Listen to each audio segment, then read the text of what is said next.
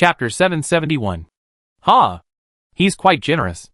Darien Nightblade suddenly appeared behind Roland. 300 royal crossbow guards have arrived.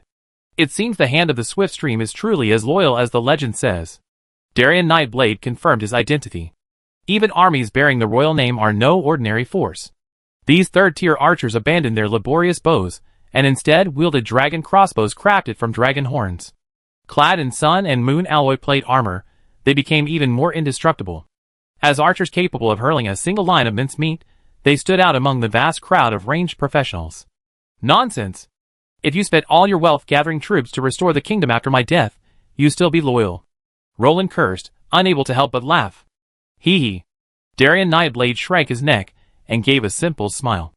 Alright, I go take a break. Roland slowly walked up to the castle rooftop, ready to continue his pack-opening adventure. Then I won't bother you. Darien Nightblade nodded, turned, and disappeared before Roland, leaving him alone. One more time. Give me a better reward this time. Roland looked like he was praying to the gods, his sincerity enough to move the dragon god. Swish. This time, instead of a blinding golden light, a soft white glow appeared. Oh my god! What kind of 50-cent special effects? Roland said with disdain. Blank card? This thing's a scam? Let me see what's going on. Roland complained. Let me see what this thing is like. This one's got a lot more going on, cough cough. Roland's eyelids twitched. Who said a blank card can't be sold? This time, the figure on the card was a melancholy middle-aged man with white hair. But that wasn't what shocked Roland. What really made his mouth dry was the sacred aura emanating from this guy, and the jade-white dragon beneath him. Could it really be the dragon speaker of the ending age? Roland murmured. The last dragon speaker of the ending age, the last remaining son of the Empire, the 6th-rank Sacred Light Dragon Rider Commander, Fonlin Yulon. If the fall of the Junlin family marked the complete demise of the Empire, then Fonlin Yulon's death marked the fading of the Empire's last ray of light. It really is him.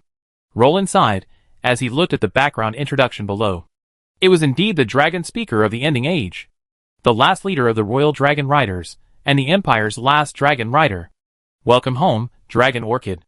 Roland smiled gently, as he looked at the dissipated cards. Now looking back at Legrand, Roland could see how incompetent Larry, the last emperor of mankind, was. Although his father, Emperor Karl, had left him a mess, he still had a lot of cards in his hand. He ruined everything like this.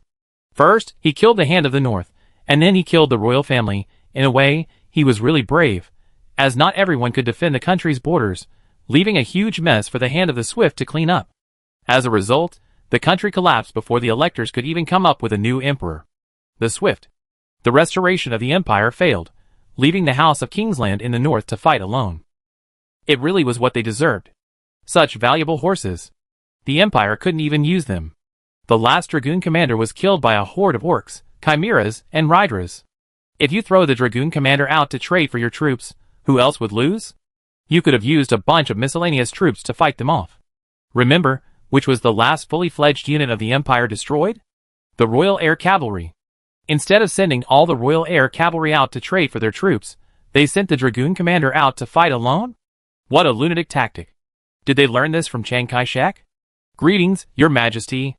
Before Roland could fully recover from his indignation, a gentle male voice, like a spring breeze, echoed. Roland looked in the direction of the voice, and spotted a middle-aged man in white dragon armor, with a hint of melancholy, standing not far away. A small white dragon cradled his shoulder, and an indescribable, faint aura of pressure emanated from his body. Sacred Light Dragon Rider Commander Fonlin Yuan. He smiled, and touched his chest in a salute. His melancholy aura dissipated slightly, and his long white hair fluttered slowly in the breeze. Hello, my knight. Roland smiled, and touched his chest in greeting. How did you get here? Roland marveled at Fonlin Yuan's efficiency. He arrived as soon as he could, his efficiency far surpassing anyone else's. The Holy Light Dragon's time warp is truly powerful. Fonlin Yuan smiled and bowed slightly. Roland's pupils shrank as he stared in horror at the lazy little dragon on Fonlin Yuan's shoulder. Dragons bearing holy names are all high-ranking dragons. For example, the Golden Holy Dragon of the Dragon Clan's royal family. The Silver Holy Dragon, the Dragon Clan's law enforcer. Roland couldn't help but glance at this seemingly harmless little dragon. Its ecological niche was terrifyingly high, only lower than that of the Golden Dragon and the Silver Dragon. Wait a minute. Time warp. Dragon language forbidden spell. Roland, not realizing what was happening, stared at Feng Lin Yulan in horror. You don't belong to this era. Roland suddenly realized.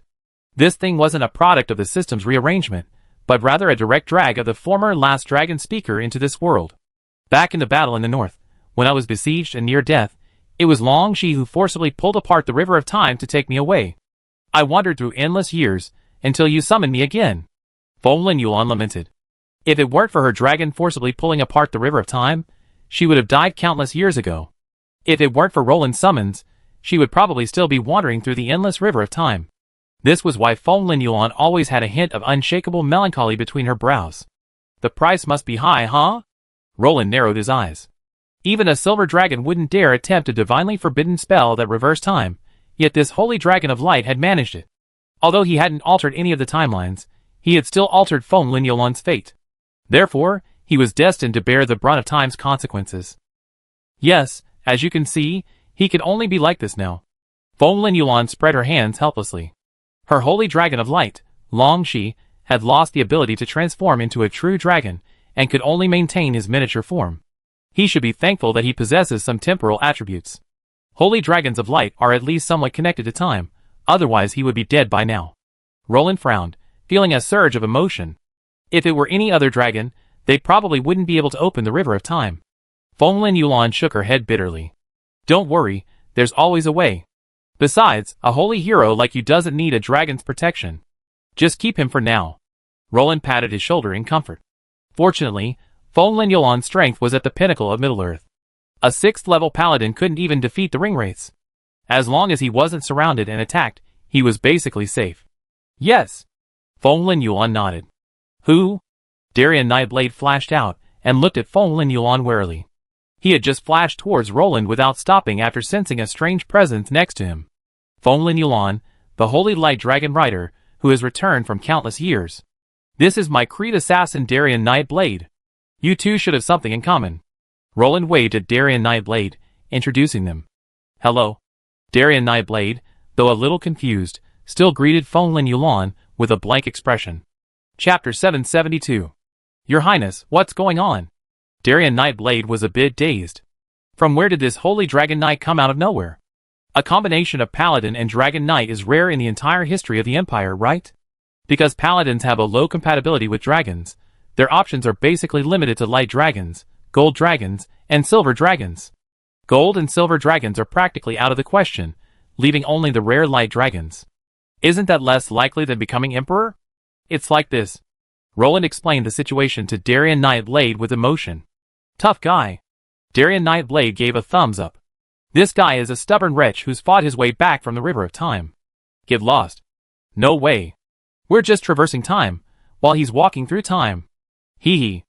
Feng Lin Yuan smiled awkwardly, unsure how to respond. Your Highness? Hello, strange dragon rider. Caslo walked up, and casually glanced at Feng Lin Yuan. Seeing a stranger, he didn't think much of it, and just said hello. Caslo, who had already taken a step forward, suddenly pulled himself back as if frozen in place, and stared intently at Feng Lin Yuan, giving her a chill. Who are you? Dragon Rider Handsome. Caslo's confusion deepened, and then he turned his aggrieved gaze to Roland, as if to ask, explain to me where this wild dragon beauty came from. Ahem. Darien Nightblade, fearing Caslo would be beaten to death, quickly pulled Caslo aside and began to mutter. After Darien Nightblade's explanation, Caslo fell silent again. He glanced at Feng Lin Yuan and walked away without a word. There was no way comparisons would kill you. While he was still playing in the mud with the ringwraiths, they were already walking in the river of time.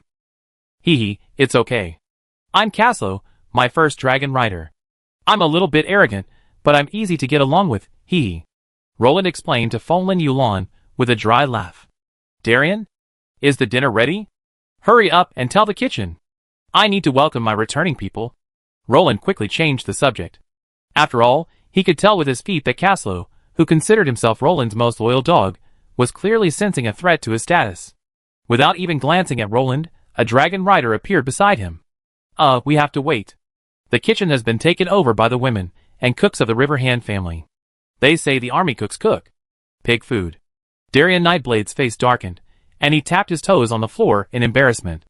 Okay, that makes sense. Roland blushed and glanced at Feng Lin Yuan. Seeing that this fellow was even more embarrassed than he was, Roland felt relieved. Darien, please entertain Lord Feng Lin Yuan for me.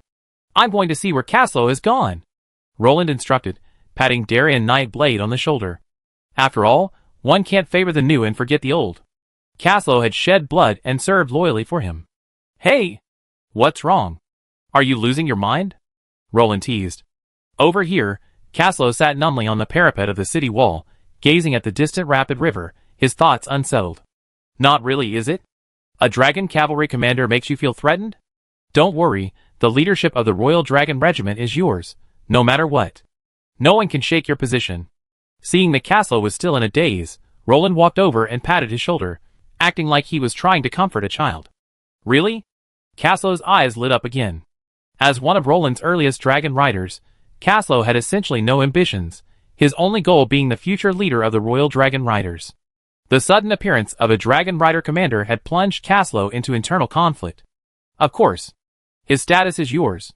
How could you doubt our relationship? Roland quickly reassured Caslo. In truth, Roland had never intended to be the founder of either the Song or Ming dynasties. The political environment in Middle-earth was quite favorable, and a shared empire between the ruler and his subjects was still possible. Roland never intended to mistreat his elders. Even Yun Feng, whom Roland constantly reviled as a victim, had a prime minister position reserved for him. After all, an emperor can't be too dictatorial. No one wants to play with a dictator. That's good. Caslo glanced at Roland and chose to believe him, then revived to full health. However, he secretly resolved to break through to the 6th level. He couldn't possibly be a leader whose level was lower than his own. I received a reply from Swiftstream City. Everything is fine. Adolf Heinrich handed Roland the magic envelope. He had just contacted Yun Feng directly from the Magic Center in La Grande City, and reported the current situation to Her Majesty the Queen. The Lagrang Empire has always been a dual-state empire, ruled jointly by the Emperor and the Empress, or Empress. However, successive emperors tended to be partial to certain disciplines, leaving the imperial court to handle all matters. Empresses, on the other hand, were relatively easy to deal with no Wu Zetian alike. These noble women preferred sparkling jewelry and finery to the sway of state, content to be beautiful vases. As for the fear of imperial relatives causing chaos? A joke. Would Emperor Lagrang fear such a thing? We're all family, after all. Whatever you want, we give it to you. As long as you stay within the rules of the nobility, you can do whatever you want. As for overthrowing the emperor and becoming emperor themselves? Good grief. Look at the empire, the throne is within reach. They've gone through dozens of human emperors, and nothing has happened. Do you think the throne is so tempting? These slaves even refuse to take the seats of electors. Instead of being emperors, they're in power now, and they have a great general, the emperor, to help them expand their territory and conquer the lands. The empire has always been very tolerant of women, whether in the military or in politics. It's just that most women are accustomed to living a luxurious life, and truly ambitious people are rare. Furthermore, there are many families headed by women. The royal family has always been managed by the previous empress, and all major royal affairs depend on these old ladies to set the direction. Oh! What did my love say? Roland suppressed his longing and asked Adolf Heinrich instead of accepting the letter. His Highness said everything is fine, and told you not to worry. He also told you to be careful and stay safe. If you're hurt, don't come back. Die out there. Adolf Heinrich unfolded the letter, glanced at it, and said with a strange expression, Okay, I get it. They really deserve to be punished. Roland muttered softly from behind. Dragon God. It was all pig food before. I declare it was all pig food. Omsk buried his face in his plate, grunting and unable to resist praising. Who is this? Feng Lin Yuan, who had been placed next to Roland to show his closeness, cast a questioning look at Roland. Duke Joltea, who was standing beside Roland, glanced at Omsk without saying anything, but muttered something inwardly. What kind of food does His Majesty have at home? How could a hero starve so badly? This is the kingdom's newly bred pig, Roland said with a dark face. Omsk raised his sauce-stained face, and looked at Roland blankly. Chapter 773.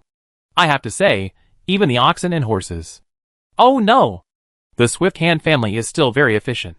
Just now, the entire Vladivostok family has taken over the trivial matters of the imperial city, from soldier quarters to daily necessities, instantly liberating Adolf Heinrich. Adolf Heinrich almost shed tears of emotion, as he thought of Yun Feng, who is also a oxen and horse back in Swift Hand City. The chefs of the Vladivostok family are true chefs, inheriting the highest culinary skills in the entire empire. They are fully qualified to be royal chefs, as can be seen from the way everyone eats. Duke Joltea, I won't hide it from you. The kingdom's administrative system is in disarray right now. I hope you can assume the position of kingdom governor. As for the position of prime minister, you are currently unable to hold it. Roland spoke face to face with Duke Joltea by candlelight. Is the position of chancellor taken?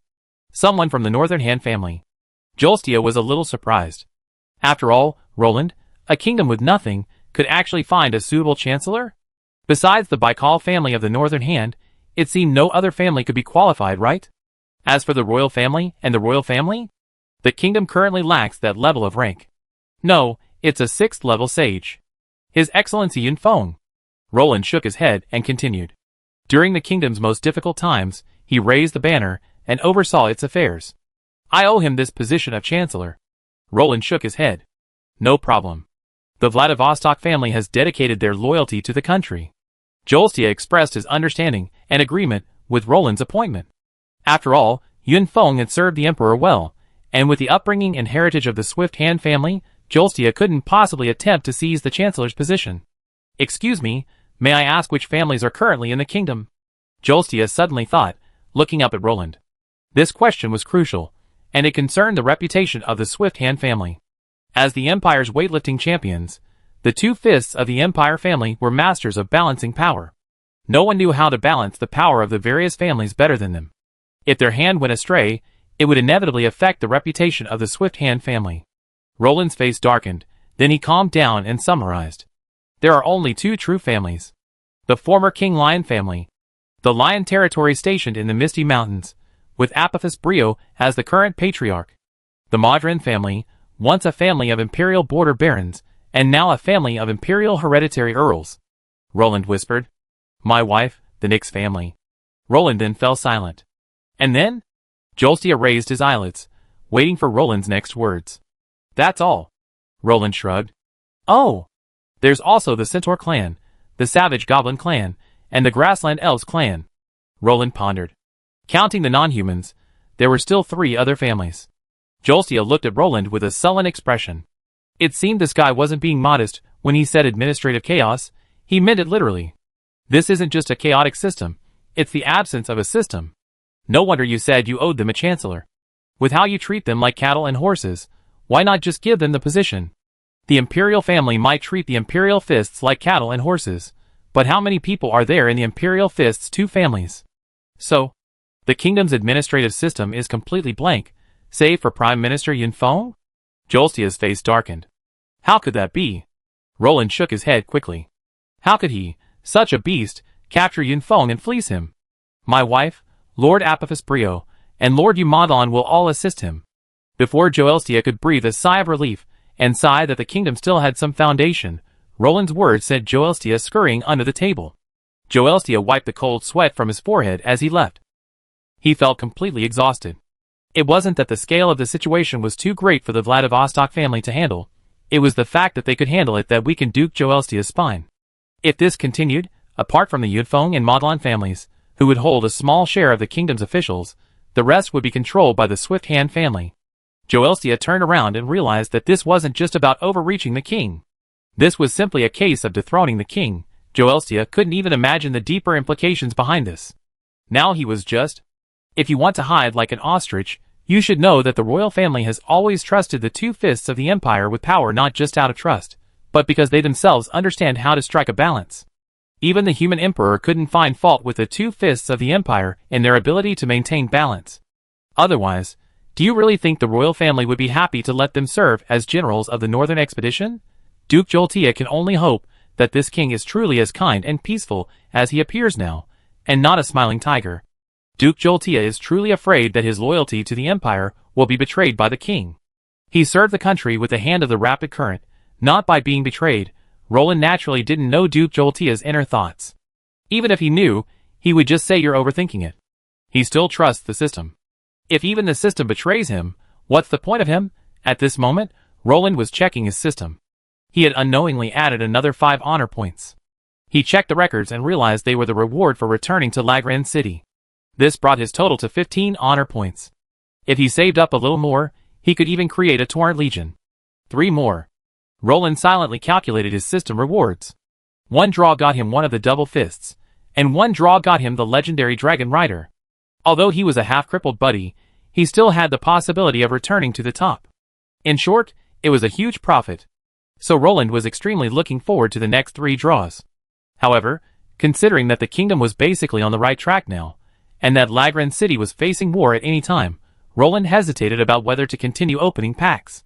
Because according to the nature of the system, the packs opened at this time would most likely be products of warmongers, and the things Roland wanted for national development would basically not appear. However, during peacetime, there would be a high probability that some of the things Roland currently needed would appear. Generally speaking, the system has a humane tendency in terms of rewards. It will always give you the items you currently need. This made Roland very conflicted. If he opened it, he might get 3 Dragon Riders, but if he didn't, he would feel like he had missed out on 100 million.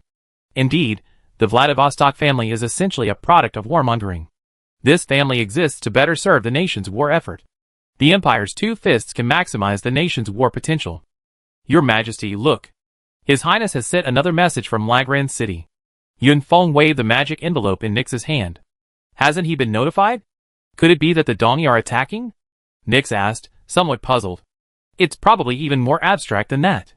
Yun Feng said seriously. Let me see. Nix casually took a look, and was completely taken aback. Hand of the Swift Stream? The Vladivostok family returns? Nix's eyelids twitched. She knew every word on the letter, but why did it all sound so strange? It seems the kingdom's internal power dynamics are about to be reshuffled. After reading the letter, Nix didn't react to the appearance of the Dragon Rider commander, but she couldn't help but take the hand of the Swift Stream seriously. Chapter 774. Did Roland specify the arrangements? Nix put down the letter and turned to ask. No, that's all I have. Yun Feng pointed at the letter in Nix's hand. Huh? Lord Yun Feng, could you please contact Roland and see what arrangements he has for the hand of the Swift Stream? Nix nodded to Yun Feng. Anyone who wasn't a fool or an idiot could see the impact the hand of the Swift Stream's return would have on national politics. If things went wrong, it could easily cause unrest in the kingdom. After all, the Vladivostok family was also an original shareholder of the Empire. You couldn't ignore them just because they weren't an elector's family. Okay. Yun Feng also had a serious expression. He was familiar with the reputation of the 2 fists of the Empire. The powerful Empire was able to walk on 2 legs simply because it was supported by both fists. Losing 1 leg would put the Empire in trouble. For the current kingdom, the return of the Hand of the Stream could be a blessing or a curse. So the Eastman charioteers haven't made any moves yet? After Caslow, who had been out on reconnaissance, reported to Roland, Roland was stunned, his chin twitching in thought. Well, their silence is a good thing too. It's best to wait until we gradually take in control of the entire Lagran plain before they come. Adolf Heinrich chuckled quietly from the side. You wish. Roland rolled his eyes. The ringwraiths weren't fools, and the Eastmans weren't brainless. Would they allow Roland to be driven into their laps like a nail? They were simply plotting something. It doesn't matter. We have sufficient troops and ample supplies. They won't stand a chance. Duke Kostia, present as the kingdom's Archon, shook his head. A role equivalent to a country's prime minister? Should we consider taking the initiative? Dragon Rider Commander Feng Lin Yuan, who had been huddled in silence for a while, suddenly spoke softly. Everyone glanced at each other, their eyes filled with shock. Oh no! I become a conservative. Roland looked at Feng Lin Yuan with a strange expression. But when he thought about this fellow's title as the last dragon speaker and the Empire's last dragon rider, it wasn't surprising. After all, he was a young, unwise man who had dared to charge into the Orc air cavalry alone. That's totally unnecessary. Adolf Heinrich wiped the sweat from his forehead. They simply felt that the kingdom had risen, not that they were getting carried away. It wasn't that attacking the Dongi was impossible, but that losing would mean the kingdom's demise, and winning would mean a loss. It simply wasn't worth it. We could actually calm down, Mogus said awkwardly. After gaining a brief understanding of their current situation, Mogus explained that the kingdom didn't seem to have the strength to engage in a direct field battle with the Dongi charioteers. While the kingdom's high-end combat capabilities were formidable, that didn't mean the Dongi charioteers were lacking in them. Who knew how many level 6 warriors they had? That's true. Roland nodded quickly. He wasn't ready to do something so shocking yet. Abandon the city and engage in a field battle with cavalry? Okay. Feng Yuan sat down with little interest. Since Roland wasn't planning a field battle, he had no good suggestions. For a Dragon Knight, defending the city was a waste. Although he wasn't a fully formed Dragon Knight yet, throwing him into the battlefield and holding off tens of thousands of enemies would be a piece of cake. As a holy hero, he could withstand their attacks and fight them all day long. The powerful recovery power granted by his holy attributes was enough to make each holy hero a single-handed army. Duke Joltea, I need you to assess our resources and deploy war supplies. Lagran City is about to face its first baptism of war since its founding. Roland turned to Duke Joltea, who was watching the spectacle from the side. As you command, Your Majesty. The Vladivostok family will not disappoint you. Duke Joltea said, patting his chest in greeting. Lord Feng Yuan, Lord Mogus, you two will follow Lord Caslow. He will arrange your defense. Roland handed command to Caslow, placing all high-level combatants under his command, a gesture of both Roland's recognition of his ability and his loyalty. Lord Adolf Heinrich will command the military defense. Roland announced the soldier's command, as Adolf Heinrich's powerful mental power allowed him to perceive the situation on the battlefield and make the most appropriate decisions. Most commanders in the Empire's wars are spellcasters, and spellcasters have an innate advantage in mental power. Does everyone have any objections? Roland asked, looking around. He was still very reasonable. If there were any objections, they could raise them. A comparison of abilities would reveal who was superior and who was inferior. No! Everyone slowly shook their heads. I would like to recommend His Excellency Vladivostok as our quartermaster. Duke Kolstia raised his hand. Your clansman? Roland raised his eyelids. Yes, a direct descendant of the Swift Hand family. And a key candidate for the family's training. Duke Kolstia nodded. It wasn't that he didn't want to avoid suspicion, but Roland simply had no one under him, so he had to recruit all his own family members to fill the gap. Since he's a direct descendant of the Swift Hand family, I trust your judgment. Roland nodded in agreement with Joelstia's words. After all, Joelstia himself acknowledged him as a direct descendant. If even direct descendants couldn't be used, it would only mean the Swift Hand family was doomed. It was rotten to the core. Therefore, Duke Joelstia's words about direct descendants were a guarantee to Roland. Thank you, Your Majesty. The young man standing by immediately touched his chest and gave a knight's salute. Do your best. This is Duke Joltea's trust. Roland nodded. He didn't want to be like the Prime Minister, who ended up saying to the quartermaster, Your wife, I take care of her. I can't rest easy until these Eastman tankers move. Roland sighed, as he and Adolf Heinrich huddled together, gazing at the swift river beneath the night sky. He felt even more at ease now that a group of Eastman tankers appeared before them, surrounding Raglan City. The danger lurking in the unknown was truly terrifying. It's truly unusual. Their vanguard has been annihilated, but the main force hasn't arrived yet. Adolf Heinrich's voice grew serious. After all, they were truly helpless against the ringwraith's machinations. The kingdom had no reach here, and their only way to receive information from the outside world was to send 2 dragon riders on aerial patrol. It's snowing. Roland reached out and touched the air. A few glittering snowflakes landed in his palm, transforming into slush. Yes. The weather's getting a bit colder. Where are those Dongy people? Adolf Heinrich narrowed his eyes. Marching in winter is a taboo. But those Dongy soldiers have definitely set out, so there must be a Dongy force targeting Lagran City. At this moment, the Dongy charioteers, the army that Roland and Adolf Heinrich had been thinking about, were swimming 100 miles upstream of the Redwater River. Uvesa, dressed in black, quietly watched the army crossing the river. My lord, I don't understand. The Dongy charioteers' commander said in confusion. Marching in the dark is a necessity. You don't want to face the dragon's breath. Uvesa's voice was cold. Beside him, the 7th ring, a Tunify, and the 8th ring, a Korn also stared at the crossing army in silence. Chapter 775. They have a dragon rider and a dragon knight. Their presence on the battlefield is bound to inflict heavy casualties on us. A dark march in the snow is our only option.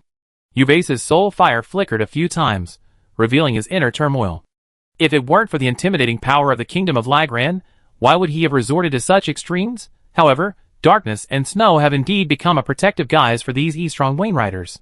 These Eastron Wainriders, clad in white linen, are difficult to spot on the snowy plains. Furthermore, the wind and snow will obscure the traces of their night march, making their presence difficult even for dragon riders. So we're just going to watch them run amok. Several high-ranking Eastron Wainriders coldly retorted. Quiet! They won't be so complacent for long, Uvasa said coldly, casting his gaze towards the distant north. A few days ago. Thorin! Those orcs have gotten away from us, Dwalin panted. Where did they go? Thorin asked, his eyes narrowed with a fierce gleam as he gripped the beast by its sword, stained with the black blood of the orcs. A terrifying aura emanated from him. With the help of the Arkenstone, the dwarven national treasure, Thorin had officially reached the 6th level and become an overlord. They headed southeast. That's the Iron Hills, Dwalin pondered. To Dane? Thorin's fierce aura faltered. For a moment, he wondered why these orcs were sending themselves thousands of miles to their deaths. Do they think they're so funny? Marching in the middle of winter? Thorin asked, a look of bewilderment on his face. Didn't he understand why a few orc overlords, with an army of tens of thousands, were traveling in the middle of winter? Thorin had prepared for a desperate battle, but before he could notify the other nations of the Northern Alliance, the orcs had immediately broken off contact with the dwarves, leaving behind nearly 1,000 corpses and fleeing without hesitation. Who knows? But the Dragonhawk riders have already gone to the Iron Hills. They won't succeed in a surprise attack, Keely said to Thorin. Do we need to reinforce the Iron Hills? Thilly looked at the scattered orc corpses and then at his uncle. No. Send the Dragonhawk riders to keep an eye on them. Have the Iron Hills well defended. Thorin thought for a moment before dismissing the idea of an Orcish battle. After all, trading the worthless lives of the orcs for the dwarves would be a huge loss to Thorin. The Longbeard clan didn't have many members to begin with, so Thorin saved everyone he could. As long as he didn't provoke them, Thorin could completely ignore them. Besides, with the fortified kingdom of the Iron Hills, even an attack by the orcs would be enough for them. It wasn't that Thorin underestimated them, they wouldn't be able to break in even if he gave them a year. Okay. Then we just keep a close eye on them. Dwalin nodded. By the way, should we notify the kingdom of Raglan? Dwalin suddenly thought of the kingdom to the south. Are the orcs heading their way? Thorin asked. No, they're in the southwest. The orcs are heading southeast, Dwalin said decisively. Then there's no need to disturb them. They need a rest after years of fighting. Thorin waved his hand. The north had witnessed Raglan's contributions to the alliance. It was no exaggeration to say that awarding Raglan the North's Best Fighter award was no exaggeration. Thorin thought there was no need to bother Raglan with such a trivial matter. Little did he know, this had led Roland and his companions, far away in Raglan City, to miscalculate. They had no idea that a new force of orcs had arrived from the north. Those bastards. Dane spat, gazing at the fleeing orcs. He had just engaged an orc overlord, trading injury for life. Leveraging his excellent dwarven equipment, Dane, despite taking a blow to the chest, smashed the orc overlord's shoulder with a single blow. If he hadn't dodged quickly, his head would have exploded. What's wrong with him? Dane observed the hastily retreating orc army as he staunchly controlled his own bleeding. Dane was genuinely shocked when he learned the orcs were about to arrive at his doorstep. Middle-earth hadn't seen many cuties marching and fighting in winter in all those years. Even if there were, it wouldn't be the orcs' turn. Originally apprehensive, Dane saw this group of orcs charging headlong, paying no heed to the dwarves of Iron Hill. A premonition convinced him to take them down. Furthermore, with the insights and catalyst gained from that fateful battle, Dane, who had long remained at the peak of Tier 5, had successfully ascended to the throne of Overlord. The dwarves suddenly possessed 2 Tier 6 Overlords. This was undoubtedly a powerful boost for the dwarves, who were gradually declining. Are the orcs crazy? Coming to the wasteland in the middle of winter? Dane scratched his head, staring at his adjutant. Even with his dwarf intelligence, he couldn't fathom it. Could it be the ringwraiths of Mordor calling? Dane's lieutenant joked, only to discover the truth was hidden within a lie. Mordor, the land with the most orcs, summoning northern orcs southwards might seem like a joke to others, but ironically, it was the truth. Oh my god! Mordor lacks orcs? That's as bad as hearing the ringwraiths repent. If this is Mordor summoning me, I eat my iron boots. Dane was like an old general on stage, his back bulging with flags. Forget them. The king beneath the mountain has also engaged them. We killed at least 3,000 of them in our 2 interceptions, and combined with the weather, they lost at least 5,000. Dane's lieutenant sneered and gave a cold number. In reality, this northern orc army was gathered by the Gambata orcs in the vast northern wastes. Initially numbering over 30,000, they were reduced to fewer than 10,000 after passing through Dane's defenses. And yet, this overlooked army now pierced the back of Raglan City like a sharp knife. This unnoticed army was about to give Roland a surprise. Your Majesty. Duke Jolstia rushed in hurriedly. Speak slowly, Duke Jolstia. Roland comforted him, supporting him. This is terrible. Lord Caslow and Lord Weiss have each discovered an orc army. One of these armies has already crossed the river upstream and reached the north bank. The other is now stationed on the opposite bank. Duke Jolstia asked anxiously. Have you investigated the specific troop deployment? Roland asked, frowning. No, the legion Lord Caslow spotted was only vaguely a complete orc army. Details were unclear. They were dispersed by heavy crossbows. Lord Vess spotted one clearly, at least one 6th rank leader, a complete orc legion of 10,000, armed with several heavy crossbows. It's unclear whether they had black arrows. Duke Joltia explained. Because Lord Vess's dragon has dragon armor, ordinary heavy crossbows can't penetrate it. Black arrows also pose much less of a threat to him, so Lord Vess was able to see more details. Duke Joltia explained for Roland. What he didn't mention was that Vess retreated because he was shot by a black arrow. Although it didn't penetrate the dragon armor, it still frightened Vess to the core. Having originally intended to cast a forbidden spell to wipe out the entire city, Vess obediently retreated back into the city. Otherwise, he couldn't guarantee how many black arrows would be aimed at him during the long and tedious prelude of the dragon language forbidden spell. Chapter 776. These orcs are crazy, Roland muttered, shaking his head. What time is it now? Are there still orcs who think they can threaten the regular army of the Kingdom of Raglan with just 2 complete legions? Never mind the existence of a 6th level orc overlord. In a true duel, any dragon knight in the kingdom, except Vess, would be a match for him.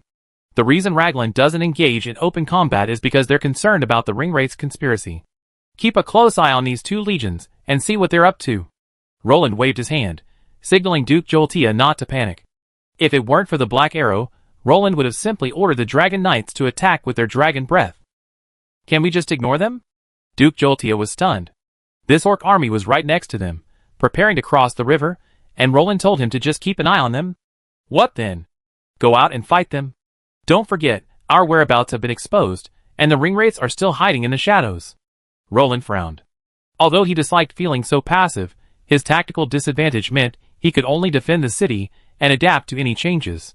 Had 2 armies of 10,000 orcs lingered nearby, Roland would have fled long ago. But now, with the advantage of the walls of Raglan, Roland didn't mind waiting for the opportunity. Ultimately, it was the military power at his disposal that gave Roland confidence. He was no longer the powerless king of a few years ago. The kingdom's dragon knights were now enough to cast a psychological shadow on the Ringwraiths. Then we can only defend the city. Duke Joltia thought for a moment, then shook his head helplessly. The kingdom wasn't strong enough to divide its forces to attack these orcs, while also guarding against Ringwraith attacks. Well, thank you for your trouble. Roland nodded to Duke Joltia. Looks like I have to open some packs now. I'm still a bit short on what I have. Roland clicked on the system with a headache. He had originally thought he could save a few packs to open while farming, but it seemed he couldn't hold back now. 2 legions of orcs had already appeared at the gate, and the dragon knights, intimidated by the threat of the orcs' black arrows, dared not charge forward and grind their flesh. Splitting up to meet them was unrealistic, so Roland could only sit back in the isolated city and wait for them to make a move. Roland knew that if he could withstand this wave of attacks, he would have at least 10 more years of development. After all, the orcs and Easterlings weren't born from nowhere, they were raised by their parents and needed time to grow. Killing one more now would buy him more time in the future.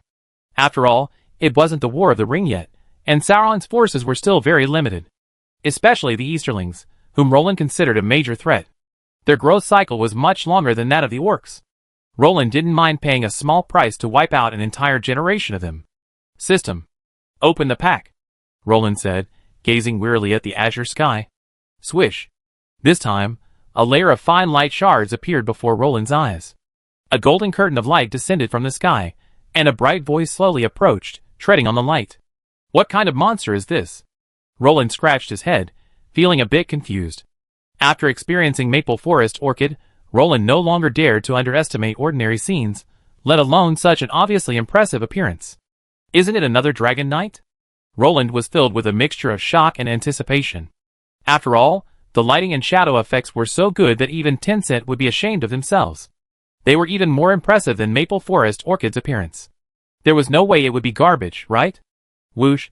A golden light descended, and the newcomer slowly appeared before Roland.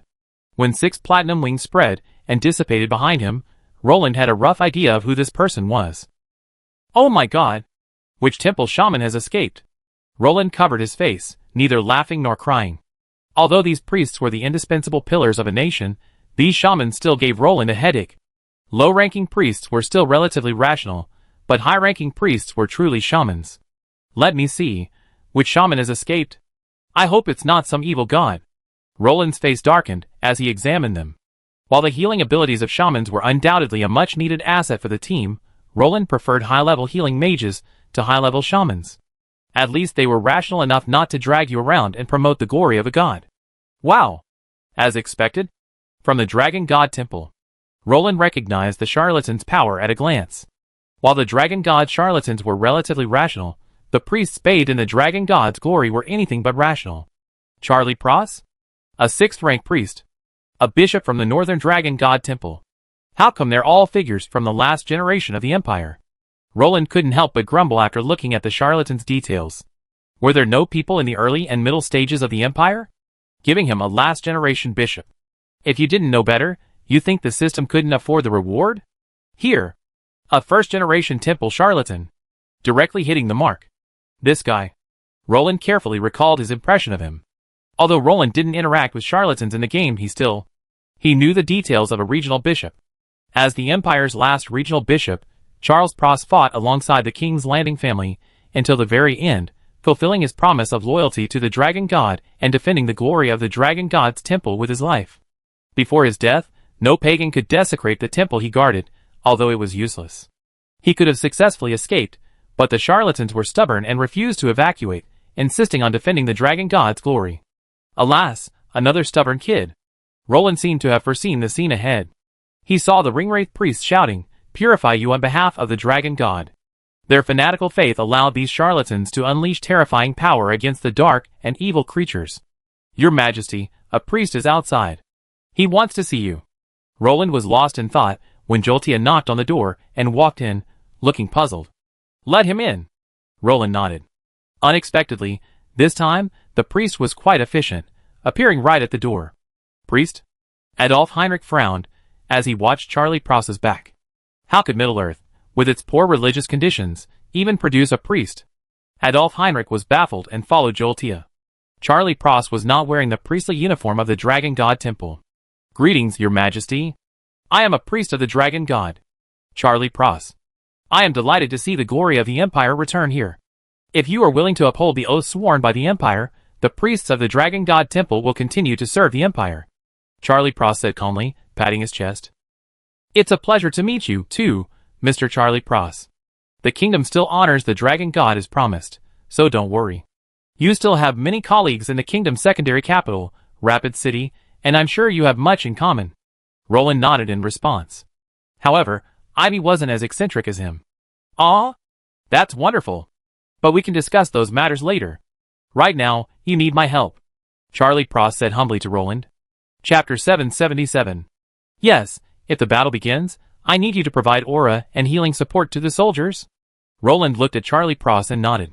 "It's my honor, but as the Dragon God's messenger among the mortals, I prefer to use my light to influence these lost lambs. Give them a fatherly warmth," Charlie Pross said humbly.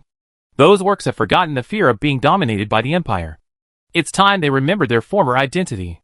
Charlie Pross smiled benevolently, but Roland couldn't help but feel his hair stand on end. "Your Excellency, the great bishop of the Dragon God Temple, what you call mercy is capturing those orcs as slave labor? Making them work day and night? And giving them a 100-hit combo every day when they log in?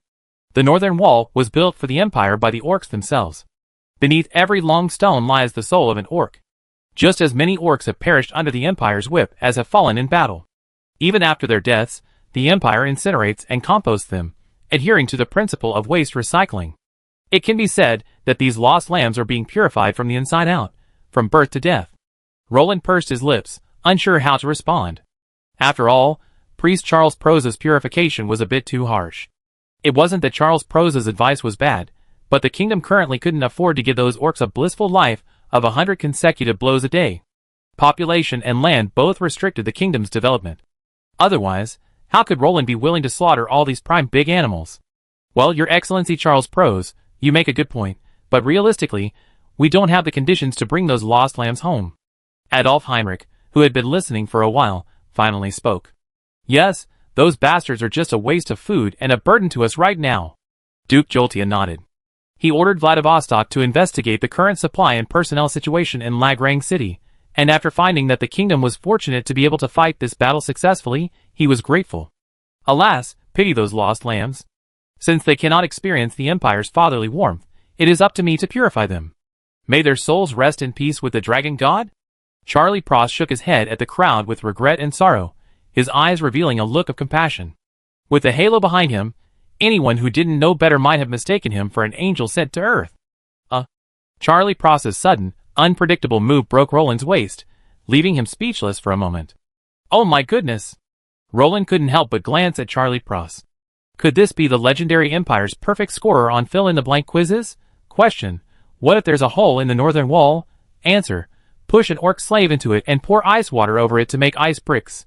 Thanks to the kind fathers of the Empire, if it weren't for them, how would the northern wall have been built? It's said that the charlatans are the most ruthless against the infidels. Those charlatans are the ones who can grin and tear these orcs apart, skin them, and compost the remains. Excuse me, sir, Darian Nightblade said weakly, swallowing his saliva. Bang! Charlie Pross smiled as he placed a half-man-high mithril armor-piercing hammer and a Dragon God tome, with a thick adamantium border as thick as a human head, on the table. A humble man, majoring in disciplined priesthood. Charlie Pross's smile was bright, but everyone's hearts felt cold. Holy crap! Where did this charlatan come from? Adolf Heinrich lamented, clutching his forehead in pain. I don't know. Roland feigned surprise and bewilderment, looking incredibly confused. By the Dragon God. The kingdom will be bustling from now on. Darian Nightblade gestured a Dragon God symbol on his chest. God said, there are lost lambs calling out to him here? I just heard someone praying to the Dragon God. Do you need me to perform a mass? Charlie Pross, who had already left, suddenly popped half his head out and asked curiously. No, no, no. No. You heard wrong. Your Highness. Everyone immediately stood up and shook their heads, suggesting that Charlie Pross had misheard. This left Charlie Pross bewildered. He had clearly heard someone calling the Dragon God just now. In that case, I leave now. Charlie Pross bowed to everyone and prepared to leave. By the way, Your Majesty, King Roland, the Dragon God's mortal incarnation, I heard the kingdom's Dragon God temple doesn't have an archbishop yet. Is that correct? If not, I'd like to give it a try. I'm willing to dedicate my entire life to educating those lost souls, and making them believe in the Dragon God. Charlie Pross nodded to Roland and respectfully departed. No! Your Highness! Darian Nightblade's face was bitter and horrified. I think we can discuss it.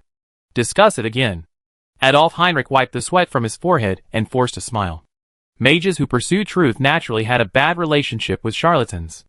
Adolf Heinrich himself could barely tolerate a Dragon God priest chanting to him daily, but Yun Feng, my Dragon God. He was a wise man who pursued knowledge and truth. He was naturally at odds with charlatans. Originally, the kingdom hadn't had such a thing happen. Although Ivy, the leader of Roland's priests, believed in the Dragon God, she couldn't be considered a charlatan. But Charlie Pross was different. He was deeply poisoned. Adolf Heinrich was even afraid that Yun Feng would fight him. Well, how should I put it? Charlie Pross is truly loyal to the Empire. Ha ha. Duke Joltia laughed awkwardly, trying to lighten the mood. Indeed, I think we can discuss this again. We can discuss it again. Roland nodded quickly. Charlatans aren't to be feared. Charlatans who can fight are the scariest. Charlatans who can crack skulls with their bare hands are even more terrifying. Do you think the Holy Book is meant to be read? The heavy Holy Book with its fine gold rim can sometimes penetrate armor more effectively than blunt instruments. It can also deal more damage. Your Highness, Your Majesty, is wise. The group praised. What's going on? The atmosphere is so heavy? Caslow couldn't help but ask after returning from patrol, seeing the frowns on everyone's faces. Your Highness. I can't stand it. Before anyone could say a word, Omsk kicked the door open. I'm crazy. Does that charlatan have nothing better to do? If he's free, you could have sent him out to find trouble with the orcs and bring glory to the Dragon God, instead of ruining the kingdom with this knightly order. Omsk's words were more eloquent than ever, his thoughts clearer than ever. The fury in his eyes was enough to ignite the ring race. It was clear the kid had really gone wild. Well, what's wrong? Caslow took a few steps away from Omsk, a little apprehensive. He looked at him with horror, unable to understand what had caused his temper to change so drastically in just half a day. That charlatan. I'm fed up with him. I grew up believing in the dragon god and enjoying the glory of the empire. But I didn't sell myself to him. Is that trying to train a 6th level fanatic? Omsk raged. Is it possible that he is? Darien Nightblade said weakly. Fuck.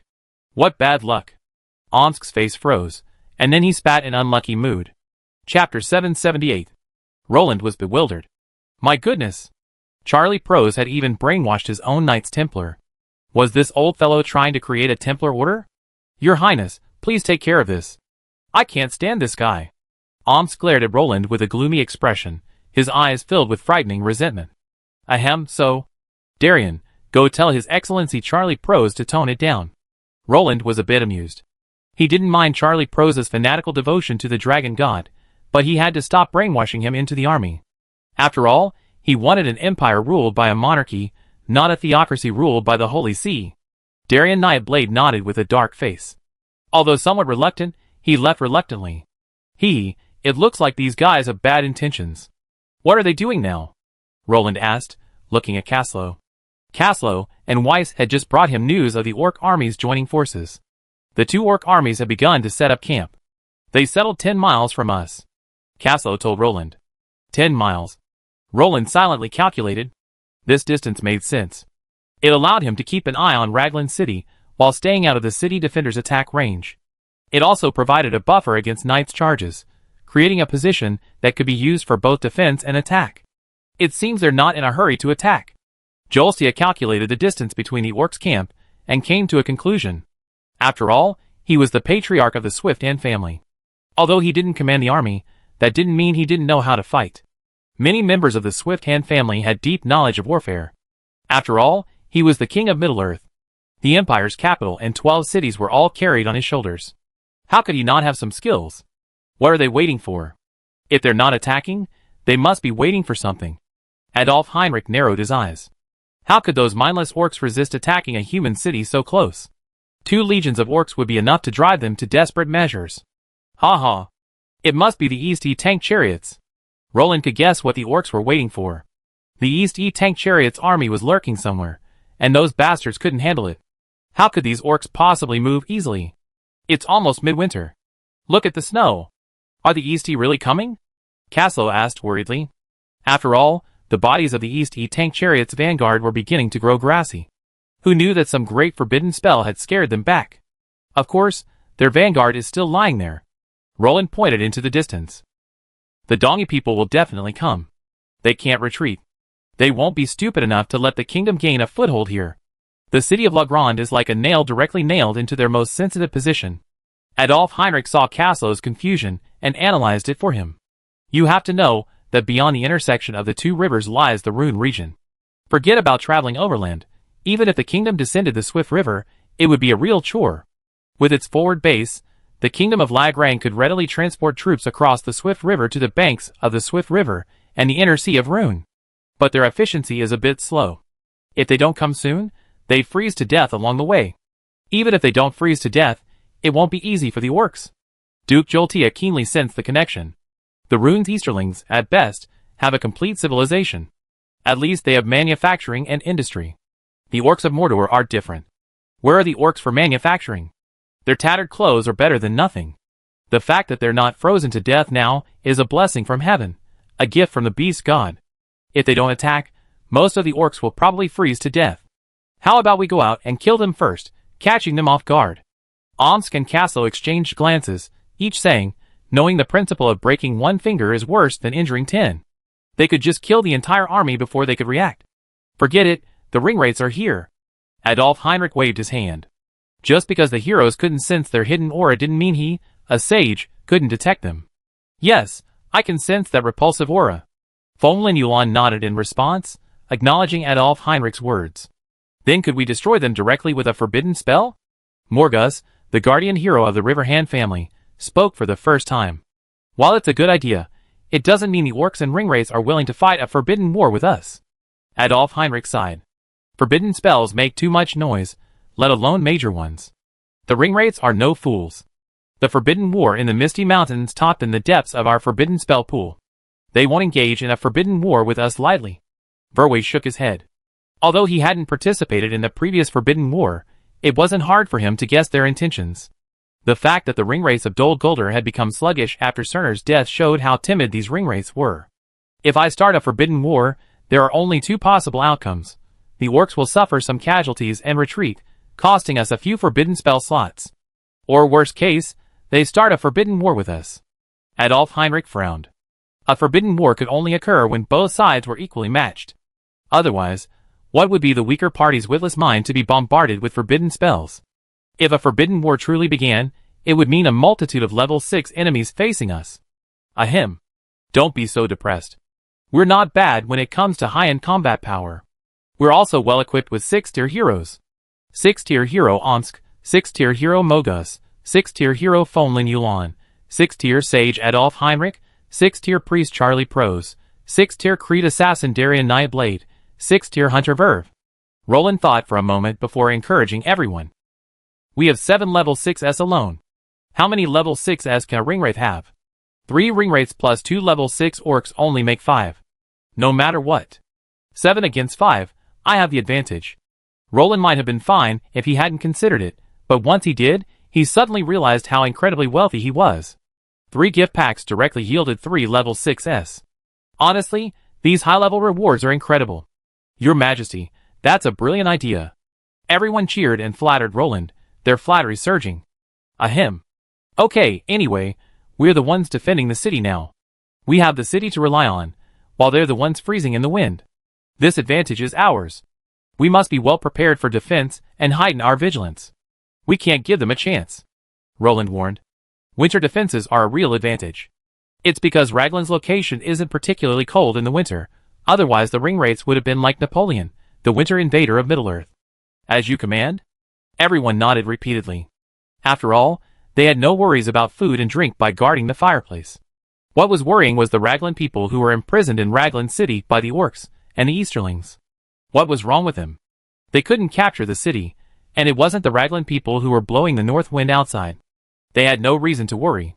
Chapter 779. Outside Raglan, 50 miles north. Your Majesty Ulveza. The Frostwolf hero Sapiz, with a northern orc army of less than 20,000 men, had finally reunited with Ulveza and his men. Roland would have been horrified to see this orc hero riding a giant frost wolf. After all, orcs barely had the knight profession, let alone the ability to become heroes. Even luck was exceptional among orcs. You finally arrived. Ulveza nodded. Whether they arrived today or not, they would attack. They were too close to Raglan, and the dragon's eyes were not to be trifled with. Yesterday, they had managed to survive until tonight thanks to the endless brush and thick snow covering the wasteland. Thousands had already been lost to frostbite. If they dragged on any longer, they would collapse without Roland's intervention. The ringwraiths, concerned about Roland's forbidden spells, couldn't risk marching during the day. That would undoubtedly make them a prime target for the kingdom's sixth-order forces.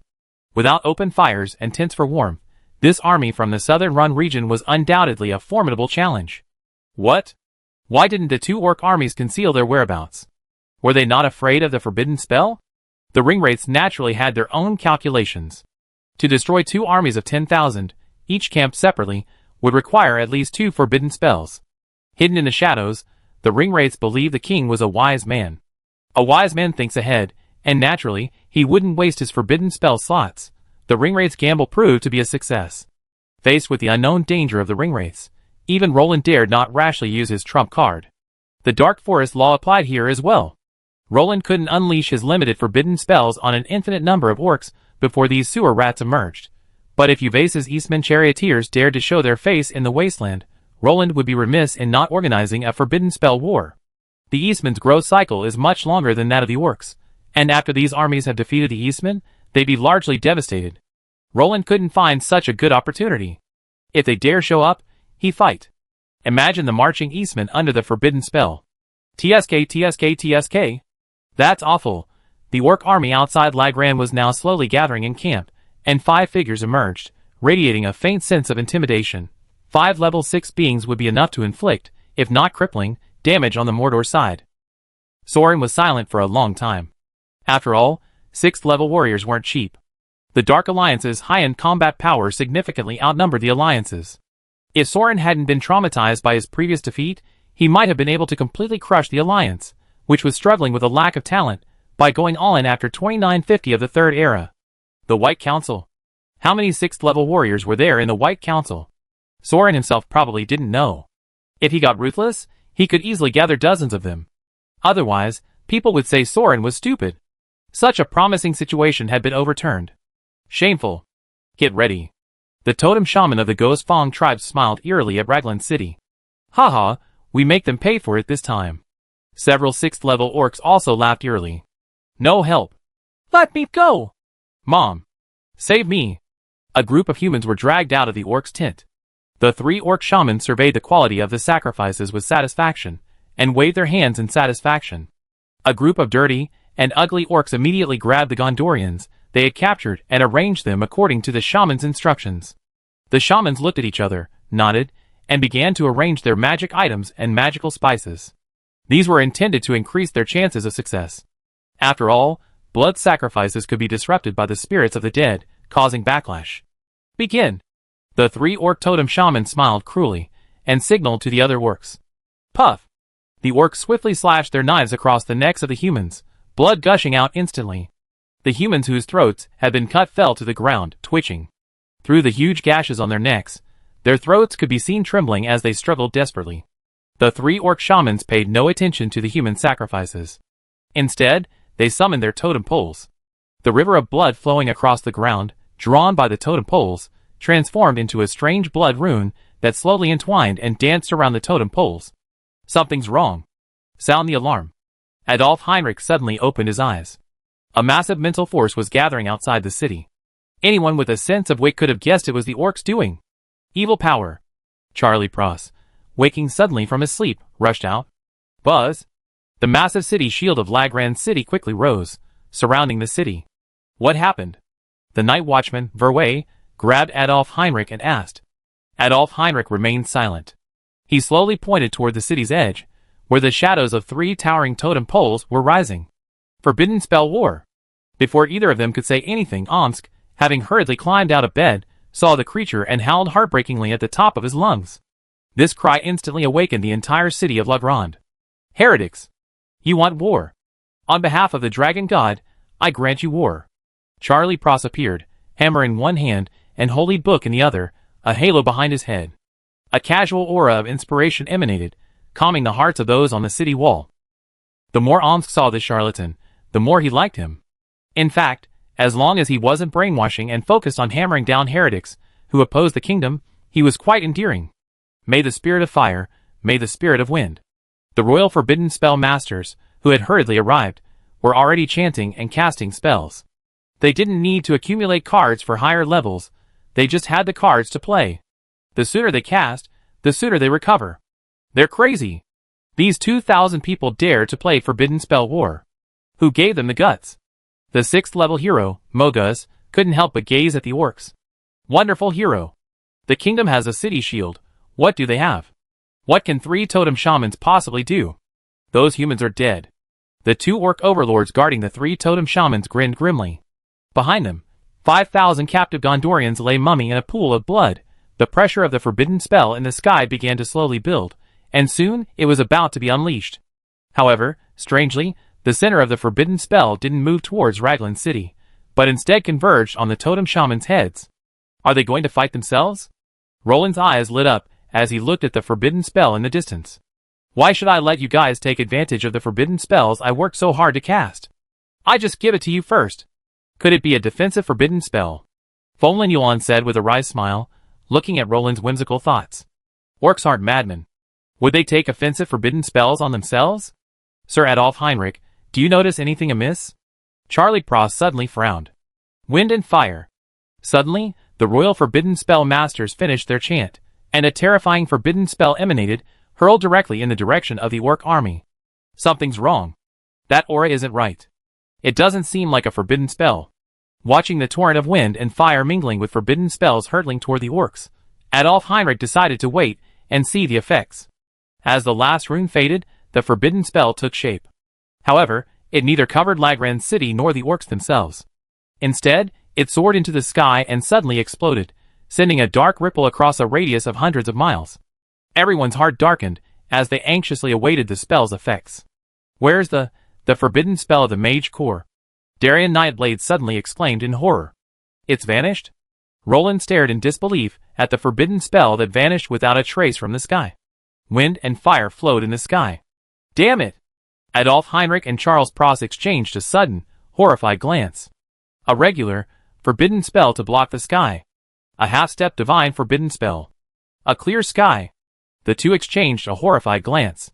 Chapter 780. Half-step divine forbidden spell? What's the same level as the divine word spell you used back then? Roland was shocked. This thing sounded very advanced. He had never seen anything like it in the game before. It's the same level. They're both forbidden spells above the great forbidden spells, but below the divine forbidden spells. But this one is a rule-based forbidden spell. It forcibly distorts the rules of the plane within a certain area and time. Adolf Heinrich explained to Roland. This thing has a very high suppression level. Any rule power below its rule will be suppressed. This means that now, except for the great forbidden spells, we can't even fly an arrow. So that forbidden spell just now was swallowed by the rule power. Charlie Pross interjected. What? Where's the Dragon Knight? Roland's eyes widened in disbelief. What kind of Dragon Knight can be more advanced than a forbidden spell? If it were the Dragon Knight commander, he should be able to. But Adolf Heinrich turned his gaze to Fonlin Yuan, and everyone else looked over. Maple Forest Orchid, so? It's over. Our strongest unit. Roland's face paled. It's okay, think positively. At least, we don't have to worry about the enemy's forbidden spells flying towards us. Omsk reassured him. The problem is, our forbidden spells can't fly either. Cassla's face darkened, not knowing whether to laugh or cry. Omsk's brainwaves were incredible. Prepare for a bloody battle, Your Majesty. The birth of an empire is destined to be shed in blood, but this time we've chosen ourselves. Duke Joltia bowed slightly to Roland. I will do my best to allocate supplies. Quartermaster Vladivostok nodded. As the only two members of the Swift Hand family currently serving in the kingdom, Vladivostok understood the weight of his mission. Gather the troops. Prepare for battle. Roland sighed. It seems they succeeded. Uvesa smiled, as if victory was certain. The decaying 7 rings, and the withered 8 rings appeared beside him, and spoke slowly. Uvesa, we have gathered so many forces this time. They can't possibly win again. It's better to be cautious. Uvesa did not let his guard down. Although he was very happy with the initial success of his strategy, he was not yet complacent enough to think that he had already defeated Roland. Yes, that king is not easy to deal with. Your Majesty, is this human kingdom so formidable? The Frostwolf hero Sapis asked solemnly. Of course. Their dragon riders are blinding the sky. Without a no-fly zone, we absolutely can't engage them in battle in the wilderness. Uvesa nodded helplessly. After all, dragon breath doesn't matter. It's like a thorn in your flesh. It's either you or me. So we're just going over there? Sapis asked in shock. Aren't we just being used as targets? What? You're not satisfied with the humans being so slow to kill, so you're lining them up to give them a treat, right? 3 totem shamans over there have prepared a great gift for them. Not even a single arrow can fly there right now, let alone dragons. Uvesa was in high spirits, so he didn't mind talking a bit more. Enemy coming from the north. The alert sentries spotted the rapidly approaching northern enemy. Just look at me! Caslo patted Fonlin Yuan's shoulder, motioning him to follow. I'm going too, Omsk said calmly. The orcs had successfully provoked his rage, and he was just looking for someone to vent his anger on. And now, here comes the punching bag? Be careful, Roland warned without objecting. Damn it! The East tankmen are here? Omsk stared in amazement at the massive tankmen army outside the city. The orc legions nearby were completely outmatched. Why are there so many wolf riders? Fonlin Yuan asked, not paying attention to the East tankmen soldiers, but instead looking at the northern orc legions. Logically, there shouldn't be many wolf riders in the south. These are northern orcs. Caslo glanced at the clan banners and shook his head. It was obvious that the northern wolf cubs had moved south. Middle-earth is very similar to Earth. The north is prone to breeding nomadic peoples. Even the northern orcs, who are also orcs, live a nomadic life. Compared to their southern cousins, the northern orcs ride wolves and gallop through the ice and snow. Therefore, the proportion of wolf riders in the north is ridiculously higher than in the south. That's 5,000 wolf riders. What a fertile son of a bitch! Omsk exclaimed. I really want to go down and lead the knights to charge them. Omsk muttered, clearly frustrated by the passive defense that wasn't Legrand's character. Get out. We be having dinner. Caslo scoffed. Hee hee, that's all I'm saying. Just listen. Omsk scratched his head and chuckled. Good boy, shouldn't we be more cautious with these two formidable enemies? Von Lin, watching the two chatting away, was speechless. The orcs were about to kill them, yet they were still chatting like that? How abstract. It doesn't matter. Now it's just the meat. Life and death are determined by fate, and wealth and honor are determined by God. Let's just enjoy ourselves. Omsk shook his head nonchalantly. We were all living on our own 2 feet, so why would we care about this? Inform His Highness. Have him bring the main force. The main battle is in the north. Caslo nodded to Omsk. It was obvious that a group of level 6 warriors staying in the southern city was pointless. They'd be better off playing with the orcs and Easterlings in the north. Ha ha. They're right under our noses. Roland chuckled self-deprecatingly. He'd been too cautious. If he had gone all in earlier, they wouldn't have to face the orc army from all sides. But even if Roland had the choice over again, he would still choose to defend the city.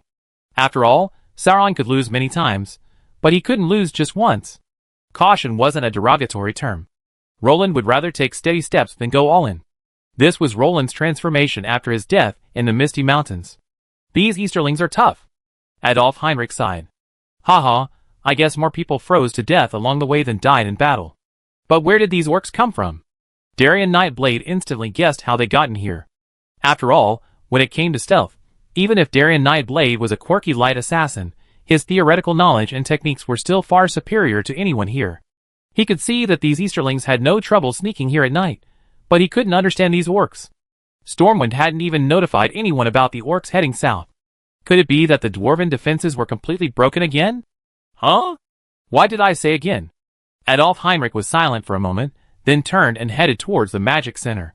Contact the northern dwarves immediately. Ask King Thorin what's going on. Why are the orcs crossing the north? If they crossed eastward from the Redwater River, it wouldn't be a problem. Yun Feng didn't dare delay even a second after receiving Adolf Heinrich's letter. He quickly notified Dos Anthony to go to Lonely Mountain to inquire. He was truly worried that the dwarf defenses might be breached without Thorin even knowing. That would be a disaster.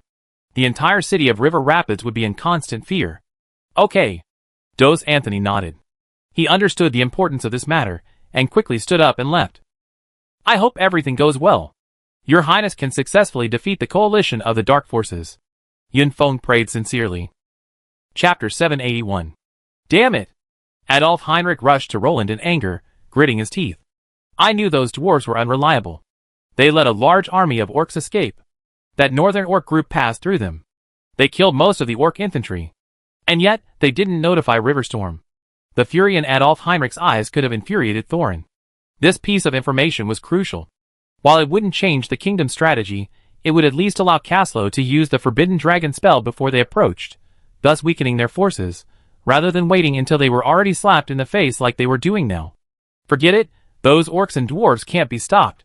They've done their best by holding back some of the infantry, and they don't even know the orcs are coming. Roland shook his head, looking rather detached. After all, the dwarves' small number could help the kingdom fight 2 battles against the orcs in the north, weakening their forces. That was a debt of gratitude to the alliance. As the saying goes, 3 arrows in the face of battle is a debt of gratitude to the emperor. After all, the dwarves fought 2 battles with real weapons. That being said, alas! Adolf Heinrich sighed, and shook his head helplessly. The lack of tacit cooperation between the dwarves and humans had reduced the kingdom's chances of inflicting greater losses on the orcs. Thorin himself probably couldn't have imagined that simply wanting to avoid troubling the kingdom of Raglan would end up causing a huge problem. Have all the soldiers ascended the city walls? Roland asked, observing the soldiers filing in from the walls. Everyone is taking up their positions. Duke Kolstia said calmly, shaking his sleeves.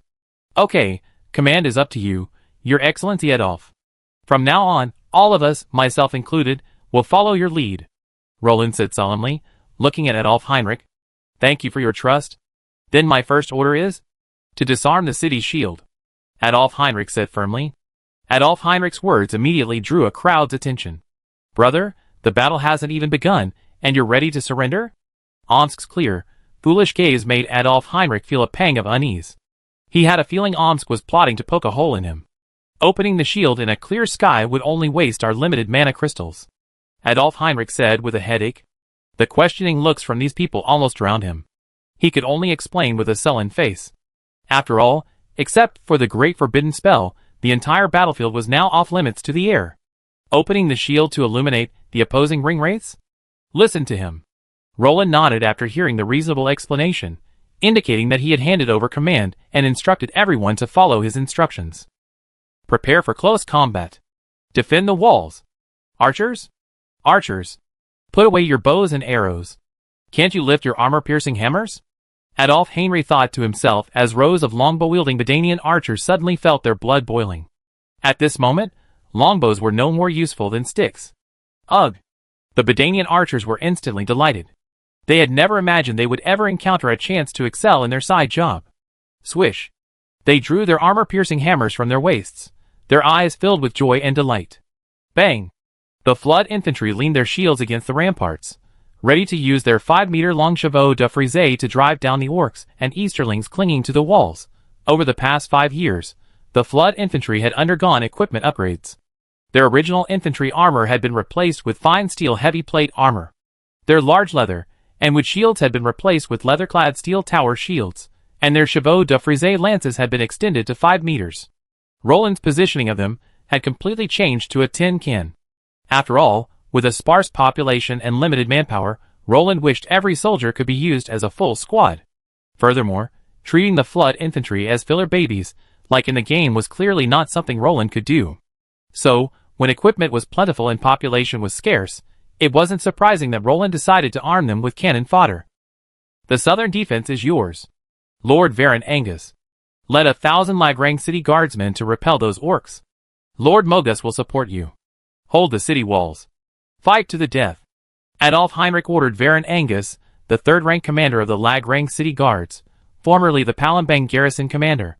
He also assigned Mogus to help him secure the defenses against a sudden attack from the 6th-rank orcs.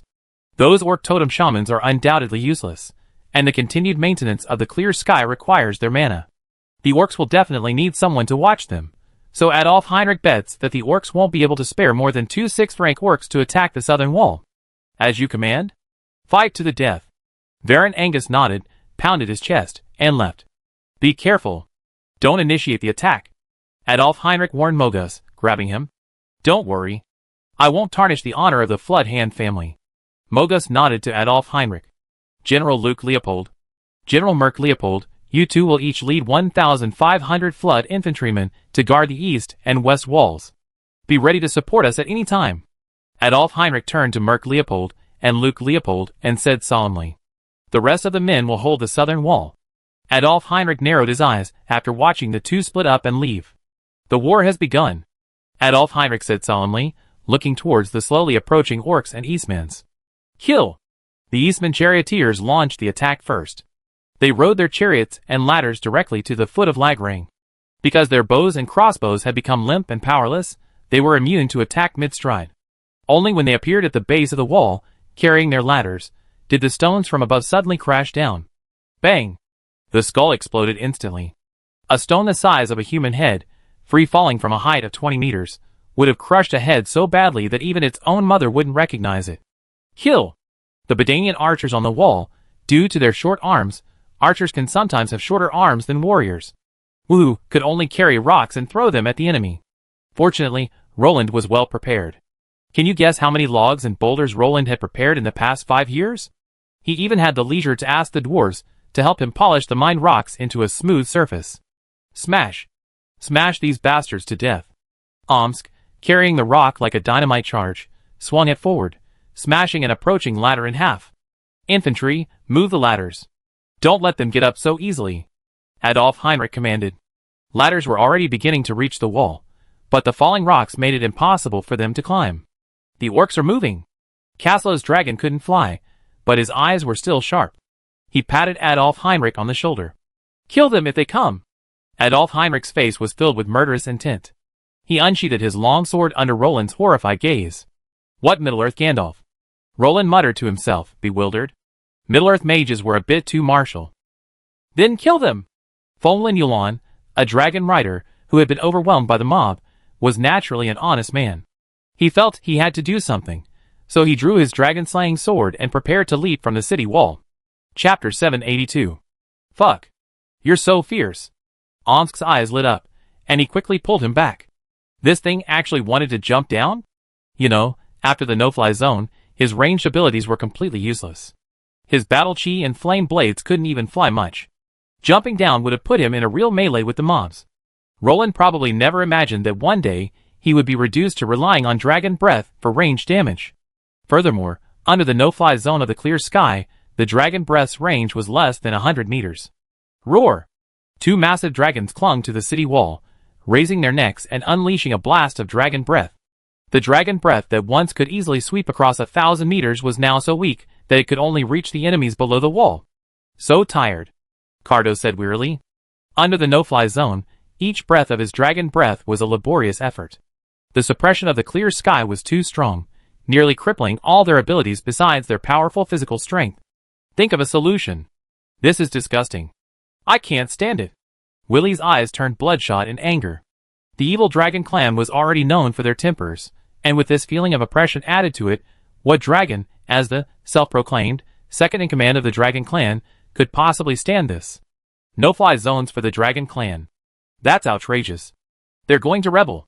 Willie! Vess suddenly shouted. His telepathic connection with the dragons made him immediately understand what this idiot was up to. Ah! Amidst the astonishment of the crowd, the incredulous looks of the orcs and easterlings, and the throbbing gaze of the ringwraith Soulfire, a black great lizard suddenly leaped from the city wall. The Raglan fishing team. Arriving! Boom! Willie skillfully slammed the dragon force shockwave into the earth, its force radiating outward with a wave of air. A group of Dongi and orcs were lifted up into the air, dancing with joy, engaging in an unknown energy dance in the sky. Roar!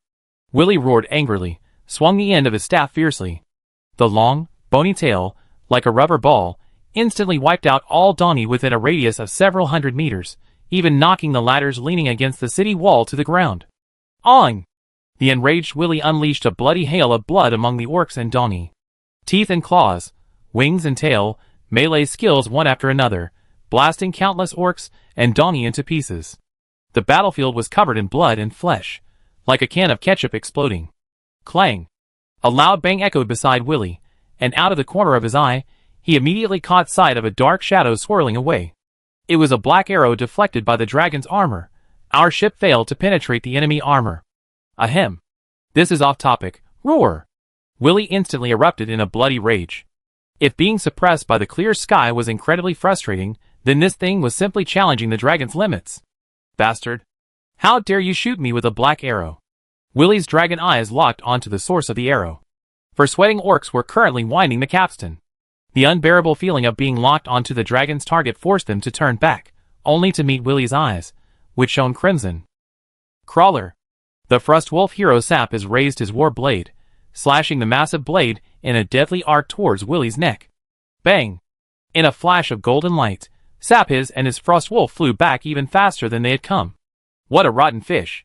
Charlie Pross appeared at Saphiz's previous position, hammer in hand, and a grand ceremony in hand. Humph! A sneak attack from behind is the work of a scoundrel. Fonlin Yuan, watching the battle below from the city wall, snorted coldly before leaping down. Darien Nightblade silently retracted the Garuda in his hand. Although he didn't know what was going on, he felt like he was being targeted. If you're here, stay! Uvase's voice echoed behind Charlie Pross. A longsword flashing with cold light darted towards the back of Charlie Pross's neck like a venomous snake. Bang! A giant holy sword, over 10 meters long, descended, and Uvasa, who had just pierced the air, was now buried deep in the ground. Kill him! Kill him! Kill him! Make him a marquis! Kill! Kill! Kill! Roland's eyes instantly turned red at the sight of that Uvasa.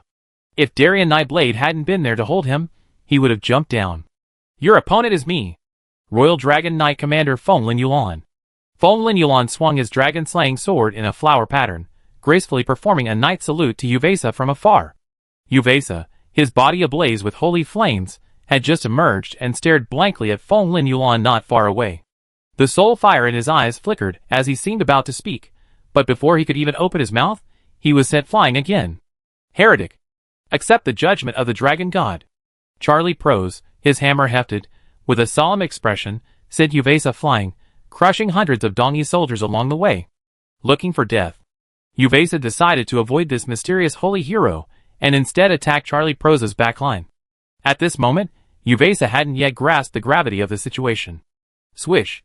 Undeterred, Uvesa teleported to Charlie Proza's front. He raised his black, silver-glowing sword and thrust it toward Charlie Proza's chest. He was certain the priest wouldn't be able to withstand the blow of his spatial blade, and few could withstand it. Traitor! Judge you on behalf of the dragon god. Charlie Proza's eyes widened. He hadn't expected a ringwraith to rush in and deliver his reward. Charlie Proza glowed brightly under Uvesa's horrified gaze. Under the warm power of the light, Uvesa's heart felt like the bitter cold of winter.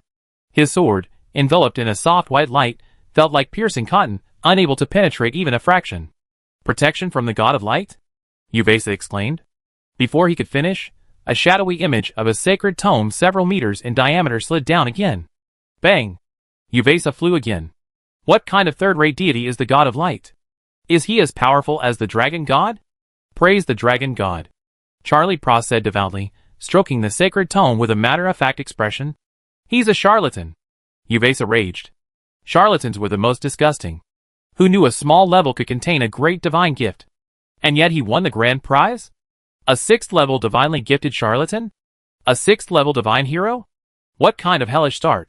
Uvesa pondered for an eternity, but couldn't understand why the Middle-earth monster room's matchmaking system was so sophisticated.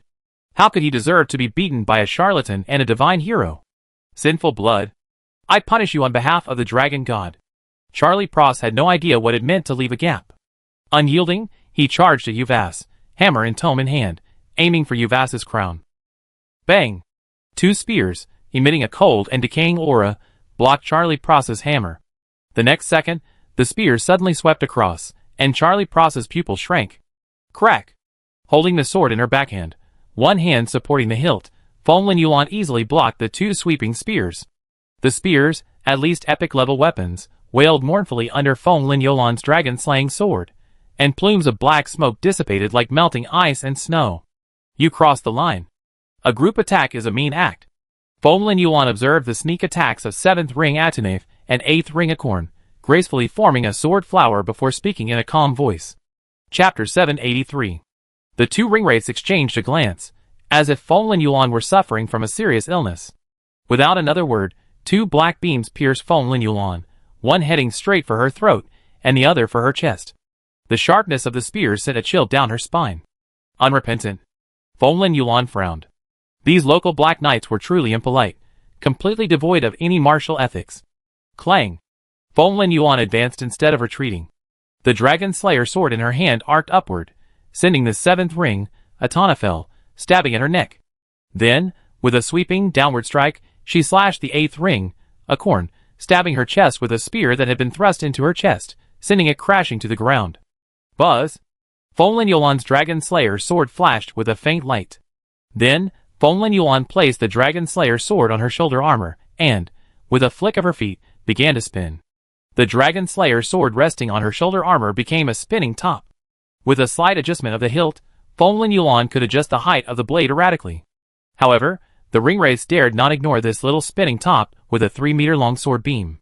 7 rings and 8 rings fought against the spinning dragon slayer sword, retreating step by step, and were about to be suppressed by Feng Yuan alone. Ding! The clang of weapons clashing suddenly echoed across the battlefield. Under the sunlight, Darien Nightblade quietly emerged from thin air. Holding Garuda in his hand, Darien Nightblade, acting like a villain, felt a bit awkward. He was about to launch a sneak attack on Beiji when he was snatched away by Georgia. After all, the spatial element's restraint on assassins is simply fatal. I said I was just passing by. Darien Nightblade said awkwardly after exchanging a glance with Uvesa's soul fire. Tear. Before Darien Nightblade could finish his words, Uvesa tore open a dimensional rift.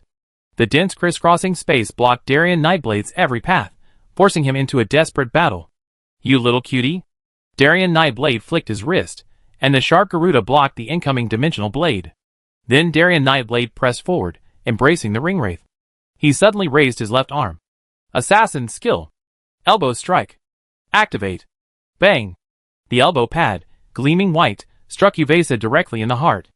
Uvesa froze instantly, and a hissing black smoke, purified by light-based battle energy, rose from his body. The attack was successful. The elbow strike stunned him. Darien Nightblade's eyes lit up. He could no longer fight with Uvesa. He ducked and prepared to slip past Uvesa. Crack!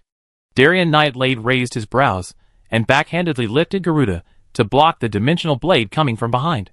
Uvesa, having reacted, naturally didn't want to give up on Darien Nightblade, who was already trapped. However, Darien Nightblade, a Creed assassin, was somewhat unique. He had mastered a rare parrying skill among assassins. After all, no assassin would engage in positional warfare. They just strike and run.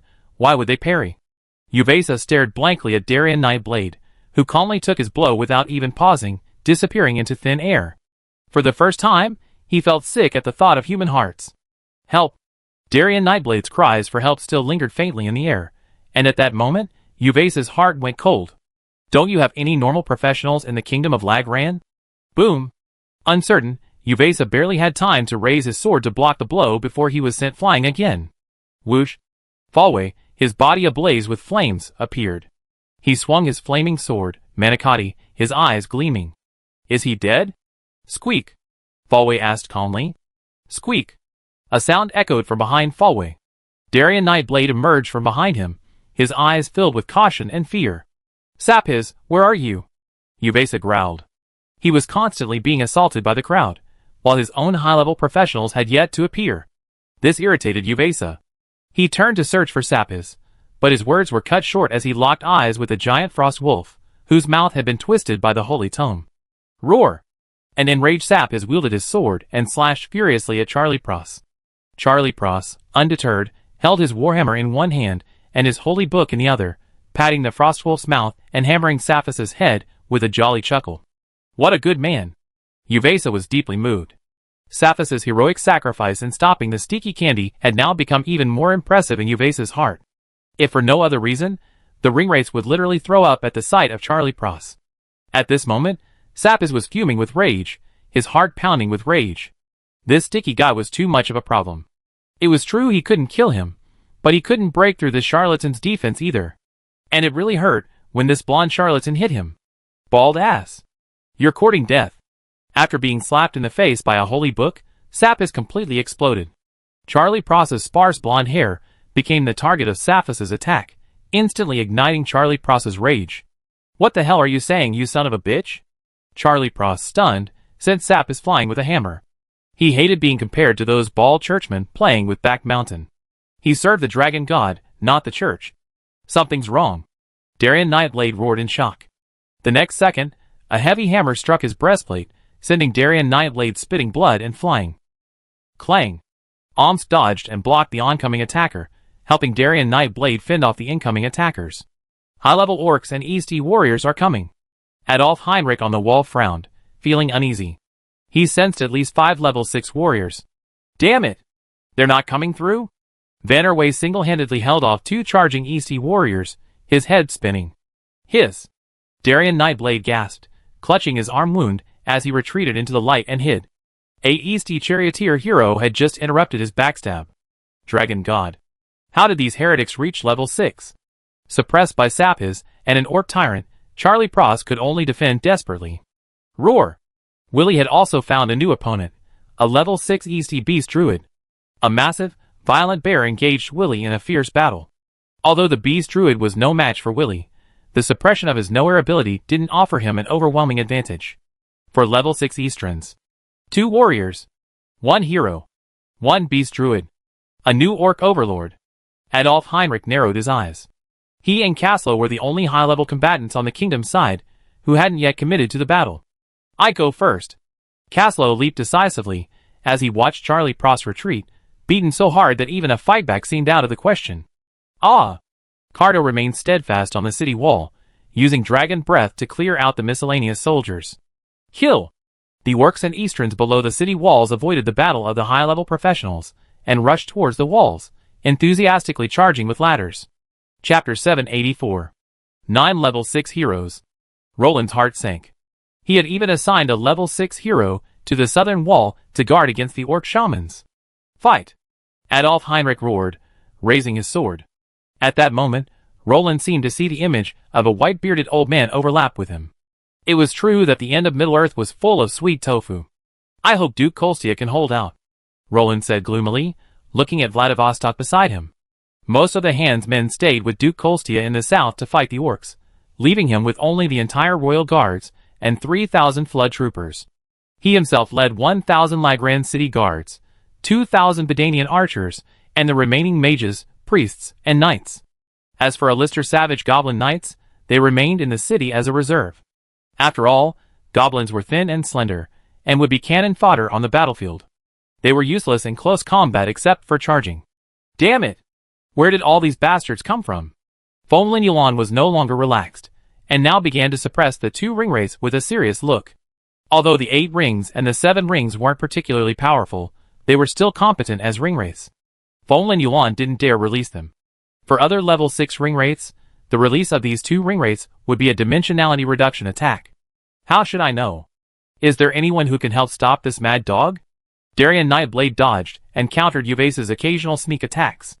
They say that the same ringwraiths are the victims, and Uvasa Saw's assassination-style combat style coincided with Darien Nightblade's, so Uvasa automatically made Darien Nightblade his first target. As for the tougher Maple Orchid and Charlie Pross, they left it to the other ringwraiths and the 6th tier. Get out of the way! Although Caslow hadn't reached the 6th tier hero level, his status as a peak 5th tier dragon rider enabled him to stubbornly hold off the newly arrived Orc Overlord. The ice-based Orc Overlord was no match for Caslow's swift attacks, and the 6th tier Overlord was momentarily held back by the 5th tier dragon rider. Roar! The enraged Orc Overlord raged. He'd been stopped by a 5th level knight.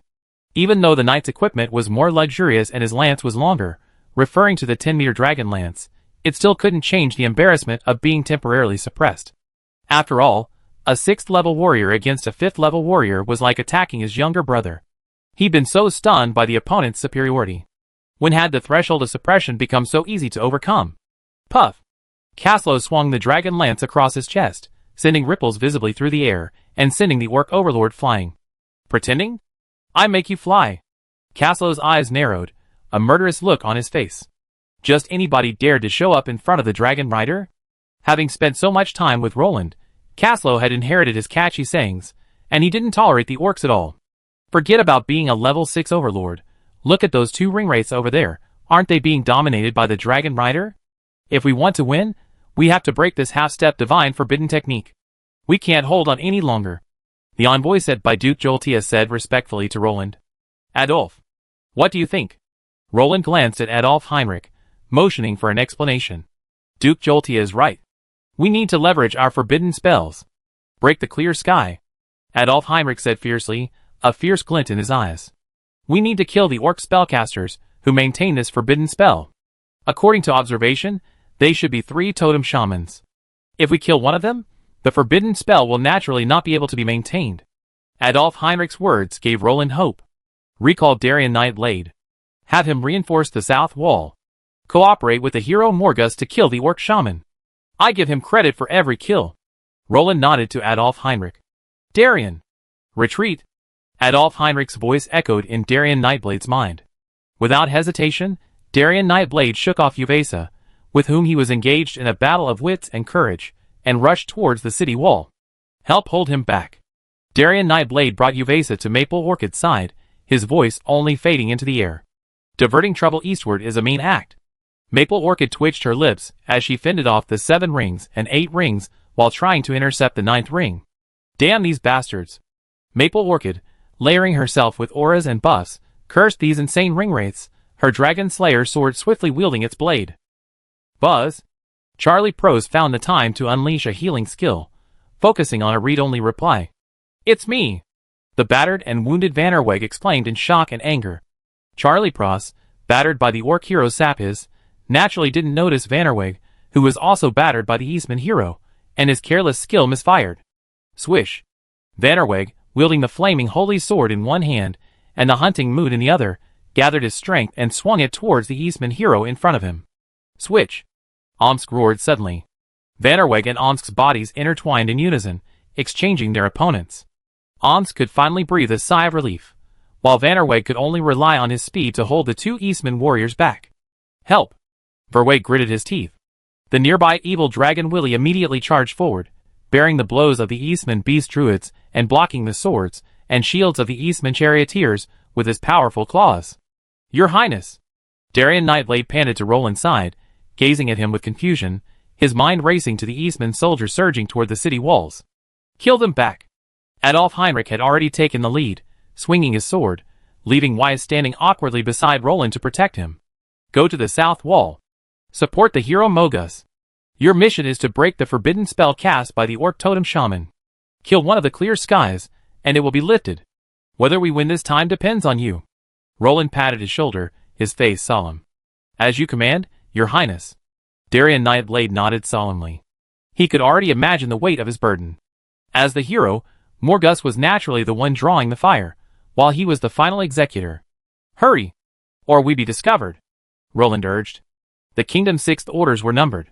They couldn't ignore the disappearance of a sixth order Creed assassin. That would spell disaster for them. Be safe, Your Highness. Darien Nightblade gave Roland a deep look, nodded, and vanished into thin air. What should I do? Joltea, who was directing his soldiers to lift the orcs clinging to the city wall, was startled by the appearance of Darien Nightblade beside him. Greetings, Your Excellency Darien Nightblade. Now it's up to you to complete this difficult task. The hero Morgus will help you attract the attention of their guardians, and you only need to focus on what you do best. Joltea's voice was extremely solemn. Come back alive, Mogus. Joltea urged, holding Mogus close and full of hope. Wait until I get home. Mogus nodded solemnly. Chapter 785. As the sole guardian knight of the Stormhand family, Morgus carries the weight of not only the kingdom, but also his family on his shoulders. Although Joltea is reluctant to risk his family's protector, he is willing to lead his family in loyalty for the king. Let's go! Delay can lead to disaster. Darien Nightblade understood the principle of delay. Uvesa was watching him like a mad dog. A brief disappearance would be fine, but prolonged absence would inevitably be noticed. The ringwraiths were no fools. When an assassin vanished, they wouldn't assume he was on vacation. Let's go! Morgus nodded, his body surging with yellow earth-based battle energy, transforming into an earth-based shield that enveloped him. He leaped from the top of the wall, ignoring the attacking orcs and charging directly towards the Orc Totem Shaman. I'm leaving. Darien Nightblade nodded to Duke Joltea, then vanished into thin air, leaving only his voice dissipated in the wind. When will this end? Verway roared as a heavy hammer struck his chest. He spat out a mouthful of blood, feeling that most of his ribs were broken. Buzz! A warm holy light illuminated Verway's body, instantly easing his already severe injuries. Although Charlie Pross's skills weren't effective, Fonglin Yolan's holy light accurately struck him. Bastard! Come fight!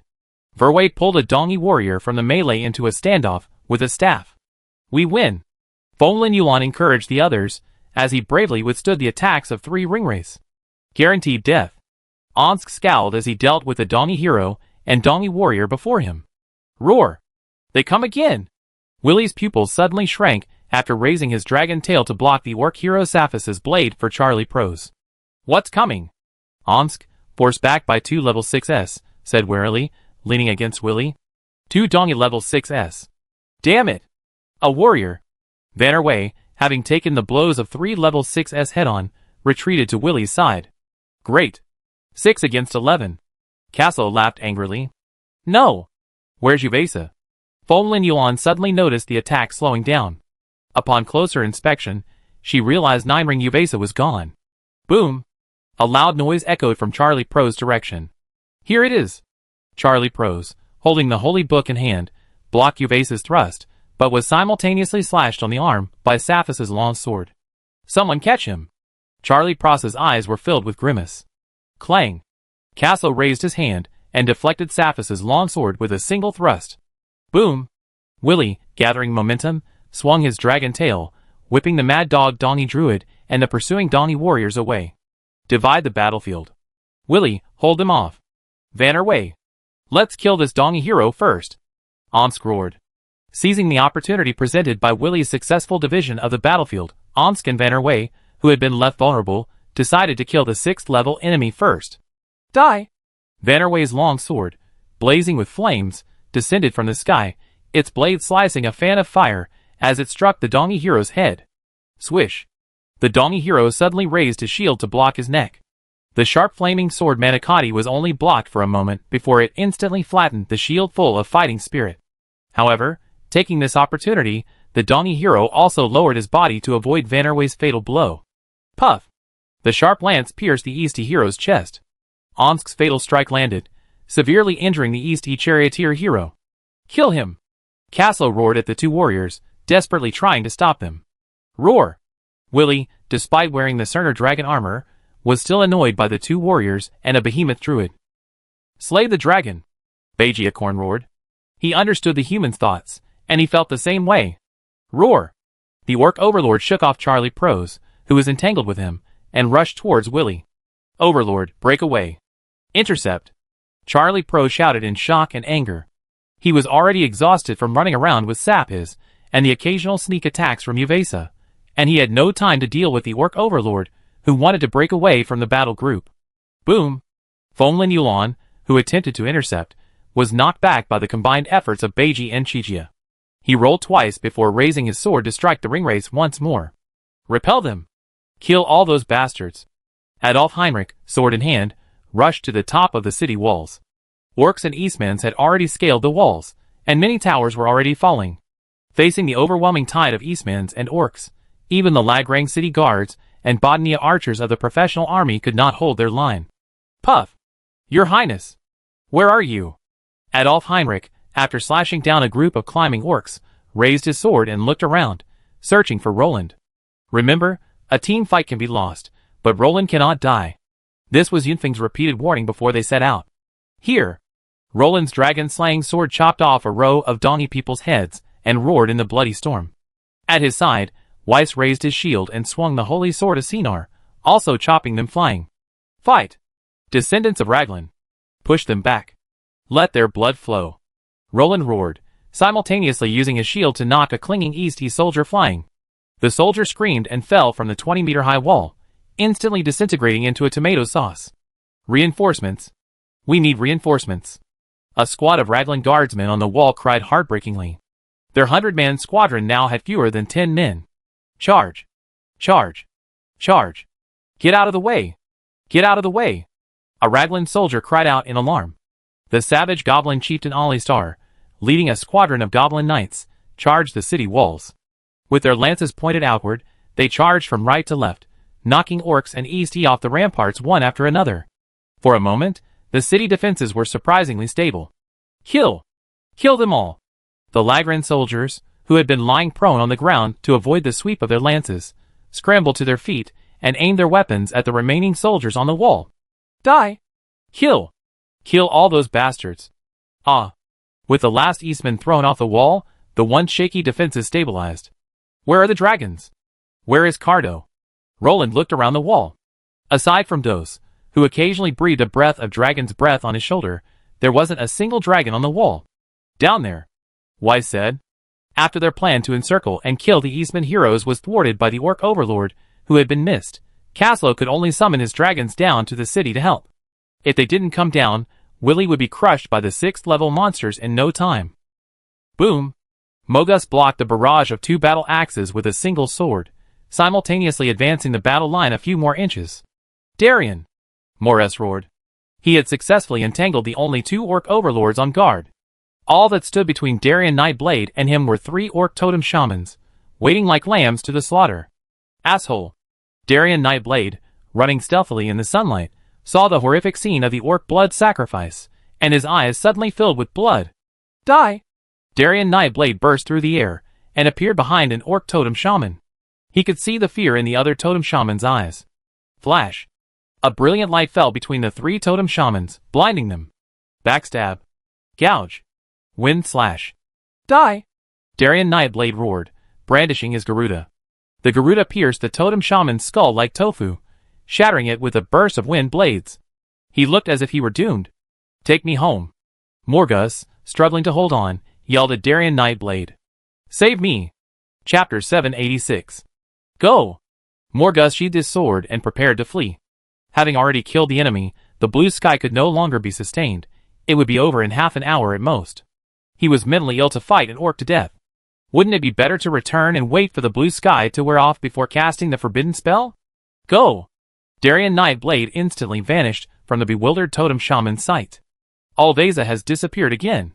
Charlie Pross, the Imperial Endurance King, who kept a close eye on Alveza's movements, warned. Everyone quickly became alert, their movements becoming more restrained. This was the oppressive feeling brought on by a top-tier ringwraith. Swish. Morgus, fleeing, twisted his body. A chasm like an abyss appeared beside him. The next second, Morgus quickly raised his sword to shield his chest. Bang! The sword thrust from the void staggered Morgus, the immense impact stopping him in his tracks. Clang! The Orc Overlord, who arrived shortly after, brandished his weapon and locked onto Morgus. Seeing this, Uvesa twisted his body and vanished into thin air. Be careful, Morgus warned. Swish! A puff of blood sprayed from the air. A sharp space blade sliced through Darien Nightblade's left waist. The two orc totem shamans, realizing their clear skies were no longer viable, followed closely behind, their totem poles swirling with buffs. Let's go! Morgus wanted to evacuate with Darien Nightblade. Boom! The orc overlords, buffed by their magic, crushed Morgus, leaving him breathless. The combination of numbers and quality meant Morgus had no chance of a counterattack. Veins bulged on Morgus's face. He charged hard several times, only to be relentlessly entangled by the two orcs, leaving him wounded. Ahem. Darien Nightblade attempted to assist Morgus, but before he could reach him, Uvesa repelled him. The blood loss from his wounds left Darien Nightblade dizzy, and he clenched his Garuda, determined to fight to the death. Go! Darien! Get out of here! Leave me alone! Go! Morgus's voice suddenly rang out, instantly bringing clarity to the dizzy Darien Nightblade. Solid as a rock. Like a mountain. Morgus glanced at the city of Raglan, and his entire body erupted in earth-yellow flames. Uvesa's soul fire suddenly shrank. Without a word, he retreated into space. No. Darien Nightblade stared at Morgus in horror. Go home for me. Morgus turned to Darien Nightblade, offering a reassuring smile. Then, with his battle axe piercing his chest, he lunged at the two orc overlords. Boom! A self-detonation of battle energy, comparable in power to a great forbidden spell, overturned everything it encountered. After the ignition sacrifice, the power of a knight's self-detonation reached its peak, let alone that of a level 6 hero. No! No! Darien Nightblade climbed to his feet, clutching the bone-deep wound on his side, and staggered toward the direction of Morgus's self-detonation. The smoke and dust cleared, and the two orc overlords, who had just stood before Morgus, had vanished without a trace. Only the shattered remains of limbs in the distance betrayed the presence of those who once lived there. Cough, cough! Darien Nightblade coughed up 2 mouthfuls of blood, his eyes filled with grief and indignation. The ground in the distance suddenly shifted, and 2 severely wounded orc totem shamans crawled out. Their bodies were covered in wounds, some even missing limbs from the blast of war energy and flames, leaving them defenseless. Bastard! Darien Nightblade coughed, lifting Garuda. If he hadn't struck down the fallen, when would he? For Darien Nightblade, the 2 emaciated orc totem shamans before him were doomed. Plop! Darien Nightblade fell to his knees, realizing his left foot had been twisted and broken. Defending against a level 6 self-destruct at close range, how could he have escaped unscathed except by precasting forbidden spell level defenses? 1 foot can still kill you. Darien Nightblade tapped his right foot, fading into the sunlight once more, invisible, and charging directly at the 2 severely wounded orc totem shamans. He wanted revenge for Morgus. If he let these level 6 orcs go, they would become a threat to the kingdom once they recovered. Die! Darien Nightblade burst through the air, his Garuda flashing with a cold light. He grinned as he admired the orc totem shaman before him, who was helpless in fear. The meaning of the seriously injured spellcaster being caught in the assassin's close range was self-evident. Darien Nightblade smelled the scent of fear. The injured orc totem shaman was so frightened that he couldn't even cast a single effective spell. So, you are afraid too? Darien Nightblade laughed, and slashed the Garuda at their necks. Puff! The sound of the blade piercing the flesh was heard, but it wasn't the orc who fell. Crawler! Uvesa's cold voice echoed in Darien Nightblade's ears. Darien Nightblade felt a chill in his chest as Uvesa's magic sword pierced his heart and lifted him up. Failure! Darien Nightblade muttered, forgetting the single, most fatal variable. How can you be an assassin like this? Sorry, I can't teach you. A light-based assassin? Ha ha ha. What a joke.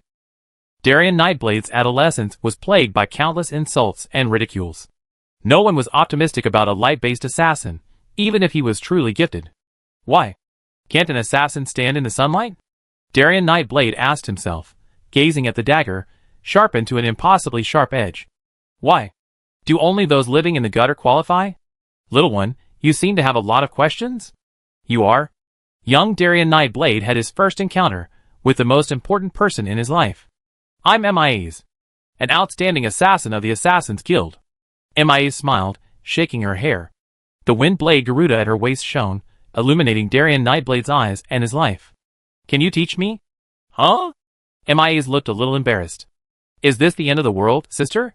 Darien Nightblade said with despair, gazing at the vast army of orcs. One more strike. MIA suddenly gave Darien Nightblade a tender look. I teach you only once. Use yourself as a blade, and you be the most powerful of all. I entrust Garuda to you. Go on. Let the world know that heroes aren't just those who stand in the light. Reach the clouds and embrace the vast sky. Shatter the 9 peaks in the light.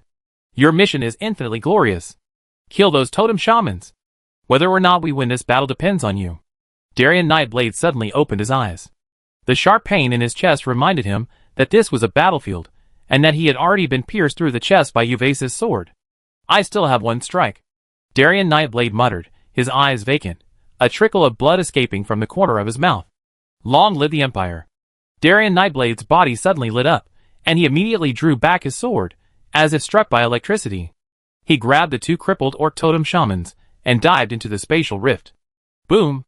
A violent explosion sounded from behind Uvasa. Uvasa felt his hand lighten. He raised his hand, and saw that only 2 broken arms were left on it. Chapter 787. Madmen! They're all madmen! Uvasa roared in anger, as he gazed at his severed arm. The relentless determination of these reptiles from the human kingdom to tear a piece of flesh from them, even at the cost of their lives, terrified Uvasa. For the first time, he felt a fear for this kingdom. That was the power of fanatics. Mogus! Darien! Duke Joltia cried out, his nails piercing his palms as he stood on the city wall. Blood flowed down his hand. Darien? Mogus? Adolf Heinrich turned sharply. Just after his 2 loud bangs, a total of 7 6th-level auras had vanished from the south. It was obvious who they were. How could this happen? Fonlin Yulan, who had repelled the Ringwraith's attack, looked south, a little dazed. Swish! He was accidentally pierced by the spears of the 7 rings, and black smoke curled up from his wound. Uvasa!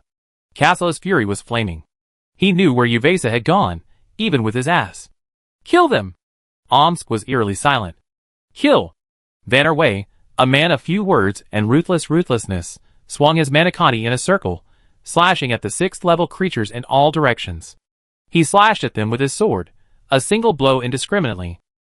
Even a passing dog would be struck by a few blows. Ah! The 2 dragons roared angrily, venting their rage and sending off the kingdom's 6th-level victims. South. Roland panted, looking south, uncertainty in his eyes. He looked at Adolf Heinrich, hoping for the answer he wanted. Adolf Heinrich sensed the power of the current rules, then slowly nodded and shook his head at Roland. They succeeded. The Kinkingwanli spell will soon be lifted, but Darien and Morgus might. Adolf Heinrich's eyes dimmed slightly, and he stopped talking. Kill! Kill the 6th rank and become an earl. Kill the Ringwraith and become a marquis. Kill Uvasa and become a duke. Kill them all. Kill! Roland roared at the crowd, his voice even drowning out the shouts of the battlefield. Only then did everyone remember that Roland, whom they had dismissed as a weakling, was actually a 4th-rank Holy Dragon Knight. Hold on. The great forbidden spell will soon dissipate. Adolf Heinrich's voice echoed across the battlefield, and everyone's heart surged with joy. They felt a sudden sense of hope for the future.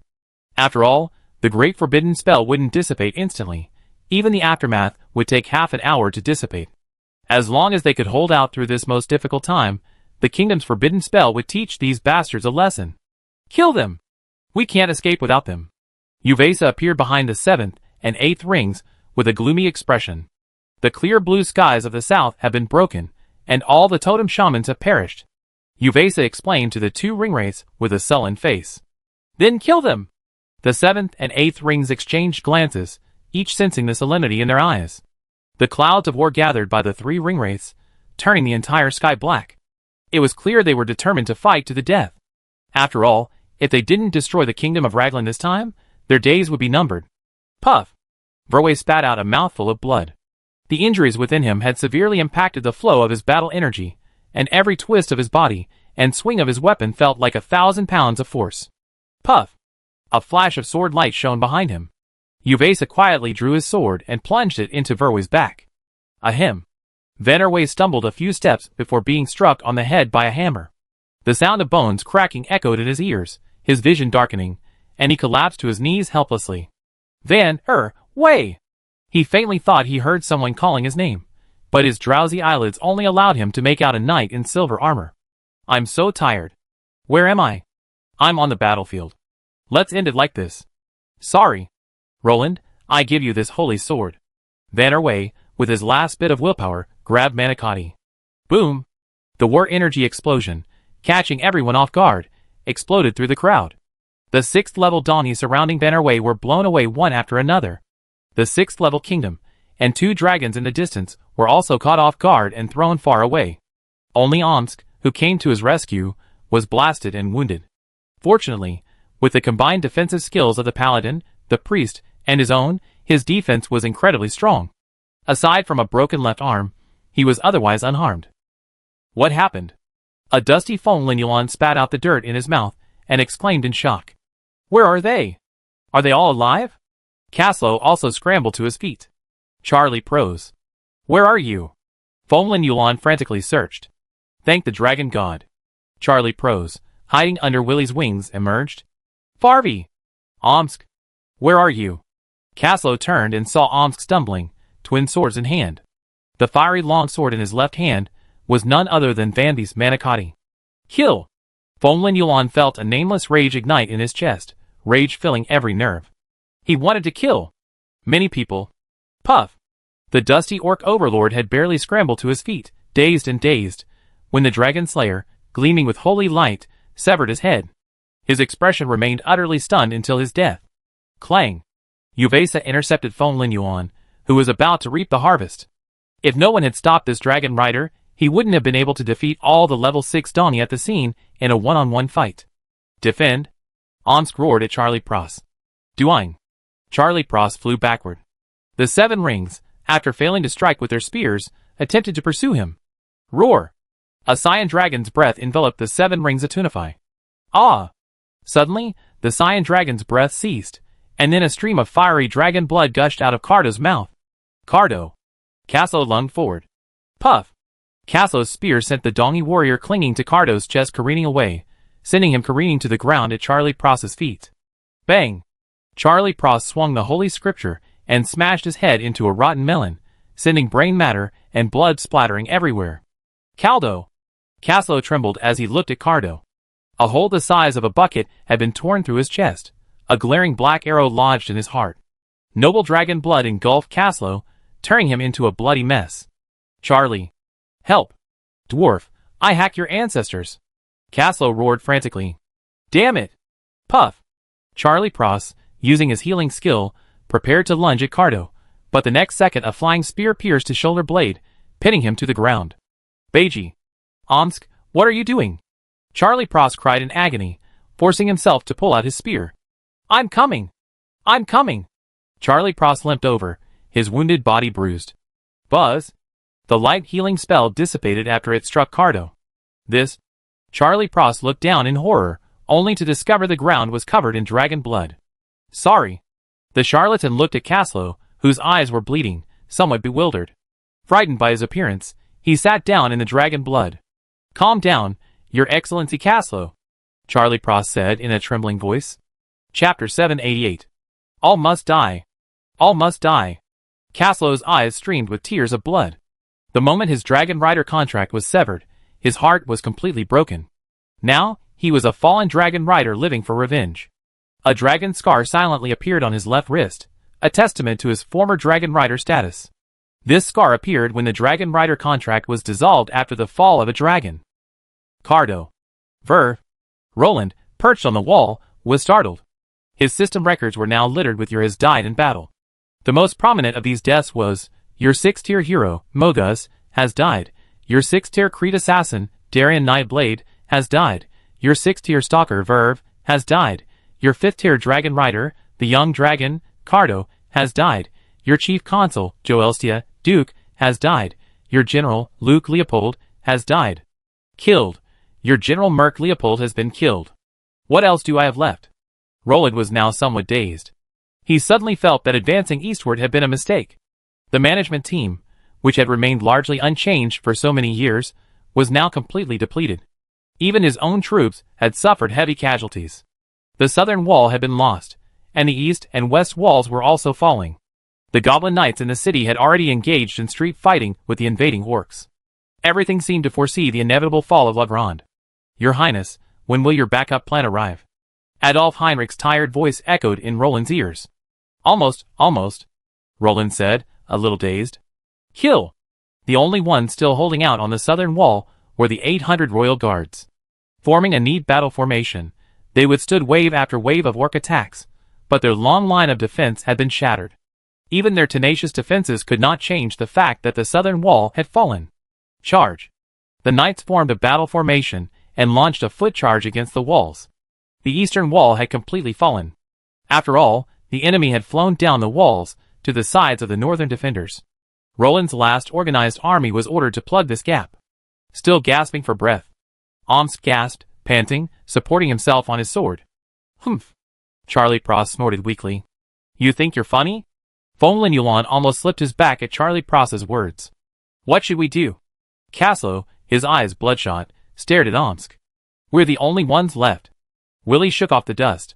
He was wearing dragon armor, and yet he was nearly pierced by an orc's black arrow.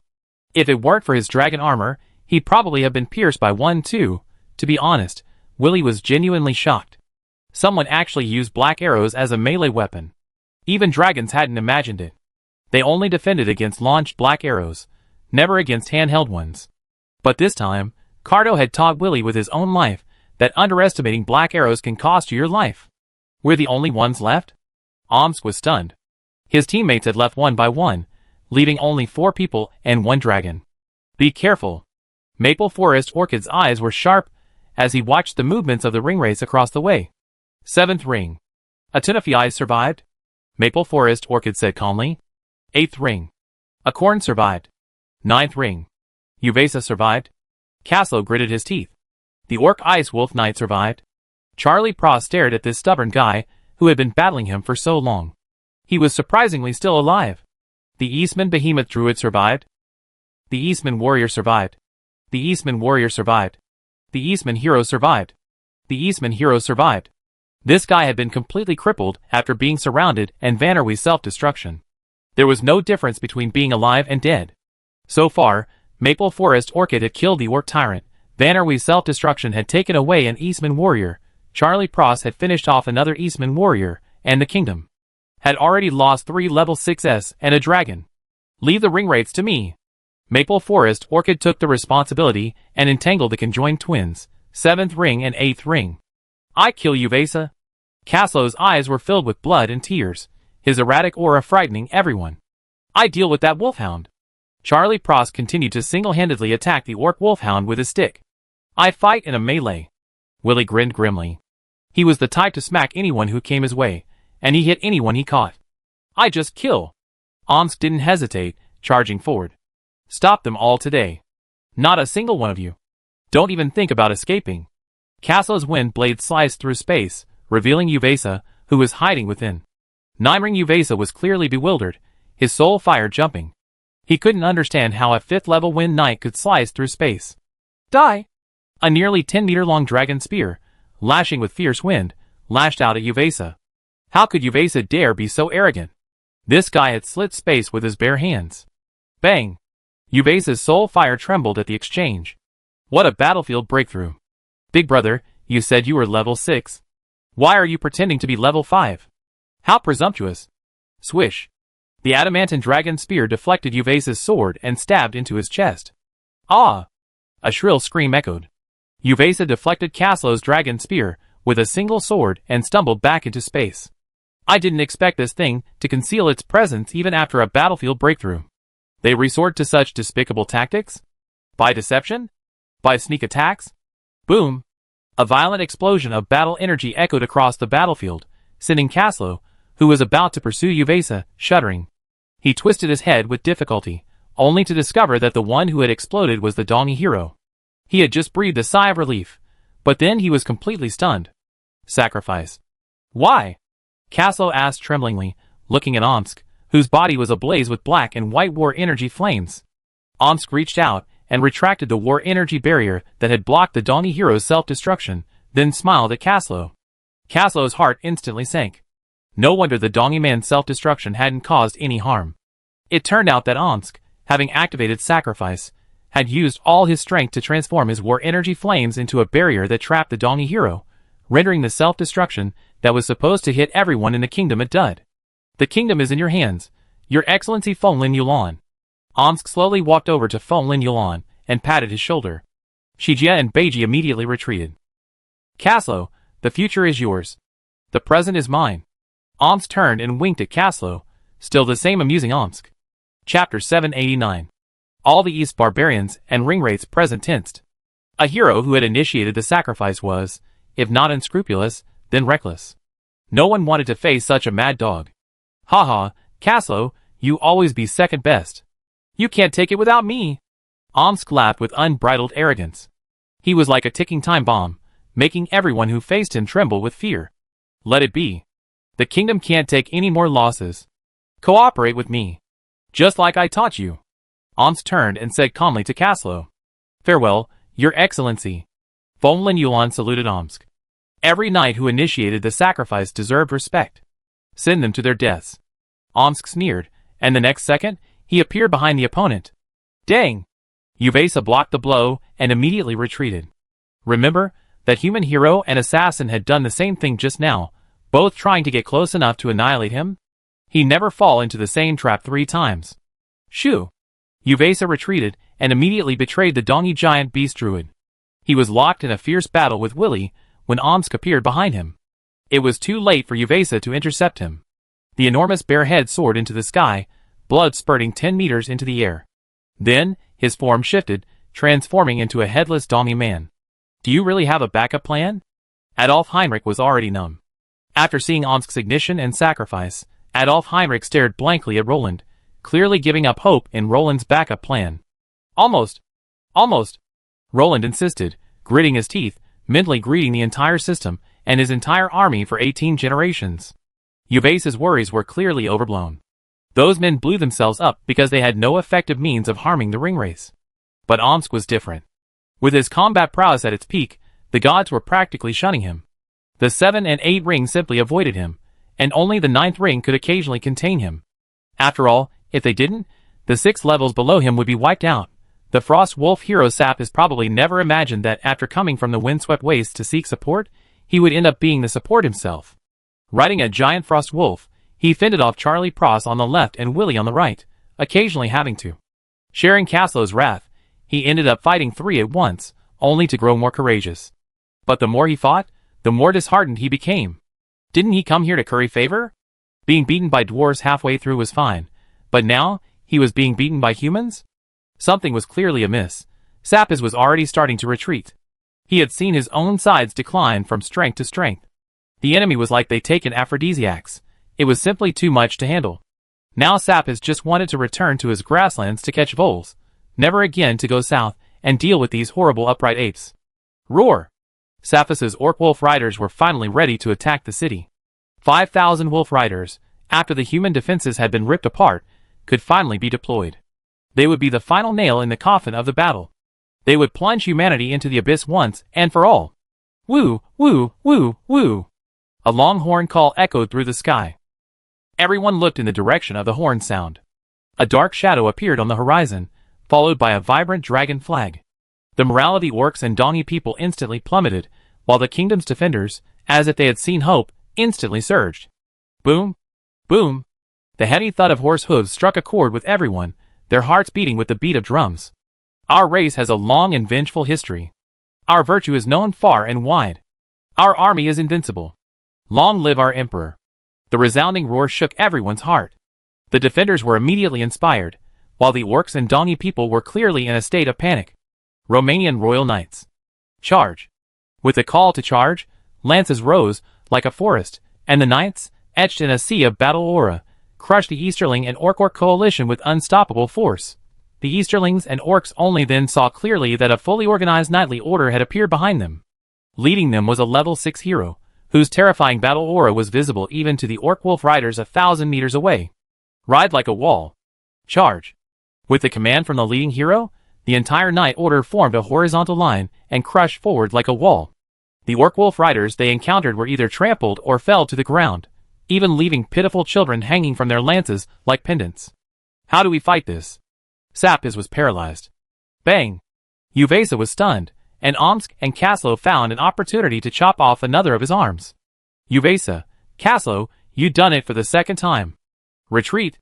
Uvesa gritted his teeth. This newly joined knight order had completely disrupted the orc siege, and their leader, a level 6 hero, had also shifted the balance of power on the battlefield. Uvesa hadn't forgotten that the clear skies were about to end, and there was still a level 6 sage on the wall. He didn't want to be a target. Besides, this time, the damage had been done. The Human Kingdom soldiers had suffered heavy casualties, even the majority of high-level professionals. They had even slain a dragon, though it was a shame that they couldn't take the dragon's corpse with them. Without hesitation, Chijia and Beiji forced Feng Linyuan back and prepared to flee. Sapis was the quickest to react. Seeing the knights approaching, he had already begun gathering his orc wolf riders and fleeing. His speed left the ringwraiths behind, and naturally, he escaped unscathed. Go! Uvesa watched as Sapis vanished, his soul fire twitching a few times. After all, this man had made great contributions this time. Die! Omsk mobilized all his war energy, a massive black and white sword rising up, and then slashed down heavily. As the smoke and dust cleared, the two fleeing Dongi warriors were completely reduced to dust. Instantly dead, and with them was the light and shadow hero Omsk. Heretic, don't run. Charlie Prose, who had been cautious under the astonished gaze of the crowd, suddenly rushed forward to pursue Chijia and Beiji. Then, under the gazes of Chijia and Beiji at Shock A, he ignited his own magic and blew himself up on the spot. The massive explosion not only dealt a heavy blow to the ringwraiths, but also stunned the kingdom's remaining high-ranking professionals. He committed suicide? Feng Linyuan said excitedly, dancing with joy and speaking incoherently. I don't know. Kaslo was also stunned. Willie was even more stunned. Not only humans, but even the dragon's recorded history had never seen such a scenario. What kind of new game was this? Puff! Roland, perched atop the wall, spat out a mouthful of blood. He already suffered heavy casualties, and he even planned to ask the charlatan to revive a 6th-level warrior to mitigate losses. Instead, he saw him chase him for 1,000 meters and then implode. Roland had no idea whether the ringwraith was dead or alive, but his system records did show Charlie Pross's death. However, no one saw the smile on Charlie Pross's face and the item hidden in his sleeve before he blew himself up. The flash of golden light in the explosion obscured it. Chapter 790. Is this guy out of his mind? Roland trembled, pointing outside the city. Adolf Heinrich supported him, fearing he might collapse and fall to his death. Keep an eye on the king. I go deal with those bastards. Adolf Heinrich looked at the orc shouting and killing in the city, a chilling murderous intent in his eyes. Bang! Adolf Heinrich dodged, and the light magic in his hand struck them, instantly ripping them apart. The annihilating power of light was unleashed to its fullest. Boom! A brilliant light illuminated the orcs in the city. Adolf Heinrich's light magic accurately found each orc. After all, light magic possessed the most tracking spells, and few could outrun the speed of light. Boom! The city gates were thrown open, and the knights outside, carrying the fleeing Eastman soldiers, rushed in. The flash of swords and sabers illuminated the terrified faces of the Eastmans and orcs. It's over. Roland wearily dropped his sword and sat down on the pile of corpses. The blood beneath his feet covered his boots, emitting a vibrant purple-red hue like flowers. Yes. It's over. Weiss wearily sheathed his sword and sat on the ground, ignoring the dripping blood, only feeling grateful for his survival. Adolf Heinrich glanced at Roland hopefully but said nothing. The victory won on the battlefield at the cost of countless lives was too painful, so heavy that Adolf Heinrich dared not look at Roland. Silent tears streamed down his cheeks. For the first time, Roland felt a pain, as if his heart were being cut by a knife. Soldiers. All his own soldiers. All gone. The long list of kill records in the system was mixed with the kingdom's vast number of casualties. Roland no longer dared to count the body count. Your Highness. Kaslo, covered in blood, staggered over. Roland opened his mouth, unsure what to say. Is everything settled? Roland finally asked silently. Cardo has been dragged back, and the others. Caslo tilted his head back, trying not to let the tears fall. Sister? Fomlin Yuan quietly approached, not daring to speak given the silence. It wasn't until someone behind him bumped into him that he turned and screamed in surprise. Your Highness! The Romanian royal knights arrived to support us. Fomlin Binglan, the guardian hero of the Romanian royal court, pledges his allegiance to you. Fomlin Binglan rolled her eyes at him, then pounded her chest. Her stunning figure was visible through the armor plating. Well, get out. Roland waved his hand wearily. In the past, he would have held her hand and exchanged pleasantries. But until now, he hadn't reacted at all to Fomlin Yuan's address. In the past, he'd been gossiping. Roland unlocked the remaining 2 rewards just to be safe. One reward was the 6th-tier ice hero Fomlin Binglan, and the other was the Royal Knights of the Romanian Kingdom of the Lagran Empire. They played a crucial role in the final stages of the battle, completely crushing the ringwraith's hopes. However, speaking of the Royal Knights of the Romanian Kingdom, it was quite embarrassing. The entire Royal Knights of the Romanian Kingdom consisted of just 100 fully staffed square banner knights. And these were ordinary 2nd-tier knights. Their equipment, however, inherited the imperial grandeur as always. They wore low-level magical beast swift horses, combined with sun and moon alloy plate armor and weapons. They were fully armed to the teeth, and this was the only positive point for this knightly order. Adolf Heinrich was about to turn and leave, when he suddenly noticed a wisp of light slowly drifting down from the sky. Wait! What's that? Adolf Heinrich suddenly looked up at the sky. A massive magic circle was slowly rotating high in the sky, and countless rays of light began to pour down. This is... Caslo extended his hand, and the rain of light passed through his palm without stopping. Huh? As someone exclaimed, Caslo quickly looked towards the source of the sound. He saw that Cardo's body had turned golden and then, before everyone's horrified gaze, transformed into fragments of light and dissipated. This is... Roland suddenly stood up, for he had seen this scene before in the game. Ah! As the countless points of light gathered and dissipated, a giant cyan dragon spread its wings and roared to the sky. The clear and passionate dragon's roar echoed throughout the city. Ah! Willie roared in welcome, echoing Cardo's roar. Roar! Duff, standing on Roland's shoulder, roared in a manner disproportionate to his size. The high-pitched dragon roar nearly deafened Roland, but tears welled up in his eyes at that moment, and he paid no heed. This is the great forbidden spell. Resurrection of all creatures. Roland exclaimed excitedly. Could someone have used this great forbidden spell? Huh? Ves gasped. He had just reached his limit. If it weren't for the arrival of this knights, the final straw that broke the ringwraith's back, he would have raised the holy sword Cerner, and summoned the Mountain King with his undead army to a bloody battle against these orcs and Easterlings. Ah! Run for your lives! The scattered orcs and Easterlings had long lost the courage to turn back and fight. Their morale was so low that they could no longer organize a counterattack. They desperately climbed down the wall. As for the orcs on the south wall, pursued by the guards, they simply pushed open the gates and fled into the wilderness. No! Your Highness, this isn't some great forbidden spell, but a genuine divine forbidden spell. Charlie Pross's voice suddenly rang out. Roland turned his head sharply. The once disgusting charlatan now looked rather handsome. This is a gift from the Dragon God, the Empire's most precious treasure, and the crowning jewel of the Northern Dragon God Temple. The Scroll of Divine Forbidden Spells. Dragon God Resurrection. Charlie Pross bowed respectfully to Roland. Thank you, Your Excellency Charlie Pross. Roland said gratefully, helping him to his feet. You shouldn't thank me, you should thank the forefathers who created it. This is a masterpiece amassed by dozens of high-ranking priests across the Empire. There are only 4 copies in the entire Empire. 1 copy is kept in the Northern Dragon God Temple, 1 in the Imperial Dragon God Temple, and 1 in the Southern Dragon God Temple. The 3rd copy is missing. The Southern copy was used before the Empire's fall. Perhaps the Imperial Temple and the missing copy are all that remain. Charlie Pross bowed slightly. As the last bishop of the Northern Dragon God Temple, he naturally held the lifeblood of the Northern Dragon God Temple. Although his mind was off and off, his loyalty to the Empire and his service to the Dragon God was unwavering. Your Highness? Omsk leaped forward in disbelief, surprised. After all, he had initiated the sacrifice, which meant certain death. King Roland, it's a pleasure to meet you. Although Verway didn't know what had happened, he was certain that Roland had saved him. Your Highness. Before Roland could even begin, a voice, its tail lashing out, reached everyone's ears, causing their faces to twist in an instant. Your Highness! I'm back!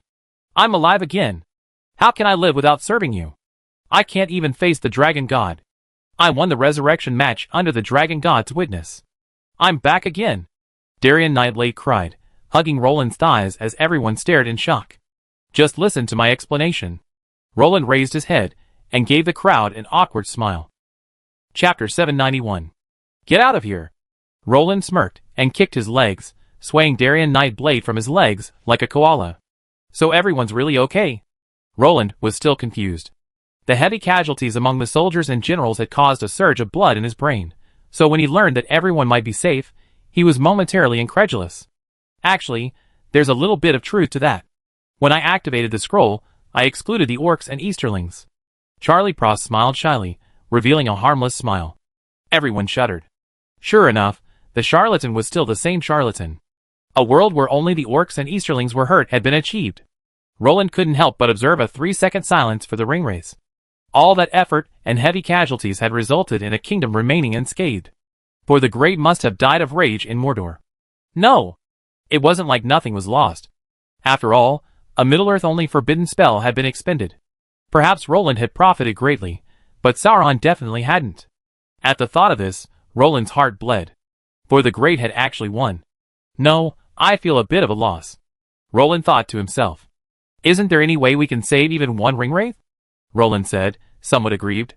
He suffered so much, and in the end, all they managed to do was kill a few worthless Sixth Orders. Not a single ringwraith was left alive. Orcs, Easterlings. Listen. How presumptuous. So Sixth Orders like us are worthless. Your Majesty, let's quit while we're ahead. Fonlin Yulon, holding Fonlin Binglan's hand, approached under Roland's strange gaze. Excellent. Roland gave Fonlin Yulon a thumbs up. You already taken them down just as they arrived. Such quick hands. Think of poor Omsk, still lonely and sleepless every night. This is my sister? Fonlin Yulon's face darkened, clearly understanding Roland's wink. Yes, Your Majesty, stop making things complicated. The resurrected Duke of Kolstia said with some emotion. He hadn't expected that even after dying in battle, he would have the chance to be resurrected. They'd gotten far, Your Majesty, Caslo said calmly. Clearly, Caslo's words had silenced Roland. After all, Roland had no doubt about Caslo's loyalty. If given the chance, he would definitely be more proactive than he was. Your Majesty's top priority is to re-strengthen the city's defenses, Omsk said sternly. Yes, yes, yes. Your Majesty. Darien Nightblade was such a clever man. Hearing everyone change their tune, he immediately understood the situation. King Roland, who had returned to the old capital, was now qualified to raise his title. Then let the knights work. Have them chase away, and kill any deserters along the way. Drive them down the river. The rest of you, deploy your defenses. Roland's eyes gleamed with ferocity. It was clear that having let the older one go, he'd naturally take his anger out on the younger one. Roland's heart was narrow as a needle. Your Majesty is wise. Everyone cheered. They needed to crush the king before Roland changed his mind. They wanted to stop him from making unintended decisions, or else Roland might get carried away and lead everyone to attack Mordor. Your Majesty, there's no need for that. I'm not qualified. Roland waved his hand, gritting until his teeth showed, a look of reluctance. You restored the old capital, and led the people back to their homeland. Not even the last emperor could match your achievements. Darien Nightblade displayed a loyal and attentive demeanor, a sight that delighted Roland greatly. That useless Larry. How can I compare to the emperor? He's the emperor, and I'm the king. Stop spouting nonsense. Roland nearly spilled his guts, but finally, with a feigned stern face, he rebuked Darien Nightblade. As you command, Your Majesty. You were the crown sooner or later, Darien Nightblade said with a playful grin. The kingdom couldn't find another elector anyway. What? You're saying the Juling family is also an elector? Those who made up the numbers in the electoral councils of past dynasties don't count. What are you talking about? Roland pretended to kick him, but Darien Nightblade ran away laughing. Your Majesty. Fonlin Binglan bowed again, touching her chest as Roland's gaze swept over her. Fonlin Yulon inconspicuously placed herself in front of Fonlin Binglan, pretending to gaze casually upwards. Roland's mouth twitched, as if to ask, what am I going to do to your sister? Are you on guard against thieves? What about your promised loyalty to me? Come, talk with me. Roland waved at her, clearly filled with questions. Your Majesty, isn't it inappropriate for you to have Majesty Nix? Fonglin Yuan whispered, forcing herself to block Fonglin Binglan. Oh my! Adolf Heinrich and Omsk, who were listening intently to the gossip, nearly broke their backs. Even Darien Nightblade, who had just run away, immediately lowered his head and began to scratch the magic pattern stone bricks with his toes, as if he were trying to carve out a palace. In your mind, I'm someone who thinks with his lower body? Roland was shocked by Fonglin Yuan's words. How hurtful! What kind of words were they? Your Majesty, please speak up. Fonglin Binglan pushed aside the obstructing Fonglin Yuan, rolled her eyes, and addressed Roland respectfully. It's like this. I'm looking at your origins. Roland hesitated. After all, the system would provide reasonable reasons and memories for those summoned. However, the introductions to Fonglin Binglan and the Romanian royal knights left him puzzled. After all, it was obvious that a fully fledged knightly order and heroes couldn't just appear out of thin air. Where could the environment be to support them now? Is that so? This involves a secret, the Imperial Spark Project. Fonglin Binglan whispered, glancing around to make sure there were no other people around. Huh? What plane? Roland was stunned. Why was the Spark even on board? I still have the Ark. This was a plan decided by the first human emperor of the Empire, carefully selected by the Imperial Fists. They specifically selected the most loyal Imperial soldiers of all generations to enter a slumber in the void, awaiting summons. It was the Empire's second-line plan to prevent the destruction of the nation. Before Fonglin Binglan could say anything, Duke Joltea suddenly spoke. Ah! Roland opened his mouth, about to ask why the Empire was still gone. Unfortunately, the Hand of the Swift Stream was the last member of the Spark Project. Joltea sighed, noticing Roland's confusion. At that time, the Empire was completely in turmoil, and the Imperial family had lost contact. We were merely tools. The true key to unlocking the Spark Project lay with the Imperial family. Joltea sighed with regret. If they hadn't been so powerless, they would have awakened all the previous members of the Spark Project to surprise those bastards long ago. To put it bluntly, the Hand of the Swift Stream could only decide who would become the Spark and send them into slumber, but they didn't have the key to awaken the Spark. Key? Roland was stunned, suddenly feeling a chilling sensation. Yes. The Supreme Holy Ring. Serving as the template for the 9 Night Rings. It's the artifact passed down from the Dragon God to the human Emperor of Lagran. Duke Joltea nodded. As the Hand of the Swift Stream, they were worthy of knowing these secrets. Supreme Holy Ring? I don't have it. Wait. Roland pondered silently, then suddenly had a chilling thought. System. What exactly are you? Roland muttered to himself. Chapter 792. However, Roland ultimately remained silent. Although the Spark Project had made him begin to doubt the true nature of the system, the most important thing at this moment wasn't tracing the system's origins, but rather reaping the rewards after the battle. Imperial Calendar, 3rd Era 2950. Emperor Roland led an army of over 10,000 men to a decisive battle with the Dark Alliance in the old capital of Raglan. In this battle, the Dark Alliance, save for the ringwraiths who escaped, were completely annihilated, with 12 men above level 6 killed. The East charioteers were devastated from this defeat, unable to recover from another westward expedition to Raglan. However, Roland had reaped a great reward this time. His honor points had increased by 10. Adding to his original honor points, he had a full 25. If he used these points to buy things, he could at least get some good stuff. So, Roland readily opened them all. Today's refreshed items were merely average, not as impressive as the War Ancient Tree. Your Majesty, I have a question. What are your plans for Lagrangan Floodgate? Duke Joltea interrupted Roland's search for gold in the system mall. What's the problem? Roland was momentarily unresponsive. The Empire. No, the kingdom's current focus is on Floodgate, but judging by your words, you're definitely planning to make Lagrang the capital. Given the Empire's current state, the area surrounding Lagrang is definitely unsuitable for living. Joltea initially considered his words carefully, but ultimately let loose. After all, everyone was aiming to revive the Empire. There was no point in being secretive. Yes, the capital still needs to be expanded. The current structure of this city is considered the inner city of the Imperial City. It's not even big enough for the Imperial Palace. We can't just build houses and expand them along the city walls for the people to come and then move them out, right? Adolf Heinrich nodded. Lagran City must be expanded now. At least the Imperial City should be built according to the scale of the Imperial Palaces of previous dynasties, and then the people can be moved in to build the city. Otherwise, The relocation and demolition will be a waste of time and money. The construction of the Imperial City will probably take some time. It seems Lag Lang City can't accommodate its citizens for now, Roland said with a wry smile. Given the kingdom's current construction efficiency, Roland would have to suffer unless he became a construction maniac. Let's defend Lag Lang City first. This area is the kingdom's military underdeveloped zone. We can't drag the people here to suffer. Roland set the tone. Until Lag Lang City was fully operational, the people couldn't even think of returning to the capital. How about moving the ancient war tree here? Vanderway thought shrewdly. Aren't your people going to die? Roland's mouth twitched. Wow, the Grassland Elves are truly blessed to have a leader like you. The Grassland Elves and the kingdom of Lag Lang had enjoyed a few days of good times, finally escaping the harsh, and bloodthirsty life.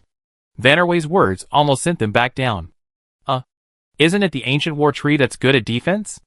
Vanderway said awkwardly. He hadn't really thought of the people who had settled around the ancient war tree. Let's wait until Lagran City is built before relocating the people. It's too cruel for you Grassland Elves to come here alone. Roland couldn't help but laugh. Normally, the Grassland Elves could trade with Swift River City and the surrounding towns, but now you brought them here, leaving them with nothing but endless wasteland and no one to be seen. But now we're isolated.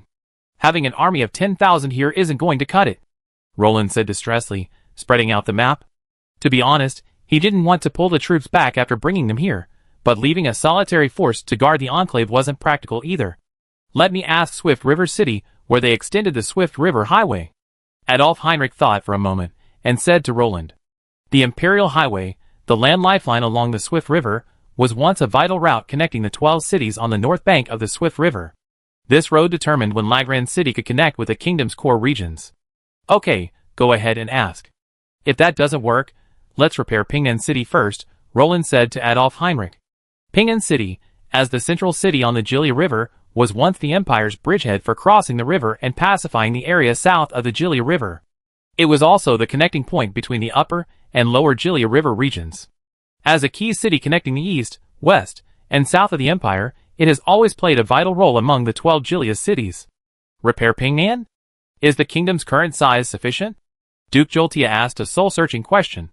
Even if it's not, we still have to repair it. River transportation is too dangerous.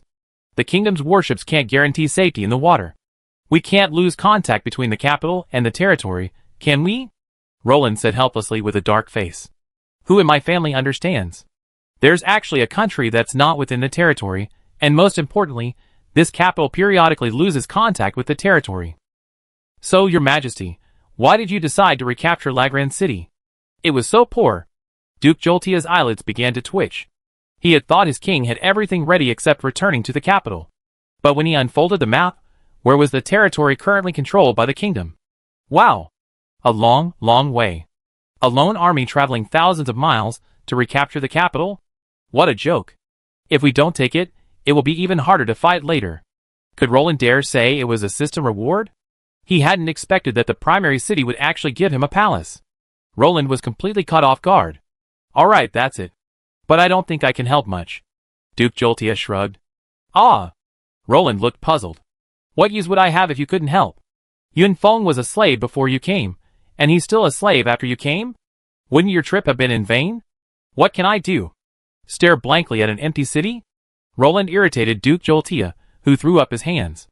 James, a wretch, couldn't cook without the necessary resources. Not to mention the magic industry, not even the handicrafts. What? Could it be that Joltia was taking the hand of the stream? The members of the Vladivostok family to mix mud and make bricks? Ahem, actually, you're not staying here. Roland coughed twice, addressing Joltia's surprised gaze. Me? Not staying here? Where would I, the chief consul, go? Roland nearly drove Duke Joltia insane. Where else could the chief consul be if he wasn't in the capital with the king to handle government affairs? I intend to have you lead part of the army back. Your talents are more needed in Swiftstream City than here. Yun Feng is exhausted from all the shouting, and you could just lighten his burden, Roland said matter-of-factly. A typical chancellor might have thought Roland was dividing his power, but Yun Feng certainly wouldn't see it that way. Roland had already granted him so much power that he become like a beast of burden. He almost resigned on the spot, having long awaited the return of the hand of Swiftstream. Is this appropriate? Joelstia said with some concern. After all, that was Yun Feng's territory. An outsider like him, entering a place he painstakingly cultivated for years, to share the fruits of his labor. Honestly, Joelstia felt a bit embarrassed. Perfectly suitable. Lord Yifeng will certainly welcome you. Roland nodded quickly. At his peak, Hand of the Stream was merely the Empire's weightlifting king, carrying half the kingdom on his shoulders. But Yifeng now carries the entire Lagrang kingdom forward. It must be said, Yifeng, my friend, you are the true Empire's weightlifting king. Then you. Joelstia looked at Roland hesitantly, clearly intending to stay. Chapter 793. I stay. We need someone of sufficient weight to defend this place, and no king has ever abandoned his capital, Roland said with a wry smile. Having fought his way back, he couldn't possibly run back again. Otherwise, his trip would have been in vain. Duke Joelstia wanted to dissuade him, but he didn't know where to begin. After all, he couldn't persuade the king to leave his own capital. Sir Adolf Heinrich. Roland raised his head and called out. Gather the troops. Prepare to divide. Roland thought for a moment and said firmly, As you command? Adolf Heinrich nodded, not disobeying Roland's wishes. After all, Roland's decision was fundamentally sound. Among the great northern expedition generals of Raglan, he was considered a normal king. A king guarding his own territory was nothing compared to that. Have you ever seen a king marching alone thousands of miles into the northern wilderness to build a city? No. No problem. There were also the human emperors, who personally led an expedition to the Helkan Inland Sea. If that wasn't exciting enough, there were also the gods, who led a knightly order to the gates of Omband. We now have 250 knights. The Holy Glory Knights, 150 men, and the Romanian Royal Knights, 100 men. Omsk and Folin Binglon exchanged glances. 1,000 Raglan city guards ready for battle, Varon Angus said respectfully. By now, he was a 4th-rank warrior commander. 2,000 Badanian archers are on standby. Van Erway nodded to Roland, because Van Erway was the only high-level professional archer under Roland. Although Van Erway preferred to use a long sword, it was not considered a waste of time for a ranger to bring archers with him. The 1st, 2nd, Rush Infantry Regiment is ready to die for you. Luke Leopold and Merc Leopold, Roland's only 2 civilian generals, were beaming with excitement. After all, they had helped Roland recapture and successfully defend the city of La Grande. In the past, this would have been a separate family tree. 800 royal guards have been assembled, Caslow said solemnly to Roland, patting his chest. With Omsk leaving to lead the knights, Caslow would naturally be in charge of Roland's personal guard. The Goblin Knights are ready, Alistar said sincerely, looking at Roland as he knelt on one knee. The Royal Mage Forbidden Spell Squad has assembled. Adolf Heinrich nodded to Roland. The Priest Corps has been assembled. Charlie Pross finally looked serious. So we have 250 knights, 1,000 Lagrand guards, 2,000 Badanian archers, 6,000 flood troopers, a Royal Mage and Forbidden Spell Corps, a 2nd-level Priest Corps, 800 Royal Guards, and 1,000 Goblin Knights. Over 10,000 men. Roland nodded. We discuss the rewards for this battle later. Now, let's arrange the withdrawal. Roland, noticing Duke Joeltia's wavering expression, raised his hand to interrupt him. Give each soldier 50 gold coins first. We decide on other rewards later. Roland nodded to Adolf Heinrich. After all, it was a major matter concerning the promotion of titles, and it would certainly be difficult to explain in a short time. However, Roland already had an idea in his mind. Every general who fought in this battle would have his title promoted. Except for the Duke of Joeltia, who was at the top of the class, everyone else would have to start as a court viscount. High-level officials, like Adolf Heinrich, would have to be court earls at least. If the kingdom hadn't been a nascent one and had no foundation, Roland would have had to give away a group of powerful nobles this time. However, these did not stop being given. Roland would have to compensate these people with their feasts after the kingdom was stabilized. Duke Joeltia will distribute the rewards to the soldiers remaining here, and Yunfeng will distribute the rewards to the others after we return to River Rapids. Roland knocked on the table. All right. Duke Joeltia nodded. He planned to use his own family's funds to distribute the rewards. After all, the Duke of Midgard was already part of the royal family. How could the Emperor have the money? For generations, they had been fleecing the Empire with both fists. Thinking it would be better to contribute voluntarily than to be asked for money by Roland, Joeltia paid directly out of his own pocket. In reality, Roland had no intention of letting Joeltia pay out of pocket. Furthermore, he had no idea of the deep connection between the imperial family and the double fists. If he had known that the Emperor's private treasury was directly connected to the Flood Han family's inner treasury, he would never have allowed Jolstia to disperse the funds. What? What is the Northern Han Baikal family? That's the great Emperor's treasury. If you, the Northern Han, don't contribute money and food, how can the great Emperor of Lagran go on his expedition? Then it will be so. Varan Angus, you take all the guards of Lagran and stay. Roland nodded to Varan Angus. As you command? Varan Angus said respectfully. Maple Forest Yuan and Maple Forest Binglan, is it okay for you two to stay with the Romanian Royal Knights? Roland looked at them again. As you wish, my majesty. The two bowed their heads. Well, the Badanian archers will stay. Verve, you go back and help watch over River Rapids. Roland knew that the grassland elves would be worried about Verve after being away for so long. After all, Verve was their last hope. Okay. Verve nodded. Omsk, and Mogus, take the Holy Glory Knights back to River Rapids. They need a Knight Order as a mobile force. And the Long Border needs even more high-level defenders. Roland instructed Omsk. Luke and Merc, you two, take all the Rapids infantry back to River Rapids. Is that okay? Roland looked at Luke Leopold and Merc Leopold. Of course, your majesty. They both nodded, indicating they were fine. Alistar, take your people back. The kingdom has seen your loyalty. Roland nodded to Alistar. After all, after the fall of South City, the city was filled with goblin knights fighting the orcs, and his people had suffered heavy casualties. If it weren't for the one god's forbidden spell, the entire tribe would have been nearly wiped out. As mercenaries, only goblin mercenaries could maintain such high morale and fight to the death after nearly half of their troops were killed or wounded. The spellcasters, too, returned to River Rapids. I'm worried there won't be a strong spellcasting army there. The rest of you can stay here. Lagran isn't big, and these soldiers are more than enough to defend it, Roland said to the crowd. Finally, 6 6th level warriors, Adolf Heinrich, Charles Pross, Caslow, Darian Nightblade, Fonglin Yulan, and Fonglin Binglan remained behind. Roland accordingly sent most of the troops away, leaving only over 4,000 of his most elite professionals to defend the city. Have a safe journey. Roland nodded, signaling the departure of the army. Take care, your majesty. Omsk and the others bowed to Roland from afar before leading the troops home. Let's go. Don't look at your majesty. They're all gone. Darian Nightblade warned. Let's go. Roland shook his head, withdrawing his thoughts. It would take a long time before they could see each other again. At the very least, the Imperial Highway would have to be built to Pingan City. It had probably only reached the former Imperial Baidu Fort.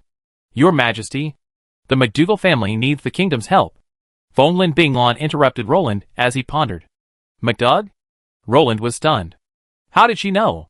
Chapter 794. Roland was so surprised because he had used his honor points to redeem the MacDougall family. Compared to a one-time purchase of a legion, a family with a legacy was clearly more affordable and more suitable for the kingdom's current needs. Of course, the price was also exceptionally attractive. Compared to 20 honor points, it was no small sum. Among the random items in the mall, Roland was incredibly lucky to find the MacDougall family, once ranked alongside the Anthony family, as the leading dragon cavalry family. The excellent value and low price of 20 honor points was a hit with Roland, who only had 25 honor points. However, Roland had already prepared for the worst. After all, the MacDougall family was a family with a well-documented history of decline, and in the Empire, they were still very popular. As an Eastern family caught up in the Civil War, the entire MacDoug family suffered heavy casualties. The powerful Southern nobles were caught up in the frenzied Civil War, and the knight's survival on the battlefield was measured in minutes. The mere presence of a dragon knight on the battlefield was met with concentrated fire from forbidden spells. Almost all of the MacDoug family's dragon knights and guardian dragons were killed in the battle, and the entire family fell directly from the top echelon of dragon knight families. From then on, it never regained its peak, and certainly could not compare with the Anthony family. The Anthony family's homeland was in the north, while the MacDoug family's was in the east. During the Civil War, the Lagran Plain and the north were the only areas unaffected. How did you know? Roland looked extremely surprised. I'm a member of the MacDoug family. My name is Fonglin Binglan MacDoug. I'm a direct descendant of the MacDoug family. I just received a call for help from the family. Fonglin Binglan covered her forehead, speechless. The magical induction engraved in her soul allowed every member of the family to feel the family's call for help. Ah? And you? Roland looked at Fonglin Yuan again. Well, I'm also from the MacDougall family. Technically, I'm the head of the McDougal family. Fong Yuan gave a wry smile. Our McDougal family should have been destroyed, right? Fong Yuan asked, somewhat surprised. After all, by the end of the war, no McDougal members were left. Roland's mouth twitched, a hint of speechlessness in his eyes. How can you say so seriously that your family is extinct? It's possible that the last remaining members entered the Spark Project. Fong Binglong shook her head. Although the McDougal family had declined, their connections still spanned the empire. Wherever they went, there were families offering assistance. It's very likely that the last remnants of the family had successfully survived. As for whether any members of the family had entered the Spark Project before, according to Binglong and Yolan's memories, it seemed that there had never been a large-scale selection. I see. Roland nodded. No wonder the McDougal family was able to capture it, with only 20 honor points. It turned out they were a family that had been on the decline for a long time. It didn't make sense that a powerful Dragon Rider family would be so worthless. After all, McDougal and Anthony were the families of the Dukes of the Dragon Marshal. While these two ducal families weren't as good as the Lions of the Rain, they weren't much worse. The two families combined were about the same size as the Rain. So can you tell where they are? Roland asked, looking up. Of course. Fong Yuan and Fong Binglong exchanged a glance and nodded. Their secret family technique allowed their clansmen to sense each other. Then let's go find them. All members of Lady Binglong's Knights are at your command. Castle Weiss. Help them. Go. Roland nodded to them. Huh? No. A decayed, old house like the McDougal family still exists? Darien Nightblade was bewildered. Decline? Have you ever seen a decayed family with a Dragon Rider commander? So-called decline is only for themselves.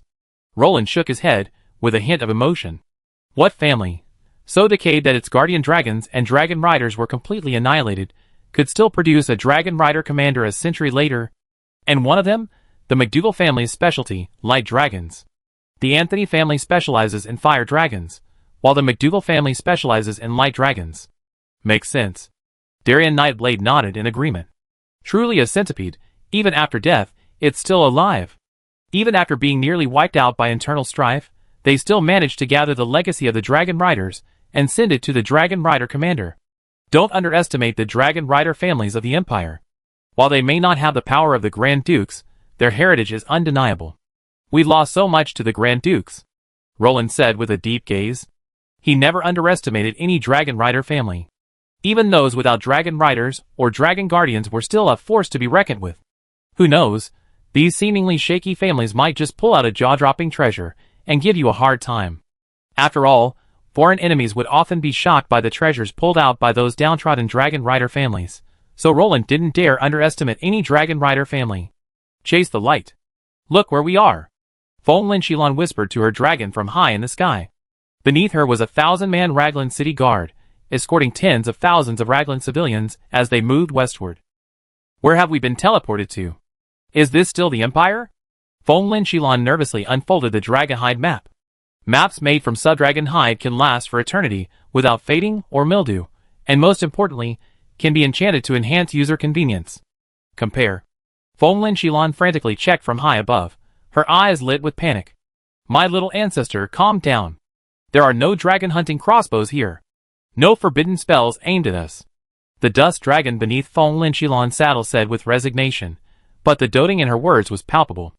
As the daughter of the MacDud family, the family's last hope, the star-studded Fong Linshilon MacDud was the family's last dragon rider, after Fong Linshilon MacDud. Of course, she also had a more tragic achievement. She was also the last dragon rider of the Lagran Empire. I'm just an apprentice knight. Ah! It's so high!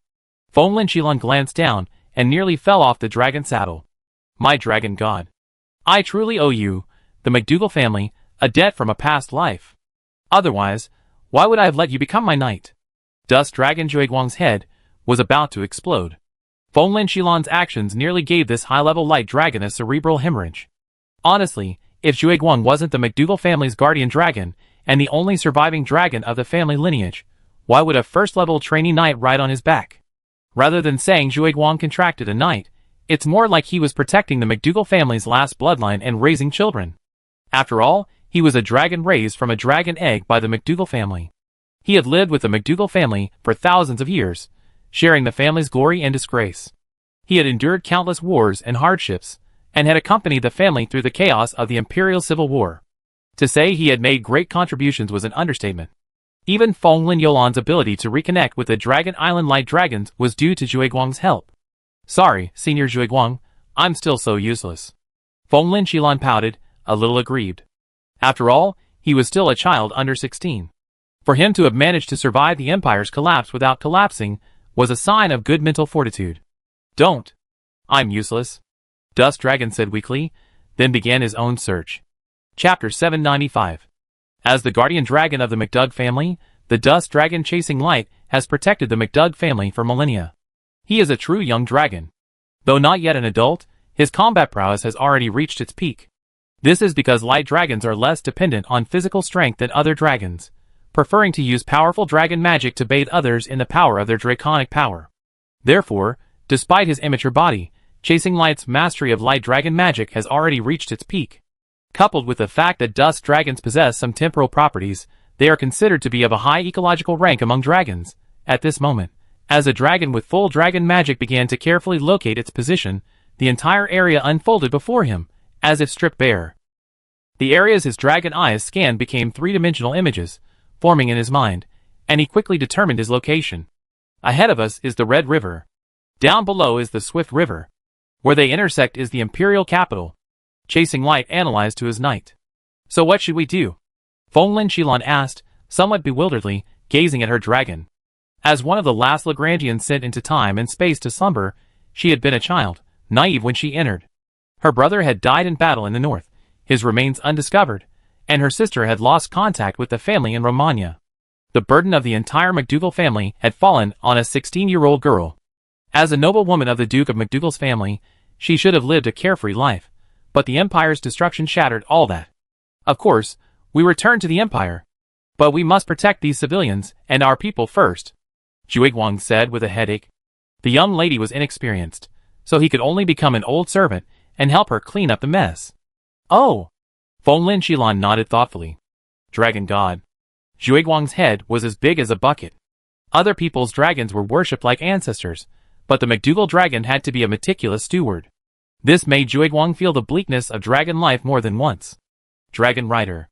Zhuiguang suddenly stopped flying, spread his wings, and flew backwards into the wind, stopping his momentum. At the same time, white dragon armor quickly climbed onto his body. It's not that I'm judging others with a petty mindset, but after all the vicissitudes of life, no one knows whether the newcomer is friend or foe. Just a joke. Far more dragons and dragon riders died during the Empire's civil war than during its fall. Kaldor. It feels so different. Is this the Dragon Rider Commander? Caslo exclaimed, feeling refreshed as he rode on the dragon's back. It was a qualitative change.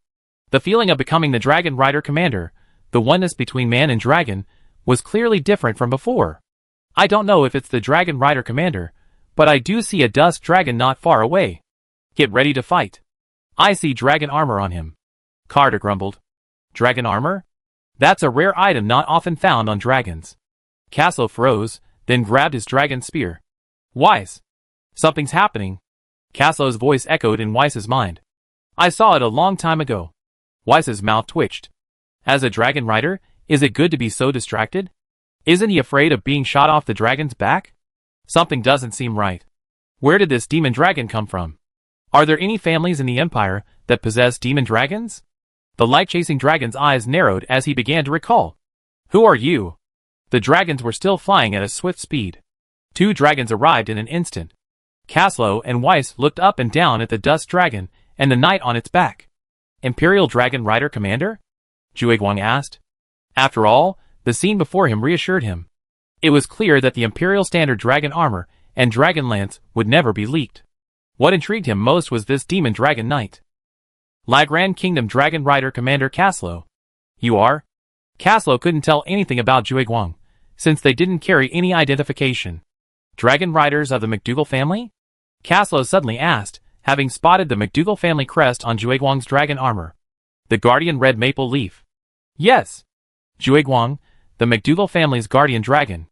Fonglin Qilan, the direct descendant of the MacDougall family.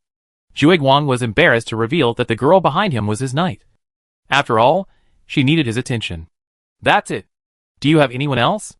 Your clansmen have received your magic distress signal. Casso nodded. After so many rounds, he had finally connected. Clansman? Fonlin Shilon seemed excited. Yes, a half-crippled dragon rider, Fonlin Yulon, and a frost hero, Fonlin Binglon. Casso nodded. Brother? Clan sister? Fonlin Shilon was visibly excited. Juiguang. Take me to them. The little ancestor said immediately. Okay, girl, there's a whole group of people behind us, and we have to ensure their safety. Juiguang coaxed his knight. How many people are there? Casso asked curiously. After all, he was a figure of the Duke of the Dragon Commander's caliber. There was no reason to be stingy. Anything passed down must have been valuable. 1,000 city guards, over 20,000 civilians. This is the last remaining legacy of the MacDougall family. Juiguang clearly put himself in the shoes of the MacDougall family, and began to excuse the family. Thank you for your hard work. His Majesty will never forget your loyalty. Casso nodded. He understood the hardships faced by the MacDougall family. For a family nearly wiped out by the Civil War, being able to protect the remnants of an empire was already a tribute to the emperor. Shilon. Fonlin Binglon hugged Fonlin Shilon excitedly. It's good to be alive. It's good to be alive. Fonlin Yulon kept wiping her eyes and muttering. Longxi, you look like you're living every day. When will you die? Juiguang, shrunk to the size of a kitten, teased, squatting beside the equally miniature holy dragon of light, Longxi. Yeah, almost dead. It hasn't gotten any better in all these years. Longxi nodded seriously. Come on. Fighting the turbulence of space and time in the river of time? Are you dreaming? Juiguang sneered. Just surviving is already a blessing from the dragon god. So you contracted this girl? Longxi ignored Juiguang and turned to him. What else? You and your master disappeared somewhere. Fonlin Binglon, the family's only high-ranking member, is also missing. Do you know how difficult life would be for the family if I didn't contract someone to give birth to a dragon knight in the open? Juiguang's teeth were gnashing with hatred. If they hadn't all disappeared, would he have to babysit a little girl? Well, thank you. Babysitting a little girl. Longxi nodded in satisfaction. He could clearly see the relationship between the two at a glance. After all, after so many years in the same family, who wouldn't be a 1,000-year-old dragon? Hurry up and save her. Me. Chasing Baldhead Avenue. He was a dragon, not a nanny. Caring for a little girl was exhausting enough, not to mention the MacDougall family. In their final days, the MacDougall patriarch was actually chasing Light himself. Hiss. Roland gasped. Is this all the so-called MacDougall family is? Their dwindling population is barely better than the lions of King's Landing. They even brought a new dragon rider, a mere rookie, useful beyond the soldiers and population. Another burden? Casso was bewildered. When did dragon riders become so cool as kindergarten principals? Chapter 796. As the kingdom's only capable dragon rider commander, Casso was the natural choice. No one was more suitable to teach Fonlin Shilon.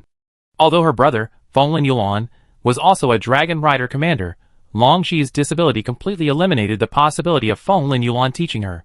After all, the dragon rider's battlefield is in the sky, and a dragon rider, who can't even fly, has no future. So, Casso tragically took on the role of kindergarten principal, caring for the newly adult Weiss and the still immature Fonlin Shilon. The population and soldiers brought by the MacDougall family clearly couldn't be stationed in Lagran City, leaving Roland with no choice but to rebuild Dragoncliff Castle.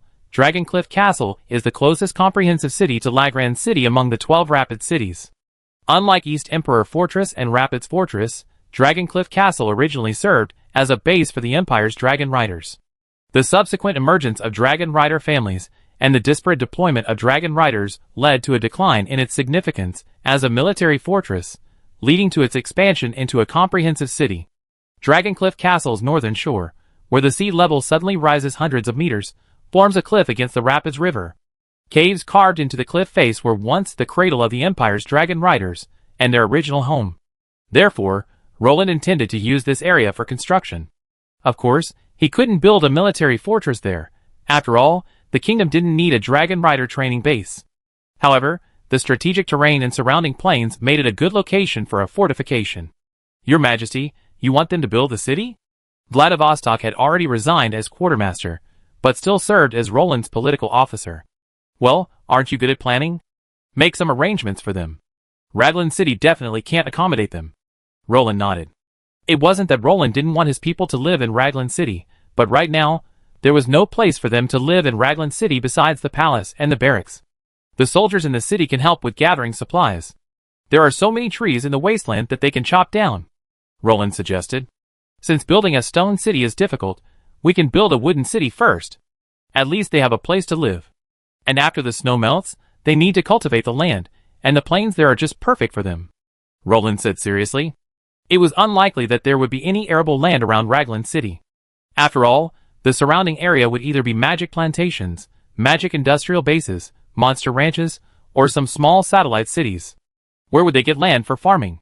In a place like the imperial capital, where every inch of land is valuable, there was no way precious land would be wasted for arable land. Alright. As a prominent member of the Hand of the Swift Current family, Vladivostok naturally possessed exceptional insight. He was no uneducated playboy, and he undoubtedly knew what the future held for the imperial capital. Therefore, what Roland proposed was the optimal solution. And most importantly, Lagrang City could become a frontline at any moment. I couldn't risk leaving a group of unarmed civilians here, Roland stated firmly. Population was also a form of wealth, and the kingdom was currently in dire need of it. Roland couldn't possibly leave these people within easy reach of the orcs. If someone decided to retaliate against Roland, Lagrang City would likely be safe, but the civilians who depended on it would undoubtedly suffer heavy casualties. Even the most insane king wouldn't do that. Dragoncliff Castle? Looking at Roland, who was staring at the map, Adolf Heinrich let out a rare look of nostalgia. Why? Thinking of the Augustus family? Roland clearly understood what Adolf Heinrich was thinking. Yes, times have changed, things have changed. Adolf Heinrich sighed. If the Augustus family had succeeded in extracting the bronze dragon from Dragoncliff Castle, Adolf Heinrich murmured. The feud between the Augustus and Sword and Shield families is well known. The Augustus Duke family, which nearly became a Dragon Rider family, was overthrown by the Southern Noble Alliance, led by the Sword and Shield Marquis family, sparking civil war within the empire. Had the Augustus family succeeded in riding a dragon, none of this would have been possible. After all, with the Sword and Shield family's strength, they wouldn't have been able to challenge a Dragon Rider family. A single Dragon Rider family might not have been intimidating, but when they united, even the Emperor would have had to listen to them. As the central figure, Dragoncliff Castle played a crucial role in this. As a Dragon Rider base, there was no shortage of dragons. Dozens of dragons, raised by the Empire, resided in the Dragon's Lair, awaiting the arrival of their destined Dragon Rider trainees. At its peak, hundreds of dragons once gathered here. Countless Dragon Riders, the first generation of Dragon Knights, emerged from here.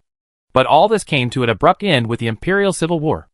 As dragon blood stained the sky and the corpses of Dragon Riders covered the earth, these dragons, who had once shared the steadfastest friendship with the Empire, left this land in despair. They could not accept being used as weapons in the Imperial Civil War, nor could they accept themselves and their knights becoming expendable. When the last enshrined dragon flew from its nest, this ancient city, which had nurtured Dragon Riders for the Empire for thousands of years, lost its last glory. Dragoncliff Castle was no longer a dragon. Do you think I can restore the Empire's glory? Roland asked, rather than answering Adolf Heinrich. I don't know. Maybe it can, maybe it can't. Let's leave it all to the Dragon God. Adolf Heinrich gave a wry smile. As a criminal of the Empire, he had no right to comment. The battle had inflicted immense damage on the Empire, directly killing the nobles of the Southern Territory, crushing the potential of the nobles of the Winter Territory, and even breaking the backbone of the nobles of the Western Territory. Let him be. Roland nodded optimistically. After all, with the system in hand, Roland could guarantee the recapture of the Northern and Western Territories, not to mention the entire Empire. He didn't need to dwell on the rest. After all, the Lagran Empire wasn't entirely conquered by the first emperor alone. He had to leave room for future generations to expand. Pay attention to the supply. Don't let the civilians freeze to death. Let the 1,000 Lagrang guards go with the civilians. The people in the wasteland need protection too, Roland ordered Adolf Heinrich. Although the orcs had been defeated, there were bound to be scattered orcs wandering the wasteland. These orcs were targets for the regular army, but they were naturally butchers against civilians.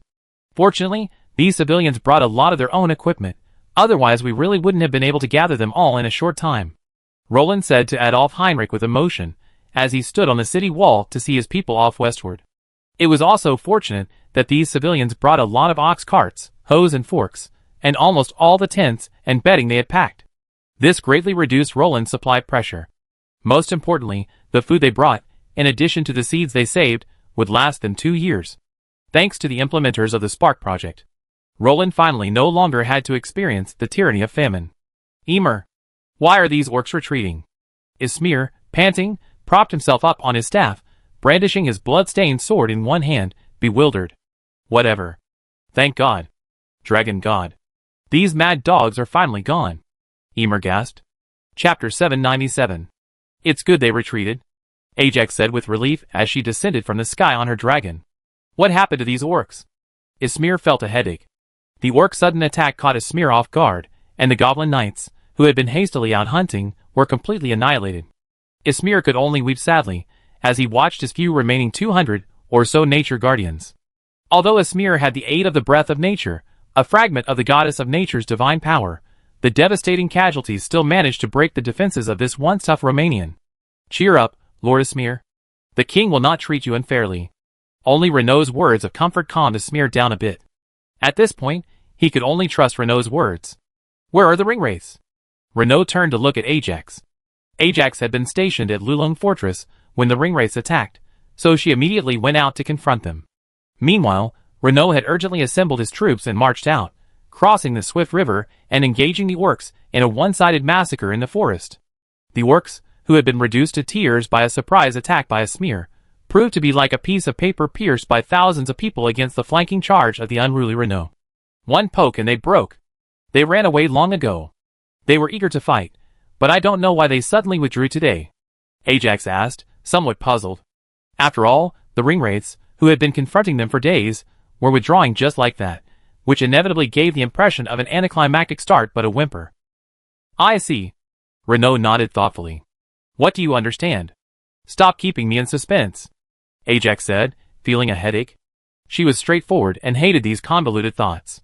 The fact that she could ride a dragon spoke volumes about her temperament. Your Highness must have figured out the outcome. The ringwraiths ahead were only trying to distract us.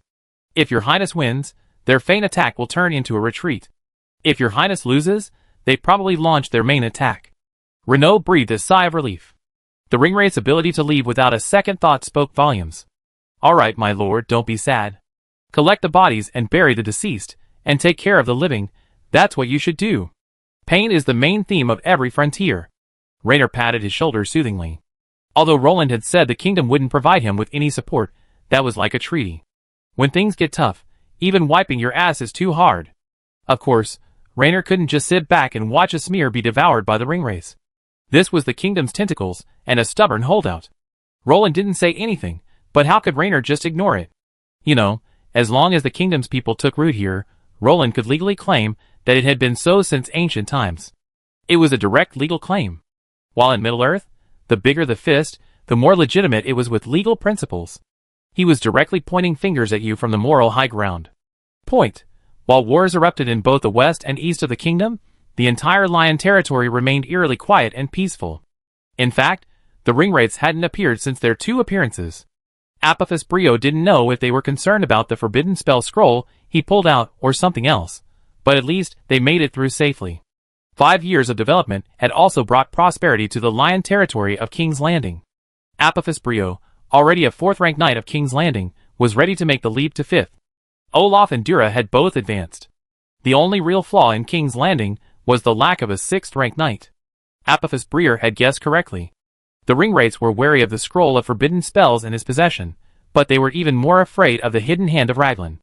After all, every time the ringwraiths seemed certain of victory, Raglan would jump out and slap them in the face, then kick them back into the gutter and spit on them. This led the ringwraiths to seriously misjudge Raglan's strength. Even after clearly depleting Raglan's high-ranking personnel, the ringwraiths of Dol Guldur and Gum Baldur still didn't dare to go all out. The Witch King of Onmar, we will win. Other ringwraiths, guaranteed death. Overall, the core area of the kingdom remained peaceful, achieving a world where only Ismir was injured. Today, I have nothing to do. I just sit here and watch the snow fall. I watch the storms of Middle-earth with a smile. Who will rule the land? Roland, a young, artistic man, sighed as he ascended the city wall and gazed upon his kingdom. Ugh! Doss was disgusted by Roland's narcissism. Honest Doss had no bad intentions, so naturally he retched right next to Roland's ear. Hey, hey! That's enough. Roland scowled, knocking Doss on the head. Get out of the way. A giant purple dragon, its body ablaze with purple lightning, shouted unceremoniously to Caslo, who was riding Caldor, over the Redwater River. This 1,500-year-old purple thunder dragon had just reached the peak of its youth, and with its swollen confidence, it was natural that it would not take a young storm dragon, also a high-ranking dragon, seriously. You crossed the line. Caslo calmly raised his dragon spear. The gleaming cold light on it was the prerequisite for the purple thunder dragon to speak to him as an equal. This is unowned land. The purple thunder dragon paused, then said coldly, Unfortunately, this place now has an owner. Caslo stepped aside half a body length and pointed towards the distant city of Laglang. I just want to fish. Don't block my way. The purple thunder dragon snorted coldly, lowering its altitude and swooping down towards the ice. The confluence of the rapid river and the Redwater River was rich in nutrients and abundant in aquatic life, making it a prime hunting ground. Even the former Laglang Empire in the game had numerous fishing boats there. The dragon was clearly quite skilled. Perhaps this was his mobile winter granary. Watching his movements, Caslo frowned and blocked his path again. If you don't want to provoke a war between dragon riders and dragons, then please stay away. After all, this place is now occupied by humans. Caslo said calmly. Roar! Willie heard the noise and immediately flew up. Your knight. Cardo glanced at Willie with his dragon eyes, and found his dragon saddle empty. Willie. At that moment, in Lagran City, Weiss was jumping up and down on the city wall. Held his dragon spear, he pointed angrily at Willie in the sky. I haven't gone up yet. The purple thunder dragon's eyes flashed. As the saying goes, a good dragon never suffers a loss in front of him. 2 dragons and a dragon rider had already made him want to retreat. After all, he wouldn't die from starvation, but if a war broke out, he might just become scrap metal. Roar! Doss, feeling his dignity challenged, couldn't help but groan. At the same time, the aura of the golden holy dragon suddenly leaked out for a moment, and in an instant, heaven and earth fell silent. Roar! The purple thunder dragon, about to leave, suddenly narrowed its eyes, as it spotted the golden dragon Doss on Roland's shoulder. You? The purple thunder dragon's eyes widened. What was that? That was the extinct golden dragon. Holy crap! You humans are so audacious. The dragon clan is already showing respect by allowing the birth of dragon knights, yet you're actually targeting the dragon royal family. Unforgivable. Oh! Adolf Heinrich shrugged, spreading his hands to Fenglin Yuan beside him, ready to get to work. Stop him! Caslo roared suddenly. Roar! The purple thunder dragon now wanted nothing more than to break out and rally the Dragon Island dragons to rescue the golden dragon. He charged outward, carrying Cardo's dragon breath. Chapter 798. Bang! Black light and purple lightning collided, sending Willie flying backwards.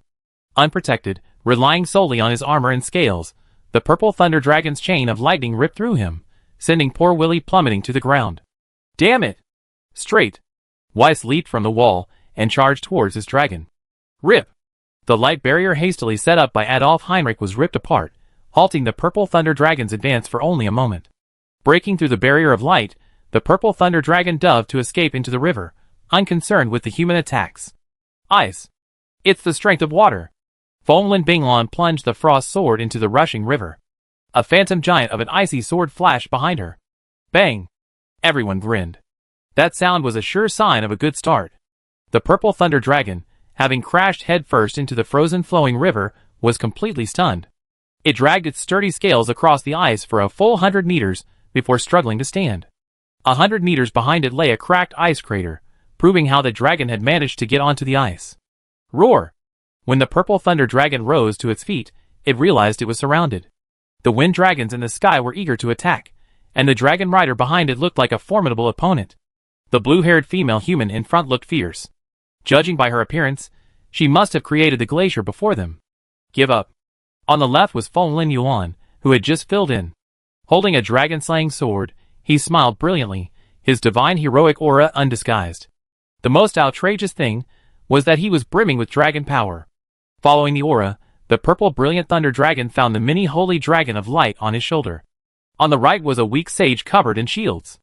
The purple brilliant thunder dragon swore by his ancestors that if this guy didn't have shields, a single slap from him would kill him in 3 days. However, once he had his shields in place, the purple brilliant thunder dragon declared that he was truly powerless for the time being. Finally, he turned his gaze behind him. There was Weiss, who had just mounted Willy. After the powerful electric shock, Willy was still a little shaky. This delighted the Purple Thunder Dragon. He was always picking on the weak. Finally, he had struck a blow. Roar! The Purple Thunder Dragon turned and pounced on Adolf Heinrich. The ferocious display of its fangs and claws made Adolf Heinrich frown and quickly retreat. Adolf Heinrich was a gentleman, and close combat was not the hallmark of a mage's abilities. Light binding rope. Adolf Heinrich cast a light control spell in front of him as he retreated. If the dragon dared to pursue, it would surely trigger the spell. Bang! As everyone stared in astonishment, the Purple Thunder Dragon dodged, turned, and slammed directly into Willy. Bastard! Willy cursed, then raised his body and raised his neck, shielding Weiss behind him. After all, just because he could withstand a dragon's attack didn't mean Weiss could do the same. Bang! Willy was unsurprisingly knocked away.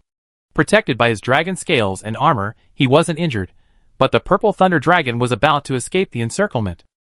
Bang! The pitch-black shadow ball collided with the Purple Thunder Dragon's wings, causing it to stumble and slow down. Ah! The Purple Thunder Dragon roared in pain. The dragon spear, imbued with the power of the Wind Dragon, struck his wing hard, the sharp spear slicing through his wing membrane, leaving a deep wound visible to the bone. Buzz! Charlie Pross, standing atop the city wall, shook his head and applied a light buff to everyone, which would greatly increase their combat effectiveness. You're courting death. You bastards who defile the Dragon Emperor. You stinking bugs? The Purple Thunder Dragon's entire body erupted in arcs of electricity. As he roared, the arcs illuminated an area thousands of meters in radius. Even Caslo, shielded by dragon power, felt his hands and feet go numb. Bastards. Traitors. You are a disgrace to the dragon race. The Purple Thunder Dragon's furious voice echoed through the lightning. Sizzle. A sudden thunderclap erupted. But even faster than the sound was the Purple Thunder Dragon's presence. Raikuri, Willy said solemnly, looking at the healing dragon armor and flesh on his chest.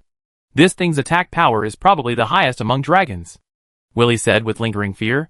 While that was an exaggeration, ordinary dragons couldn't penetrate dragon armor and tear through dragon scales at the same time. After a fierce battle lasting a quarter of an hour, they finally blocked every escape route of the Purple Thunder Dragon, preventing it from escaping. Light prison. Ice prison. Adolf Heinrich and Fong Lin Binglan attacked together, and two cages restrained the falling Purple Thunder Dragon. This thing is so hard to catch. Weiss sighed.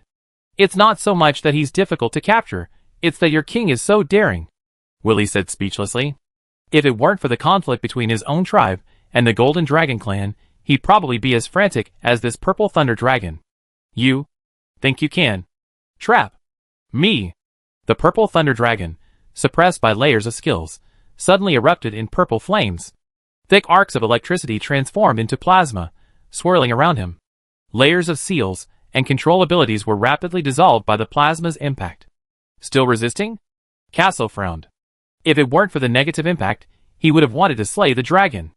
After all, slaying a dragon is much easier than catching it. As he thought about it, Castle glanced at Cardo beneath him, only to be met with Cardo's meaningful gaze. Oh no! Their minds were connected. He hadn't blocked his connection to Cardo's consciousness. What's this for? Charlie Pross asked curiously, leaning forward to observe the struggling Purple Thunder Dragon. Struggle. Dragons are so proud, Weiss said solemnly. Don't worry. He can't get away. Adolf Heinrich, Fong Lin Yulan, and Fong Lin Binglan buried their heads in stacking skills, unleashing countless seals and control abilities. Bastards. You scum. Traitors. The Purple Thunder Dragon, its limbs suppressed by numerous skills, gritted its teeth and held its back, roaring proudly, its voice both angry and desolate. All right. I seal you in a moment, so you can scream slowly. Priest Charlie, come and help. Fong Lin Yuan used sacred magic to seal the dragon power nodes within the Purple Thunder Dragon's body, restricting its use of dragon power, while waving to Charlie Prose, who was watching the excitement nearby. I'm coming. I helped the dragon god save the lost heretics. Charlie Pross rubbed his hands. Sealing a giant dragon was a rare feat. Praise the dragon god. Get out of here, bastard. You're unworthy of the dragon god. The Purple Thunder Dragon, suppressed by various spells and abilities, instantly erupted in excitement upon hearing the dragon god's words, violently struggling to break free. You? All of you. Die. On. The desperate purple thunder dragon suddenly roared, its head raised, and a pillar of lightning shot out of its mouth, soaring into the sky, leaving everyone stunned. Heavenly punishment! A trace of dragon blood flowed from the corner of the purple thunder dragon's mouth, and purple flames quickly rose several meters high. Charlie Pross raised his head, gazing at the dark sky, his mouth twitching. Run! Fong Yuan grabbed his sister and ran. Crack! Snap! Lightning flashed and thunder roared in the sky, followed by a pillar of purple gold lightning that suddenly struck down. I'm going to die! Cardo, carrying Caslo on his back, vanished without a trace. Help! Charlie Pross looked at Adolf Heinrich. Adolf Heinrich quickly raised his magic shield with all his might, and Charlie Pross unleashed every defensive spell without reservation. You bastard! Dragon language Great Forbidden Spell. Willie watched with trepidation as the Great Forbidden Spell was about to fall. It bit Weiss from the back and tucked him into its belly. Then, spreading its wings, the dragon curled up into a ball. I've been struck by lightning, was the last thought in Weiss's mind, and then everything went white. Chapter 799.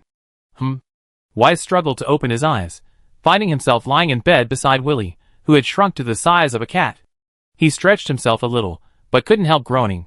What's wrong with me? Weiss, forcing himself to stand up despite the pain, looked at Willie beside him. Nothing, just struck by lightning. Willie didn't move, only pouting calmly. Oh, right. That's right. Weiss scratched his head, finally remembering what had happened. A pillar of lightning had struck him from the sky. Awake? Charlie Pross walked in, holding the holy book. He took in Weiss's condition and smiled. You look like you recovered well. No lasting effects. Charlie Pross nodded, seemingly pleased with his own craftsmanship. So what happened next? Weiss asked, puzzled. He had been struck unconscious by the lightning and had no idea what happened afterward. You're lucky, kid. Your dragon blocked most of the damage. That was a great forbidden spell. A divine punishment. If it weren't for your high-ranking dragon bloodline and the dragon armor, it would be a different story whether it could protect you.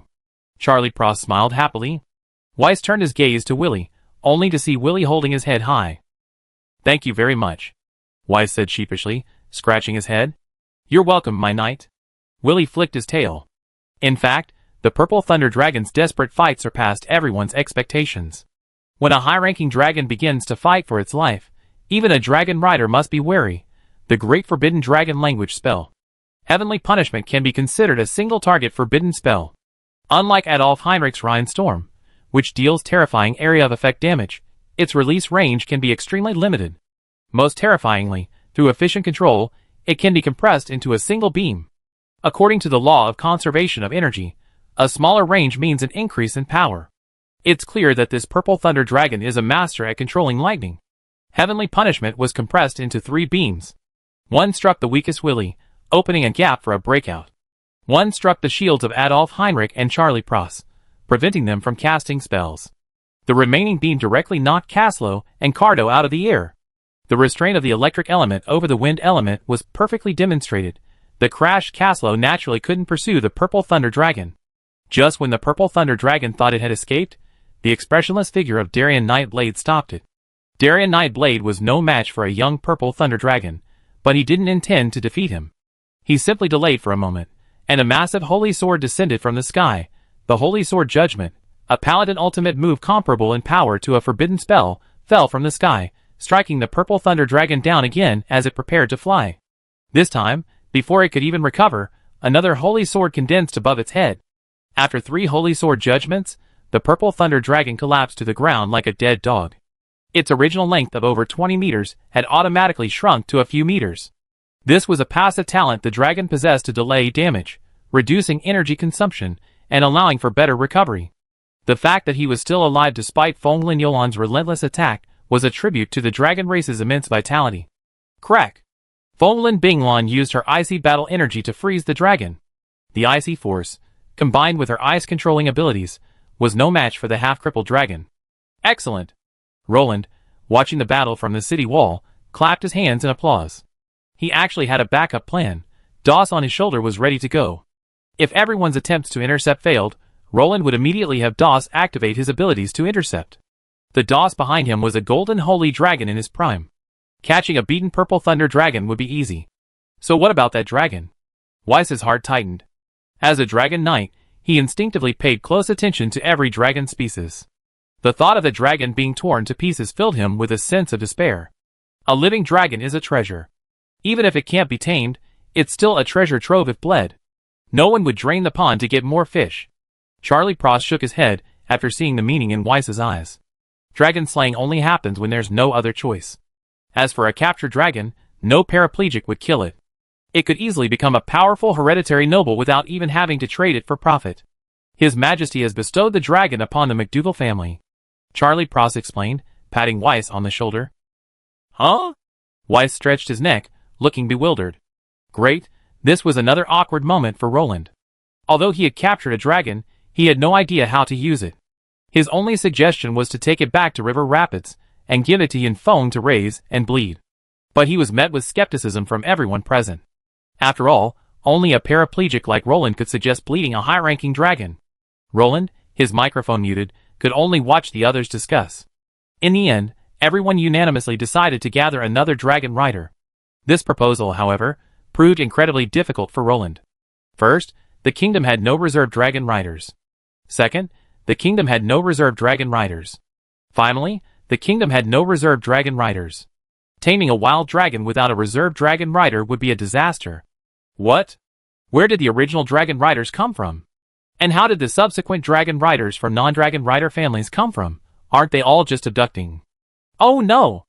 Indoctrinating wild dragons? That requires mutual attraction, a low probability. Just look at how many dragon rider families there are. Normal dragon riders are members of the dragon rider family, trained from a young age as reserve dragon riders. They systematically learn dragon language and dragon knowledge to facilitate future abductions and gain the favor of a dragon. Emperor Raglan would be chuckling if 100 reserve dragon riders could bring back a dragon. Aside from dragon rider families like Anthony and McDougal, who have guardian dragons and guarantee a guaranteed dragon rider in every generation as long as their guardian dragon survives, other dragon rider families rely on luck.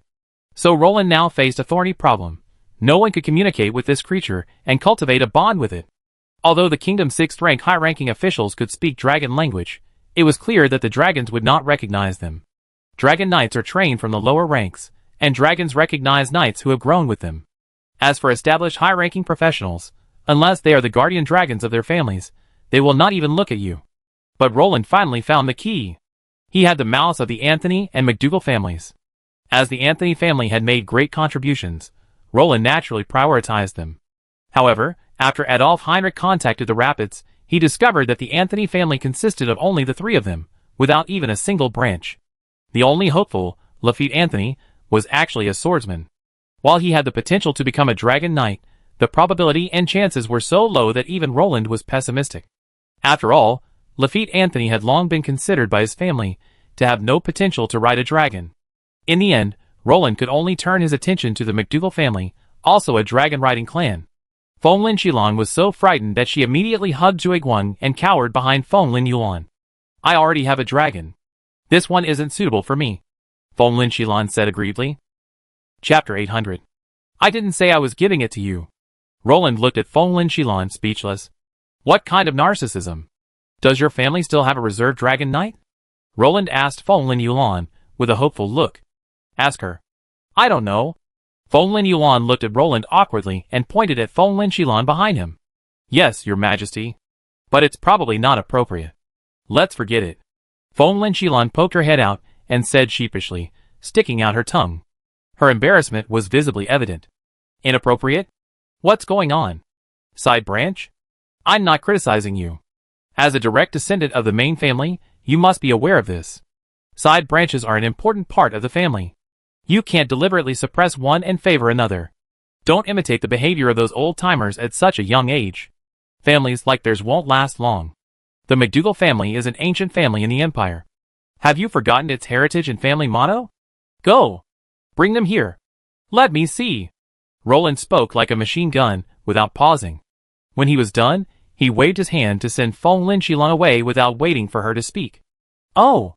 Feng Lin Qilan pursed her lips, shook her hair, and stormed off. Your majesty might not mean that. Feng Lin Yuan, who understood her sister well, hurriedly explained to Roland, fearing Roland would have second thoughts about his family. After all, The empire hated nobles who suppressed their collateral branches. The empire's great nobles all sprang from the three families of the imperial family and the imperial double fist. Denying the collateral branches indirectly denied the vast imperial aristocracy centered around the king and the Grand Duke, with the lords forming the radius. All right, just a little girl. Roland waved his hand, signaling Feng Lin Yulan that there was no need to explain. After all, she was just 16, once the family's canary. What could she possibly know?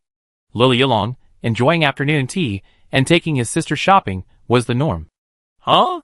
Everyone craned their necks in shock. This is your choice? Why don't you bring a baby? Roland's mouth twitched, and his eyelids began to twitch. The scene before him truly shocked the child. Feng Lin Qilan came to Roland, leading a little girl who was more than a head shorter than her. The somewhat shy girl couldn't help but twitch her thumbs. Her large, twinkling eyes seemed to contain the universe, emitting tiny starlight. Her long, golden hair was neatly braided. Feng Lin Qilan greets His Majesty. Feng Lin Qilan nudged her from behind, and the little girl immediately bowed awkwardly to Roland. Is this weaned? Roland said bitterly. It was all his fault for being so rude. Why didn't he ask more questions? And now, he just brought him a baby. 12 years old. Qilan is already 12. Feng Lin Qilan puffed her cheeks and grumbled. In reality, she was still a while away from turning 12. Pa! Feng Lin Qilan had barely finished speaking when Casso slapped her in the face. Teacher, Weiss said with concern. It's okay. I be quiet. Caslo's voice emanated from between his fingers. Who is Jingjing? Does the master's wife know? You wouldn't have done anything to hurt her behind her back, would you? Weiss said with some difficulty. Get out. A furious Caslo grabbed Weiss and threw her out the window. Ah! I definitely come back. Weiss's voice trailed off. Quiet. Feng Lin Yulan's ears twitched, and she and Long Shi on his shoulder simultaneously tilted their ears to listen. Caslo clenched his fists and remained silent. So this is your choice? Roland said, suppressing his grief and disbelief. Of course. The McDougal family has been training dragon riders since they were 6 years old. She's been training for 6 years. In the past, she wouldn't have qualified. But now, this is the only option. Feng Lin Qilan shrugged, looking like she was being rude. By the way, the McDougal family I'm with doesn't have any other adult or youth reserve members. Feng Lin Qilan added. What the hell? You have younger ones? You really mastered the art of child labor. Roland exclaimed in shock. That's all. It's just another 5 years like Weiss. We have plenty of time. Feng Lin Yulan. This dragon is yours, the McDougal family. You figure out how to use it. Roland said bluntly with a wave of his hand. Caslo, you have experience leading dragon riders. You can lead one or a group. I leave this girl to you. Roland nodded at Caslo.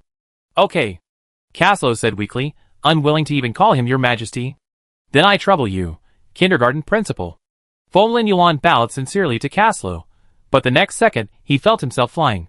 Before he could react, he felt a rendezvous with the earth, and his entire body was slammed flat on his back. Hey, you're coming down too? Bewildered, Feng Lin Yulan glanced sideways and spotted Weiss lying beside him, looking at him with a playful grin. TSK, TSK, TSK. Darien Nightblade poked his head out of the window, glancing at the two people on the ground and tooting in amazement. Kindergarten principal was Caslo's pet peeve. After 5 years of teaching Weiss, he finally managed to get rid of the title from Roland, only to have it dragged back again. All right, let's disperse. Roland clapped his hands, signaling everyone to disperse. Vladivostok, what are you doing here? Roland saw Vladivostok, who had just arrived at the magic central control room in Lagran City. Normally, no one except mages and archons would come here, so Roland was curious to see Vladivostok coming alone.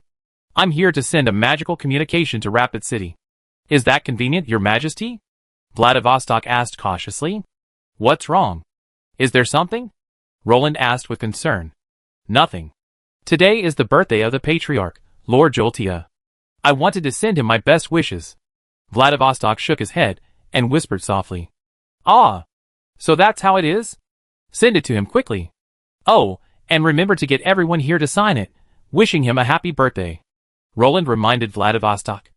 As the head of the Imperial Weightlifting King family, he deserved the respect of all the nobles. TSK. It must be Vladivostok. Joltia, who had arrived in Rapid City early to share the work with Nioma Yufeng, couldn't help but smile knowingly as he unfolded the magic communication. What's wrong?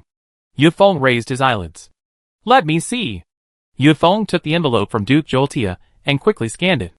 Respected Duke Joltia, happy birthday. May you be in good health and blessed with all your wishes in the days ahead. The Empire's revival needs your help, and may you enjoy your life in River Rapids. Roland, Adolf Heinrich, Vladivostok. Ha! Happy birthday, Duke. Yunfeng immediately smiled and touched his chest in greeting. This respect was due. Ever since Joltia arrived, Yunfeng's work intensity had dropped several notches, nearly bringing him to tears as he hugged Joltia's thighs. Haha, it must have been that kid from Vladivostok. Look at what he's done. His Majesty knows everything.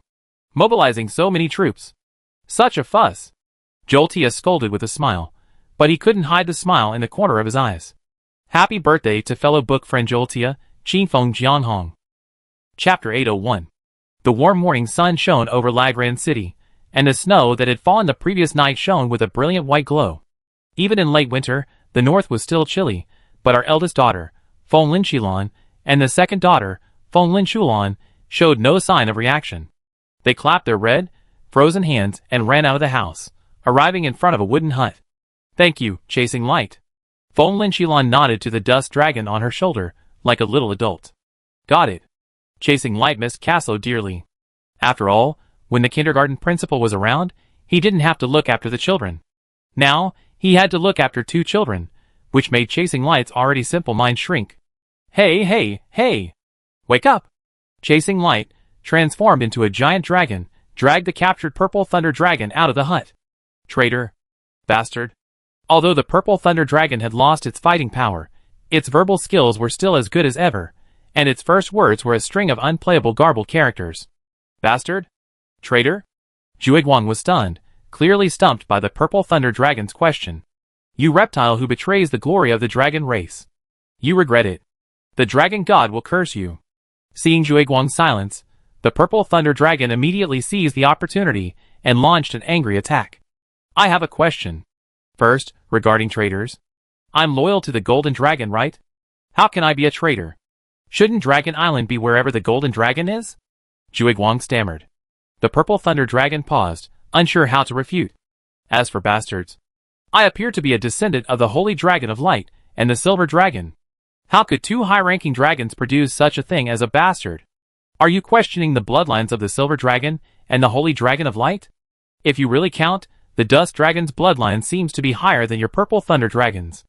Zhuiguang looked at the Purple Thunder Dragon as if he were a fool. The Purple Thunder Dragon was already numb. Even this was enough to get into a tantrum? He was really driving me crazy.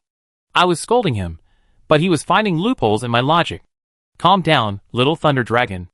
Anger won't solve anything. We never betrayed you. Why don't we have a good chat? Zhuiguang said softly, flicking his tail.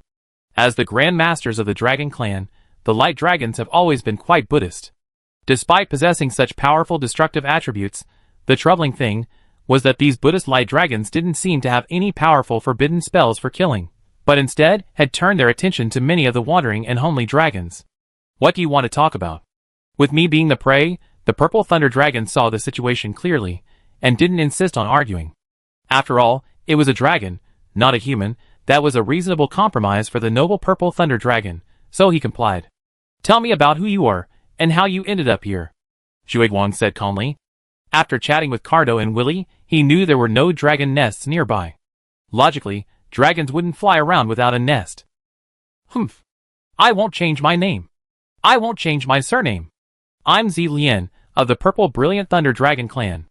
Zilien, the Purple Brilliant Thunder Dragon, raised his head and spoke proudly. As for how I ended up here, there's a group of griffins in the Grey Mountains, and they expelled me, Zilien said with a dry, awkward tone.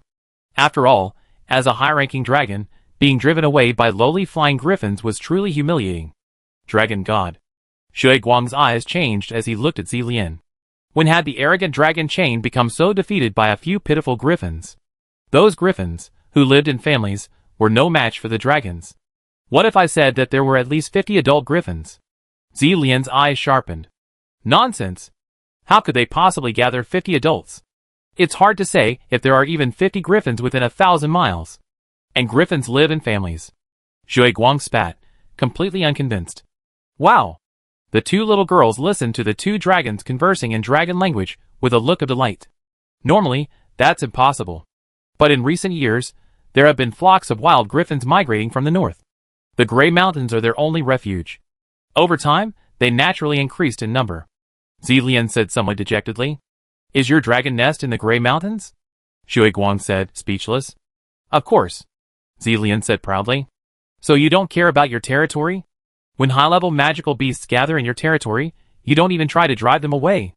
Zhui Guang exclaimed in shock. How should I know? They were all there when I woke up.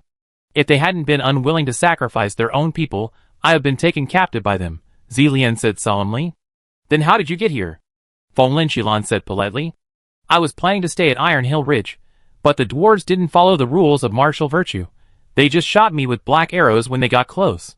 Zilian, who had been reluctant to speak, saw his anger subside, and the respectful address gave him great satisfaction, so he explained with a hint of frustration. Actually, Purple Chain had wronged the Iron Hills dwarves. When he arrived, Dane thought it was Dos, the Thunder Dragon Knight of the Kingdom of Lagran, and not only welcomed him with open arms, but also prepared a sumptuous feast. However, as Purple Chain flew closer, the dwarves realized it lacked a saddle, and looked distinctly different from the kingdom's Thunder Dragons. As a high-ranking Thunder Dragon, the Purple Brilliant Thunder Dragon was even more ferocious than the Thunder Dragons. Then, without a word, the dwarfs attacked him directly with black arrows. Zhui Guang fell silent. How could someone be so daring as to charge directly into the dwarf kingdom? Anyone else would have thought it was a dragon attacking the city, but instead of fighting, they set a table for you and invited you to a feast? Alright, let's make the best of it. Her Majesty wants you to become her mount and sign an equal dragon rider contract with her. Zhui Guang said truthfully after looking at Zilian. What? My noble Zihuang Thunder Dragon. You want me to go after a dragon rider mount? Even the ancestor of the Lightning Dragon clan, Zihuang Tianshanlong, would be furious if he heard that. Zilian's eyes widened, as if he had heard something unbelievable. This is the order of the Golden Holy Dragon, Zhui Guang said gently. Bullshit. It's clearly the human who's using the Golden Dragon to control the other dragons.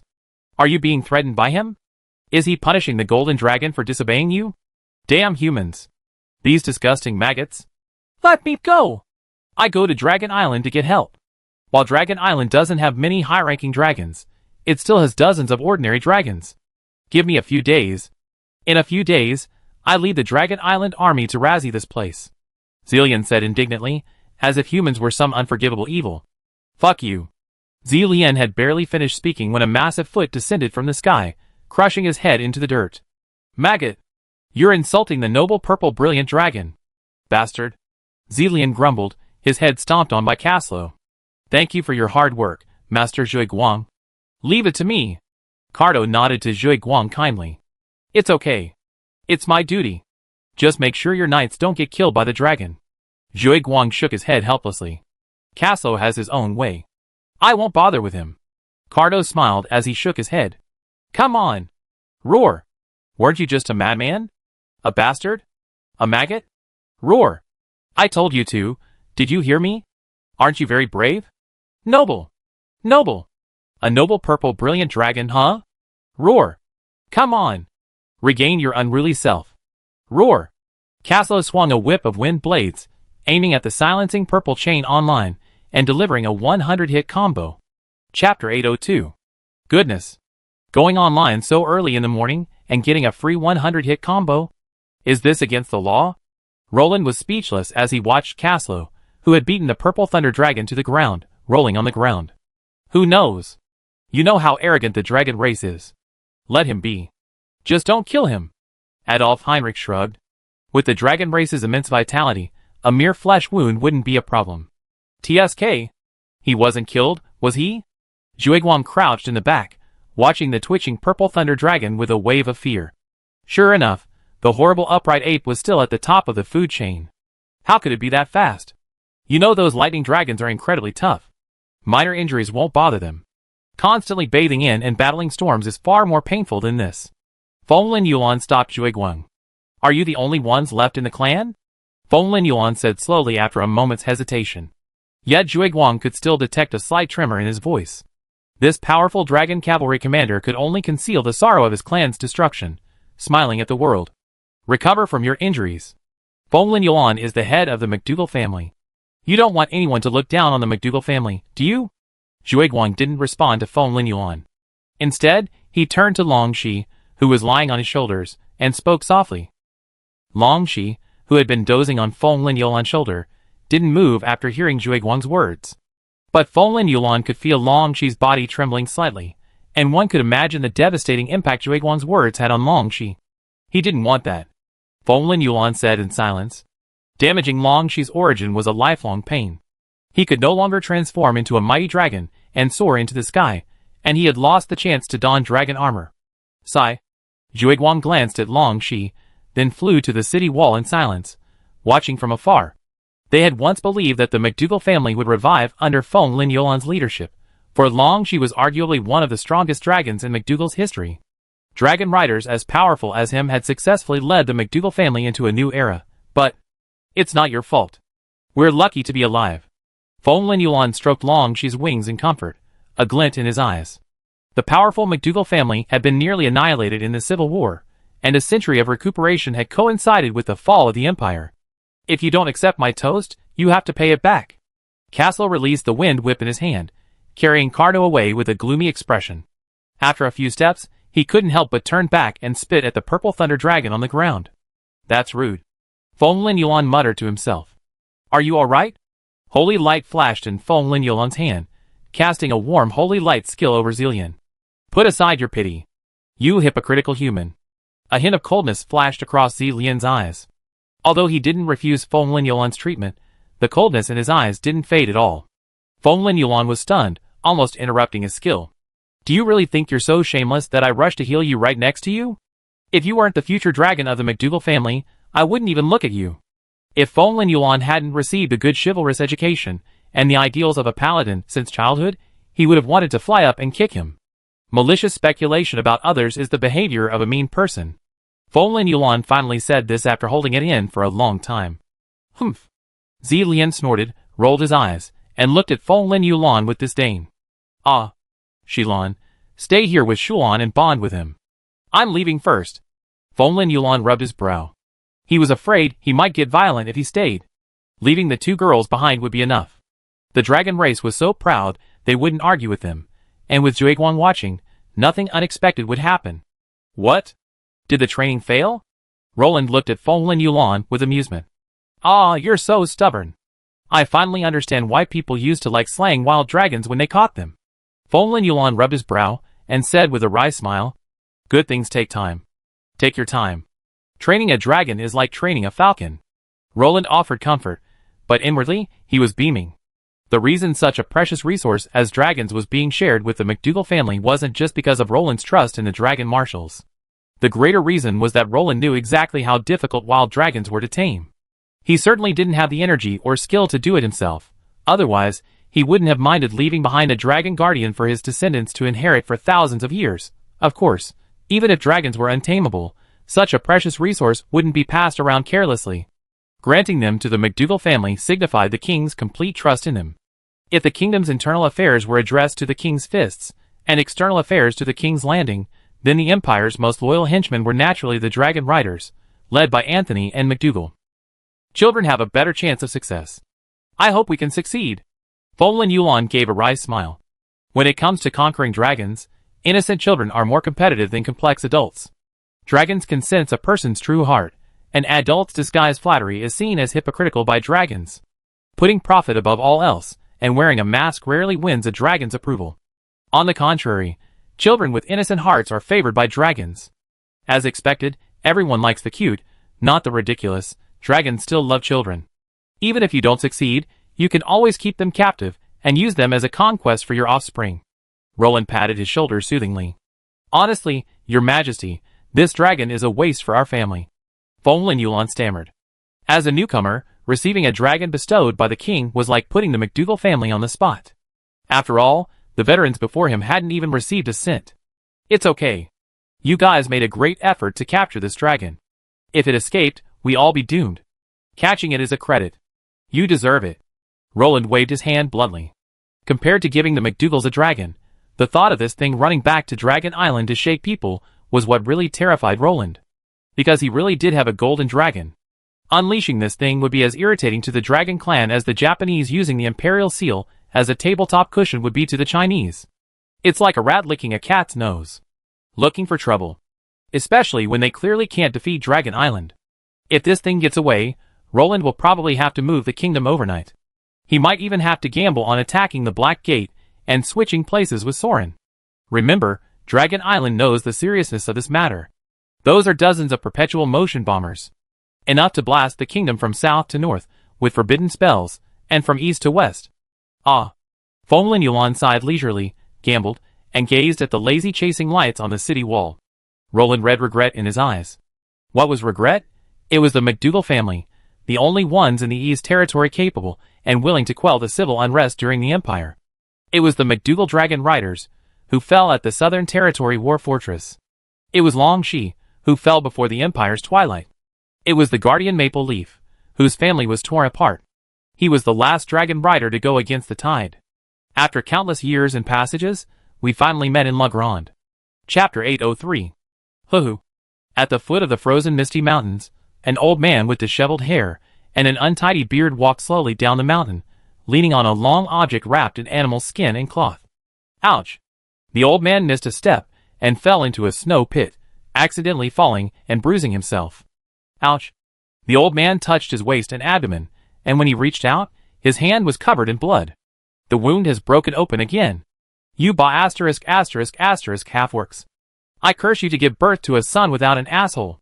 The old man bent over, clutching the wound and groaning, his eyes blazing with fire. Bastards. Beasts. The old man muttered, cursing the orcs from the north. He casually wrenched a few thick branches from the nearby snowdrift. The branches, thick as his arms, were no more durable than tofu in his arms, brimming with battle energy. He tossed the branches together, hastily plucked a few dry ones, and quickly ignited them with his fire-based battle energy. He then quickly stuffed them into the gap beneath the pile. Crackle. The campfire illuminated the old man's face, warming his gradually stiffening body. He pulled an iron vat from his space ring, scooped a spoonful of snow, and brought it to a boil. He spread out a piece of linen, soaked it in boiling water, and then scooped it up to clean the wound on his chest and abdomen. Hiss! These wolf cubs are so cruel. What a vicious curse! The old man laughed heartily.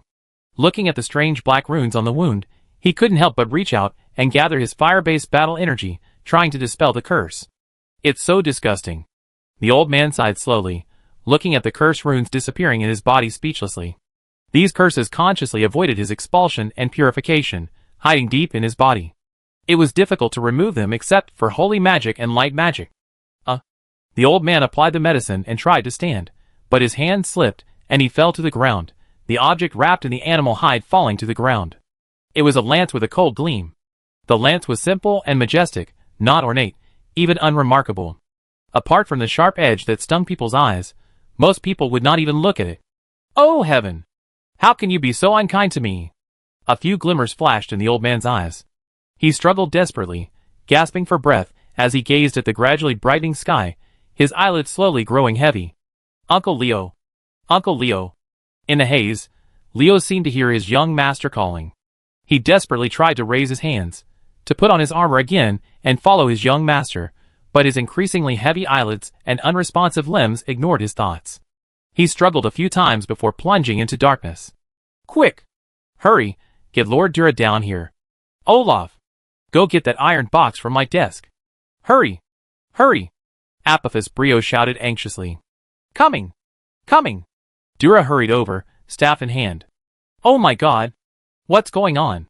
What's happened to him? Dura exclaimed in shock. Save him! You must save him! Please! Apophis Brio practically knelt before Dura. Okay, your highness, calm down. Let me take a look. Green magic runes appeared on Dura's fingers, and he began with a life-healing spell. Although he didn't know what was happening, replenishing vitality was a sure thing. The greatest advantage of this skill was that it kept people alive, making it easier for rescuers to come down. Holy crap! What kind of killing curse is this? Dura's eyes widened. No one had ever taught him how to dispel a killing curse cast by a 6th-level professional. You don't know? Apophis Brio nervously grasped Dura and trembled. How should I know? I'm a 4th level mage. 6th level magic is so far away from me. I can't even tell the difference. Dura was completely stunned. No one had told him that a 4th level spellcaster would have to deal with a 6th level spellcaster. Mages are not like warriors. The huge gap in mental and magical power can't be overcome by skill alone. Mages who can surpass their level to kill enemies are rare geniuses. The gap between 4th and 6th levels was like a vast ocean to Dura, with no one seeing the other side. Oh my god! What's going on, Your Highness? Olaf hurried over, box in hand. Quick! Apophis Brio removed the Grand Duke's medal from the box and placed it on Leo's body. The effect was immediate. The Archduke's medal, possessing the power to expel evil, immediately limited the curse's further damage to Leo. I hope it works. Apophis Brio solemnly opened the box's compartment and pulled out an iron seal the size of a bottle cap. What is this? Olaf and Dura froze in surprise. Although they didn't understand this object, the ancient aura and subtle sense of power within it made them realize it was likely something more than simple. An epic trinket? Olaf asked doubtfully. Probably a legendary magical item. Dura explained in astonishment. It's mythical. A sacred artifact of the Brio family. The personal seal of the first Grand Duke. The iron seal of the lion. Apophis Brio said solemnly. Artifact? Olaf lowered his voice in horror. Artifacts are something like a dragon, elusive and rarely seen by ordinary people. That's true. It's possible that the King's Lion family. Dura said solemnly, rubbing his chin. With the Grand Duke of the King's Lion status within the Empire, obtaining an artifact wouldn't be difficult. After all, as the Empire's loyal northern dog and a favorite among the electors, the Empire would surely be willing to grant the King's Lion an artifact. Even Dragon Rider families like Anthony and MacDougall possess artifacts, so there's no reason the King's Lion wouldn't have one. But shouldn't artifacts be made of the same kind of glittering stone? Is this gray also an artifact? Olaf watched in astonishment as Apophis Brio placed the iron seal on Leo's chest. A powerful aura emanated, and the phantom of a lion leaped into lifelike form. Originally, it was the personal seal carried by our ancestors when Your Majesty founded the country. However, after being nurtured by successive Grand Dukes and having received divine gifts, it was naturally transformed into a divine artifact. Apophis Brio said calmly. Indeed, divine artifacts aren't created solely through forging. Nurturing and divine intervention are also methods of creation. For example, Osbage's equipment was transformed into a divine artifact and passed down through generations. So does this thing work? Dura asked doubtfully. It should. It activates the protection of the lion's soul, preventing the erosion of abnormal states. I think it should work. Apophis Brio pondered. Chapter 804. Ahem. It hurts. Be gentle, little bastard. Leo, still unconscious, suddenly opened his eyes, and cried out in agony the next second. The excruciating pain of the cleansing curse made him tremble with agony. This cleansing wasn't achieved through light or divine skills, but rather through the forceful expulsion of divine artifacts. The feeling of being torn apart from both body and soul was akin to ecstasy. Uncle Leo. I never thought I'd see you alive again. Apophis Brio wiped away his tears, and said aggrievedly. God knows how hard it has been for the entire Junlin family without the support of a 6th rank. If it weren't for King Roland's help out of old friendship, the entire Junlin family might be gone by now. Without a 6th rank, anyone would dare to step on them. Apophis Brio felt like one showered during the new year, each year worsening. Silly boy, you're already grown and still pissing like a cat. I'm not dead yet. Leo Brio looked at the tearful child, almost 30, and couldn't help but pat his arm in comfort. You made it big, boy. Now the territory's all settled. The king is a man of nostalgia, still trusting our King's Landing. It's a shame, our family can no longer fight for his majesty like they once did. Leo murmured. But King's Landing doesn't owe the Raglan family anything after the Northern War. We shed blood and served this empire faithfully, so this is as it should be. Leo muttered to himself, reclining on the hospital bed. Apophis Brio remained silent, basking in the joy of his uncle's return. But Olaf and Dura were practically plugging their ears. Damn it! Are we supposed to hear what you're saying? You're just bearing the secrets of the upper nobility like that? Exactly. That's in keeping with Raglan's reckless nature. What exactly happened? How have you managed these past few years? Apophis Brio couldn't help but wonder. Leo had been missing for almost 6 years, and he missed his Uncle Leo constantly, especially when the high-ranking orcs were showing off their might in front of him.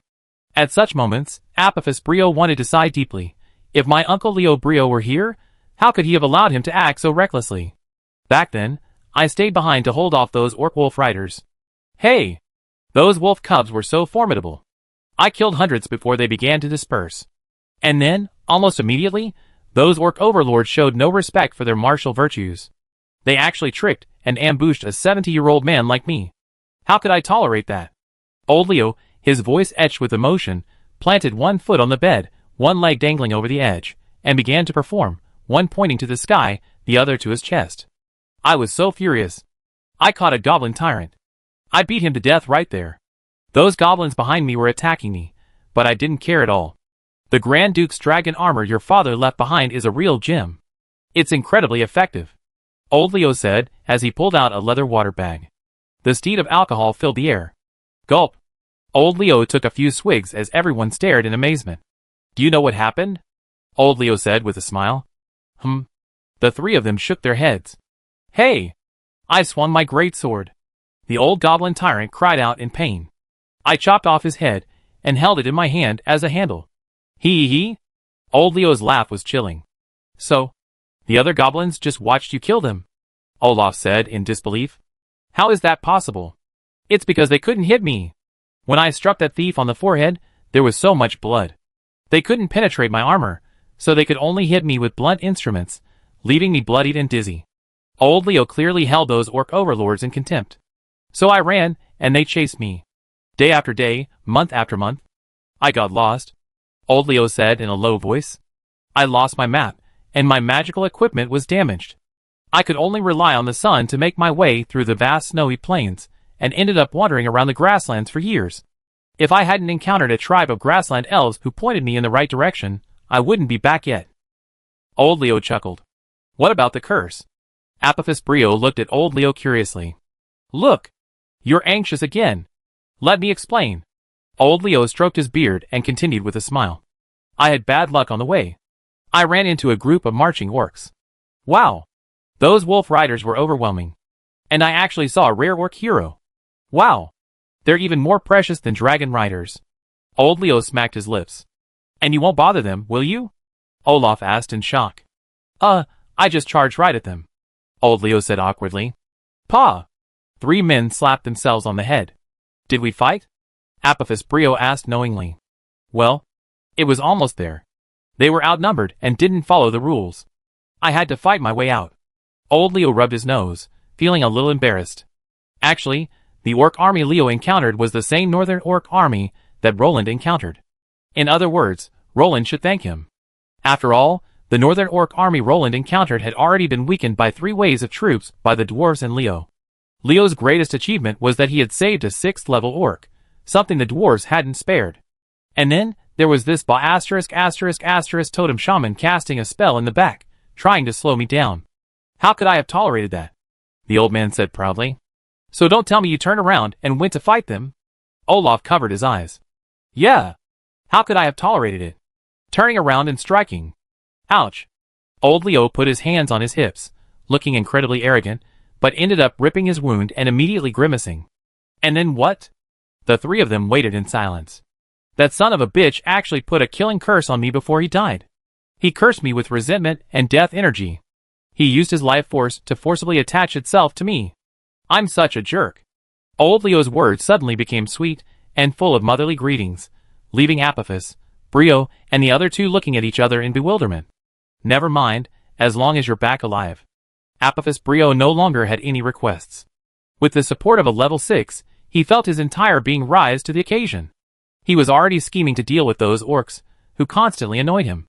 Ha ha. Apophis Brio, that guy, should have received my gift, right? On the deserted terrace, Roland gazed toward the distant west, as if he could see the returning hero of the Junlin family through thousands of mountains and rivers. This was the reward Roland received for signing in today. While it wasn't anything personal, the fact that he received the Junlin family's return to rank 6 made him feel well worth it. At least it wasn't some useless thing like toilet paper or a happiness bar. No, toilet paper can even be used to wipe ones, but the Western Territory shouldn't be in serious trouble. Roland muttered softly. There weren't any rubbish among the rank 6 titled heroes. Whether it was the Vladivostok family's rock hero or the Junlin family's desperate lion, rank 6 heroes held a premium niche among professionals. Chapter 805. Hurry, hurry! Little Apophis, bring out all the good wine and meat. Old Leo said bluntly, his eyes fixed on the fragrant bread before him as he began to dig in. Ugh! After years of running around, all I get is dried meat or roasted field mice every day. The occasional fish I catch in the pond in the meadow is like a dragon god festival. Old Leo lamented. With all the wits and courage he ever had against those idiots, how could he have the time to eat anything good? Add to that the orc tribes in the wasteland, poorer than ghosts, and old Leo had practically no useful food to capture. Just scraping together a few to fill his stomach was the best he could do. You're injured now, so why not stop drinking? Apophis Brio said hesitantly. Bullshit! How could the old man survive without the wine? It's all thanks to that wine that the old man made it all the way back from the north. Old Leo said without interruption. Although the orcs didn't have much food to eat, there was surprisingly plenty of drinkable liquor. The low-quality potato wine, though acrid and pungent, was indeed warming in the cold northern wastes. Good fellow. It's a miracle you didn't drink yourself to death. Apophis Brio's eyes twitched. If you didn't die, the ancestors of the underworld King's Landing would have been crushed by the dragon god. You dared to drink cheap wine all the way through the snow after being cursed with death? Fine, fine. I won't stand for you, Raglan. I'm blessed with a long life. By the way, who is the king of the royal family now? Old Leo spat, then asked. The royal family? The royal family died long ago. Dulles shook his head and sneered. Yes, your majesty Leo, there is no royal family anymore. Olaf nodded. Old Leo froze in place, as if struck by lightning. He stared at the three men silently, trying to discern from their expressions whether they were playing a prank on him. There's no royal family anymore. Apophis Brio nodded softly. Wow. Old Leo covered his face with his hands, tears streaming down his face. The impact of this was no less than telling the old guard that the Qin dynasty had fallen. It left old Leo, whose mission had always been to restore the empire's loyal royal family, completely paralyzed. The current king is King Roland of the Romanian royal family. He's stationed in La Grande with his troops. He recently recaptured the old capital. Apophis Brio recounted. Great. Great. Great recovery. Old Leo nodded repeatedly in praise. Lord Esmir, I bring greetings from His Highness Nyx. Lance approached, slowly holding high the redbud dragon flag symbolizing the queen. Greetings, Baron Lance. Best wishes. Esmir hurried out of the humble Windhelm fortress to greet Lance and his companions. Esmir keenly noticed that the soldiers arriving seemed to be Queen Nyx's personal guard. The powerful army, led by the Knights of the Cross Bauhinia, had caused a massive crowd outside the already small Windhelm fortress. Stand still, Lance ordered, turning his head. It was clear that the cramped Windhelm fortress couldn't accommodate the troops. TSK? Are you crazy? You built the shabby place like a fortress? Lance exclaimed in surprise upon entering Esmir's castle. No wonder Windhelm town hadn't expanded much in the past few years, becoming Windhelm City, more of a town in name only. Now Lance finally understood what Esmir had been up to. This guy actually built a 3-story castle entirely of brick and stone, utterly abandoning comfort and versatility in favor of total protection. The magic patterned bricks mixed and told Lance that this thing might even have shielding capabilities. Oh, this is so difficult. I don't want to die. Besides madly building a small castle, what else can I do? Esmir shrugged. Unlike other nobles, who had more or less foundation, he was penniless, and it would be difficult for a pioneer lord to hold on to his own lands. He had been able to dominate for several years simply by relying on the kingdom's military might. But Esmir believed that the ringwraiths were not idiots. If they just took the time to investigate, they would discover this. There weren't any high-level human professionals stationed at the gathering place. Perhaps the ringwraiths were afraid of the kingdom's professionals, but they could easily eliminate a mere outpost. In gratitude for your service in battle, Queen Nyx, on behalf of the royal family, rewards you with 10,000 gold coins and 100 sets of brand new enchanted heavy infantry plate armor. Lance finally got to the point. 10,000 gold coins were a small price to pay. The real value lay in these 100 sets of enchanted infantry armor. These were truly priceless treasures. 3 primary enchantments, self-healing, lightness, and durability. While not rare, they're definitely useful. Seeing your current situation, I can confidently give them to you. Lance smiled. So you didn't intend to give them to me? Esmir was stunned, somewhat bewildered. It's okay to tell the truth. I'm here with the order of Queen Nyx. The 10,000 gold coins are a reward for your sacrifice.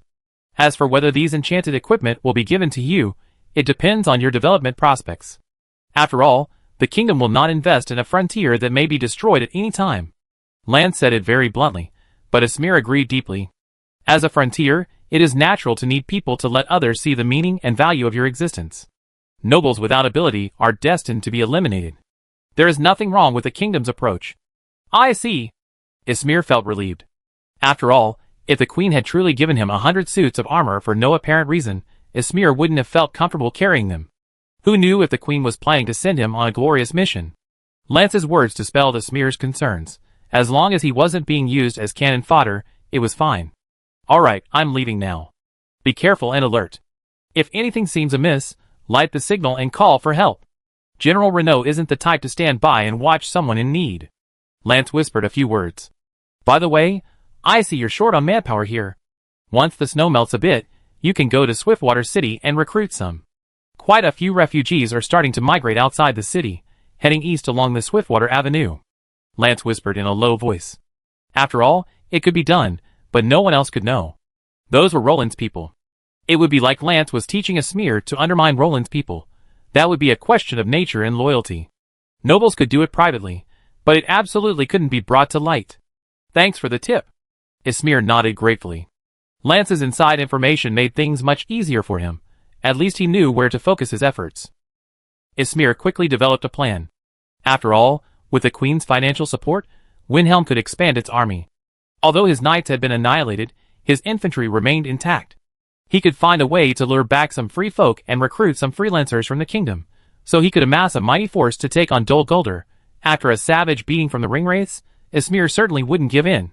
His mind was now preoccupied with how many troops he could muster to stand up to the orcs of Dol Guldur. Fear? Such a concept wasn't in Raglan's vocabulary. Chapter 806.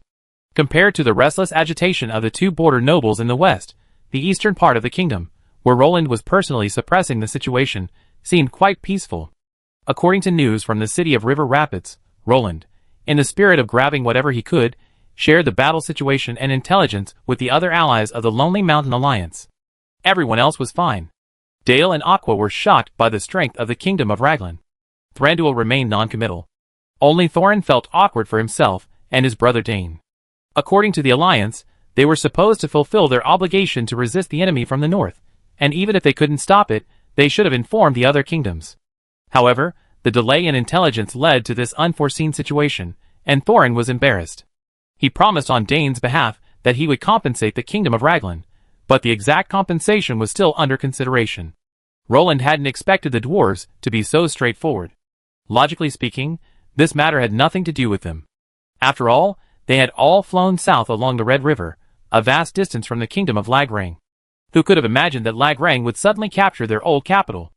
Roland accepted the offer. While the dwarves didn't need to take the blame, since they had taken it upon themselves, Roland was happy to see it happen. The dwarves had plenty of valuables anyway, and rather than leaving them unused and potentially harmed by the orcs, it would be better to arm the Lagrang. Regarding the dwarven black arrows, our great Caslo was the most qualified person to speak on this. Caslo, I spent my entire life battling black arrows. Do you think I can make it to the other side? The kingdom's infrastructure was also proceeding smoothly.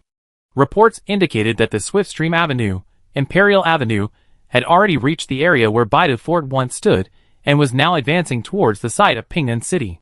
On the original site of Longya Fort, Vladivostok brought 1,000 Lagrang city guards to help 20,000 civilians build the city, and it seemed to be taking shape.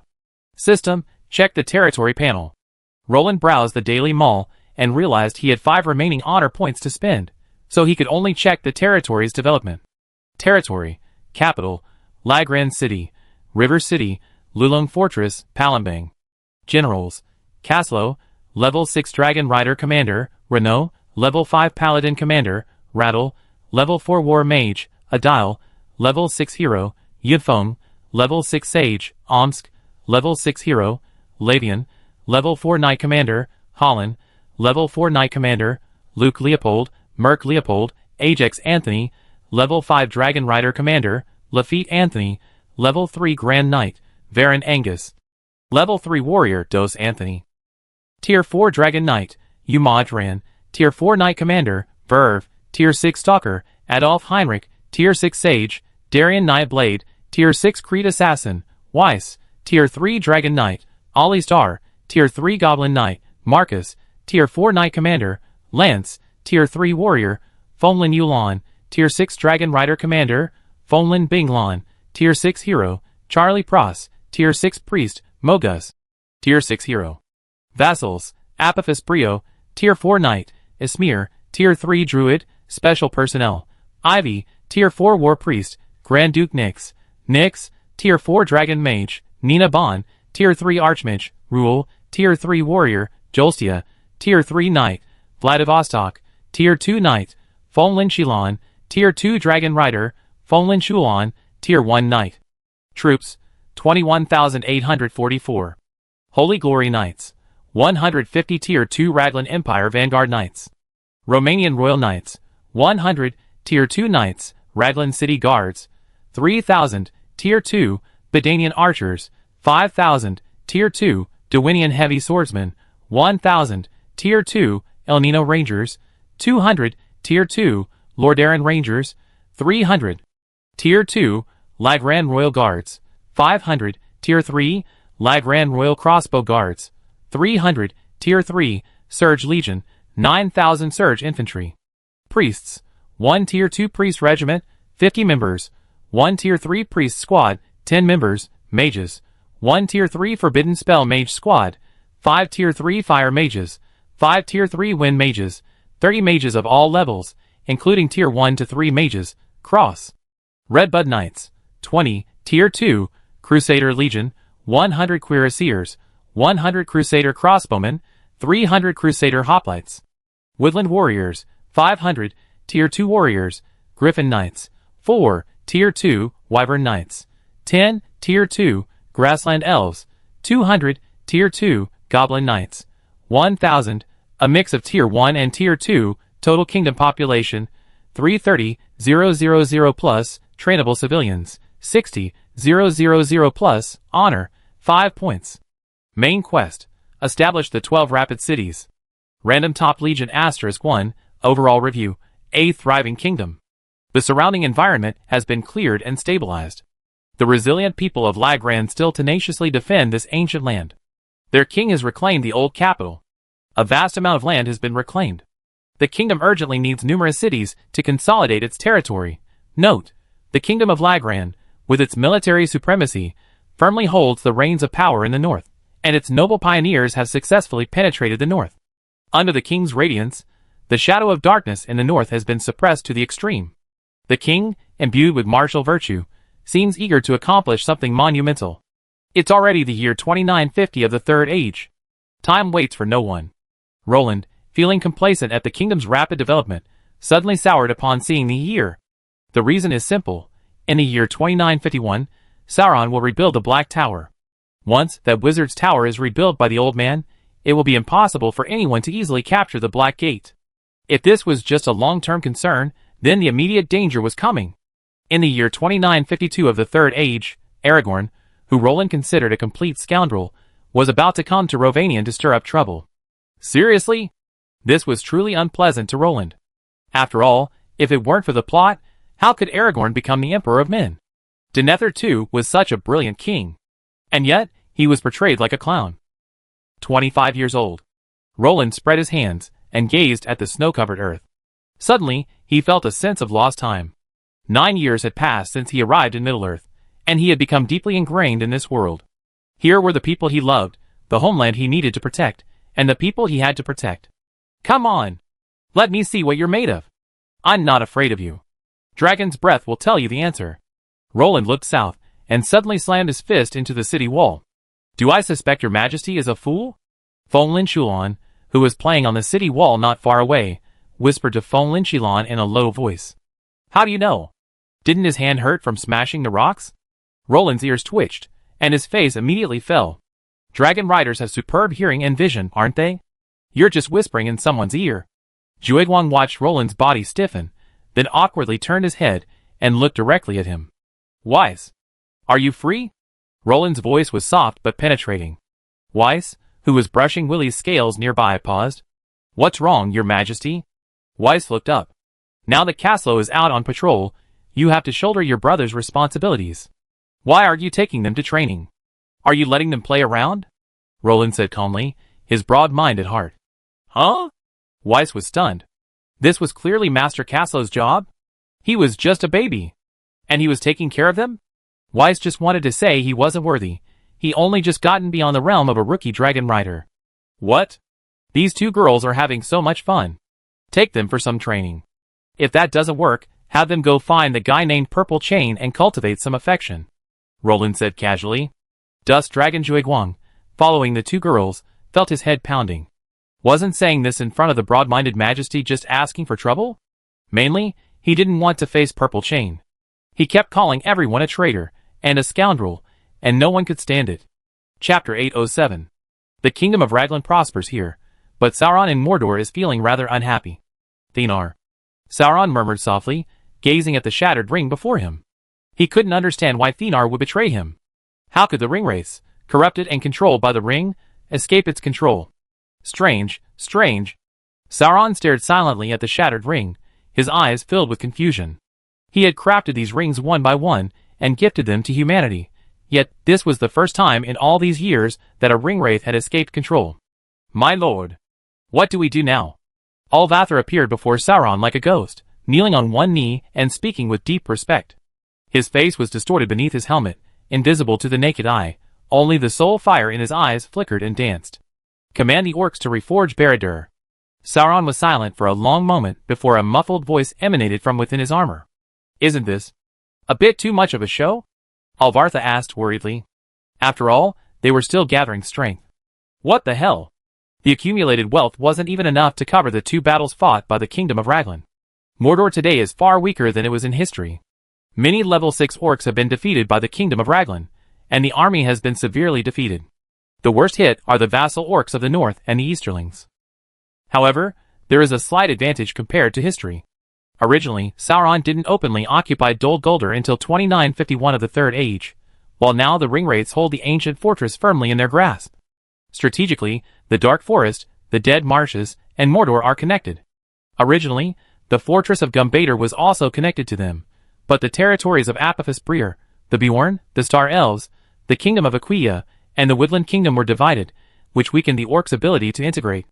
Originally, Dol Guldur could have been connected to Gambadal via the Gladden Plains east of the Anduin River. Just crossing the old ford would have led to Gambadal Fortress. But now, the Beorn have seemingly popped up Rosgar Castle out of nowhere. Technically, it's similar to the smaller War Fortress, but this fortress and the Beorn have successfully blocked the orcs' fastest route. It doesn't matter. That kingdom has noticed us, Sauron said with a sense of resignation. We've been exposed to them in this war. We can't hide anymore. And we don't need to. Sauron waved his hand. The only thing truly worthy of their attention was that damned human kingdom to the north. Those overwhelming dragon riders made him uneasy, and Cerner's betrayal had also implicated the north, casting a pang of unease on Sauron's mind. He couldn't be blamed for being timid. He could only be said to have been taught a lesson countless times by the reckless Raglan led by Roland. This time, even in a situation where he had a clear advantage, they still managed to turn the tide. Now Sauron no longer wanted to look at this place that would require psychological treatment. Don't worry, those guys in the north won't want to go south. They're licking their wounds right now. They're too busy taking care of themselves. Sorin made a mistake. He truly believed that the soldiers and generals of the kingdom of Raglan had suffered heavy casualties. According to Uvace's intelligence, these soldiers and generals were already listed as killed. Well, the Raglans had also received the same treatment as the Enterprise. They were reportedly killed. But this mistake didn't seem fatal at the moment, because Roland truly had no intention of heading south to fight the fools of Mordor. It would be better to leave the dirty work to Gondor. It didn't matter if it was Denethor II, the Gondorian king of weightlifting, or Aragorn, the so-called Emperor of Men. Roland preferred to just stand back and cheer them on. If he could just sit back and watch others beat Sorin to death, he wouldn't mind. After all, his original intention in opposing Sorin was to make his own life better, not to kneel down and serve as a dog to others. As for the human kingdoms in the south, what can they do? Sauron sneered hoarsely. No matter whether it was Gondor or Rohan, except for a small part of the core area, the ringwraiths were able to enter other places as if they were in no man's land. At Sauron's signal, Uvasa and his men had entered the territory of Gondor and Rohan many times. In fact, the two countries that had been at peace for a long time had become rotten, not to mention the border defenses. Even the nobles were completely corrupted. The real pillars of the heroic generation were still growing up, and many were not even born yet. If Sauron had not been seriously injured and the soldiers had not suffered heavy casualties, and had not achieved his goal of starting the war, Gondor would have been destroyed by now. Caught in the midst of war. Your will. Uvesa obeyed. Since Sauron approved it, Uvesa naturally wouldn't challenge his orders. He felt incredibly frustrated, hiding like a rat all day long, being chased like a dog by the Raglan dragon riders on the battlefield. This was a dark memory in Uvesa's mind. Even in the final battle of the Alliance, he hadn't been this embarrassed. But the Raglan dragon riders truly frightened him. They held such a deep hatred for him that they might have thought he'd done something to his entire female family. Ah! Sauron glanced at the broken ring in his hand, then closed his hand, grasping the fragments, and walked towards Mount Doom. Uvesa watched Sauron leave, shaking his head helplessly before disappearing into the darkness. Have you recovered from your injuries? Apophis Brio anxiously grabbed hold of the swift-footed old Leo. Of course. I can jump and dance. Look. I have a strong body. Old Leo patted his exposed chest. Then why is it bleeding? Apophis Brio's mouth twitched as he watched the white gauze around old Leo's waist slowly seep red. Ahem. I moved a little too much. Old Leo said awkwardly. He moved a little too much and unexpectedly tore the wound. Medic. Medic. Someone. Drag him back. Rebandage him. Apophis Brio shouted at the castle. This was the nth time old Leo's wound had been torn open. No need. No need. Just ask that Dura brat to heal me with some health skills. Old Leo said to Apophis Brio as he pushed the two guards who were holding him. Drag him back. Apophis Brio flung his hands in anger. Cursed wounds were already difficult to heal. Even though the artifact had dispelled the death curse, without divine and light skills, residual curse energy remained within him. While this wasn't a major problem, it hindered healing. Otherwise, at old Leo's level, he would have healed long ago. As for old Leo's suggestion of asking Dura to use some life skills, that only replenished his vitality, not healed him quickly. Apophis Brio couldn't possibly rip out a few precious scrolls to use on a wound that could heal in a few days? What a waste. It's okay. I won't die. I won't die. Old Leo, being dragged, still struggled. I'm doomed. I'm doomed. I'm doomed. If I don't move, I rust. Old Leo muttered. What are you standing there for? Drag him back. Looking at the guards who had stopped, old Leo, with a look of anticipation, heard Apophis Brio's words, sending him plummeting into an icy abyss. Chapter 808. Brother. Help. Fonglin Shilon grabbed Fonglin Yulon and cried. What's wrong? Fonglin Yulon, who had just returned from patrol with the knights, hugged her two little sisters and looked at the two tearful girls in confusion. Whoa. I'm so tired. The two girls wiped their tears. Ha ha ha. This is the only way to become a dragon rider. After all, you still need to lay the foundation. Especially you, Shilon. Fonglin Yulon said with a smile. Whoa, why? Fonglin Shilon's tears stopped instantly, and she looked at Fonglin Yulon in disbelief. Because you're already a dragon rider. Fonglin Yulon gently stroked her head. Shulon could be lazy and lack achievements. After all, she might not be able to successfully capture the purple thunder dragon, but Fonglin Shilon was already a true dragon rider. The guardian dragon of the McDougal family had signed a dragon rider contract with her. Whoa. No. Zhuiguang, can we cancel our contract? Fonglin Shilon tearfully pulled Zhuiguang, who was dozing off while eating a melon, from her shoulder. Huh? -. Zhuiguang's dragon eyes widened. It was fine that he got bit by the melon, but he, the great Huanghan dragon, threw himself at her, and she rejected him? Little girl, you should thank your 8 generations of ancestors for their kindness. Otherwise, I would have beaten you to death. Zhuiguang said sadly. He's the father and mother who supports this family. If it weren't for the honor of the McDougal family, would he, the great Huanghan dragon, condescend to a little girl who was still sucking his fingers? Ahem. What nonsense! Fonglin Yulon patted Fonglin Shilon's head and smiled back at Zhuiguang. As the saying goes, don't strike a smiling face. Furthermore, the headship of the McDougal family had already been automatically transferred to Fonglin Yulon. With Fonglin Yulon now carrying the banner, Zhuiguang could naturally let things slide. He was more doting on Fonglin Shilon than demanding much from Zhuiguang in terms of skill. After all, he had raised her from childhood, and he didn't demand martial proficiency from his knights like other dragons did. Alright, you must study the dragon lance well. It's the most fundamental skill for a dragon knight. The dragon lance will be your third life. It's an extension of your body. Mastering the dragon lance will allow you to fully utilize your strengths. Fenglin Yuan instructed. But, Your Majesty's dragon lance is still pretty lousy. The two little girls blinked their eyes and spoke the truth. Your Majesty can learn this later, and Your Majesty is skilled with a sword. Fenglin Yuan touched her nose awkwardly. I see. Your Majesty is a swordsman. Fenglin Yuan said proudly, raising a finger. Stupid. That's a swordsman. Fenglin Yuan said, hands on her hips. Fenglin Yuan was stunned. Just a few words, and Roland was expelled from the knighthood? I can testify. Your Majesty's spearmanship is unparalleled. Weiss appeared dimly, and raised his hand. Fenglin Yuan was startled by the ghostly Weiss. A new skill. Stealth. Weiss touched his nose, and said a little embarrassedly. That's so dirty. Have you learned Shadow Clone yet? Fenglin Yuan's knowledge was so profound. The moment Weiss lifted his, but he knew what he was going to do. There was no one else who could teach him this except Darien Nightblade. I learned. Weiss rubbed his nose. That's so filthy. Fenglin Yuan covered his face. As a paladin, he hated those rats who hid their heads and showed their tails.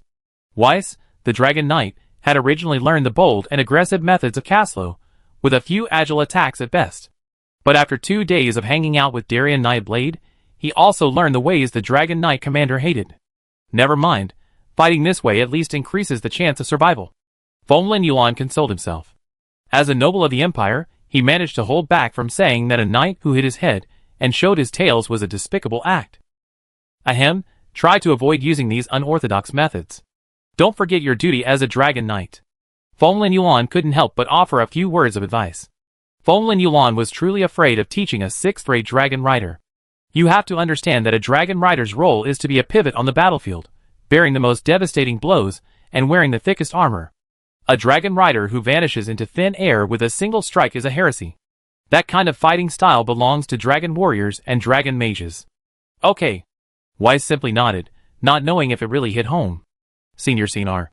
Weiss whispered, sitting alone in the castle's watchtower late at night, gently stroking the holy sword of Sinar, a hint of confusion in her eyes. You're still lost, child. Don't forget your original intention. The king of the mountain suddenly appeared beside him. Senior, aren't you afraid of being discovered? Weiss's pupil shrank, and then he spoke in a low voice. It's okay. I'm using your aura to conceal my presence. They won't suspect anything. After all, I came here through a contract. The king of the mountain waved his hand. I don't know what to do. I'm so lost. Weiss whispered. Why? Because you held back during this battle? Because you blame yourself for their deaths? The Mountain King's soul fire flickered, a hint of mockery in his voice. I don't know. Weiss lowered his head. During the siege of Lagrang, he had attempted to summon the Mountain King to bring the undead army several times, but each time, he hesitated after pressing the holy sword of Cerner. After all, the Cerner incident was already a mess, and if the undead were involved, Weiss couldn't help but worry about King Roland's suspicions. After all, he was a native of Middle-earth, not a Lagrang summoned by the system, so holding back was only natural. But the countless deaths of soldiers and former acquaintances during the war had deeply impacted him. The fall of Carter, in particular, filled him with immense self-blame. He chose to protect himself. If it weren't for the divine forbidden spell that resurrected everyone, he probably would never have been able to face Caslo in his lifetime. Even now, he still avoided his teacher in his daily life. Why blame yourself? Everyone has their own destiny. Whether you choose to bear this responsibility or not, what guilt do you have? You're just a mere 3rd-rank knight. Even if you did summon us, the outcome is still unknown. Let yourself go. Even if they knew, they wouldn't blame you. A 3rd-rank knight shouldn't shoulder responsibilities that don't belong to them. The king of the mountain chuckled softly, his voice resonating. You owe them nothing. Everything you have was given to you by General Sinar. How can you feel guilty? The king of the mountain's words were a bit absolute, but they were not without reason. In fact, Weiss's current possessions are primarily Sinar's legacy. It can be said that Weiss inherited everything Sinar had planned.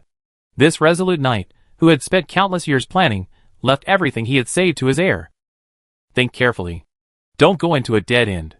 You live not for others but for yourself. They are indeed indebted to you, but is it really worth risking your life for? Or do you truly feel a sense of belonging to this country? The king of the mountain said calmly. Look straight into your heart. You are who you are? Cerner entrusted you with the legacy of the Honor Lords. Do not let them down. The King of the Mountain's words drifted by like the wind. By the time Weiss came looking for him, he had vanished without a trace. Look straight into your heart? Do I feel a sense of belonging to this country? Weiss muttered these two words. What's wrong, silly boy? Why aren't you sleeping so late? Caslow appeared behind him, arms folded. Can't sleep, teacher? Weiss said respectfully. Then go to sleep and get some rest. You have a long way to go. Whether the Empire can be revived depends on you. Caslow smiled faintly, but his voice was a little lonely. I think I understand. When Weiss looked up again, a confident smile had returned to his face. Thank you, teacher. Chapter 809. Inexplicable. Caslow shook his head, letting out a faint laugh. Out of Caslow's sight, Weiss smiled a relaxed smile, a confident smile on his face once again. After some counseling from the King of the Mountain, and with Caslow's concern, Weiss had successfully resolved his earlier struggles. Is everything alright at home? Roland opened the magical envelope Nyx had sent him under the bright magic light. Dear Roland, everything is fine at home, and the territory is in perfect order. We reunited with the Vladivostok family. Duke Kolstia and His Majesty Yifeng have begun ruling together. The border is stable, and both fiefdoms are safe. I heard the old hero of the Julin family has returned, which reassures me about Apophis Brio. But I miss you a little. When will you be back? Your wife. Nyx. Roland silently read over the letter his wife had written to him, caressing the smooth paper in his hands. He felt a pang of sadness, but there was no way he could return, and she couldn't come either. This was the most frustrating situation for the Kingdom of Raglan. The kingdom's economic center was in the area around River Rapids, while the political center was undoubtedly Raglan City. This necessitated the presence of a reputable royal family member in both locations. And thus, Roland and Nyx were forced to live apart. No! I have to go ask Adolf Heinrich when the teleportation array can be repaired. Roland stood up feeling a little upset. The long night was lonely and unbearable. What was the point of a young man full of blood and energy guarding a group of rough guys every day? So late? Forget it. Tomorrow. Roland glanced up at the window. The moon was high in the sky. It wouldn't be appropriate to disturb Adolf Heinrich so late. He might already be asleep. Good morning, Your Majesty. Ah! Adolf Heinrich, who had just opened the door, instinctively greeted Roland, who was squatting at the doorway, then suddenly screamed. Why are you squatting at my door? A chill ran down Adolf Heinrich's spine. He looked at Roland, his panda eyes etched with confusion. Nothing. I couldn't sleep, so I was waiting for you. Roland waved his hand. Adolf Heinrich raised his eyelids. What the hell? You squat at my door because you can't sleep? Why is there a cat toy at my door? What's wrong with you? Why are you squatting at my door? Adolf Heinrich squatted down and looked at Roland, waving his hand in front of his eyes.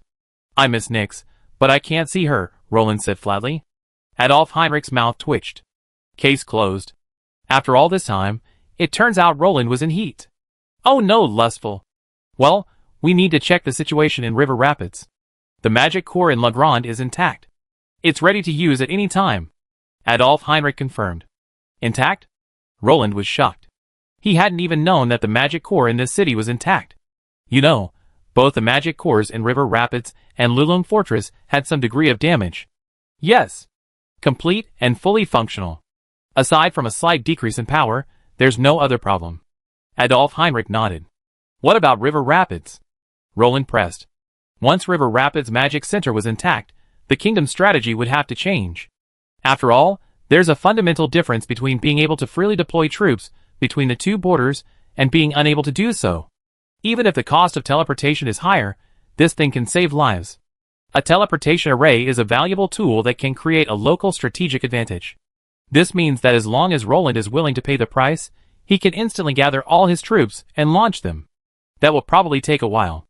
I haven't received any news of a suitable space stone yet, which means the teleportation arrays in River Rapids and Lulong Fortress can't be activated yet. Adolf Heinrich shrugged apologetically. Yun Feng and I have specifically instructed the dwarves to keep an eye on this matter. The Lonely Mountain Kingdom, the Kingdom of Moria, and the Iron Hills Kingdom are all keeping an eye on the space stone in their minds, but there hasn't been any progress so far. Adolf Heinrich touched his nose and said awkwardly. Roland collapsed like a deflated ball. If you really miss Queen Nyx, you can go and come back quickly. It's also a good opportunity for Caslow to go back and see Lady Ajax. After all, Castle is quite fast. Adolf Heinrich suggested. No, we can't leave anyone here. Castle is a vital part. You can't just leave this heavy responsibility to Weiss, can you? Roland asked. Adolf Heinrich was speechless. After all, he couldn't bring himself to leave the capital to a third-level dragon knight. Although his subconscious told him it was fine, and the orcs and ringwraiths wouldn't come, how could he dare to take the gamble? Do you want to use a teleportation scroll? Adolf Heinrich pulled out an animal hide scroll from his space bracelet and shook it. I got so much money I can't afford it, Roland said, eyes wide with disbelief. What family uses a teleportation scroll as a disposable means of transportation? Do you really think we're living in the Lagran Empire? There's nothing I can do. Just bear with it. Adolf Heinrich shrugged helplessly. Ah. Roland sighed helplessly and staggered towards his bedroom, leaving Adolf Heinrich alone, chin tucked in, deep in thought. Yifeng, can you try to repair the teleportation array? A single person will do. Adolf Heinrich sent a message to Yifeng through the magic core. I'm afraid that's not possible. The gap in the space stone is too large. The magic core here will have to be built from scratch. It took a while for Yifeng to reply. Is there a comparable substitute? Adolf Heinrich pondered. Yes. But we don't. Silver dragon blood is fine, but silver dragon crystal is even better. Yunfeng's words were tinged with sarcasm. Forget it, you're not weak. Just be realistic when you say you killed Doss and strip him of his materials. Adolf Heinrich rubbed his brow helplessly. Your Majesty, please bear with it. Once the Swift Stream Avenue is repaired, His Highness Nyx will be able to pass through. Okay, I have something to do. I have to go now. Yunfeng finally sent a message. Then he have to wait. Adolf Heinrich shook his head with a wry smile. He could only say that King Roland was unlucky. If the one in Lagran City had also been damaged, he wouldn't have considered it. But Lagran's magic core was intact, while the one in Swiftstream City was destroyed. Adolf Heinrich mourned for Roland for 2 seconds in his heart. Good fellow, thank you for your hard work, Your Excellency Yunfeng. Jolstia wiped the sweat from his forehead and said with a sigh. I'm used to it. Yunfeng waved his hand nonchalantly, but in Jolstia's eyes, he seemed so pretentious. When Roland had said that before, he hadn't thought much of it. He wondered how amazing Yunfeng could be. Wasn't he just managing the entire kingdom by himself? But today, after Jolstia took over some of Yunfeng's work, he realized just how amazing Yunfeng truly was. This rubbish kingdom was in such a mess. And yet, Yunfeng had forged a golden shard and rallied the entire kingdom together. He even managed to mobilize the kingdom's full potential. It was insane! Chapter 810. In the morning, when Roland lazily opened his eyes, his hand instinctively reached to his side, only to touch the cold sheets. The chill brought Roland's mind suddenly back to its senses. Sigh. Roland smacked his lips indifferently. Without Nyx by his side, Roland had returned to the carefree days of his early arrival in River Rapids, living a carefree life. I've fallen. I need to be more disciplined. Roland silently encouraged himself. I'm giving up. I can't discipline myself. Within 2 seconds, Roland had slipped back into bed. System check-in. Roland froze for a moment before going about his daily routine. After all, according to the nature of the system, it wouldn't deliver anything on a day like this, with nothing happening. At most, it gave Roland a small gift to comfort him. Sharma used to be a regular, but now even Sharma isn't there anymore. Sign-in successful. Congratulations to the host for successfully obtaining the equipment upgrade card. Stream Infantry. Oh! It's delivered? Roland suddenly sat up from his bed. This thing was rare. Roland hadn't seen it many times in a long time. The last time it was a universal equipment card. A one-handed sword. Every soldier Roland obtained came with a fine steel sword, but this time, the equipment card was actually for a specific class. Let me see what this is. Roland opened the system panel and found a covered card. On the back was a golden hexagram with a coiled dragon. Swish. As Roland flipped the equipment card open in midair, the entire card instantly shone with golden light before dissipating into tiny fragments of light. Congratulations to the host for obtaining the Flood Infantry Armament upgrade, the Chestnut Pike. Upgraded to the Arquebus. Existing units are automatically equipped. What the hell? Arquebus? Roland raised his eyelids. Had he been completely drowsy? He woke up and saw Middle-earth had been upgraded to the Warhammer of Middle-earth. He evolved from swinging a blade to firing squads? Doesn't this mean we entered the age of firearms? Roland was utterly shocked. How could a magical world in Middle-earth actually produce firearms? This was simply impossible. After all, there was no soil for firearms in Middle-earth. Oh no! Roland froze. This might lead to a universal attack. When an old farmer with a dung fork could, after 10 days of training, destroy a knight who had forged his muscles for 10 years with a single shot, the feudal era would have come to an end. Not to mention the terrifying mages. So, Roland couldn't understand why some protagonists in time travel novels could safely access the firearms technology tree after traveling to the magical side of the world. Not only could they access it, but they could even climb it. After all, firearms threatened the very existence of nobles and professional masters. They couldn't really treat all the nobles as fools, did they? The advent of firearms had drastically suppressed the nobles' control over the use of force. This was also why Roland had never considered using them since his time traveling. Firearms were a death warrant in the feudal era. As a vested interest, how could Roland, who had a vested interest in the technology, overthrow his own company? Something might be going terribly wrong. Roland anxiously pulled up the page for the flood infantry and examined it carefully. He now had to figure out how to fix this problem. You call this a flaming lance? Roland's eyes widened, and he was practically amused by the system. Look at what this is. A 5-meter-long chariot lance. It's just that the shaft has turned crimson red. This thing. Hee. Oh my! I underestimated the heroes of the world. Roland regretted his taunting immediately. After clicking on it, he discovered why it was called a flaming lance. It turned out to be engraved with a simple fire magic circle, with 3 simple spells: Ignite, Explode, and Focus. The Focus spell can absorb circulating magic from the air without the use of a magic crystal and store it within the circle. Ignite ignites the enemy upon impact, while Explosion detonates the flames already on the enemy. This gun can store enough magic power for 3 explosive attacks. Brother Tongzi is so generous. He directly allocated 9,000 pieces of basic magic equipment. This is a huge loss. Roland praised the system in shock. Basic magic equipment is certainly not worth much, but you have to consider the quantity. This quantity is no longer a question of value.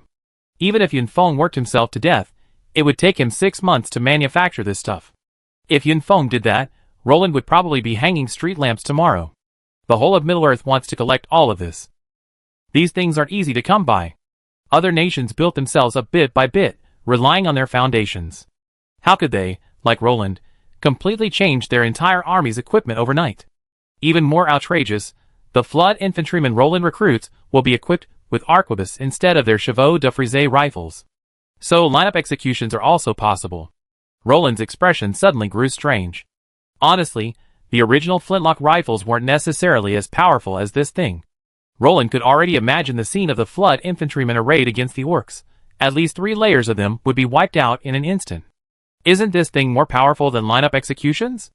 After all, the closer you are, the more accurate you are. Regardless, Roland was very pleased with this reward. After countless times of marginalizing the basic unit, the flood infantry, this army could finally take center stage. After all, they used to be capable of damage but lacked it, and defense but lacked it.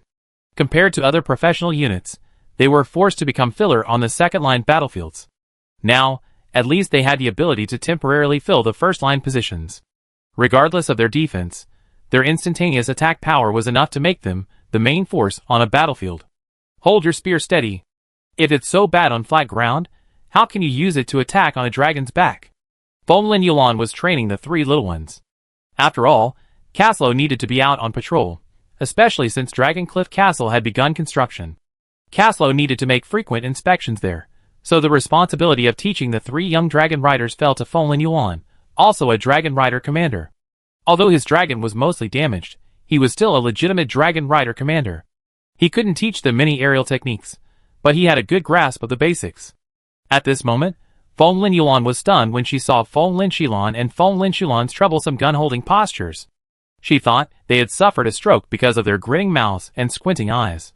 In fact, the heavy dragon spears made it difficult for the 2 girls to operate, so their erratic and casual gun skills made even Weiss, who was also a half-baked dragon rider, twitch his eyelids.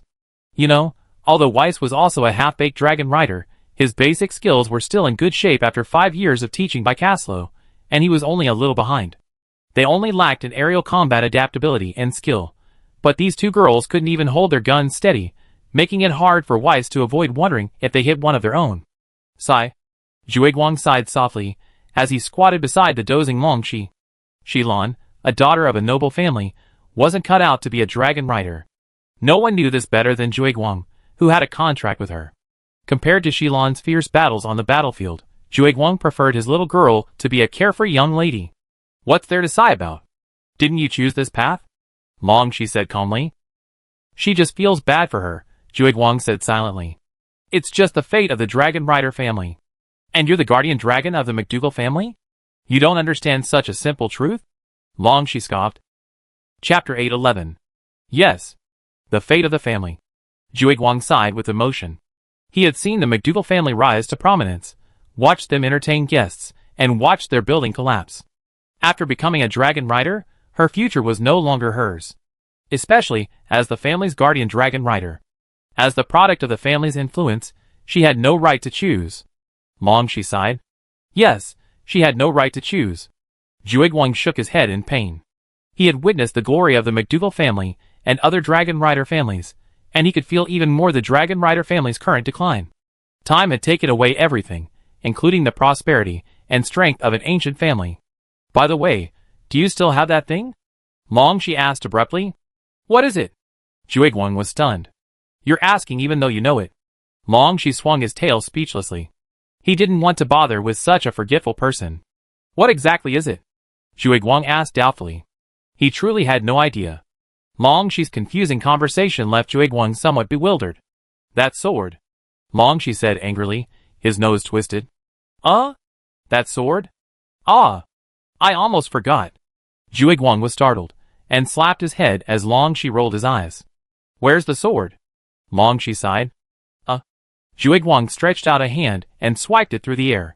Suddenly, a sword slid out of thin air, a silver scabbard enveloping the 4-foot-long blade, a palm's width. The refined gold at the hilt gleamed with a golden glow. While the sword's material wasn't top tier, the mithril was more than adequate for a long sword. The first dragon-slaying sword. Longxi gazed at the 4-foot-long blade slowly drifting before him, his eyes flickering with memories. Yes. The first dragon-slayer's sword. A flash of reminiscence flashed in Zhuiguang's eyes. Before his death, the silver dragon god Uzbea's equipment was imbued with divine power, transforming into artifacts. The dragon lance became an artifact. The 10,000 dragons chant. The longsword became an artifact. The first dragon slayer's sword. The armor became an artifact. The silver dragon's void-locking armor. The shield became an artifact. The void shield. The crown became an artifact. The silver chanter. This means Uzbea left behind 5 artifacts before his death. The remnant of Uzbea in this dimension left a dragon lance for Roland. The Uzbea in the Lord of the Rings game is actually the ancestor of the McDougal and Anthony families. Uzbea's daughter married into the royal family, giving rise to the 2 noble families of the East King and Grand Duke Nix. The East King, in turn, gave rise to the 2 dragon rider families of the Anthony family and the McDougal family. Therefore, Uzbea is the common ancestor of all 3 families. Because in the Lord of the Rings game, Uzbea's dragon lance was lost, only 4 remain. The artifacts were passed down among the 3 clans. The Nix family, heirs to the glorious Osbear family, received the most precious crown artifact, the silver chanter. The McDougal and Anthony families received the dragon slayer's sword, dragon armor, and shield. These 3 artifacts constantly shifted between the 2 clans, culminating in the McDougal family losing their shield during the Empire's Civil War. Anthony ultimately received the dragon armor, while McDougal received the original dragon slayer's sword. This is the world's first dragon slayer sword. Longxi explained in admiration. As the original dragon slayer sword, all the other dragon slayer swords were replicas of it. Its original purpose was to resonate and amplify dragon power to defeat dragon riders. Therefore, the Empire simplified it and used it as standard equipment for dragon riders. Even this simplified version was still considered epic equipment. You can imagine the high rank of this item. Even the dragon slayer sword in Roland's hands is a replica. I can't believe you didn't lose it. After the catastrophe of the Empire's destruction, you were still able to retrieve it. Longxi finally looked at Zhuiguang with a more favorable eye, and he recognized his status as the guardian dragon. That's for sure. How could a family heirloom be lost? Zhuiguang's voice involuntarily lowered as he spoke. After all, the McDougal family had lost more than just Osbea's shield. What are you going to do with it? Longxi looked at Zhuiguang with a searching gaze. Now that you brought it up, do you have any other intentions? Zhuge Guang snorted. It would be a waste for your knight to keep it. Artifacts belong to the virtuous. Besides, Yuan is still the head of the McDougal family. Long Shi frowned. Take it out of my sight. Zhuge Guang flicked his claws, and the Dragon Slayer sword floated towards Long Shi. The family will never forget you.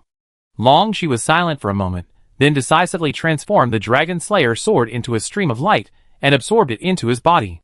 Don't be so vain. I came here before you. Zhuge Guang's mouth twitched. He was the elder of this family, a veteran of 9 dynasties.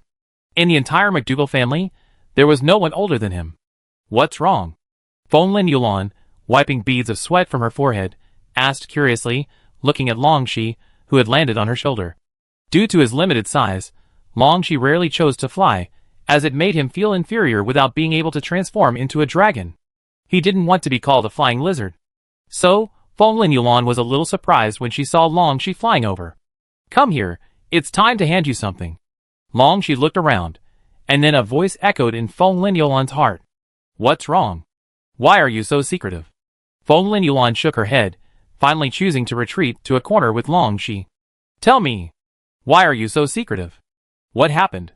Fonglin Yulan rubbed her brow. Isn't this guy going to be as mischievous as before? He's not going to tear down Roland's bed, is he? Thinking about it, Fonglin Yulan felt a little scared. After all, it's okay for a dragon to tear down his own home, but you can't tear down the palace, right? Here. Take it to nurture the contract. A silver sword slid out. Puff. Fonglin Yulan choked on her own saliva. Where did you get this from? Shouldn't it have been thrown away? Fonglin Yulan exclaimed in shock. Long Shi didn't want to talk to a fool anymore. Is it possible that what was lost in the Southern Territory family was a shield? Long Shi asked quietly. At that time, he hadn't yet joined the McDougal family, but as a dragon residing within the Empire, he had heard of the legendary artifact disappearance case. Keep this first-generation Dragon Slayer sword. I finally managed to get it from Zhuge Guang. Long Shi sighed and said quietly. Huh? With Zhuge Guang? I thought it was lost after the catastrophe. Fonglin Yulan said in surprise. He wasn't sure if he returned safely from the final battle, so he released the sword from its contract and left it within the family, fearing another artifact might be lost in an accident. He never expected Long Shi to drag him into the river of time and escape. After so many years, he assumed it would vanish with the McDougal family, but he never expected it to be recovered. Yes, Zhuge Guang is the family's guardian dragon, so it's only natural for him to collect family treasures. Fonglin Yulan thought for a moment, and understood what had happened. He probably saw the situation as dire, snatched up the family's belongings, and absconded with the remaining widows and orphans.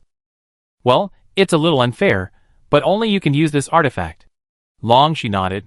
As the strongest member of the family, it was only natural for him to wield the artifact. Chapter 812. The principles of this sword are sharp and air-piercing. What a pity it came out a little late, otherwise that space-based ringwraith would have been in trouble. Fonglin Yulan said softly. All divine artifacts possess the power of worldly principles, and the first-generation Dragon Slayer sword possesses both sharp and air-piercing principles. These represent extremely powerful defense-breaking capabilities, and the ability to destabilize space, respectively. Fonglin Yulan wielded the first-generation Dragon Slayer sword and slowly slashed through the air twice.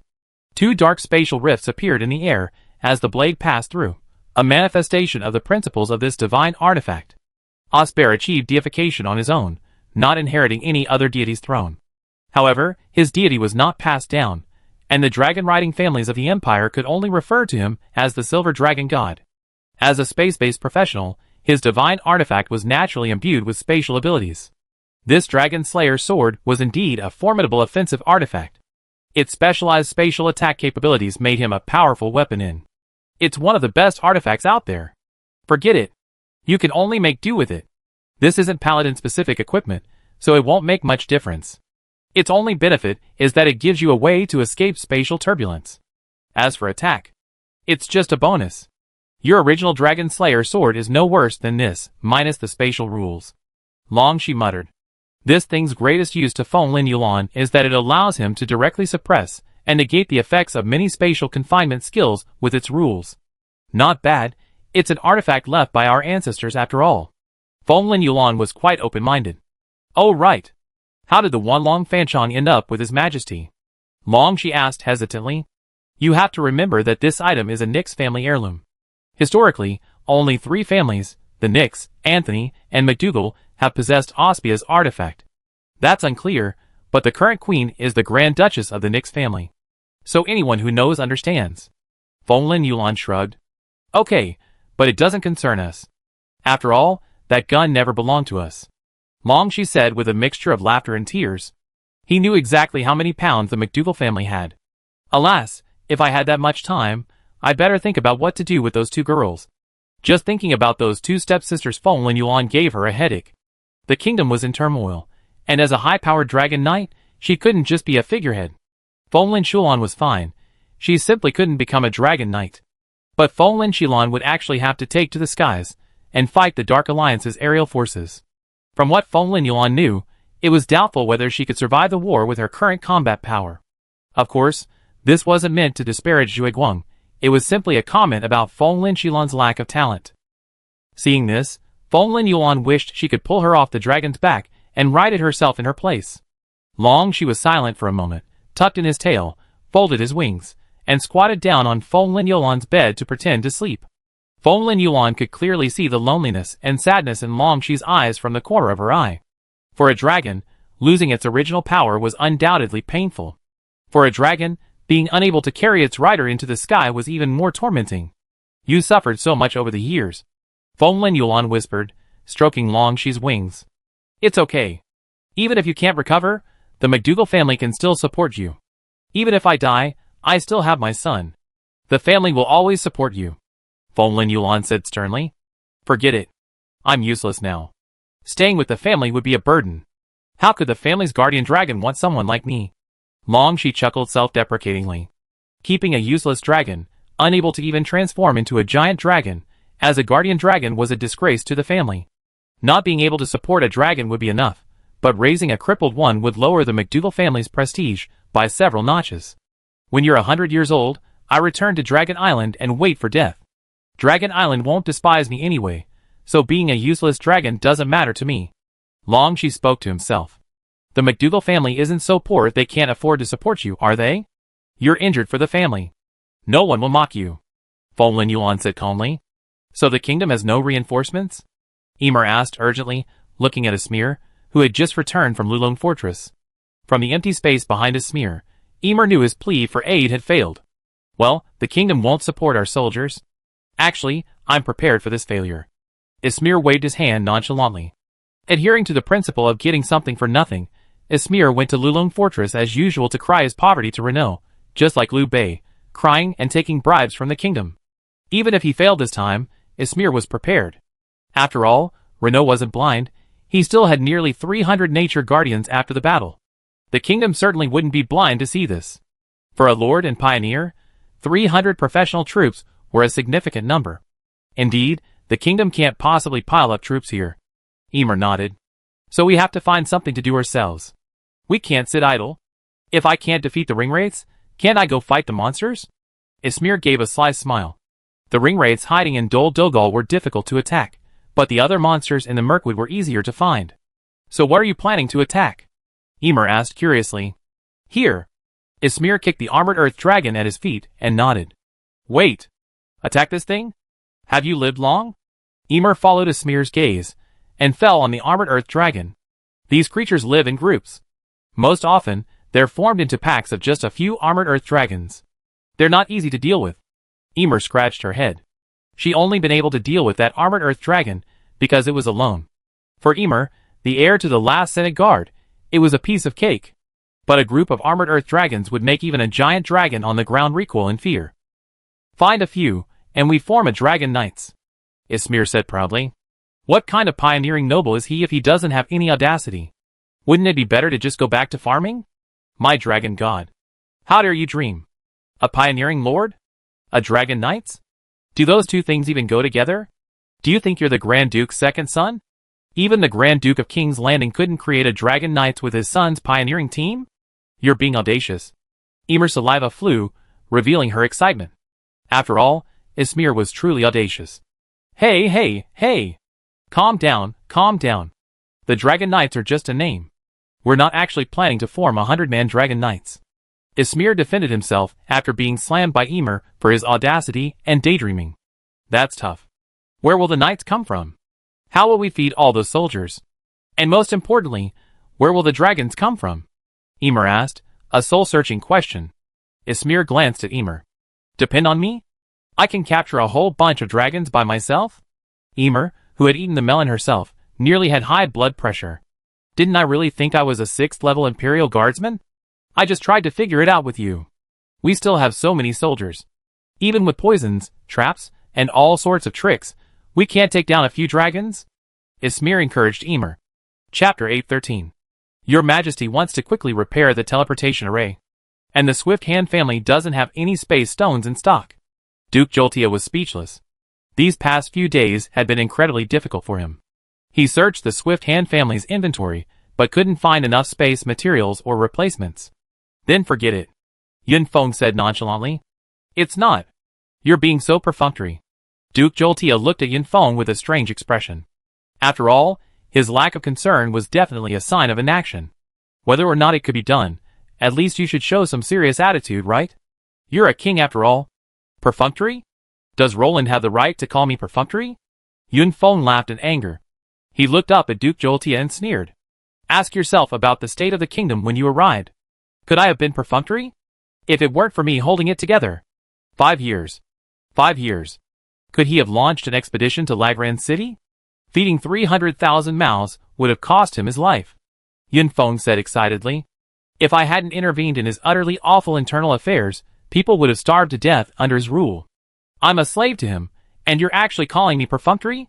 What? I give him whatever he wants. Whatever he wishes for, he gets it. He might as well learn divine word and make a wish. Come back when he misses his wife. Or send the queen over. How am I supposed to conjure a teleportation array for him? Yun Feng was like a cat with its fur standing on end, jumping up and down like crazy, frightening Duke Jolteia sitting across from him so much that he didn't dare to say a word. Is there any way to trade or find some materials? Jolteia asked cautiously. It was undeniable that the Swift Hand family was truly loyal to the Lagran family. Even with Roland's depravity, they still cared about him, and made a final effort to fulfill his wish. I'm so sad. They're such loyal dogs of the Empire. How could the Lagran family deserve such supporters as the Imperial Double Fists? Where would I steal them from him? Would I give him space-transforming materials? You might as well tell me to find a silver dragon and slay it. Yun Feng laughed in anger.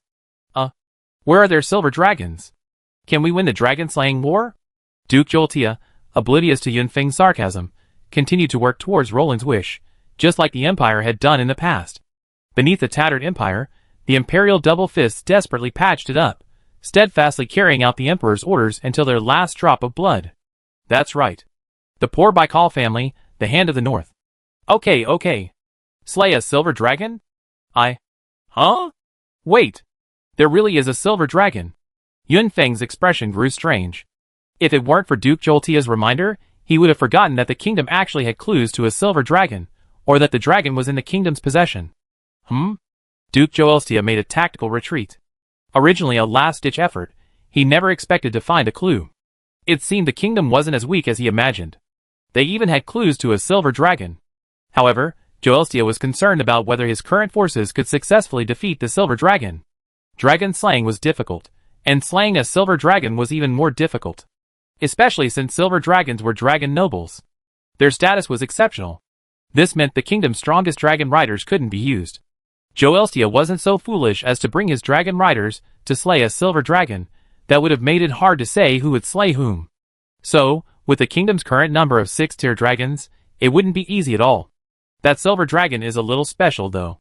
Anyway, I wouldn't dare to move rashly.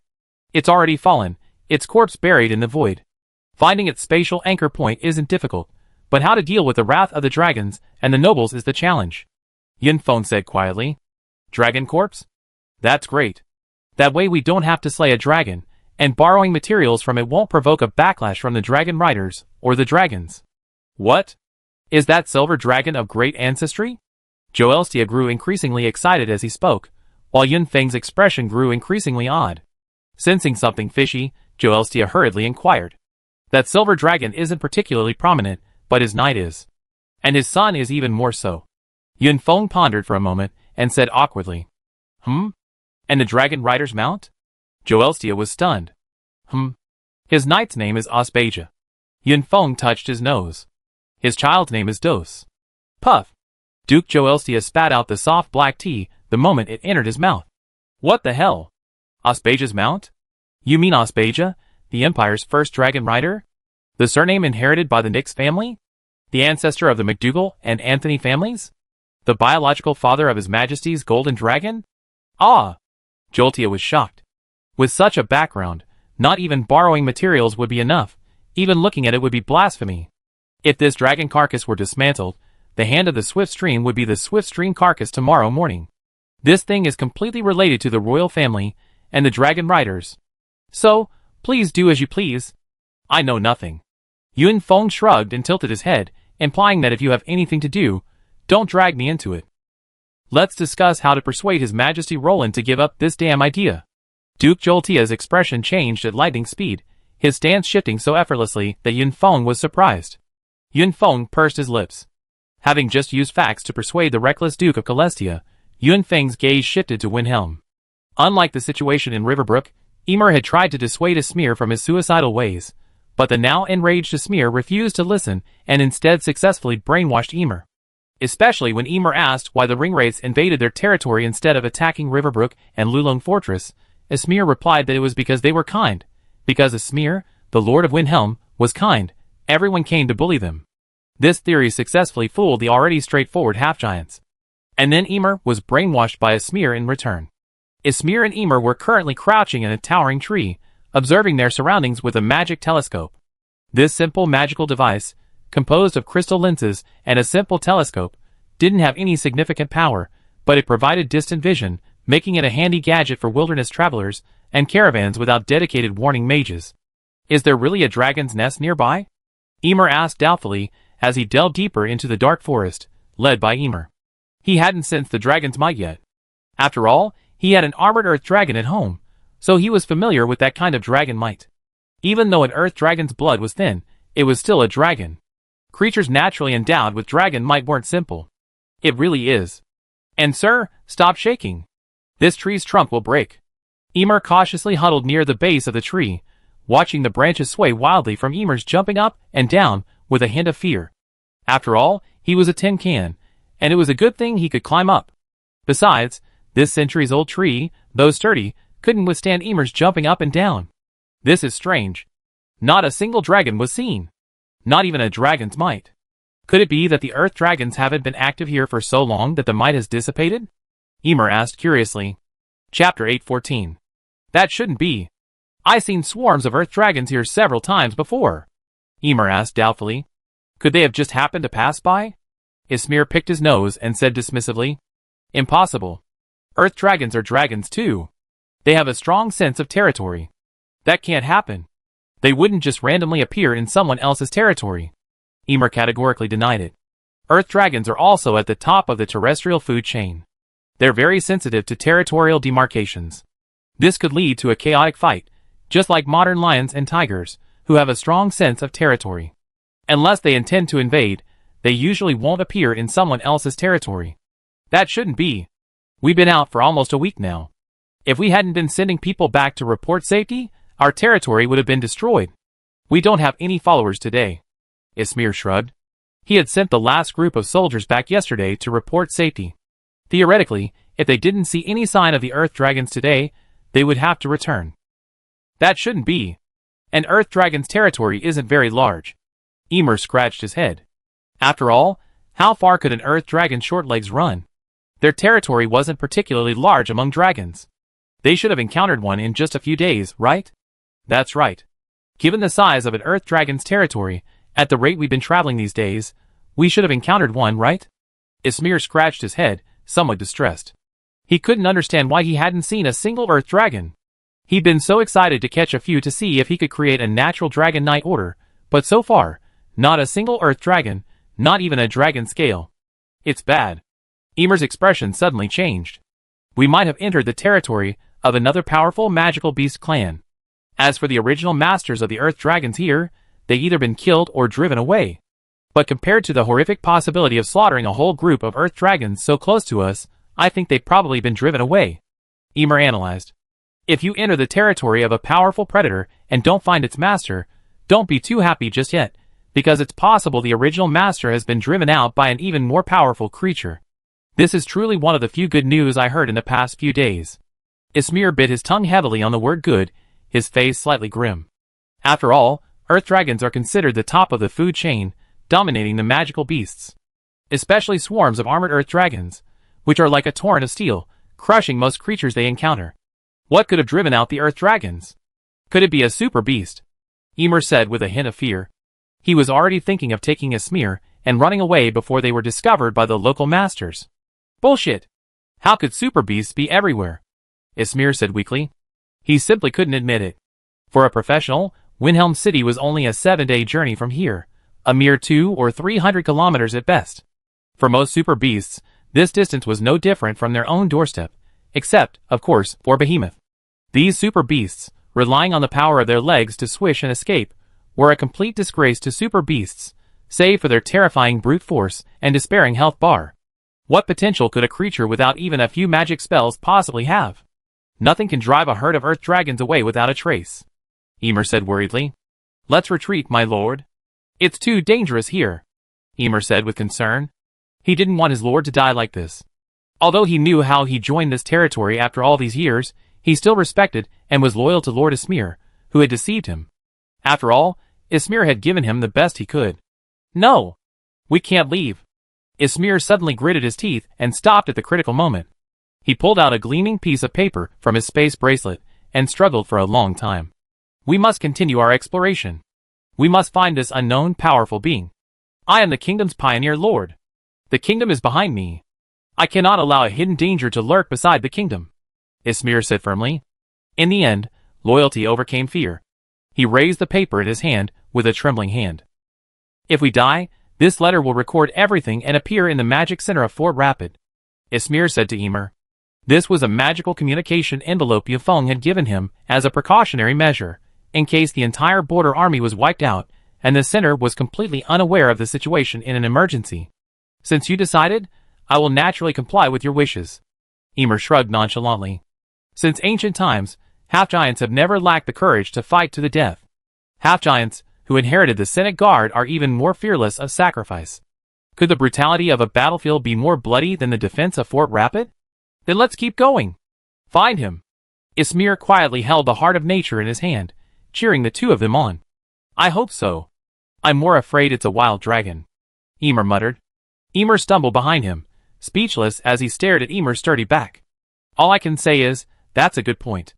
Don't say it next time. It's getting more frightening the more I say it. Thank you. If we get killed by a dragon, I thank you profusely before the dragon god. Finally, Ymir, speechless, could only grumble. If they really did encounter a dragon, they just have to leave it to fate. If the dragon wasn't aggressive, it would be fine. But if it showed any sign of attacking, they could start a fight without even struggling. No! Ymir could still struggle a bit with her equipment. I hope not. Ymir shook her head, pushing aside the bushes blocking the path to clear the way. Keep going. Let's go meet him, Ymir said with a firm expression, exhaling a breath. Wait. Don't move. Ismir suddenly grabbed hold of Ymir, who was about to take a step. With one foot dangling in the air, Ymir slowly turned to look at Ismir behind him, a puzzled expression on his face. What's wrong? Ismir didn't speak, but instead mouthed to Ismir. Dragon's might. I feel it. Ismir lowered his voice, walked over to Ymir, patted his foot, and signaled him to put it down. Come down, I lead the way. I'm a druid, with a heightened sense of nature. Follow me. Be vigilant. Ismir instructed solemnly, then drew his sword and began hacking at the bushes to clear a path. Ymir nodded, cautiously lowering herself to follow him. The two of them stealthily moved toward the direction of the dragon's might. Fuck. Dragon god. I kill all the ringwraiths. Ismir cursed softly, then leaned against a stout tree and cursed softly. Hiss. How could such a thing exist? Is the dark forest environment so good now? Ymir knelt on the ground, hiding herself behind the bushes. Can someone explain to me? How did a swarm of earth dragons become a swarm of flying dragons? Ismir asked, pinching his philtrum. Earth dragon and flying dragon differ by just one character, but the difference is immense. Yes, in the distance, the two of them were looking at a swarm of flying dragons. Chapter 8:15. Dragon God. Winged dragons. Ismir murmured. Now I know why those land dragons are gone. Ymir's mouth dropped open in shock. After all, apart from Dragon Island, no land dragon herd could coexist with flying dragon herds. Moreover, a flying dragon's territory is much larger than that of an earth dragon. Because of their wings, a flying dragon's range of movement is many times greater than that of an earth dragon. What kind of dragons are these? Ismir suddenly whispered. No! You're planning to take these flying dragons? Ymir stared at Ismir in shock. Audacious was an understatement. Wyverns. We can give it a try. And if we don't take action, we can leave it to the king. Ismir shook his head. I don't believe King Roland would look at these dragons so close with nothing in his eyes. He couldn't possibly not be tempted. Dragon knights require luck to train, but wyvern knights don't. As long as they can reproduce, these dragons will become a qualified tribe, providing a continuous supply of dragons for the kingdom. Ismir smiled. You're such a good judge of character. Ymir thought for a moment, and had to admit the feasibility of what Ismir said. For that warmongering Roland, there was no reason not to be tempted. The Grey Mountain's griffins were too large, and the kingdom wasn't sure it could capture them at the time. Furthermore, the Grey Mountains bordered the northern wastes, and a large number of orcs could interfere with their operations at any time. But here, things were different. After the Alliance blockaded the north, the orcs of Dol Guldur retreated, leaving the entire Mirkwood orc force with a vast, empty area. And now these dragons were perfectly situated in a no-man's land. Let's see what the situation is like. Beware of the Wyvern King. Ismir shook his head, choosing to continue observing. If the Wyvern King appeared, the kingdom's dragon riders would have a rival. While ordinary dragons were no match for giant dragons, even a group fight would be difficult to win. But with the Wyvern King, things were different. Having accumulated countless years of experience and survived countless battles, the Wyvern King could stand against ordinary giant dragons. Don't forget, wyverns are the lowest of the true dragon race. They are fundamentally different from sub-dragons and earth dragons on a different life level. No way, the Wyvern King was born. What harsh conditions. Ymir muttered in a low, muffled voice. A swarm of dragons commanded by a dragon king wouldn't fear giant dragons. Furthermore, the presence of a dragon king would weaken the dragon bloodline's suppressive power. They wanted to capture these dragons alive, not just a bunch of dragon corpses. With a dragon king around, a fight would likely turn deadly. That's why we have to keep an eye on them, to prevent a dragon king from suddenly appearing and startling us. Ismir shook his head. Their intelligence gathering couldn't go awry, or else the kingdom would likely pay a heavy price. They're moving, Ymir whispered. Roar! A sharp roar echoed from the wyverns, and several dragon heads suddenly rose from the treetops. They seemed to have spotted us. Ismir's mouth twitched slightly. He hadn't expected even a flying dragon's eyesight to be so sharp. Don't move. Hold still. They're observing us. Ymir was practically in tears. The worst thing to do in this situation was to scream and run. You'd be immediately identified as an intruder by these territorial creatures. Roar! The wyverns observed for a moment, realizing they were just two ordinary humans, trembling humans at that, clearly posing no threat to them. Without Ymir mobilizing his battle spirit or deploying his equipment, huddled in a tree, dusty like an old farmer, he naturally posed no threat to the dragons. They're no longer paying attention to us. Ymir sighed, a look of relief and ease in her eyes. Thank goodness. These dragons are incredibly discerning. Ismir sighed. They haven't attacked. It seems we pose no threat to them. They seem confident in their own tribe. Ismir nodded. That might not be a good thing for us. These dragons must be relying on something to act so recklessly. Ismir frowned. While their strength was somewhere between being feared and ignored by the dragons, their demeanor was surprisingly relaxed. Perhaps there's a dragon king. Ymir's eyes were filled with exhaustion. That would be terrifying. Ismir shrugged helplessly. Let's go take a look. And explore further. Ismir pondered. Alright, let's be careful. Ymir didn't refuse this time. After all, if they really summoned the royal army and a bunch of dragon kings appeared, that would be a lot of fun. Where are they going? Ismir gazed at the flock of dragons soaring in the sky. They're flying very low. I'm afraid their destination isn't far away. Ymir observed the dragons flying close to the treetops and analyzed. Gliding at low altitude definitely doesn't mean they're going far. Let's hurry. Catch up with them. Ismir nodded. This was the dragon herd's territory, and the good news was that there were no other high-level magical beasts around. So the two could follow the dragons without fear of a high-level beast suddenly appearing and slaughtering them. Furthermore, The dragons wouldn't pay any attention to these ants on the ground, so their tracking was going smoothly. What beautiful creatures! Emer whispered, watching the dragons prepare to land. Maybe we successfully reached their gathering place. This is a lake in the forest. Ismir surveyed the area, confident that this was likely the dragon's lair. In the distance, in an open area, a clear spring had formed a small lake. A group of dragons of various shapes and forms surrounded the lake. From time to time, a young dragon would take flight and dive into the water, only to reappear with a large fish in its mouth. Roar! Roar!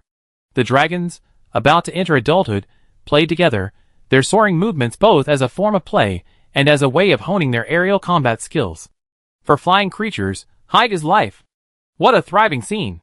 Perhaps the Empire was like this back then, Ismir sighed, his eyes inexplicably dimming. However, the Empire back then flew with more than just dragons, but also flocks of giant dragons. A dozen young sub-adult dragons. And a dozen or so young dragons. Emer whispered. That's not right. Emer observed carefully for a moment before suddenly questioning. Where are the adult dragons? Ah! The heavy roar of an adult dragon echoed above the two men. They quickly looked up and found their heads obscured by the dragon's shadow. Adult dragons, nearly 20 meters long, glided overhead, gliding toward the lake. Bang! With the sound of heavy objects falling to the ground, the returning dragons dumped the corpses of various massive beasts and monsters on the ground, and called upon the young dragons and sub-adults to come forward. Dragon God. Golden Dragon. However, the two men's attention was already drawn to a golden figure. Chapter 8:16. What appeared before the two men was a small, golden dragon, with well-developed wings, strong limbs, a powerful tail, beautiful scales, and a rather crude crest. It looked like a golden dragon no matter how you looked at it. And its roar wasn't as sharp as other flying dragons, but rather as resonant and powerful as a giant dragon's. This group of flying dragons is actually being commanded by a sub-adult golden dragon? Ismir was completely shocked. Now he didn't have to worry about why the earth dragons had disappeared. If a golden dragon were here, let alone the earth dragons, even giant dragons would bow down and serve as dogs. The golden dragon's suppressive power over wild dragons is truly profound. We made a fortune, Emer muttered, calculating the benefits he could reap by presenting King Roland with information about the golden dragon. They'd at least be able to profit from the kingdom's hunt for these flying dragons. Even if they didn't do any work, they could still earn money just by lying down. Let's go! Go back. Ismir raised a magical recording stone and recorded all the information, committing it to memory. Then, he patted Emer's shoulder and whispered, Nonsense! Golden Dragon? Are you crazy? Renaud frowned at Emer and Ismir, who looked like they had returned from a scavenging expedition. You wouldn't mistake a lightning dragon or some earth dragon for gold. Before Renaud could finish his words, Ismir stuffed the magic photo stone into his face. The picture on it suddenly spread out, and a brilliant and noble golden figure instantly turned Renaud into a rooster with its neck strangled. Ah? A real golden dragon? Is Middle-earth so wealthy that golden dragons are even allowed to roam free? Renaud said he couldn't understand the world. Aren't golden dragons being kept safe on Dragon Island? Were they being pulled out and given away? Wait a minute. I go report. Renaud patted his head, deciding to report this important event. After all, the appearance of a wild young golden dragon was enough to risk the entire kingdom. TSK. This thing. A golden dragon? Yun Feng looked solemnly at the Duke of Jolestia beside him. Only after receiving his nod of approval did he slowly shake his head. This world is crazy. Ajax, who stayed behind, felt his blood pressure spike at the mere sight of it. This thing could potentially transform the Dark Forest into a new era of Dragon Island. Just imagine. Dragons, covering the entire sky and earth, migrating from Dragon Island to protect their emperor. That's truly insane. A massive dragon force squatting next to the kingdom isn't a good thing. It's a disaster. Especially with a golden dragon in a kingdom that could overpower all dragons. I'm afraid we have to capture him, or at least, Ajax said solemnly. If nothing else could be done, they could only destroy him humanely. After all, compared to having the dragons move their lair closer to the kingdom, killing a golden dragon is a piece of cake. Let's notify King Roland. Oh, and tell the queen, so she can come and see. Yun Feng rubbed his brow in pain, hesitating. So all sorts of monsters are coming out now. Where did this dragon come from? Wasn't Doze the only golden dragon in Middle-earth? Adolphe Henry closed his eyes, hoping for the image transmitted by magic. He was exhausted. The great forbidden spell. Destroy everything, ha. Should we capture him? Shui Guang, who had been squatting silently nearby, suddenly asked. Everyone turned to look at the rows of crouching dragons, unsure what to say. After all, attacking the golden dragons would be tantamount to asking them to betray their own race and faith. What do you think, Your Majesty Dos? Longshi raised his head to gaze at Dos, who stood quietly on Roland's shoulder. There can't be two emperors in one country. From Dos's small frame came words that brought a sigh of relief to all humans. Then let's discuss and prepare to meet at Lulong Fortress. Roland nodded. Dos chose the kingdom, and the kingdom's dragons chose Dos. That was enough. After some discussion, Charlie Prose and Feng Lin Binglan would remain in Laglang City. All three dragons, except Weiss, were also left behind. However, Feng Lin Qilan's Dusk Dragon had been borrowed by Feng Lin Yulan, so she could only accompany her sister Feng Lin Shulan to capture the Purple Chain, the Purple Thunder Dragon, which was captive in Laglang City. Roland soon mounted Cardo's back. As the only dragon in the kingdom that didn't mind Roland's presence, Cardo was undoubtedly Roland's best mount, since Dos was still unable to maintain his youthful form. Caslo and Roland rode together, followed by Weiss, who was already a capable fighter. Feng Lin Yulan, carrying Longshi, rode Zhuiguang at the end. Adolf Heinrich and Darian Yaren were on the left and right of the group. This highly mobile group rushed towards Lulong Fortress at top speed. Your Majesty. As Roland and his companions approached Lulong Fortress, they were met by Dos Anthony, who had come to greet them. The Thunder Dragon Kurt hummed a low hello to everyone. My sister and the Queen will be here soon. Dos Anthony, noticing Roland and Caslo's eagerness, spoke quickly before they could speak. Shortly after entering Lulong Fortress, the sound of dragon wings flapping reached everyone's ears. A giant red dragon and a blue dragon shimmering with a rainbow of light came into view. Greetings, Your Majesty. Before Roland could greet his wife, a large face appeared before him, severely dampening his spirits. Hello, Prime Minister. Unfortunately, due to the current circumstances, we can't hold a grand inauguration ceremony for you. Roland quickly adjusted his attitude and greeted Yunfeng. As the kingdom's most important slave. No! A meritorious official. Yunfeng has made indelible contributions to the kingdom's development, and he truly deserves the title of Prime Minister. Thank you for your kindness.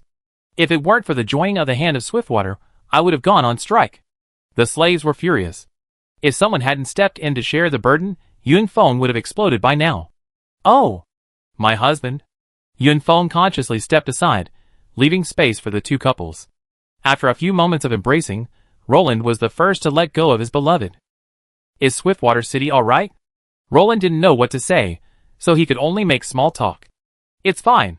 With a slave who works like a slave in Swiftwater City, why should you worry about it? Before Nix could speak, Yunfeng, standing beside him, began to grumble. Roland's mouth twitched. I can bear it.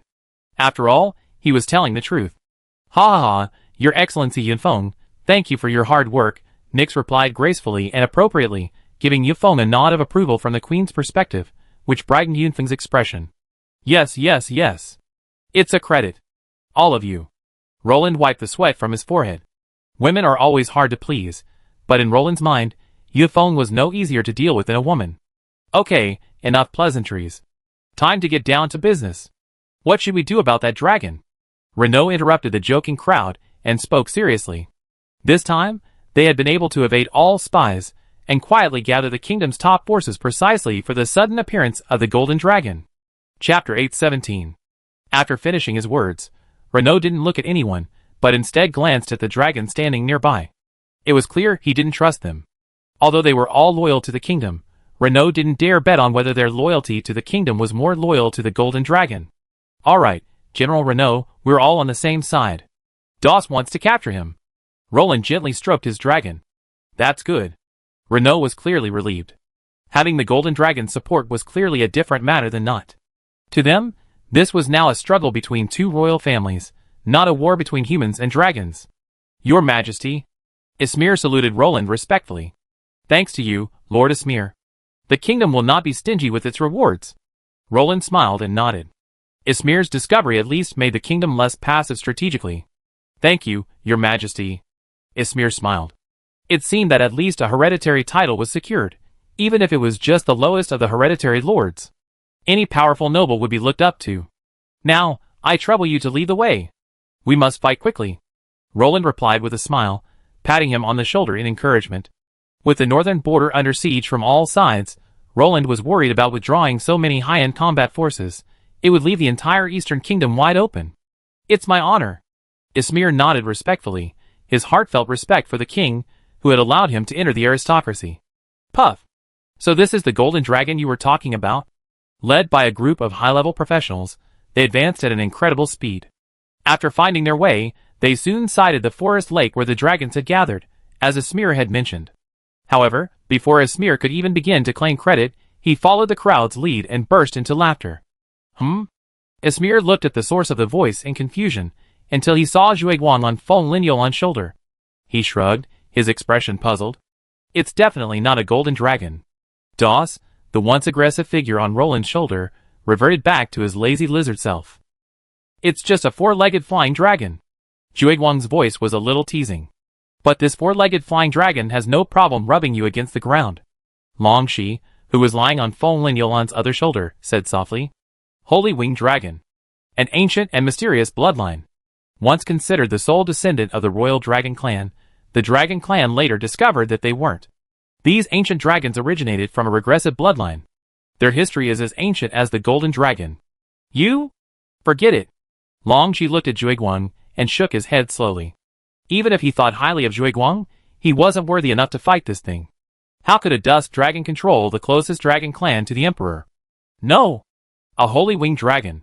Such a thing exists? Roland was stunned. He had never seen such a thing in the game before. How could such a thing exist?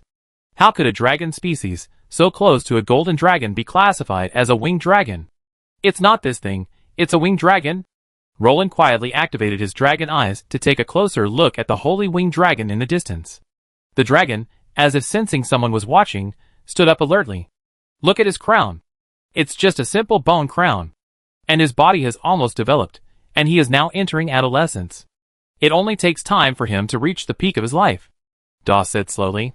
Only after Doss's reminder did Roland realize that this thing was indeed very different from the kingdom's dragons in terms of its head. All dragons had 2 or more horns on their heads, giving them a ferocious and majestic appearance. However, this sacred flying dragon had only a slightly ornate bone crest, no ferocious horns. Furthermore, its body shape lacked the ferocious appearance of a giant dragon. Compared to the sharp, angular scales of a young dragon, this dragon's scales were extremely smooth. Giant dragons possess powerful magic resistance and vitality, and they focus more on defending against physical attacks. But flying dragons use their smooth, snake-like scales to reflect a lot of magic, increasing their magic resistance. Cardo flew to Roland's side. No dragon here knew more about this than he did. After all, he evolved from a flying dragon, and he understood flying dragons better than any other dragon. How do we deal with this thing? Roland tilted his head and pointed at the flying dragons scattered around the lake. It depends on you. Yunfeng exchanged a glance with the others. I mean, can we capture them all?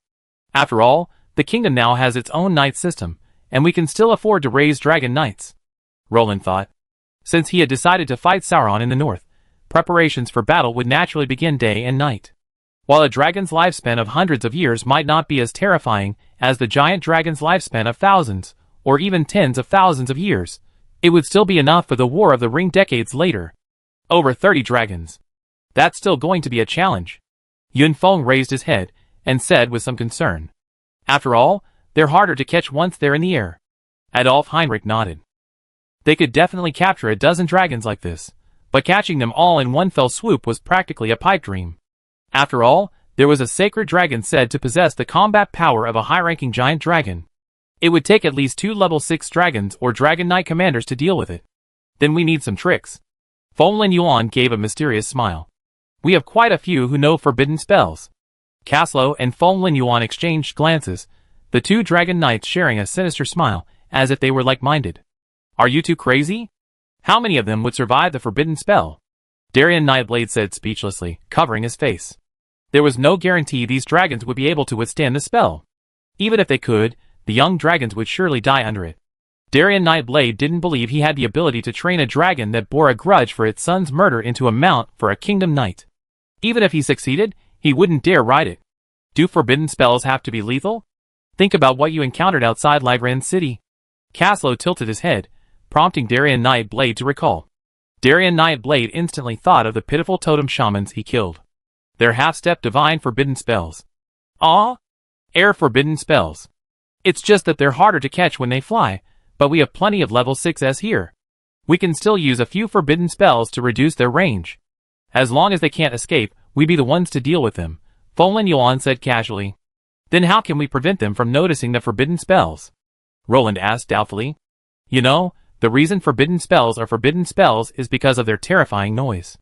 Even from a distance of 10,800 miles, it's a reminder that the forbidden spell is about to come at you. If not now, when? That requires some strategy and military tactics. Yufeng and Adolf Heinrich understood what Caslow and the others meant. They replied that Roland's questions were no problem. There are always more solutions than problems. It seems we need to act at night. Adolf Heinrich glanced at the sky. It was still a bright afternoon. Come on, let me discuss how to put them into your pocket. Yunfeng clapped his hands lightly and motioned everyone to gather around. Chapter 8:18. Although forbidden spells can't be cast instantly, we can cast them from a distance.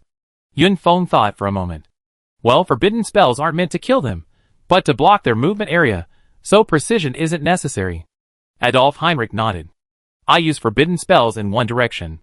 Jean Lon will blockade and trap them. All you have to do is use forbidden spells to drive them towards me. Adolf Heinrich continued. This strategy wasn't simple to describe, but it wasn't difficult to execute either. It was, to put it bluntly, a Middle-earth version of a pig herd. The forbidden spells erupting from all directions would naturally send the dragons fleeing in the only safe direction. Adolf Heinrich would have carved control runes into the area beforehand, unleashing a mass control spell. All that remained was for the high-level professionals to knock them unconscious and pack them into sacks. That's a good idea. The dragons exchanged glances. As the primary force in invoking the forbidden spell, they held a heavy responsibility. Not only were they responsible for invoking the spell, but they were also responsible for repelling the dragons that found holes in the encirclement. Then everyone. Roland nodded, agreeing to this highly feasible plan. After all, compared to a swarming operation with a less than 30% chance of capture, this type of sweep was Roland's favorite. Come on, Weiss. You're coming with me. Dos Anthony patted Weiss's shoulder. The two of them, one at level 4 and the other at level 3, could just about stay together for warmth. It was fair to say that their fighting power was entirely on the dragons, leaving their own power practically zero, compared to these flying dragons. Okay. Weiss nodded. In the halo of dusk, Caslow, Nix, Folin Yuan, Weiss, and Dos Anthony all disappeared into the night market on their dragons. Wait, was there something strange sneaking in? Although Folin Yuan's own dragon couldn't transform into a giant dragon, that didn't stop him from riding the family's guardian dragon as the head of the McDougal family and swindling people. Is this reliable? Nix looked at Roland with some concern. After all, these were a group of flying dragons. These young and adult forms could barely be considered high-level magical beasts. When a group of high-level magical beasts gathered together, even Nix, who always obeyed Roland, felt uneasy. There's nothing we can do. Let's try. With Doss with us, at least we can't lose. Roland could only offer comfort. With a real golden dragon backing them up, at least they couldn't lose. It was just a matter of how much they won. What should we do? Weiss asked awkwardly. This was his first time participating in such a large-scale event as a regular dragon rider. For a moment, he felt both excited and at a loss. Wait for the signal. Prepare your dragons for the forbidden spell. See that forest? You cast it there in a moment. Dos Anthony commanded. Forget it. Willie, do you see that forest? Cast the forbidden spell there in a moment, then unleash your dragon might. Don't hide. Our goal is to drive those dragons into the trap. Dos Anthony slapped his head. He could just talk to the evil dragon Willie directly. Why bother telling Weiss? Isn't that just going the long way? Okay. Willie flapped his wings and nodded. This mission was simple, and he believed he could complete it well. Then wait for the signal. Dos Anthony tore up a scroll, and suddenly an obscure magical wave spread out. Dos and Weiss are in position. Yunfeng nodded to Adolf Heinrich. Wait for Caslow and the others. Caslow is in position. Yunfeng received the magical wave transmitted by Caslow. Folin Yuan is also in position. Ajax is in position. Your Majesty? Yunfeng looked up at Roland beside him. Begin. Roland nodded. Bang. A magical flare exploded in the night sky, which was about to go completely dark. In an instant, it seemed as if a sun had risen on the horizon. Roar! The dragons resting by the lake opened their mouths and eyes in bewilderment, gazing at the deadly movement in the sky. The dragons, already preparing to rest, hadn't yet realized who dared to target them. They simply thought the noise was a bit too loud. Wasn't it time for the dragons to sleep? Boom! A terrifying pressure echoed from afar. A forbidden dragon language spell landed, illuminating half the sky in red. Ong! A resounding dragon roar echoed in the distance. The dragons stood up, startled, growling in shock. Clearly frightened by the noise, they were low-level dragons. Ordinary dragons couldn't cast forbidden dragon language spells, not even a few magical spells. Imagine how terrifying the sound of a forbidden spell must have seemed to them. Rip! Another sound of the earth tearing apart echoed. A thick, dark cloud enveloped the sky, and dense bolts of lightning flashed, as if cleaving the heavens and earth apart. Ong! The thunderous roar of the thunder dragon echoed, its immense pressure overwhelming. Roar, roar, roar! The dragons gathered together, staring at the distant movement with some disbelief. They thought it was two giant dragons fighting. Boom! A pitch-black hole appeared in the forest, devouring everything in its path. The sinister aura and faint dragon roars made the dragons unable to remain still any longer. The adult dragons took flight first, followed by the juveniles, and the young ones brought up the rear. Buzz! The air vibrated. Before the young dragon could even take flight, the sky was filled with the ripples of wind elemental energy. Vast quantities of wind converged in one spot, and then dense azure flame slid down from the sky. But the dragon saw clearly that it wasn't azure flame at all. It was a solid mass of extremely dense wind blades. Damn it! The great forbidden dragon language spell. Ong! The panicked dragons cried out in all directions. They were utterly terrified. They couldn't stay in this place any longer. Forbidden spells were hurled at them from all directions. Was this a world war or a civil war among the dragons? Did forbidden dragon language spells become free? Or were dragons worthless? Roar! The leading sacred dragon roared, leading the others in a panic, heading eastward, the only direction clear. They were deeply afraid of being affected by the forbidden spell. After all, dragons were tough, and their health bars were as thin as paper in the face of it. They're coming! Doss opened his dragon eyes, sensing the approach of a group of dragon-blooded creatures. Thank you, Your Excellency Adolf. Roland nodded to Adolf Heinrich. Leave it to me. Adolf Heinrich closed his eyes, and began to sense the situation within the range of his forbidden spell. Golden Wave Seal. Activate. Adolf Heinrich suddenly raised his hand, and a complex hexagram formation lit up in all directions. Golden chains shot up into the sky, finally converging beneath the largest hexagram in the sky and condensing together. Magical runes then emanated from the chains, and pale golden magic enveloped the entire area. Light Control Forbidden Spell. The Holy Winged Dragon actually spoke in dragon language. He stared in horror at the control spell that enveloped his entire tribe, then gritted his teeth and charged towards the hexagram in the sky. Stop him! Adolf Heinrich exclaimed. Although he didn't know what skills the guy used, Adolf Heinrich was sure that as long as he was hit by him, the forbidden spell would definitely be interrupted. Chapter 819. Just as Adolf Heinrich finished his words, a flash of golden light shot out from beside him. Boom! A terrifying shockwave of holy elements swept across the entire forbidden barrier, instantly sweeping the panicked dragons from the sky to the ground. After the blinding explosion of light particles dissipated, everyone saw Doss, hanging on the top of the high-altitude barrier, and the scarred holy dragon embedded in the ground. In the clash of these two holy dragons, the golden holy dragon only gained a slight advantage. Ong! The enraged holy dragon clapped its arms, and the entire dragon climbed out of the pit. It roared to the sky, unleashing a roar like a mighty dragon. Goodness! How can you tell which dragon is which? Roland's eyes twitched. Legend has it that the holy winged dragons were created by the dragon god alongside the golden dragons. Roland scoffed at such claims.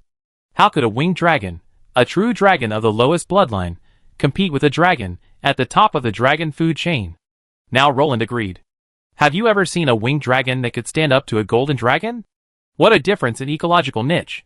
Humans? When did dragons become associated with humans? The holy winged dragon's pupils suddenly shrank as it gazed at the soaring 6th-level warriors. Then it spoke in human language. Ouch! You can talk? Roland exclaimed in shock. A winged dragon could actually talk.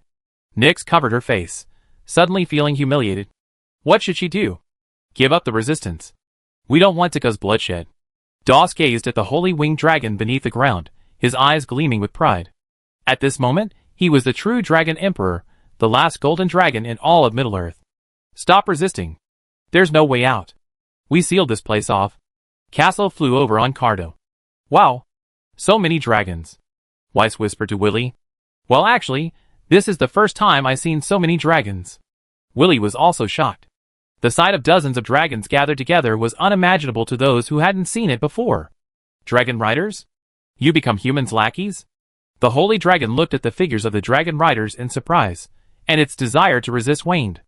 After all, the golden dragon and a group of humans could barely rely on the adult dragons to fight their way through the young dragons, but a few more dragon riders would simply block the path. Hee. How can you talk like that?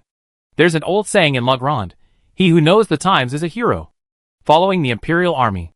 Ugh. Following the kingdom is the wisest move. Is it called the Dragon Kingdom for nothing? Roland said unhappily. I have no grudge against you. We live in this forest, and have never had any conflict with humans. The holy dragon frowned. Yes. So we sincerely invite you and your tribe to join my kingdom, and accept our offerings. Oh, and my name is Roland. I'm the king of the kingdom of La Grande. Roland said sincerely. After all, these dragons would be the mounts of his future dragon knights, and Roland naturally didn't want to tame them by force. Holding a sword only meant to instill fear in others, not to allow him to slash recklessly. A sword's power was greatest when raised. So Roland tried to become a Middle-earth succubus, imitating his uncle's rhetoric. We live well here. Our territory is vast, food is plentiful, and we have no external enemies. So I don't think joining the human kingdom is a good idea. The era of the human-dragon alliance is over. The holy dragon said calmly. Perhaps it was so before. But the situation has changed. Roland snorted coldly. Your presence near my kingdom is inherently a threat. Roland folded his arms, folding his arms. We dragons won't attack humans willy-nilly. Besides, there are no human territories near ours. Besides, we won't clash with dragons. The holy dragon said, glancing at the dragon riders. Our territory now borders yours. Besides, even putting our relationship aside, your situation isn't necessarily any better. Sauron, the Dark Lord of Mordor, has returned. A battle will inevitably ensue between them, and it's unfortunate that you're caught between them. Do you think the Mordor army will choose a detour or slaughter you? If I remember correctly, bone dragons are still quite rare in the undead realm. Roland said half seriously. Although these dragons were blocking the path between Mordor and Raglan, they weren't directly in the way. The Mordor army could easily avoid them, and avoid provoking them. Roland simply shifted the subject. Sauron has been resurrected? The holy dragon was stunned. The one who was destroyed in the final battle of the Alliance. Think about it, his goal hasn't changed. Is it to band together for support or to be defeated one by one? In reality, we could kill you all at any time and turn you into valuable magical materials, but our kingdom and the dragon race have always had a close relationship, which is why we're in this situation. Surrender? Or perish? Roland offered them a sweet date along with a stick. What do we get? The holy dragon asked after a moment's thought. Since they couldn't defeat them, they could only fight for better treatment. A secure and stable living environment with no worries about food and clothing, and the guarantee of an equal contract. Roland said calmly. The kingdom would provide for them, and offer dragon riders an equal contract. The kingdom did not advocate for life and death slavery contracts, as such contracts were extremely damaging to the dragon's psyche. No dragon rider family, hoping to cultivate guardian dragons, would be foolish enough to enter into slavery contracts. I swear in the name of the dragon god, Roland said solemnly, stroking his chest. Then we have no choice. I am the sacred dragon Joel, their leader. Joel bowed to Roland, gazing at the dragons of all sizes behind him. The pressure of reality forced him to submit to Roland. The memories of the battle of the last alliance had taught Joel that he was powerless against Sauron's army. If the two nations went to war, his own people would surely become victims. For the sake of the dragon god, Joel chose to trust Roland's promise. Let's go! It's too dangerous here. The noise of that forbidden spell will surely attract the attention of the orcs. Yun Feng advised. What? We're all afraid of him, even with so many of us? You're sending all the ringwraiths and orcs from Dol Guldur over here. We can't kill him. Roland's eyes glared. He'd been bullied by the ringwraiths before, when there weren't any dragon riders. Now, with so many dragon riders, they were still being bullied. Wouldn't the dragon riders coming here have been in vain? Pa! Yun Feng slapped his face. He made the mistake of habitual abandonment, forgetting that the kingdom of Raglan had deployed its best troops for this operation. Now it was a matter of whether the ringwraiths dared to come.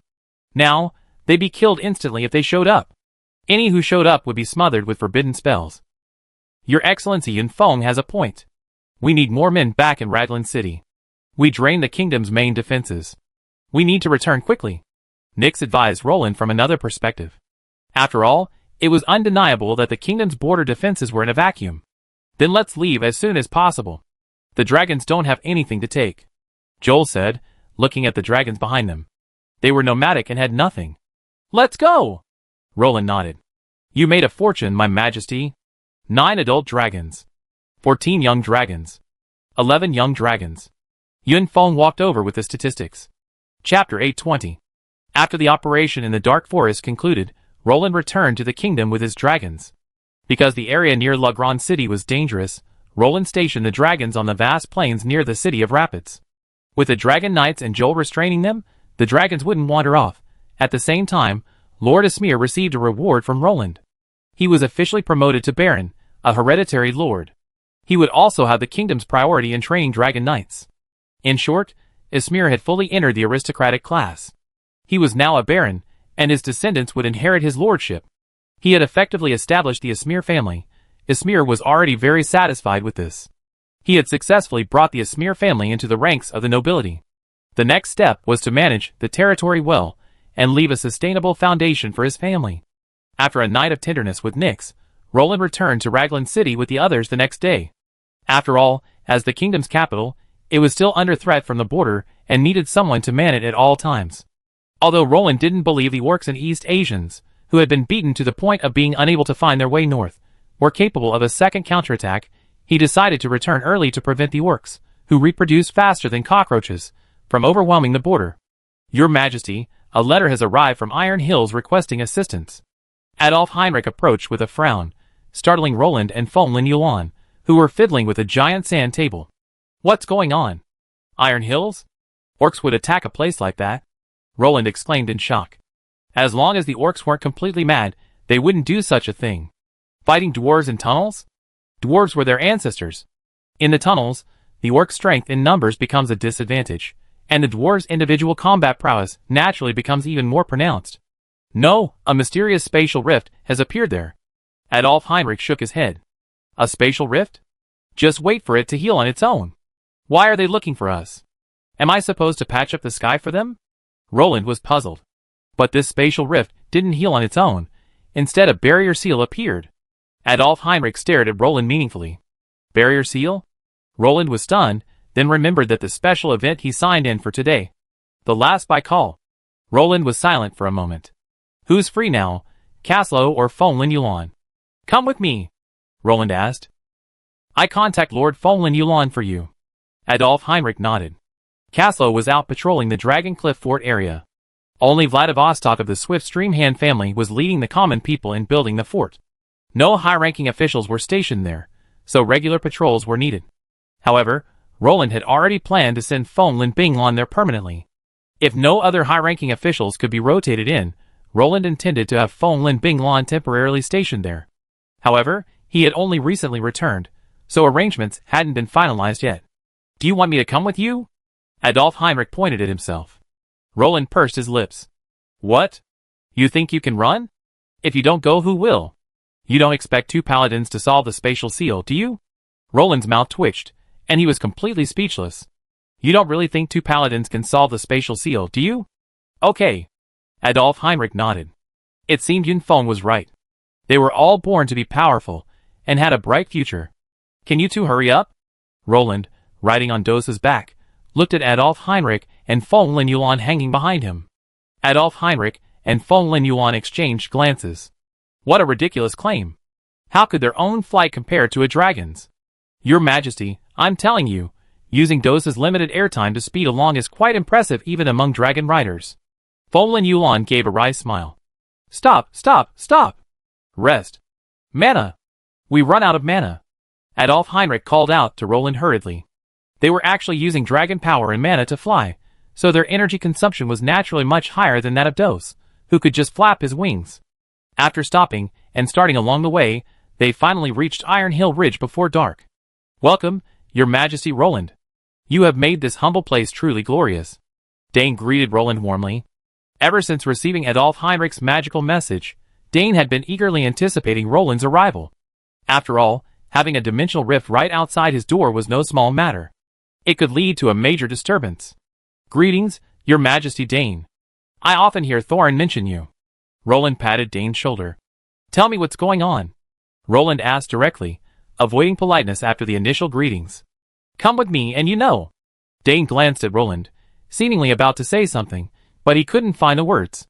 He simply waved his hand and asked Roland to come see for himself. Climbing the winding stone path through the mountains, walking down the spiral stone staircase, and passing through the magnificent dwarven hall, the road was filled with warm smiles from the dwarves of Iron Hill. This was one of the few pure havens for dwarves in the original novel. Under Dane's rule, Iron Hill remained prosperous and powerful. Finally, Dane led the three of them through winding paths to the summit of the Iron Hills. After exiting a stone gate, the entire Iron Hills came into view, and then everyone saw the 100-meter-long spatial rift suspended above the Iron Hills. "We really need to ask for help from the goddess Nuwa," Roland muttered. He had seen spatial rifts 100 meters long before. Back when he was playing catch with the ringwraiths, Uvace's spatial rift was even longer than 100 meters. However, due to the rules of dimensional space, those rifts would heal quickly. But a spatial rift this long and stable, 100 meters long, was something Roland had never seen before. "What do you think, Adolf?" Roland asked. "It's certain something is blocking its healing process. It must be a seal," Adolf Heinrich said calmly. "When did this appear?" Adolf Heinrich turned and asked Dane. "I don't know. Our patrolling sentries only discovered it this morning." Dane thought for a moment. "Let's go and take a look." Adolf Heinrich took flight first, followed by the others. Roland, standing below, felt completely numb. "You're bullying me for not being able to fly, right? Don't come on, it's dangerous." Adolf Heinrich glanced at Roland and waved his hand. "It's a spatial seal. A very powerful sage. I just don't know why he did this. Cutting open a piece of space and sealing it? Is he just bored?" Adolf Heinrich rubbed his chin and asked Dane beside him. "Sir Yulan, what do you think?" Adolf Heinrich turned his head and saw Fonlin Yulan, his eyes slightly red. He trembled as he brushed his hand across the sealed spatial rift, sending a burst of spatial elemental light scattering in all directions. "Is there any way to open it?" The person inside. "I think I know him." When Fonlin Yulan looked up again, tears streamed down his face. Chapter 821. "You know him?" Adolf Heinrich asked tentatively. Why was he in tears for no reason? Was he upset? What happened? Roland was jumping with anxiety from below. He could hear and see that something was wrong above, but because of the altitude, he couldn't understand the details. "This is the time-space freeze of the Baikal family, the Hand of the North." Fonlin Yulan wiped the tears from her face and choked up. "The Baikal family? The Hand of the North? How did you recognize them?" Adolf Heinrich asked in shock. "Because the last Baikal to master the time-space freeze was my wife, Lilith Baikal." Fonlin Yulan's eyes were filled with sadness. Adolf Heinrich pursed his lips. The Baikal family was clearly recorded as having been exterminated. The entire Baikal family had been annihilated in the northern wastes before the empire fell. When I entered the River of Time, I actually came to the north to find her. Fonlin Yulan's eyes welled with tears. The main reason he single-handedly fought those Chimera dragons and the chaotic Sky Knights was to find his missing wife. When the Baikal family was annihilated outside the north, his wife had left the McDougal family and rushed to the north to rescue them, only to disappear shortly thereafter.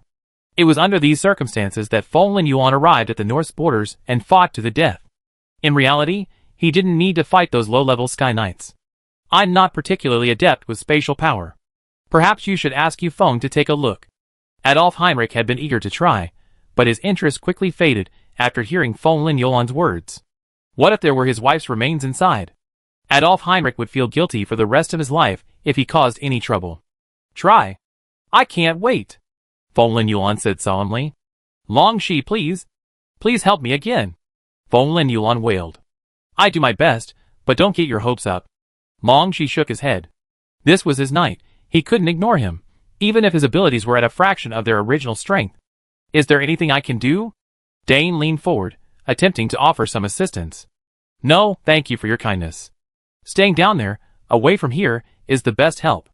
If this solid spatial structure is disturbed, no one knows what will happen. So stay away. And, please help us take Our Majesty away. Adolf Heinrich waved his hand. You must know that space is both the most stable and the most violent property in the world. It automatically constructs a solid structure, much like real space. Unless extreme force is used or spatial nodes are found, space cannot be torn apart. The same principle applies to this frozen spatial rift. Once the previously stable spatial structure is destroyed, it will likely cause a severe spatial explosion, with sharp spatial fragments ruthlessly slicing through everything in this dimension. Please, Your Excellency Adolf. Fenlin Yuan took a deep breath and said solemnly. I do my best. This kind of spatial blockade is unprecedented. Adolf Heinrich frowned. This wasn't his forte. The mysteries of space were so profound that even space sages wouldn't dare claim to remain unscathed, let alone a non-professional like Adolf Heinrich. I try to pry the spatial nodes to see if I can break the balance. Adolf Heinrich explained. Excuse me, how did this thing manage to do this? A stable space without any support? It must have a terrifying energy source, otherwise this frozen spatial rift couldn't possibly persist. Adolf Heinrich turned and asked, sensing that Fenlin Yuan must know something. Wait a minute. The Baikal family? Isn't that the Hand of the North? Roland heard it all from below. Was he about to complete the Empire's two fists? It's time to go, Your Majesty. We have to leave. Dane dragged Roland away. By the way, Your Majesty, can you help? Fenlin Yuan suddenly asked. Roland knew he was implicitly asking Doss if he could help dissolve this space. After all, the Golden Holy Dragon's spatial proficiency was comparable to that of the Silver Dragon in some aspects. This is merely a spatial partitioning field of a divine artifact. The reason you can see it now is because it needs to enter the dimensional space to absorb elements and convert them into energy. Let them pry it open without worry. The spatial field of the artifact is very stable and won't cause a massive explosion. Doss said lazily. As for whether the people inside are alive or not, I can't sense it either. The artifact has blocked all information. Doss's voice faded. It's okay. Don't worry, I won't come back. This is probably a spatial structure formed by something. The structure is very stable, Roland shouted. Adolf Heinrich and Fenlin Yuan exchanged a glance, noticing the joy in each other's eyes. Roland's intention was clear. Then do it. Fenlin Yuan nodded to Adolf Heinrich after watching Roland and Dane disappear. Then I do it, Adolf Heinrich said with some concern. Crack. Under Adolf Heinrich's mental control, the condensed light element transformed into a cone of light and pierced through fiercely. The previously calm space began to vibrate, and fine cracks appeared on the mirror-like smooth space barrier. Is this a stable structure? Adolf Heinrich stared at the cracked space barrier with wide eyes. The fine cracks crawled across the entire barrier like a spider web. I have a bad feeling. Adolf Heinrich felt like he'd been tricked. This thing didn't look stable at all. How about we retreat? Adolf Heinrich suggested to Fenlin Yuan. This thing was truly dangerous now. The fine cracks in the space were chilling. Is this thing twisting and expanding? Adolf Heinrich observed in shock. The previously smooth space was now completely bulging, and something was trying to squeeze through the void into the world barrier. No! Let's go! Adolf Heinrich stared in astonishment at the increasingly bulging spatial barrier and attempted to pull Fenlin Yuan away. Fenlin Yuan remained motionless, calmly observing the twisting, chaotic spatial barrier. If we don't leave now, it's too late, Adolf Heinrich said solemnly.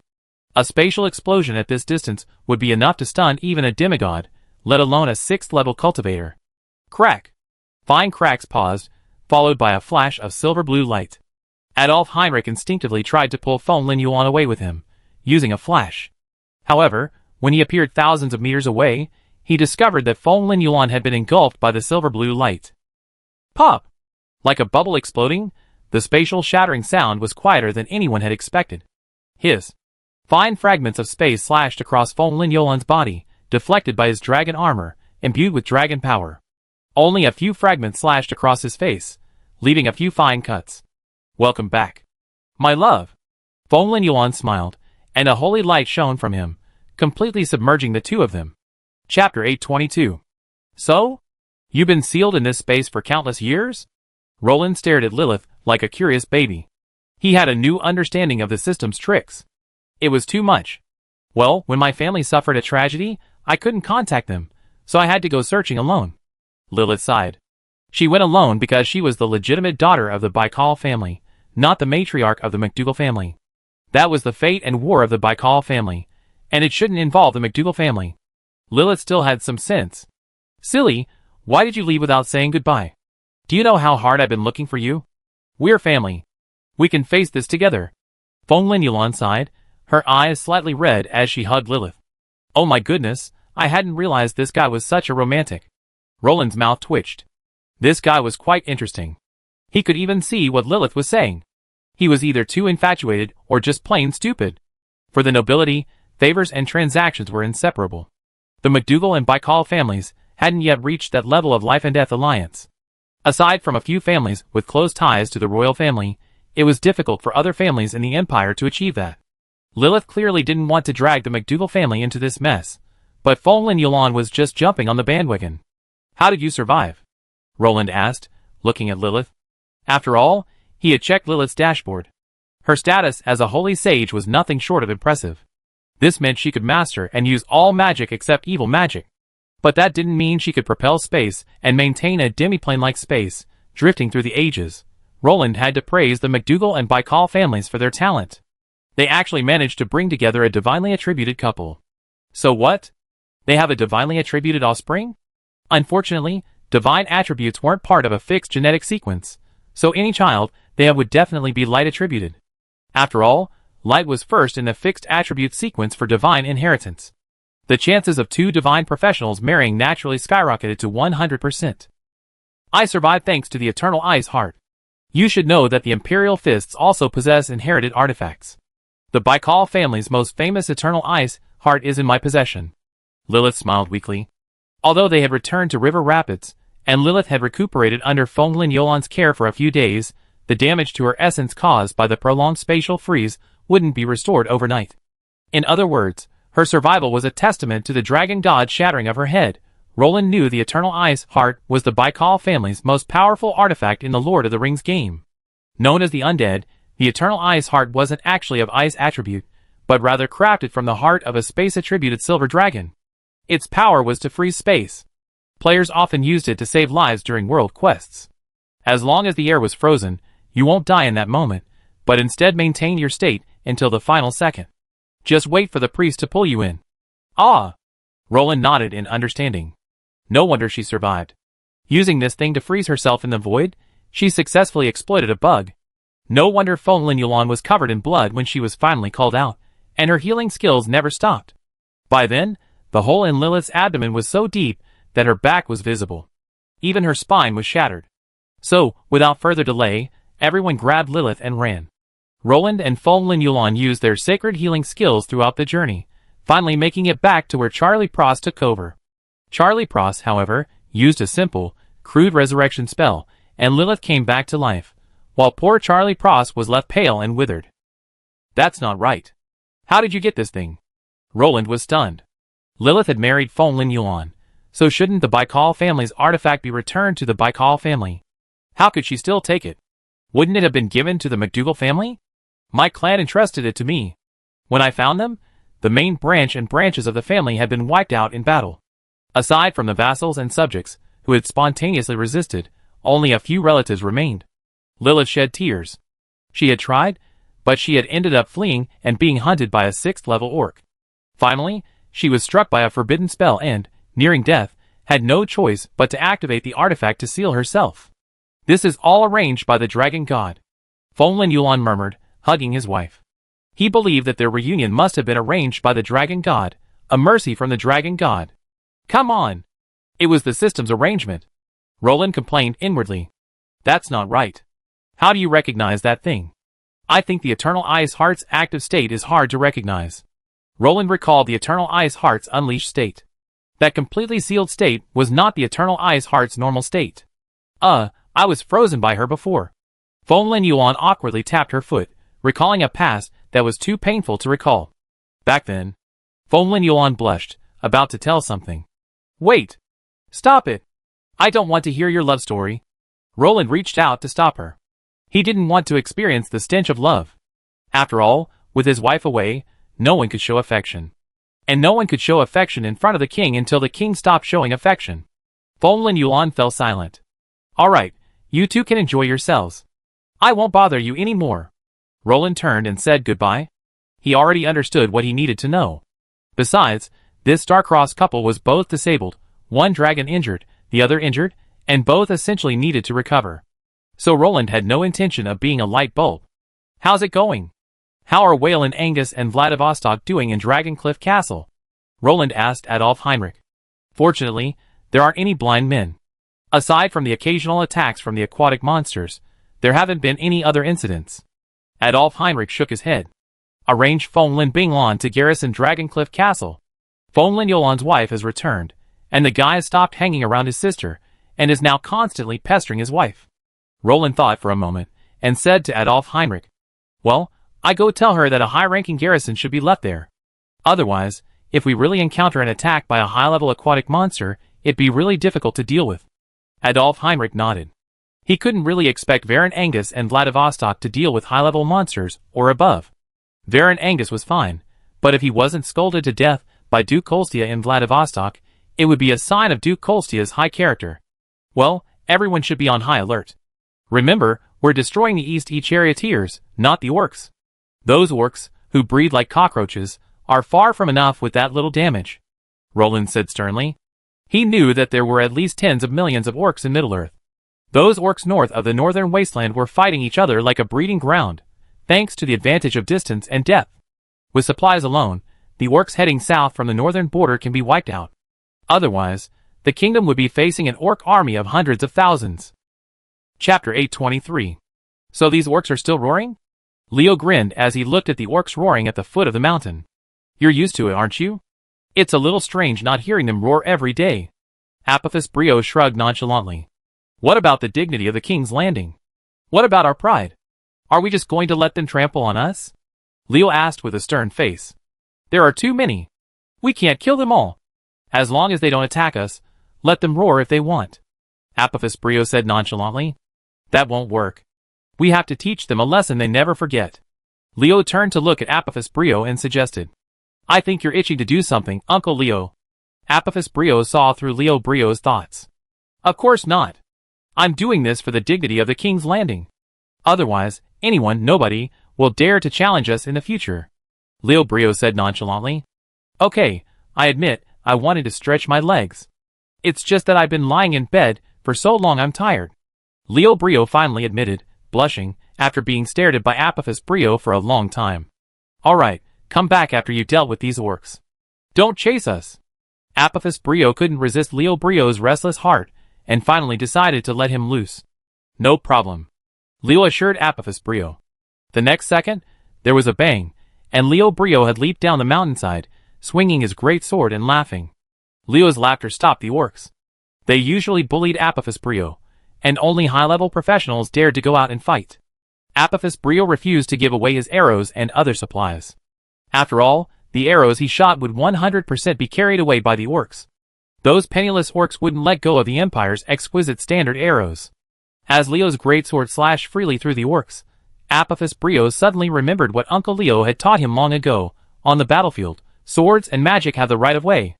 Don't use your body to block the enemy's attacks. It seemed Uncle Leo was right. Watching the orcs waving their arms and legs, trying to stop Leo's siege, Apophis Brio suddenly felt like laughing. Playfully, Leo suppressed his aura and strength, relying solely on brute force to hack at these stakes.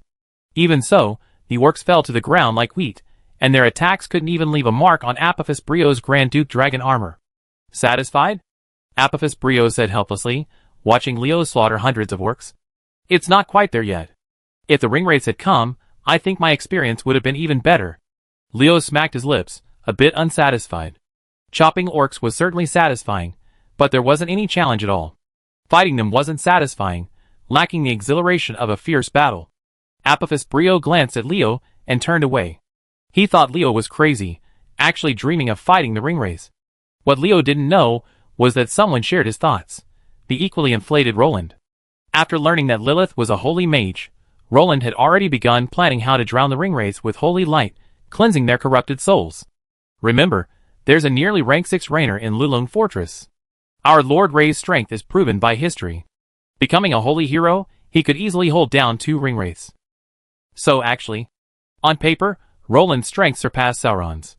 His 6 ranked warriors shared the burden of Sauron's remaining 8 rings, and there were still some left. This meant that Roland had no problem reaching the Black Gate, but that didn't mean he would actively attack Sauron. He had no interest in being the first to attack the 2 southern countries. There were few normal people in Gondor right now. Aside from Prince Adamlos's family, the other nobles were all going crazy. Denethor too, the brilliant man with foresight and immense spiritual strength, was still a child. This generation of Gondor nobles didn't need to be saved, and Roland wouldn't shed Raglan's blood for Gondor. How are the dragons? Nyx lazily leaned against the sofa, watching Duke Jolteia and Lord Yifeng standing respectfully to report. Although Yifeng was still a commoner, no one would consider him so. The dragons are comfortable, but our wallets are not, Duke Jolteia said with a scowl. It was simply because his dragons were so voracious, and their daily routine of free food and clothing had left them bewildered. It was a precious video of early human dragon domestication. Duke Jolteia even doubted that if he continued feeding them at this rate, he could tame them. But the sheer amount of meat consumed daily made him frown. Forget it, I handle this. Yifeng thought for a moment. You handle it? With those snow-winged chickens in the henhouse? How many meals can they possibly feed? Duke Jolteia was bewildered. Don't forget we still have vassal races. No one is better at herding than the centaurs. The kingdom now has vast expanses of wasteland, perfect for grazing cattle and sheep. Yifeng rubbed his brow. Then I trouble you to negotiate this with the centaur king, Baron Balder. Nyx nodded, agreeing. Anything else? How's the construction of the Swift Road going? Nyx asked. Old man Rattle over at the Swift Road is practically smoking with his staff. No more rushing, Yifeng said awkwardly. He's a war mage, and you two have treated him like a war criminal, turning him from a noble mage into a bricklayer. And you're still rushing him? Are you inhumane? I'm just asking, nothing more, Nyx said calmly. Duke Jolteia and Yifeng exchanged a glance, their eyes fixed on each other. Your longing for Roland is practically overflowing the screen, and you're just asking? As for the rest of the story, Duke Jolteia pondered for a moment before deciding not to say anything. What's wrong? Nyx asked curiously, noticing the 2 men were hesitant to speak.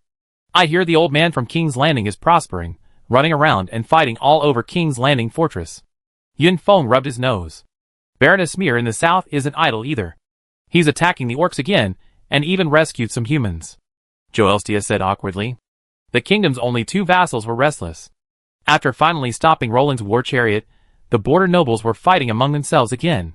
Let them fight, the kingdom will support them from behind. Where will the land come from for them to develop if they don't fight? Let them do it within their means, don't be too greedy, or they may not be able to digest it. If they are pressed hard by the orcs, they can ask for help from the kingdom.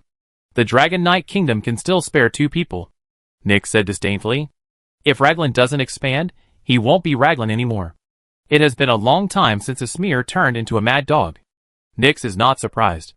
With the organized natural guardians in Asmir's hands, they will not suffer any loss in a small-scale battle with the orcs. The only thing that surprised Nyx was that the Junlin family had endured their temper for so long before taking action. Chapter 824. Hush. These 2 are so restless. Roland was completely paralyzed after receiving the report from Nyx of Riverstorm. He could understand Apophis Breer and Asmir's fussing, but he didn't want them to do so. The time for war with the orcs was over. After a series of chaotic battles in the north, Roland successfully diverted Sauron's attention from the 2 relatively safe southern countries to the emerging north. However, after being severely beaten by Roland, Sauron had a profound realization and awakening. He changed his ways, and decided to put the north aside for the time being. After all, compared to the tough and useless north, the wealthy and decadent Gondor and Rohan were more attractive to Sauron. Since the War of the Last Alliance, the south had actually put its weapons away and let its horses go to the mountains. Aside from fighting the Umbar pirates, Gondor's environment was unprecedentedly favorable. Rohan had no external enemies. After maintaining a small force to focus on the roaming orcs, the nobles of the 2 countries immediately had nothing to do. Humans are a despicable species. When well-fed, they lust after lust, while when hungry and cold, they rob. The comfortable environment has allowed the nobles of both nations to resort to extravagant practices. Luxury and decadence have begun to corrupt these noble lords, who once defended their borders. Roland and Sauron had a tacit understanding in some ways. Roland knew Sauron couldn't fight again, and Sauron knew Roland didn't want to. Each side returned to their respective camps to prepare their troops and await the next clash. However, after both sides had hushed their hostilities, they both noticed the unusually conspicuous Gondor and Rohan to the south. After all, while the north was practically losing its mind, the south was remarkably quiet. Sauron then realized, and so did Roland, rather than being watched by Sauron as he sharpened his blade against his parents, it was a better choice for him to turn his attention south. In the spirit of a friend's death, and with Roland's familiarity with the subsequent plot, he judged Sauron was preparing for a major event. After all, the War of the Ring would be just a few decades away. Sauron, beaten by him, had been significantly weakened compared to history. If he didn't prepare troops for the War of the Ring, there would be no need to fight. After all, Gondor had a true emperor. Denethor too. Compared to Aragorn, the boy who killed Sauron in the plot, this regent was the true emperor, suppressing Sauron's will with his mental power. So, Roland didn't want his vassals to provoke the southern lord. Both sides were preparing for war, but Roland hoped that Mordor's blade would first point towards Gondor, not his own Raglan. Roland didn't want to be seen as a joke in the future, saying Gondor would never surrender until every last Raglan was dead. Tell them to hold back. We need time. Roland tapped his head. Compared to Asmir's petty, insignificant fighting, the King's Landing. Driving a level 6 dump truck recklessly through the misty mountains terrified Roland even more. After all, the elves of Rivendell, the dwarves of Moria, and the southern kingdoms offered no help to the kingdom except applauding. It was the Raglan who drew the fire. Roland didn't want to be the first to get shot in the Great War, so he better keep a low profile when Mordor and the ringwraiths weren't causing trouble. After all, the Raglan plains were overwhelming the kingdom. What's the situation at Dragoncliff? Roland asked again. After all, the kingdom now had a group of flying beasts. Dragons are waiting to be settled, and there is no better dragon nest than Dragoncliff Castle. It was originally the habitat of the Empire's wild dragons, but do you see any wild dragons in Roland's broken kingdom? Well, it seems there is indeed one, but there is no way that Purple Thunder Dragon will be released. Its fate is to become a Dragon Knight's mount or turned into material. So instead of leaving those cliffs that can be turned into dragon nests empty, it is better to migrate those flying dragons there. They can catch fish and aquatic monsters for snacks near the rapid river, and it will be easy for the kingdom to support them. Miss Fonlin Binglon has gone. Vladivostok and Whale and Angus are handling the details. Adolf Heinrich shrugged. The MacDougall family isn't the hand of the rapids. They specialize in military affairs, not politics. So Fonlin Binglon could just go ahead and start fighting. She wouldn't understand anyway. She's just a simple girl. Well, Fonlin Yulon is still slutty with his wife? Roland asked with a sigh. Ever since he found his wife, that guy doesn't care about his sister anymore. Now Caslo takes those little ones out every day. Adolf Heinrich shrugged. Roland grinned. His position as kindergarten principal was now confirmed. By the way, has that dragon yielded? Roland asked curiously. The stubborn Purple Thunder Dragon was unyielding, and the sight of Fonlin Chulon trying to conquer him, playing the lute to a cow had become a common sight in La Grande City. The dragon isn't averse to Chulon anymore, it just won't talk. Adolf Heinrich pondered. These things were his daily concerns, so he was familiar with the basics. That's good, finally some progress.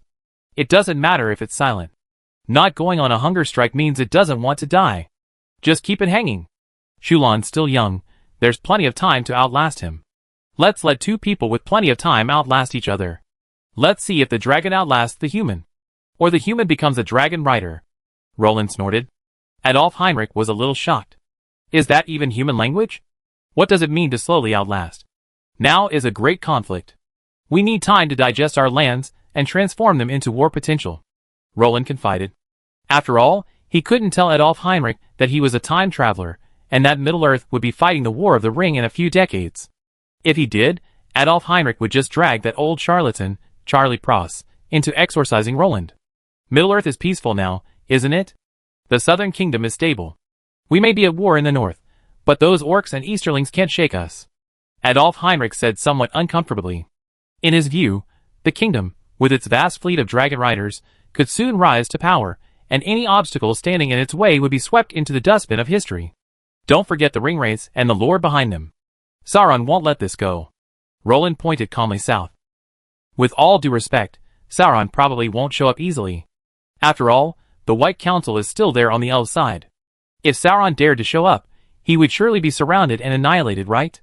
Adolf Heinrich, also familiar with current history, believed that humans and elves wouldn't want to fight another brutal battle like the War of the Last Alliance. If Sauron dared to show up, he would be surrounded and annihilated. As for the ringwraiths, they were just clowns, and the kingdom didn't take them seriously for now. Roland glanced at Adolf Heinrich with a complicated expression. Everyone thought so, but there were bad guys in the upper echelons. Who could have imagined that the great sage Saruman, the highest echelon of the White Council, had become a biologist? Who could have imagined that Gondor was no longer the lingering glory of its former, vast empire? If that were true, that would be wonderful, but we still need to accelerate the development of the Raglan Plains. I hope to have the flowway completely completed within 3 to 5 years. And we build our cities in the heart of the plains. Roland looked up. The 12 flowing cities were the first line of defense, while the Raglan Plains were the kingdom's depth. Chapter 825. Father, my grandfather's health is failing. Denethor II, just 21 years old, sighed as he looked at his father, Ecthelion II. Historically, his grandfather, Turgon, would have died of illness in 2953 of the Third Age, and only then would his father inherit the position of Chancellor. Your Highness, the regent invites you. Huron, the keeper of the keys, approached Ecthelion II and invited him. Okay, wait here. I go see your grandfather. Ecthelion II patted Denethor II on the head and walked inside. Inside the palace, Turgon and a group of nobles were discussing government matters. Clearly, Denethor II, with his current status, was not qualified to join. Denethor II gazed anxiously into the palace. He felt an inexplicable sense of oppression as he gazed upon the majestic White King's city. Perhaps I should do something. Denethor II glanced resolutely toward the north. While Roland's kingdom of Raglan continued to fight against the orcs and achieved victory after victory, Denethor II did not share the joy of the other nobles. He knew this was just the beginning. The tentacles of darkness would not cease their encroaching advance. A few battles with relatively modest losses would not severely damage Mordor. Knowing the orcs' potential for war, Denethor II did not, like the other nobles, feel that all was well. History holds Denethor II in high esteem. Aside from the revered Aragorn, no one could surpass him. In the original novels, he is described as noble and powerful, possessing a strong desire for control and immense pride, even daring to challenge Gandalf. He was tall, brave, wise, farsighted, and profoundly knowledgeable. He embodied a more regal demeanor than anyone who had appeared in Gondor for generations. The kingdom's armaments are lax, the nobles corrupt. Denethor II gazed with some embarrassment at the majestic white city, which now exuded an air of decay. His grandfather, Turgon, was incompetent at military affairs, and Gondor remained stable during his reign. Furthermore, Sauron in Mordor remained hidden, and though he was about to reappear, he retreated after being struck down by Roland in the north. Under these circumstances, the kingdom's military expansion and preparations for war seemed a distant prospect. Denethor knew that with his current strength, he could not. He had no power to dictate orders to the nobles, nor even to change national decisions. He was a wise man, knowing he would be considered a madman if he went in now to speak of the threat of Mordor. As for reclaiming Ithilien, the nobles of Gondor lacked the courage and guts. It would be more realistic to expect them to fight than to rely on the powerful kingdom in the north to march south and destroy Mordor. Saddle your horses. I'm going to Belfalas. Denethor II paused for a moment, then decided to meet with Prince Dol Amroth, who had connections with the northern kingdom. So you wish to attack Mordor? Prince Angelimir said quietly, slowly brewing a cup of black tea for Denethor II. Yes. The orcs of Mordor are growing more rampant. We all know they're constantly encroaching on our territory and wealth. But the lords are turning a blind eye. Denethor II exclaimed excitedly. The orcs, who are as annoying as cockroaches and as resilient as weeds, are a thorn in Gondor's side, but the other lords do not realize this. They only think about how much damage the orcs can cause. Compared with the large-scale military operations that cost the people a lot of money and effort, the losses caused by the orcs are not worth mentioning. Very insightful young man, but you're not a qualified politician. You've forgotten the nobles' most important interests. Angelimir shook his head and smiled. Everyone knows that those orcs continue to bleed the kingdom, but so what? The casualties of a few civilians are insignificant, and won't shake the nobles' foundations. Angelimir shrugged. That's slow suicide. The orcs are becoming increasingly arrogant. When have they ever dared to appear in droves within the kingdom? Denethor II exclaimed excitedly. If you didn't have any ideas, you wouldn't have contacted that kingdom in the north. Denethor II asked in reply. He had come to Prince Dol Amroth because he realized that, with the exception of this family, the other families in the kingdom had very little control over their military equipment. Rather than maintaining a large number of unemployed soldiers, they preferred earning money to replenish their coffers. That's just the fallback I left for the kingdom. House Dole Amroth can only protect itself, and it can't convince other houses to invest vast sums of money in the military. Angelimir said calmly. Just because he didn't slacken his family's military preparations didn't mean he could influence the other houses' minds. All he could do was train his own army to fight for the kingdom at any time. This was also why Gundor was able to rely on this prince's army, and the Knights of the Swan as the final hammer to seal the War of the Ring. For decades, House Dole Amroth had invested every penny in the military. Is there no other solution? Denethor II said somewhat dejectedly. If you truly desire answers, you can go north. You're old enough now, so it's time to venture forth and broaden your horizons. Angelimir looked at his progeny kindly, encouraging him to venture forth and explore.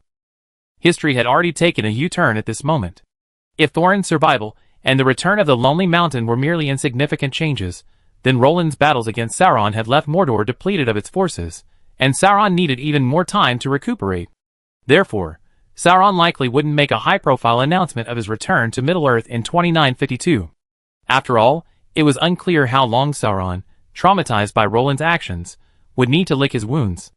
Thank you for your advice. I go and see, Denethor II said thoughtfully. Since he was certain Mordor would cause trouble for the kingdom in the future, he must understand the true situation of all his allies. After all, in Denethor II's mind, the king of Gondor had long been the regent's family. They were the true rulers of the kingdom, not the son of prophecy who relied on bloodline to profit. Denethor II and Roland shared a common understanding on this point. Roland felt that Denethor II's abilities were indeed far greater than Aragorn's, while Denethor II, due to his powerful spiritual strength, was so confident that he believed he was definitely stronger than the king of Gondor. Well, if you truly wish to leave, you can take my Swan Knights with you. Staying here will only cause their swords to rot. The cold winds of the north will temper their bones, and the icy snowflakes will strengthen their resolve, Angelimir said. With the Swan Knights watching over Denethor II, Angelimir felt reassured. After all, he would be the future regent, and the prince wanted to train him, not murder him. Rather than leaving the idle Swan Knights to rot in Gondor, it would be better to venture north. Angelimir had heard that the kingdom of Raglan seemed to have won another victory. The Dragon Knights must have played a significant role in this. The thought filled Angelimir with envy. After all, they were powerful Dragon Knights. And such power did not belong to Gondor. Chapter 826. Good morning, Your Majesty. Good morning, Your Majesty. Good morning, Caslo. Hello, Yulon. Roland walked out sleepily, greeting everyone he saw. Roland said, as he suddenly felt as if he had missed something, and quickly turned his head to look. Fonlin Yulon? You're out so early? Roland finally realized something was amiss. You know, ever since Lilith arrived, Fonlin Yulon could only be found around noon, as he spent his days and nights at his wife's. Because she'd been in the void for so long, everyone urged Lilith to recuperate.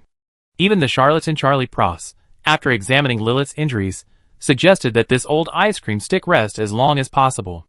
Although her origin injury had healed quickly, and was almost completely gone, everyone was concerned about her representing the kingdom right away. After all, Roland had said that the kingdom didn't need another wounded soldier to save face. Lilith said she was hungry, so I came to find something to eat, Fonlin Yulon said awkwardly. After all, she was his wife, so Fonlin Yulon couldn't just give her a half-hearted answer. He had come specifically to find food for her. Well, it's unusual to see you so early. Go get busy. Roland waved awkwardly. No wonder he was there. It turned out his wife was hungry. By the way, haven't you been taking care of your sisters these days? Are you really just leaving them to Caslo? Roland asked in surprise. Remember, Fonlin Yulon was also the head of the MacDougall family. It's okay. I trust Caslo. Besides, the MacDougall family isn't in trouble, so it doesn't matter whether I intervene or not. Fonlin Yulon shrugged nonchalantly. Roland choked. The MacDougall family was now down to a handful of members, and paired with the Baikal family, which had only one surviving member. They looked like a perfect match. Fonlin Yulon's sisters shared the responsibility of rebuilding the MacDougall family, but the heavy responsibility of rebuilding the Baikal family rested solely on him. Honestly, though, Fonlin Yulon had gotten a huge advantage. From now on, the MacDougall and Baikal families would be from the same clan, so to speak. He was still the one getting the upper hand. I won't bother you. Roland waved his hand, and turned to go to the government hall. He was going to discuss some matters with Adolf Heinrich. Your Majesty, hello. Adolf Heinrich bowed to Roland. Good morning, Your Majesty. Have you eaten? Roland asked, as usual. No, I haven't had time yet, Adolf Heinrich said truthfully after a moment's pause. Then let's eat together. What would you like? Roland beckoned to the attendant, who followed him. Anything. Adolf Heinrich said a little embarrassedly. He was delighted that His Majesty had invited him to breakfast. Okay, then, 2 honey-glazed roast ribs, 2 servings of venison soup, 2 servings of seasonal vegetables, and a plate of bread. Roland instructed the attendant. The attendant, after hearing Roland's order, nodded and hurried away. Such a greasy meal so early in the morning? Adolf Heinrich asked with some surprise. He usually made do with bread, rolls, and jam in the morning. Knights expend a lot of energy and need to replenish their energy, so they usually eat a lot of meat. Roland explained to Adolf Heinrich, waving the chopsticks he had brought with him. Originally, the Lagrang Empire used knives and forks for dining, but after Roland arrived, he became deeply dissatisfied with the awkwardness of the forks and knives, so he pulled out the table artifact of the great foodie empire. Chopsticks. These 2 small wooden sticks left the Lagrangians scratching their heads. They watched their king wield the chopsticks with ease, while they themselves, like uncivilized beasts, could only poke around with the 2 broken sticks. As a sign of table etiquette, Roland would usually place a knife and fork, but he wouldn't use them, instead using the familiar chopsticks. Oh! My dragon god! How do you wield those sticks so well? Adolf Heinrich stared in amazement at the chopsticks flying between Roland's fingers. The pursuit of knowledge is every mage's instinct, and he observed Roland's hands carefully, marveling. These are chopsticks. They're very useful, aren't they? Roland said, wielding the chopsticks as a demonstration for Adolf Heinrich. I see how you use them and understand the principles behind them, but why? Adolf Heinrich smiled wryly, demonstrating his skill. Roland couldn't help but laugh as he watched Adolf Heinrich's right hand, nearly cramped from the pain. It reminded him of the foreigner, who had just used chopsticks for the first time. Adolf Heinrich's chopsticks were already shaking from the way he used them. That's because you're not used to them. You get used to them. Roland smiled. Adolf Heinrich was clearly the type of person whose brain and eyes were capable, but whose hands had their own way. Chopsticks weren't difficult, it was just a matter of getting his stiff hands used to the manipulation. For that, Vannerwee should be praised. The ranger's fingers were nimble and agile, and his manual dexterity was several levels higher. Vannerwee had adapted faster than the others. Before he parted with Roland, he could already pick up objects the size of a broad bean. Your Majesty, please enjoy. 2 servants entered, carrying 2 trays. They placed them in front of the 2 men, laid out various condiments for them to enjoy, and then retreated outside. Enjoy your meal. Roland unceremoniously pulled a loaf of bread from the basket and bit into it. The golden brown bread was crispy on the outside and tender on the inside, with a milky aroma wafting from it. Roland nodded in satisfaction. You're actually eating this kind of coarse bread? Adolf Heinrich asked with some surprise. He had always remembered Roland eating the finest white bread made from finely ground wheat flour. How could he possibly eat this kind of coarse white bread with unground wheat bran? Haha, it's fine as long as I have something to eat. I can eat brown bread just as well. What's the big deal? Roland waved his hand nonchalantly. In River Rapids, Nix is responsible for my daily needs. The kitchen under her supervision is definitely exquisite, since she's a girl after all. Being here alone, I'm not so particular. I just eat whatever the soldiers eat. Roland explained. It's not wrong for his wife to feel sorry for him, but he can handle it without his wife by his side, sharing the hardships with the soldiers. He doesn't have those aristocratic complexities. Oh. Adolf Heinrich nodded in understanding. After all, the queen wouldn't let the king eat the coarse bread that only the common people eat. She would definitely order the kitchen to prepare exquisite meals. This is why Adolf Heinrich never saw Roland eat anything coarse except when marching. Even when marching, Nix would prepare food for Roland in advance. It's just that Roland had been out for so long this time that he hadn't eaten. Still, coarse bread was pretty good. Compared to black bread, which is mixed with a lot of bran and other grains, coarse bread is still considered white bread. Having experienced famine in the kingdom, Roland had no intention of using bean curd as dry food. What are you doing? Roland and Adolf Heinrich were chatting. As they chatted, they noticed Adolf Heinrich using his chopsticks to pick up peas in the thick soup. His face flushed red from his inability to use chopsticks, and it was turning redder. Forget it, that's all. Adolf Heinrich sighed and raised his spoon, with a sigh of relief. Chapter 827. Over 2 months passed in a flash. The year 2951 of the Third Era seemed remarkably peaceful. All factions seemed to retreat into retreat. Not only was there no movement from Mordor, but the Easterlings remained silent. Even the most rebellious Dol Guldur had quieted down. Aside from the active Apophis Breer and Esmir, Roland's men, all other factions in the north fell into a dead silence. Roland was such a clever man. He knew the future course of history, and was familiar with the art of war. Did he know how to strike the hardest with a fist? By pulling back the fist and striking out again, of course. Roland had no doubt that Sauron was gathering strength and preparing for a powerful blow, but as for the others, Roland couldn't agree more. Aside from the northern kingdoms, most of the other factions were languishing. Roland didn't expect Gondor to make any progress in the past decade or so. He simply hoped those old-timers in Gondor could distract Sauron's attention and prevent him from turning his attention on him. "Oh my goodness! Your Majesty, I have some news for you to decide," Adolf Heinrich said to Roland, shaking the magic envelope in his hand. "What's the matter?" Roland asked as he took the letter. "The son of the Regent Prince of Gondor has come to our northern borders." Adolf Heinrich rubbed his brow, unsure of the situation. He couldn't determine the prince's intentions, so he could only leave it to Roland to make the decision. "Hey! Here comes the real treat. The King of White King City's endurance?" Roland laughed out loud at the sight. "The gift is from our old friends, the Swan Knights.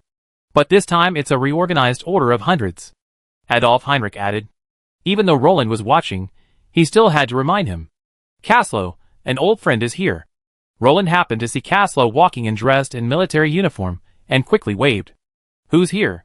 Caslo was stunned. What kind of old friend was this? Besides his comrades, the only one left in the kingdom was his majesty. How could he have any friends? "Halfa, you're in for a treat," Roland chuckled. "Who? Halfa? Does the kingdom have such a general?"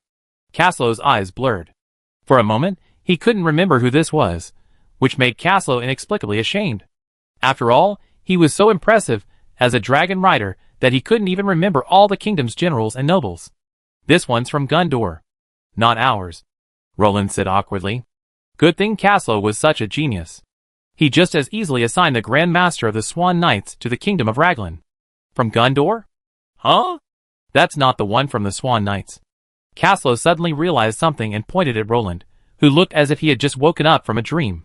"What's he doing here? Looking for a beating?" Caslo wondered. After all, Halfa and Caslo had a long-standing feud. Caslo, a man of equal rank, had been challenged numerous times by Halfa during his stay in Streamwind. But Caslo, a dragon knight of the kingdom, even without a dragon, managed to defeat Halfa with ease.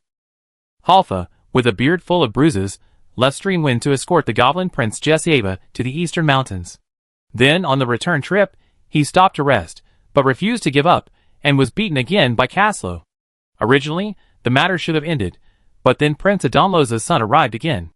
Halfa, familiar with the route, rejoined the group and, as expected, went to seek revenge on Caslo. He felt he had regained his form after a period of training. As Roland had predicted, the powerful Swan Knight Captain Halfa once again became the in-game opponent of the great dragon knight Caslo. Halfa, completely defeated, finally realized the difference between a knight commander and a knight commander. "Look, you're anxious again," Roland said after a 2-second silence. "Denethor too has arrived, the future regent of Gondor. Halfa is here to escort him." Roland shook his head. "Is he at the door?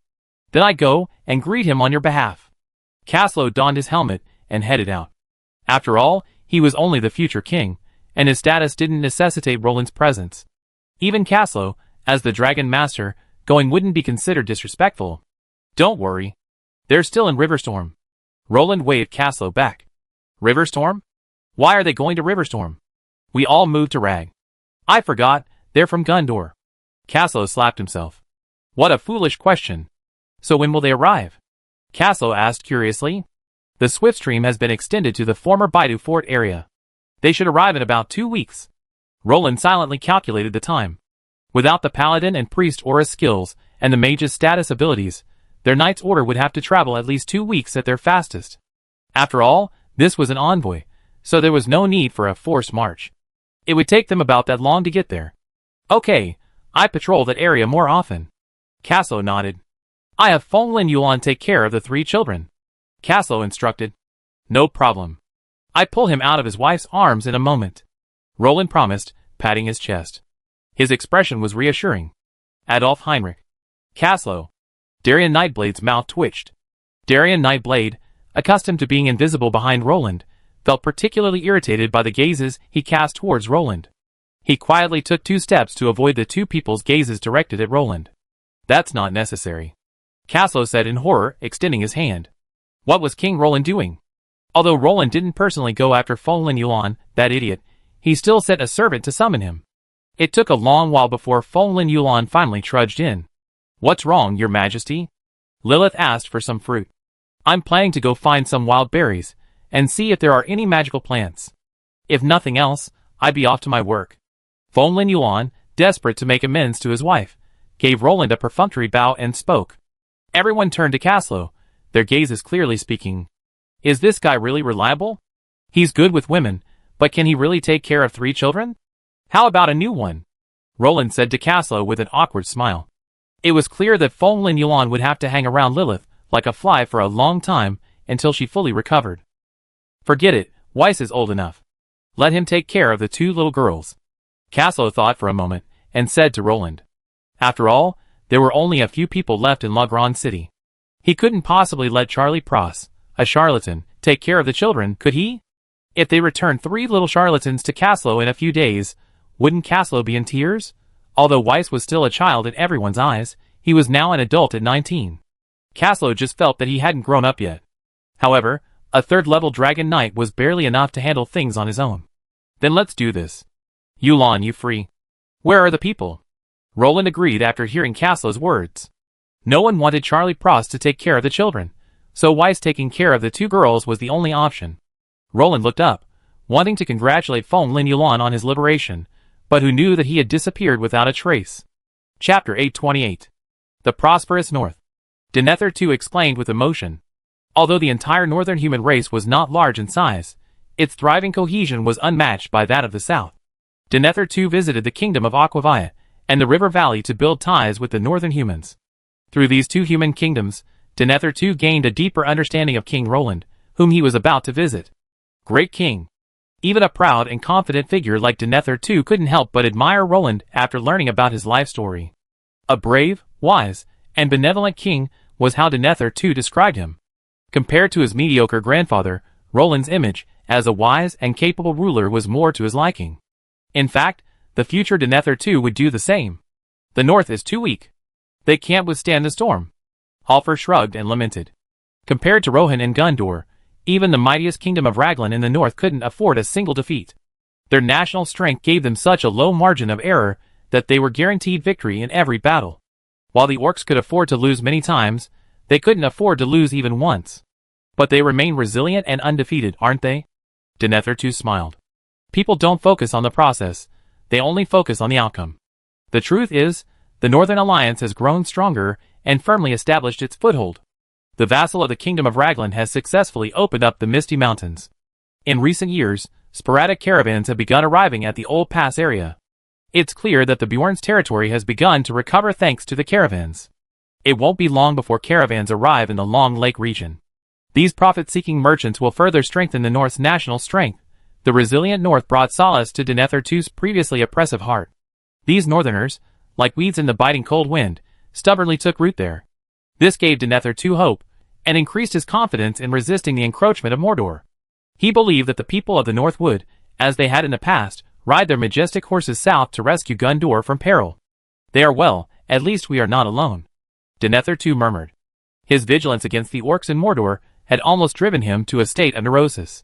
Seeing through Gondor and Rohan, Denethor II knew that no one understood the weakness of the southern kingdoms better than he did. Aside from the border troops, the nobles' fighting power had plummeted to a historic low. Although a kingdom could mobilize a massive militia, but without the nobles' private soldiers as a core force, such a massive militia would collapse at the slightest touch. These potential dangers had previously tormented Denethor II sleeplessly, but upon arriving in the thriving north, he felt instantly relieved. At least he wasn't alone. It's worth noting that Denethor II was killed in historical events because his will, so powerful that it could even suppress Sauron, had seen the might of Mordor through the Crystal of Truth. After viewing Middle-earth through the Crystal of Truth, Denethor too despaired. Gondor had no allies. And his strongest ally, the king of Rohan, was being deceived by his treacherous prime minister. Hence, he issued the pessimistic order for everyone to flee. Because he knew that despite Gondor's partial restoration of its military equipment over the past decade or so, it was far from a fully fledged martial spirit. Facing the meticulous preparations of the 1,000-year-old Eye of Sauron, how could Gondor be defeated? Sauron, through the Crystal of Truth, deliberately allowed the great king of Middle-earth, the only one who could suppress him with willpower, to see the prosperity of Mordor, and the hordes of orcs as numerous as cockroaches. This made the confident and proud Denethor too despair. However, the tragedy of history was destined not to happen. Denethor too received a shot in the arm decades earlier than history would have allowed. Historically, Denethor too had considered the North, but neither the Dale nor the Bjorn could have decisively impacted the outcome. Facts have proven Denethor too's wisdom. The War of the Ring actually had two battlefields: the southern main battlefield, headed by the Battle of the Pelennor Fields, and the northern main battlefield, headed by the Dale of the Lonely Mountain. The Battle of the Pelennor Fields ended in victory for the human coalition, while the Battle of the Lonely Mountain was a tragic victory, with King Bran of the Dale and Dwarf King Ironfoot defending the Lonely Mountain at the cost of their lives. Facts have proven Denethor too's strategic foresight. If King Bran of the Dale hadn't foreseen retreating to the Lonely Mountain and joining forces with the dwarves, and given the Lonely Mountain's easy defense and difficulty to attack, the Northern Coalition might have been annihilated. Oh! No! There was also Thranduil, who hid himself away from the world, dog-head animation.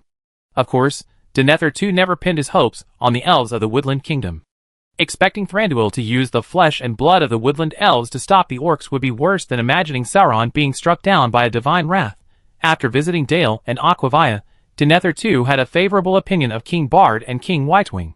In his eyes, while these two kings weren't considered truly brilliant, they were certainly capable rulers. Especially since, with limited resources, they had managed to raise a capable army. Denethor too was truly enticed. Do you think it's possible for me to train such a capable army? I mean, if I invested my own resources? Denethor too didn't hold back, but looked at Halfor. As the Grand Master of the Order of the Swan, he was no slouch. His military prowess was undoubtedly impressive. At that moment, Denethor too's eyes gleamed with ambition. It wasn't that he couldn't sit still as Crown Prince and yearn for a Middle-earth version of the Black Tortoise Gate incident, but rather that he wanted to secure his own army. The resurgence of Mordor had put immense pressure on him, making him yearn for an army of his own. He couldn't just rally militias to fight the orcs, could he? With all due respect, that's difficult, and you don't seem to need a dedicated army. Holfar frowned. As a high-ranking general of the Dol Amroth family, Holfar knew that the young Denethor too held an almost perverse wariness of Mordor, but he didn't believe that this would be enough for him to command an army. The reason for the team was clear. After all, although the current regent, Turgon, was aging, Denethor too, a member of the House of the Chancellor and the direct heir, suddenly raising a private army. Even the Chancellor's family, let alone the other families, would inevitably have concerns. Someone might even play Denethor too's game of wrap yourself in a warm coat when the weather is too cold. After all, the allure of the title of Follow the Dragon was too great. Besides, Halfor had never overestimated the integrity of the kingdom's nobles. How could they do such a travesty? I was inconsiderate. Denethor too observed Halfor's serious expression, and suddenly understood. As the most sober and wise man in Gondor from beginning to end, he was no political idiot. He immediately frowned. Halfor observed Denethor too's expression and fell silent. Clearly, our clever Denethor too had already considered the noble integrity of the kingdom's nobles. Chapter 829. Roland, upon learning that Denethor too was coming to visit him, naturally remained unmoved. He dragged his advisors into the room and began to discuss countermeasures. Roland's goal was undoubtedly to weld Gondor to the wheels of war. He was no saint. For those in the north, only by allowing Gondor, Rohan, and Mordor to fight tooth and nail could he exploit the conflict. He didn't want to suffer the embarrassing fate of those who, after seeking favor with others, ended up becoming the one doing the fighting. To prevent himself from being manipulated by others, Roland decisively decided to gather with his subordinates in a small dark room to discuss countermeasures. They wanted to figure out how to lure Gondor onto the chariots for the War of the Ring. Although Adolf Heinrich and his companions were unaware of the impending War of the Ring, they were still very interested in the idea of tying Gondor to the chariots. If they could also tie Rohan along, that would be even better. The current regent of Gondor is Turgon. How is his current situation? Adolf Heinrich turned to look at the group. As Roland's aide, He was familiar with Gondor's current leader, but he was still unclear about the specifics. This made Adolf Heinrich frown. It seemed that he needed to advise His Majesty Roland to prepare to build an intelligence system for the kingdom. Originally, Adolf Heinrich wanted to delay this matter. After all, Roland's newly founded kingdom could be said to be a huge makeshift team. Maintaining stable operation was already enough of a struggle for Adolf Heinrich and Yun Feng. As for establishing an intelligence system, the two of them didn't even dare to think about it. After all, the people were almost starving to death. How could they have the spare money to do that? As the kingdom grew and developed, Adolf Heinrich finally had some confidence. His Highness Turgon is old, but still quite energetic. Caslow, who had met the regent of Gondor, was the only person besides Roland who was qualified to speak. Roland pursed his lips. He wanted to tell everyone that Turgon would die in 2953. While the historical date might not be accurate, it was clear he wouldn't last many more years. Then Denethor. Is he a prince? Adolf Heinrich counted on his fingers, calculating the current situation. After sorting out the family connections of the regent of Gondor, he discovered that this guy had been in the family for 3 generations. What else? Everyone was stunned. I thought he was a prince. Adolf Heinrich rubbed his brow in confusion. With his busy schedule, he clearly didn't have the time to pay attention to a prince-like figure in a remote corner. In fact, he's a very important person, Roland said seriously. Denethor, too, was undoubtedly a pivotal figure in the entire Middle-earth worldview, and Roland felt that his importance to the progress of Middle-earth was even greater than that of Aragorn. Don't forget that Aragorn's ability to raise a massive army to support the White King's city was inseparable from Denethor II's governance during his reign. During Denethor II's reign, Gondor's preparations for war against Mordor reached their highest level, and Gondor's martial virtue was unprecedentedly strong. This is why the White King's city was still in Gondor's hands when Aragorn arrived with his reinforcements. The reason? Strengthening the military, repairing the city's defenses, and constructing fortresses, all of this was accomplished under Denethor II. This proud and confident regent firmly believed that Mordor would wage war during his reign. Historically, his father, Ecthelion II, had already begun preparing for Mordor, implementing a series of defensive measures and improvements, and even employing Aragorn and Gandalf. It's hard to deny that this aggressive preparation for Mordor was his influence on his father. After all, he was wise, knowledgeable, and trustworthy, and as a prince, he could influence his father's decisions to a certain extent. So what do you mean? Adolf Heinrich frowned. I feel Regent Turgon won't be able to hold on for much longer. He's already old. Our next target should be his son, Ecthelion II, and his grandson, Denethor II, Roland said firmly. What do you want us to do? Caslow looked at Roland, his eyes determined, as if he were about to join a party. Hey! Relax, Caslow. We're not at the point of killing anyone yet. Roland patted him on the back, signaling him to relax. I hope everyone can think of a way to strengthen Denethor II's courage and confidence in resisting the orcs. Ideally, we can get them to engage in a small-scale fight right now. Roland smiled sinisterly. There's nothing shameful about stealing from behind. What's shameful is failing to steal and being used as a target for criticism. This? Adolf Heinrich frowned. It's not easy to trick someone into becoming a warmongerer. Adolf Heinrich frowned in distress. But his concerns were undoubtedly overblown. Denethor II was a warmongerer to begin with, and his final madness stemmed from a complete collapse from hopelessness. Imagine the despair of facing an enemy despite decades of clairvoyant manipulation, yet still being defeated. Roland's assessment of the Battle of the Pelennor Fields in the original novel was completely a plot twist. Imagine a battle that even a proud and arrogant Denethor II considered hopeless. And Aragorn won it with his own head? Could it be that a so-called son of prophecy, who had just assembled the southern lords, had a greater control over Gondor than Denethor II, a man of vision and strategy, who had been manipulating the kingdom for decades? I can only say that the protagonist's halo is too strong. That's why, under that halo, Denethor II and Sauron were both killed by the plot. Don't worry, this man is very wise and clear-headed. Don't underestimate him. He's perhaps the most clear-headed person in Gondor regarding Mordor. He always knows who his enemy is. Roland patted Adolf Heinrich's shoulder and said solemnly, Why do you think he came to the north? To travel? Think carefully. Roland chuckled and tapped his heart. You mean, he came to seek allies? Adolf Heinrich raised a brow. Isn't he borrowing the power of the north to achieve his dirty political agenda? Adolf Heinrich speculated, fearing the worst. Roland's eyelids twitched as he watched Adolf Heinrich's imagination run wild. Their bloodline isn't much different from the La Grande royal family. Roland said angrily. Huh? So noble? What's their background? Caslow was stunned. He'd been eating his fill of melon, but he hadn't expected such a twist. Could this be the Gondorian branch of the Lagrang royal family? Adolf Heinrich looked at Roland in bewilderment, his eyes, as if he were saying his ancestors were even richer. Their family is as prosperous as my own, Roland said, covering his face. Adolf Heinrich. Everyone thought you were brewing something great, but you ended up with something much bigger? What? Is a small family worth bragging about? The succession to Denethor II only takes time, Roland said speechlessly. What kind of dirty political demands could there be at this level? What if he can't wait? Adolf Heinrich's words were a deadly blow, instantly stumping Roland. Denethor II. Couldn't be that impatient, could he? Chapter 830. After leaving River Rapids, Denethor II readily followed the advice of Prime Minister Yunfeng of Lagran, and took the still unfinished River Rapids road to Lagran. After bidding farewell to the people of River Rapids, Denethor II and his entourage headed south to Fort Lulong. During this time, Denethor II hadn't been curious about why the Prime Minister, Queen, and King of Lagran lived apart. Did they dislike being together? Having just reached adulthood, Denethor II didn't dare to dwell on it, as the thought was too horrifying. Denethor II's entourage was formidable. The Dol Amroth family had assembled an entire Swan Knights to accompany him. What? Why was Prince Dol Amroth so kind to Denethor II? Don't you even consider who he was? Denethor II's fiancée was none other than the 21st Dol Amroth prince, the king's daughter, Findulaz.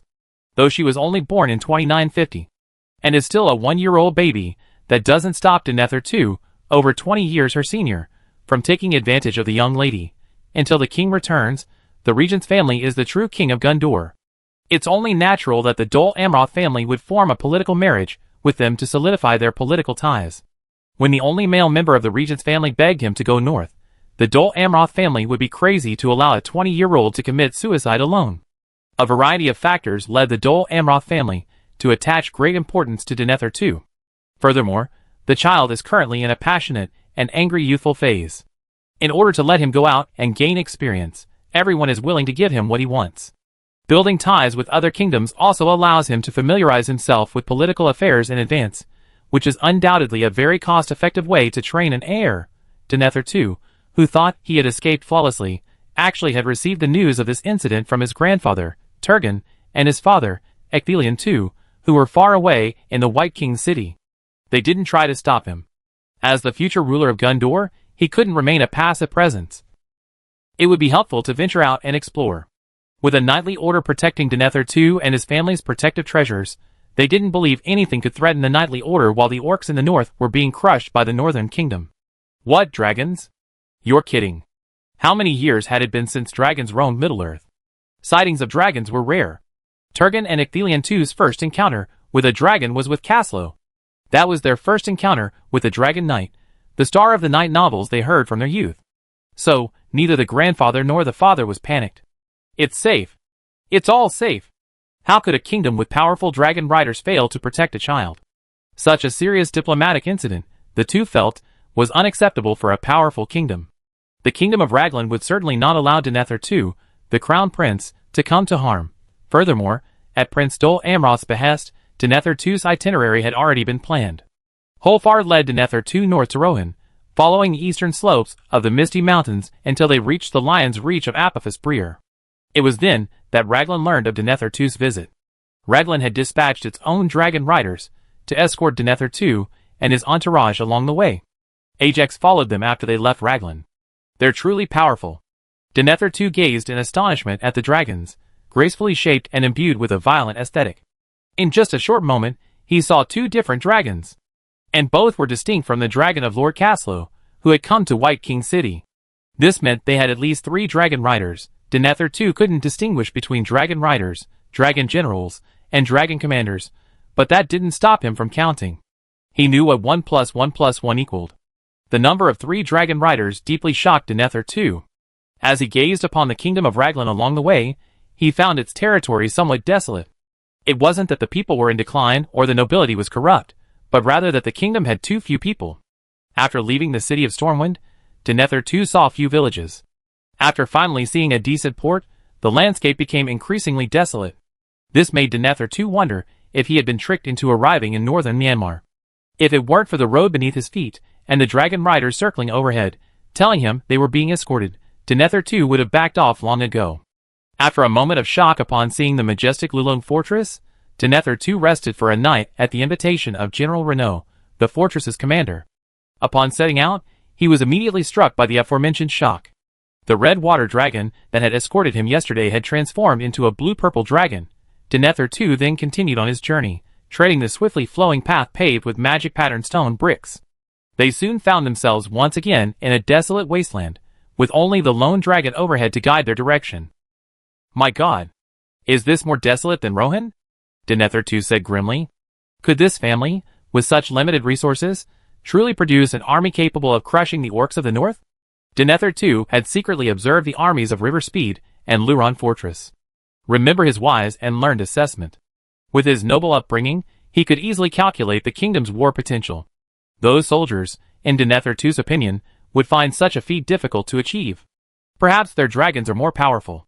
Denethor too slumped back into his saddle, feeling dejected. He remembered that this country had dragons. No one knew the exact strength of those damn dragons, but every book from ancient times to the present recorded their might. To sum it up, it can be summed up in one sentence. The dragon is your father. So, your majesty, Dos Anthony, how long do we have left? Denethor too rubbed his inner thigh in pain. How could a delicate nobleman endure the rigors of constant horseback riding? He was a noble mage. Almost there, very soon, Dos Anthony said calmly, turning the barbecue in his hands over the campfire in the night. Oh, I'm going crazy.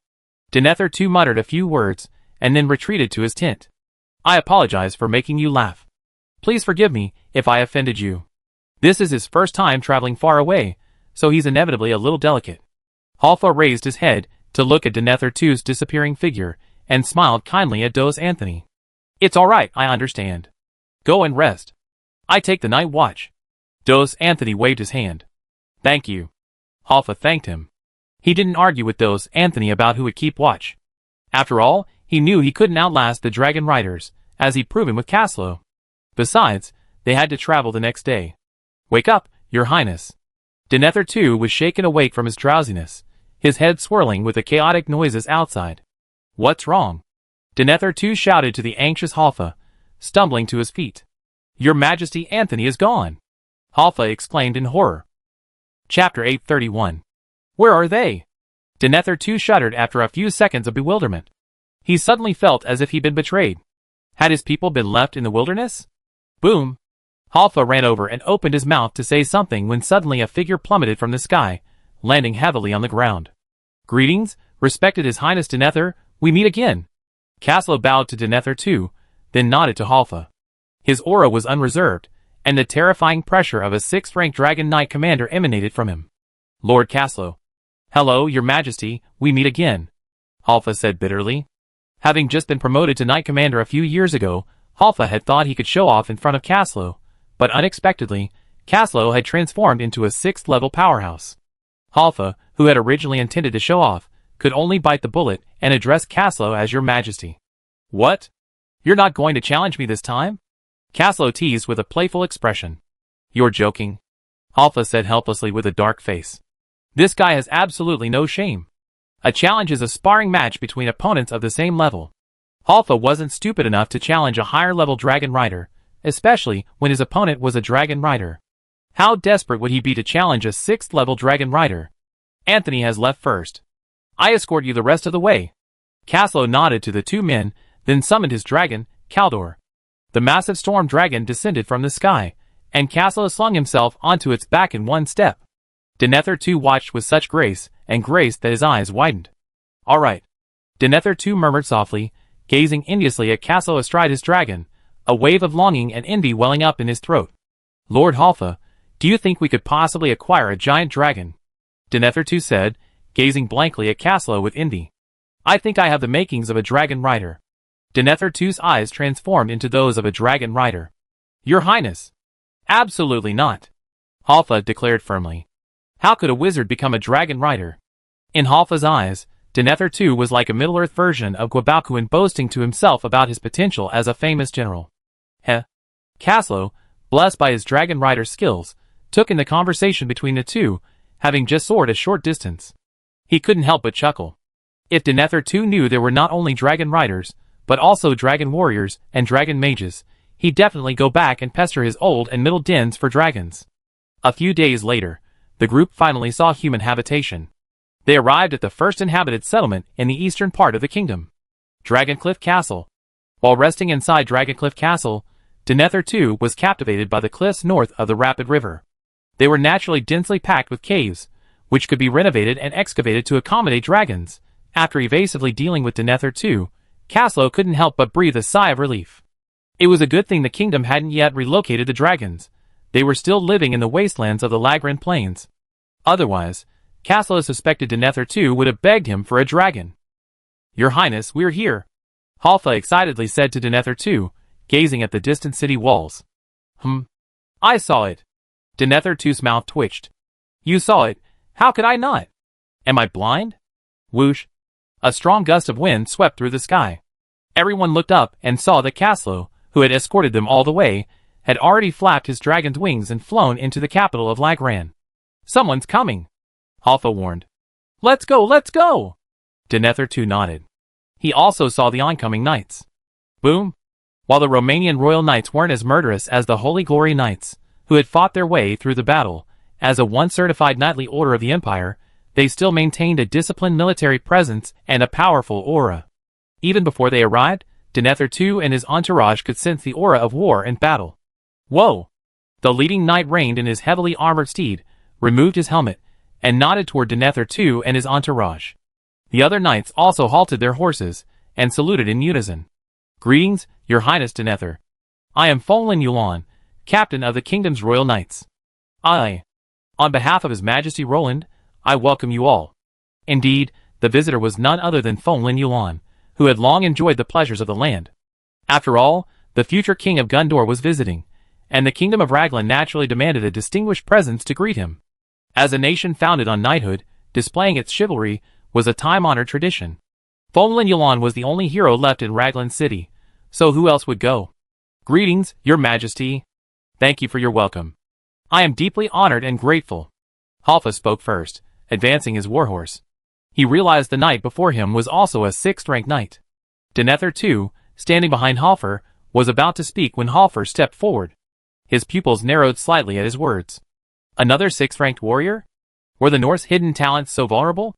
A sixth-ranked warrior, rarely seen in the South, was now a dime a dozen in the North. Wasn't that right? Were the North's updates so fast? "Greetings, Your Majesty. Sorry to bother you." Denethor too regained his composure, maintaining his noble demeanor. But now, he was truly astonished by the North. They truly possessed the power to defeat the orcs. Sauron felt rather wronged. He didn't know that Gundor and Rohan were both at their lowest point. Fearing pressure from the White Council, Sauron refrained from any rash action and instead decided to accumulate strength, giving the Alliance a final chance to turn the tide. Honestly, the White Council was already harboring its own agenda. Or perhaps Saruman's goal from the beginning has been the One Ring. As for how much power the White Council can now exert, Roland said, "That's a matter of opinion. You must know that the gods of this plane have vanished. Middle-earth has more than just 5 wizards. Unlike the original novel, the original 5 wizards were lesser gods under the mayor, while these 5 wizards are chosen wizards who possess divine artifacts. They can exert some of the divine laws. While their rank may not be high, their methods would even make Sauron wary. However, of the current 5 wizards, only Gandalf and Radagast remain committed to the Alliance, while Saruman harbors ulterior motives.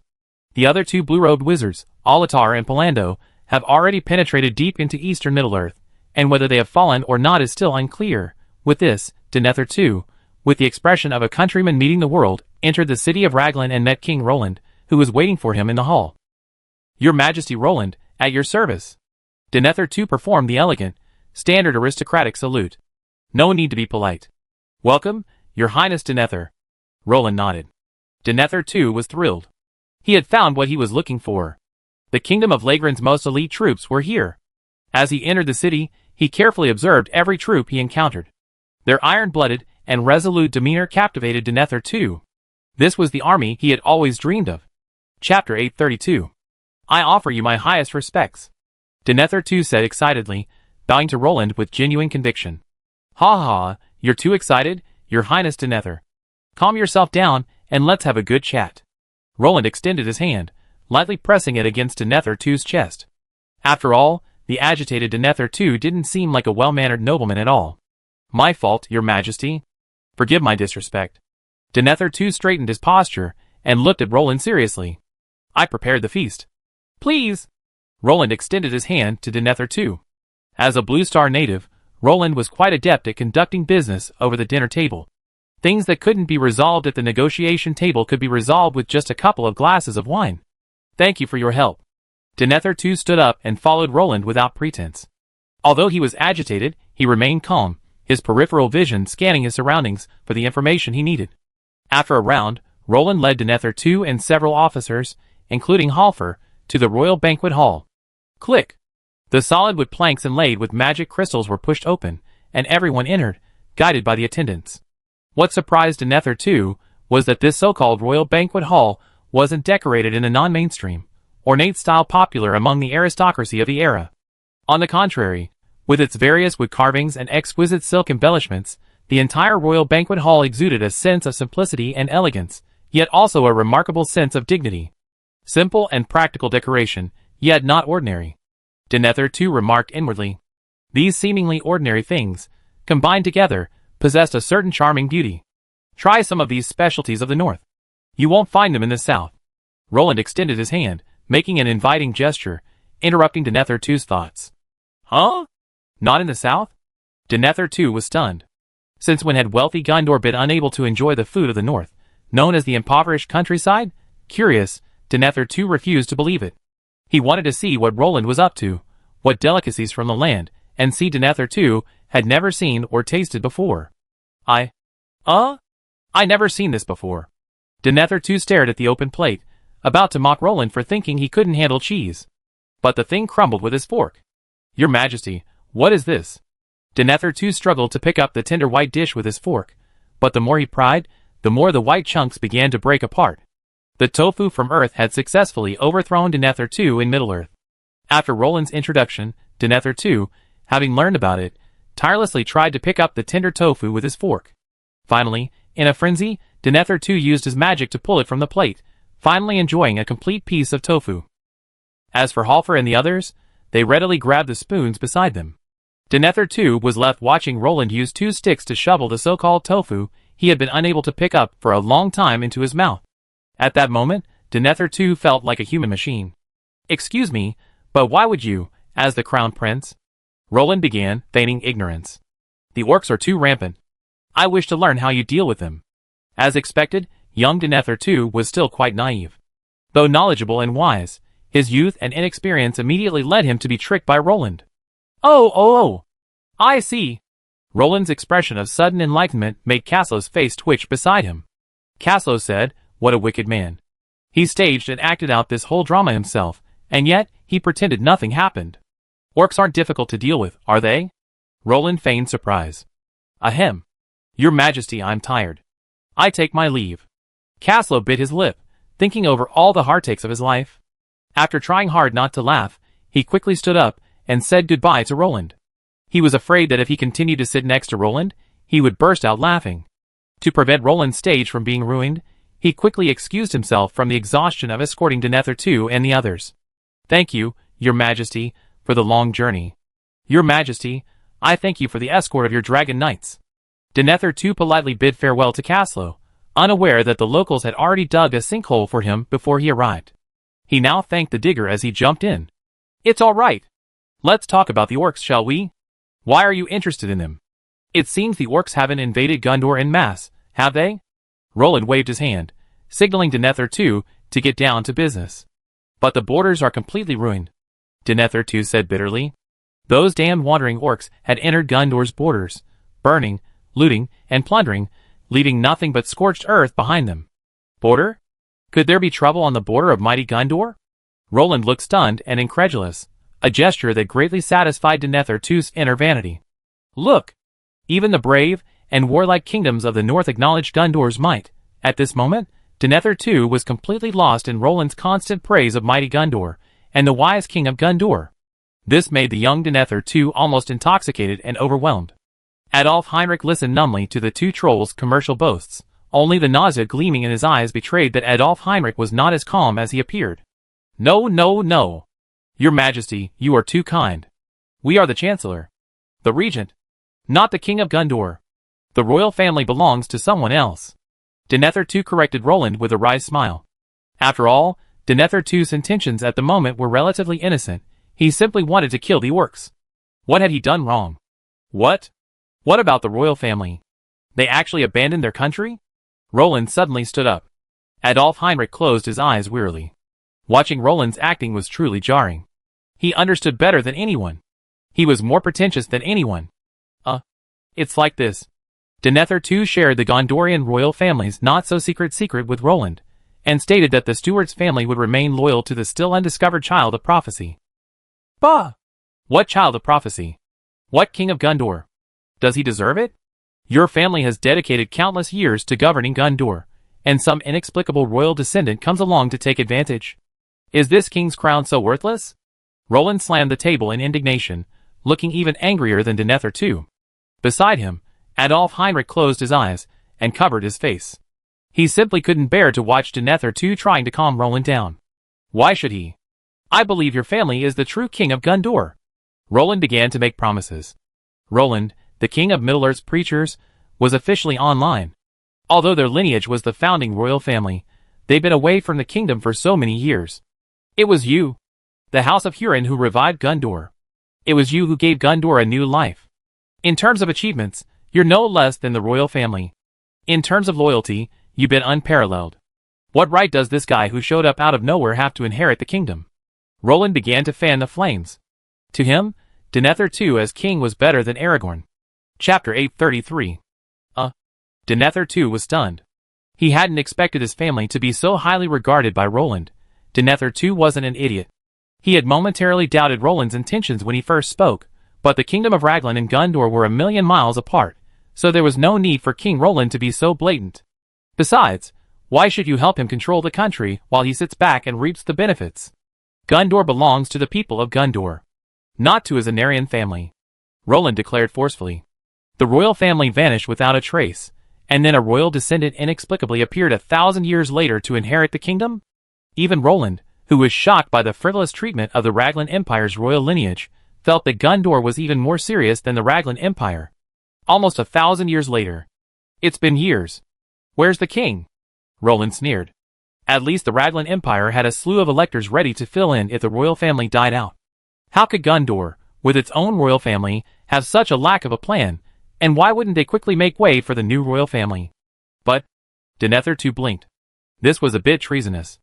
Everything in Gondor was made by the king, including the laws. The royal family had the legal right to rule the country, and as chancellors, they had to abide by the kingdom's laws. What but? This rubbish royal family has survived for thousands of years without being overthrown. You, the House of Huron, have had enough. Roland glared at Denethor II with disdain. It was hard to imagine a kingdom without a royal family for nearly 1,000 years. The electors would have made a punching bag out of the Raglan Empire long ago. Ahem. Your Majesty, you're drunk. I beg you to rest. Adolf Heinrich coughed violently twice upon hearing Roland's words, then lifted Roland's arm and supported him. My apologies, Your Majesty Denethor. Our Majesty is quite drunk. We apologize for the inconvenience. Adolf Heinrich nodded to Denethor II, then, without waiting for him to speak, he and Folin Yuan dragged Roland away. Drunk already? Aren't you fine? Can juice make you drunk? Denethor II was stunned, still unsure. Holfar, who was accompanying him, was now sitting upright, gazing at the roast meat on his plate as if it were smeared with gold. He wished he hadn't heard those words just now. It wouldn't have been a life or death matter. A king instructing a kingdom's future chancellor to overthrow another king. Are you crazy? How could you even say that? Adolf Heinrich shook Roland's shoulders, his eyes filled with fear. Adolf Heinrich wanted to slap Roland in the face and ask, how did you, as a king, manage to induce a family loyal to the kingdom for 1,000 years to rebel? Aren't these families the king's favorites? Loyal lackeys are the perfect people to clean up after the king's mess. Is there a problem? He's been occupying the toilet for 1,000 years without doing anything. Shouldn't he have been kicked out long ago? If the empire were in such a state. No. The electors wouldn't let it happen. Roland thought. Let alone 1,000 years, if the emperor were gone for a week, the Imperial Parliament would be jumping up and down, calling for the death of the traitor. Obviously, Roland underestimated the impact of this incident. In the feudal era, vassals and lords relied on human morality and self-awareness, and both sides were betting on each other's kindness. It can be said that this was the peak era of moral bottom line. Roland's words were undoubtedly a beneficiary's attempt to break the most comfortable breeding ground for himself. "You're a king too." Adolf Heinrich stared at Roland for a long moment, realizing his king was truly foolish before he slowly uttered a sentence. "Your Majesty, these words are for us to hear, but no one else should hear them. If Denethor too were a wise man, he wouldn't have spouted such nonsense. Let's just let it go and pretend it never happened." Von Lignon wiped the sweat from her forehead and said with lingering fear. Everyone knew Roland was trying to trick Denethor too into giving him eye drops, but he hadn't expected the drops to almost get on him. Regicide and rebellion have been serious crimes since ancient times. Rulers guarded against such things with the utmost vigilance, and they were extremely wary of them. As a result, Roland, they actually went off to incite rebellion. Is it that serious? Roland only then realized the shock his casual remark had caused. Having witnessed 5,000 years of political intrigue, Roland might be accustomed to such things, but for an entity like the Lagran Empire, which stood at the pinnacle of morality compared to Blue Star, Roland's words were undoubtedly a scourge. If you told this to the Vladivostok family, Duke Kolstia would probably die before you to prove his loyalty. Von Lignon gave Roland a deep look. Roland blinked, realizing he had underestimated the moral standards of Middle-earth. After all, it wasn't a coincidence that there had been no Suinzi born in Middle-earth for so many years, and no Sima had appeared. It was mainly because those with ambition had opportunities, while those with opportunities lacked ambition, so moral standards hadn't declined. Guilt. Guilt. Roland quickly repented, almost becoming a mudslide in the moral world of Middle-earth. Your Majesty, this cannot be mentioned again. Especially in the kingdom. Adolf Heinrich said earnestly. Besides lowering Roland's image, Adolf Heinrich was also afraid of activating a group of ambitious individuals. The only loyalists in the kingdom right now were the Hand of the Swift Stream. King's Landing, Anthony, and MacDougall all held electoral seats. They used to be just there to make up the numbers, but now that the empire has collapsed, the kingdom is in such a mess. Besides, Roland's bloodline isn't directly royal. Roland hadn't anticipated this kind of impact. Once he realized it, he understood the utter depravity of the situation. Good grief. He almost became a role model for moral decline. This was truly catastrophic. Overthrowing himself? Denethor II's clever little brain once again took over the high ground. Only then did he realize Roland's flaw. Wasn't that just a clear instigation for rebellion? He hadn't expected this King Roland, with his thick eyebrows and big eyes, to be such a villain. But to be fair, the Anarian family had indeed gone too far. Denethor II sighed helplessly. Denethor II didn't know that Roland's plan had already succeeded by the time he began to reflect. The seed of discontent had been sown, and now all he had to do was wait for it to sprout. For the kingdom of Raglan, regardless of whether it could rise to imperial status in the future, preventing Aragorn from becoming High King of Gondor was Raglan's best option. After all, the King of Gondor also had a claim to sovereignty over Rovanion. If Raglan wanted to dominate the north, he couldn't let Gondor become too powerful at the dawn of the Fourth Age. What do you think, Lord Halfor? Denethor II returned to his guest room and invited Halfor to the terrace to watch the night view of Raglan. The dim moon and the dark city didn't offer much to see, but that didn't stop Denethor II's burning heart. Here, he saw hope against the orcs again. That's certainly a bit rude. Horfa stammered. What could he say? How could he see? He saw with his eyes. Not this.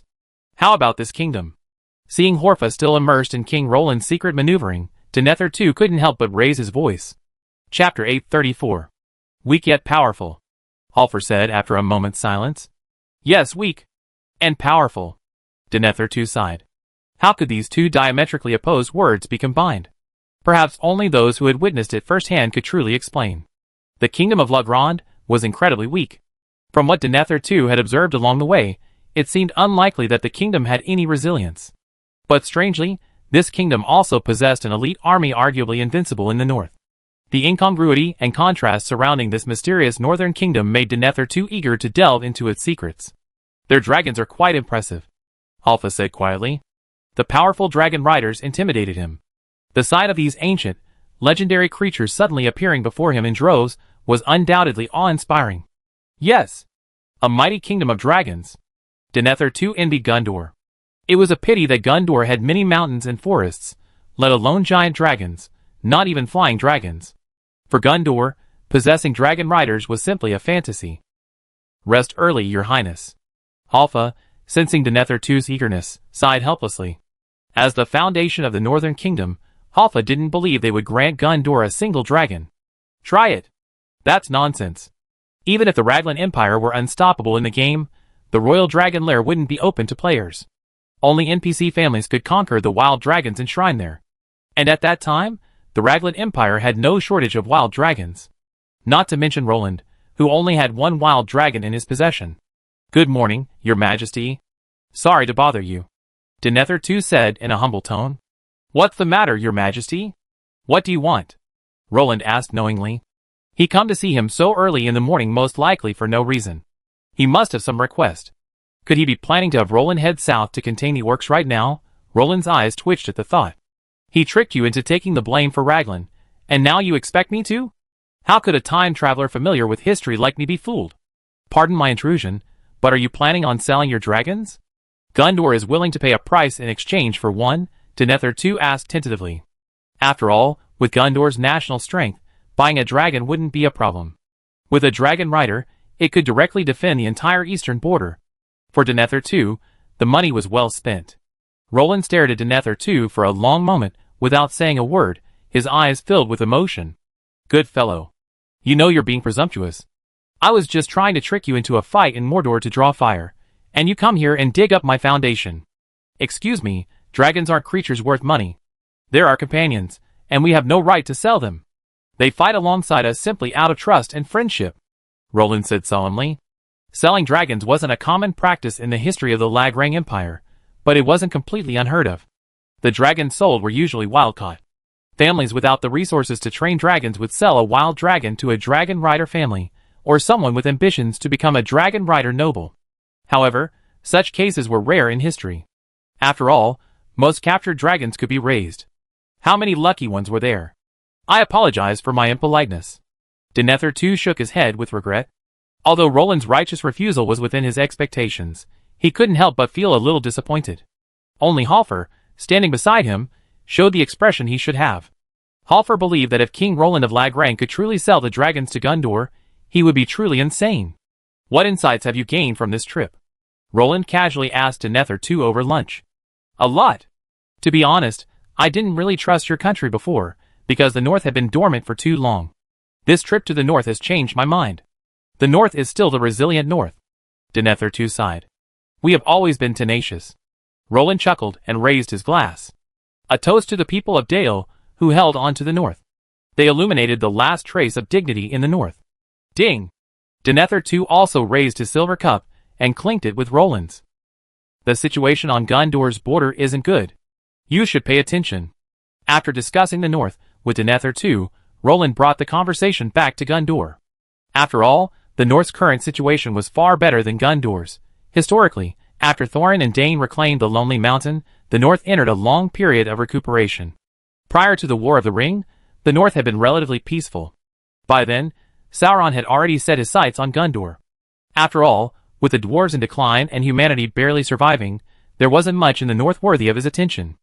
In fact, during the War of the Ring, the Easterlings were nearly annihilated by the North. Halo of justice. Hee. Well, almost again. Doghead. However, Roland couldn't guarantee that Thorin wouldn't be so foolish as to set his sights on the North instead of Gondor. After all, compared to the sheep like Gondor, the murderous Northern Alliance had already dealt him a few blows. If Sauron got angry and decided that the North was a higher priority than Gondor, Roland would be in tears. Yes. Orcs are appearing more and more frequently. Those bastards are infiltrating everywhere. The kingdom's borders are like sieves to them. Denethor II clenched his fists in anger. The young Denethor II quickly fell into Roland's rhythm. But your kingdom's current army probably can't handle those orcs. Roland shrugged regretfully. Gondor, which had long enjoyed peace, had extremely poor control of its military equipment. Aside from the occasional incursion of orcs, the only remaining threat was the Umbar pirates in the south. So, aside from the navy and a small number of border troops, Gondor's military holdings in other regions were merely meager. It wasn't that Gondor was weak, but rather that their mobilization capabilities were completely unused. Add to that the insignificant wandering orcs, and only the Umbar pirates could make Gondor seriously wary. Those nobles aren't willing to invest in the army. My god. Do they even want to conscript peasants to defeat the orcs? Denethor too grumbled somewhat speechlessly. Roland's expression froze. Don't say it. You really shouldn't say it. Those sturdy conscripted peasants could easily defeat the orcs. Remember, they're orcs, not greenskins. A single wandering orc is even less effective than a human woman. But the elite orcs and biologist teacher saw Urukai has something to say. In fact, the Gondor noble's decision wasn't entirely wrong. After all, those psoriasis-like orcs were inexhaustible. Instead of maintaining a regular army constantly on standby, it was better to rely on the farmers in the villages and towns to take up arms and annihilate them. This was fine in the third year 2951, but decades later, the consolidated and strengthened Mordor orc army would be no match for this strategy. Short-sighted? Roland nodded in agreement. Chapter 835. Then why don't you command an army of your own? Roland suddenly asked doubtfully. After all, judging by Denethor II's background, he was essentially destined to be the future regent. It wouldn't be unreasonable for him to raise a private army from his family to fulfill his dream. On the contrary, such a move would generally be supported and praised by the family. Ambitious families wouldn't let their heirs become useless. Providing an army to train an heir is also a long-standing tradition among the nobility. Roland was referring to the powerful nobles of the Empire here, but wouldn't the nobility of Middle-earth be roughly the same as those of the Logron Empire? There are some political reasons involved. Denethor too glanced at the expressionless Halfor and shrugged helplessly at Roland. Politics? Could there be another heir to Gondor? Roland exclaimed in surprise. After all, he had the impression that Aphelion II had only one son, Denethor II. Could there actually be other sons in this world? It has nothing to do with my family, but it's very important to other families. Denethor II rubbed his brow, sighed helplessly, and gave Roland a look that said, "You understand." Roland, steeped in 5,000 years of political history, was truly brilliant. He only needed to take one look at Denethor II's weary eyes to instantly understand his predicament. Judging by the morals of Gondor's nobles today, surely there wouldn't be anyone who wouldn't want to crown him with the yellow robes and earn the title of follower of the dragon. If Denethor II were to mobilize an army before Turgon's last breath, perhaps a Middle-earth version of the yellow robes would be imminent. Ha, those termites. Roland gave an awkward laugh. No wonder the young angry man had come to the north. He probably had no influence within Gondor, and the wise and knowledgeable Denethor II didn't want to be exploited by them. After all, it would be Gondor that would ultimately suffer. It's actually easy to solve. You need an army loyal to you, but Gondor is too sensitive internally for you to deploy. You might consider it, Roland said, patting the table and nodding. The kingdom of Lagrang has carefully selected you. You're trustworthy. Roland spread his hands. Denethor II was stunned. What the hell? Don't you understand? I can leave you a piece of land to train soldiers. You can take them away when you need them. Of course, if you're willing to pay a premium, I wouldn't mind letting the kingdom's elite troops with real combat experience train them. That way, you have an army equipped with the most comprehensive methods of dealing with orcs in this land. Roland's words were like poison mixed with honey, making Denethor II want to try it despite knowing the danger.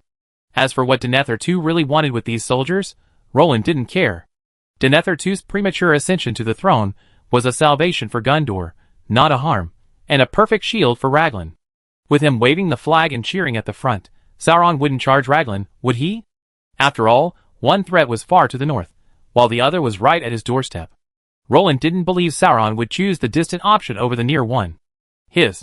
Denethor II was stunned at first, then he was captivated by Roland's words. After all, what passionate young man hasn't dreamed of becoming a hero and saving his people from danger? The young Denethor II seemed to have already envisioned the vulnerability of Gondor's borders in the face of a massive invasion of roving orcs. Then, suddenly, Denethor II appeared with a crack army, swiftly defeated the orcs, and then pursued them all the way to reclaim Minas Ithil. Besides, I can also provide you with enchanted equipment. Roland patted his chest, confident in this regard. Over the years, Yun Feng had diligently crafted enchanted equipment in his spare time.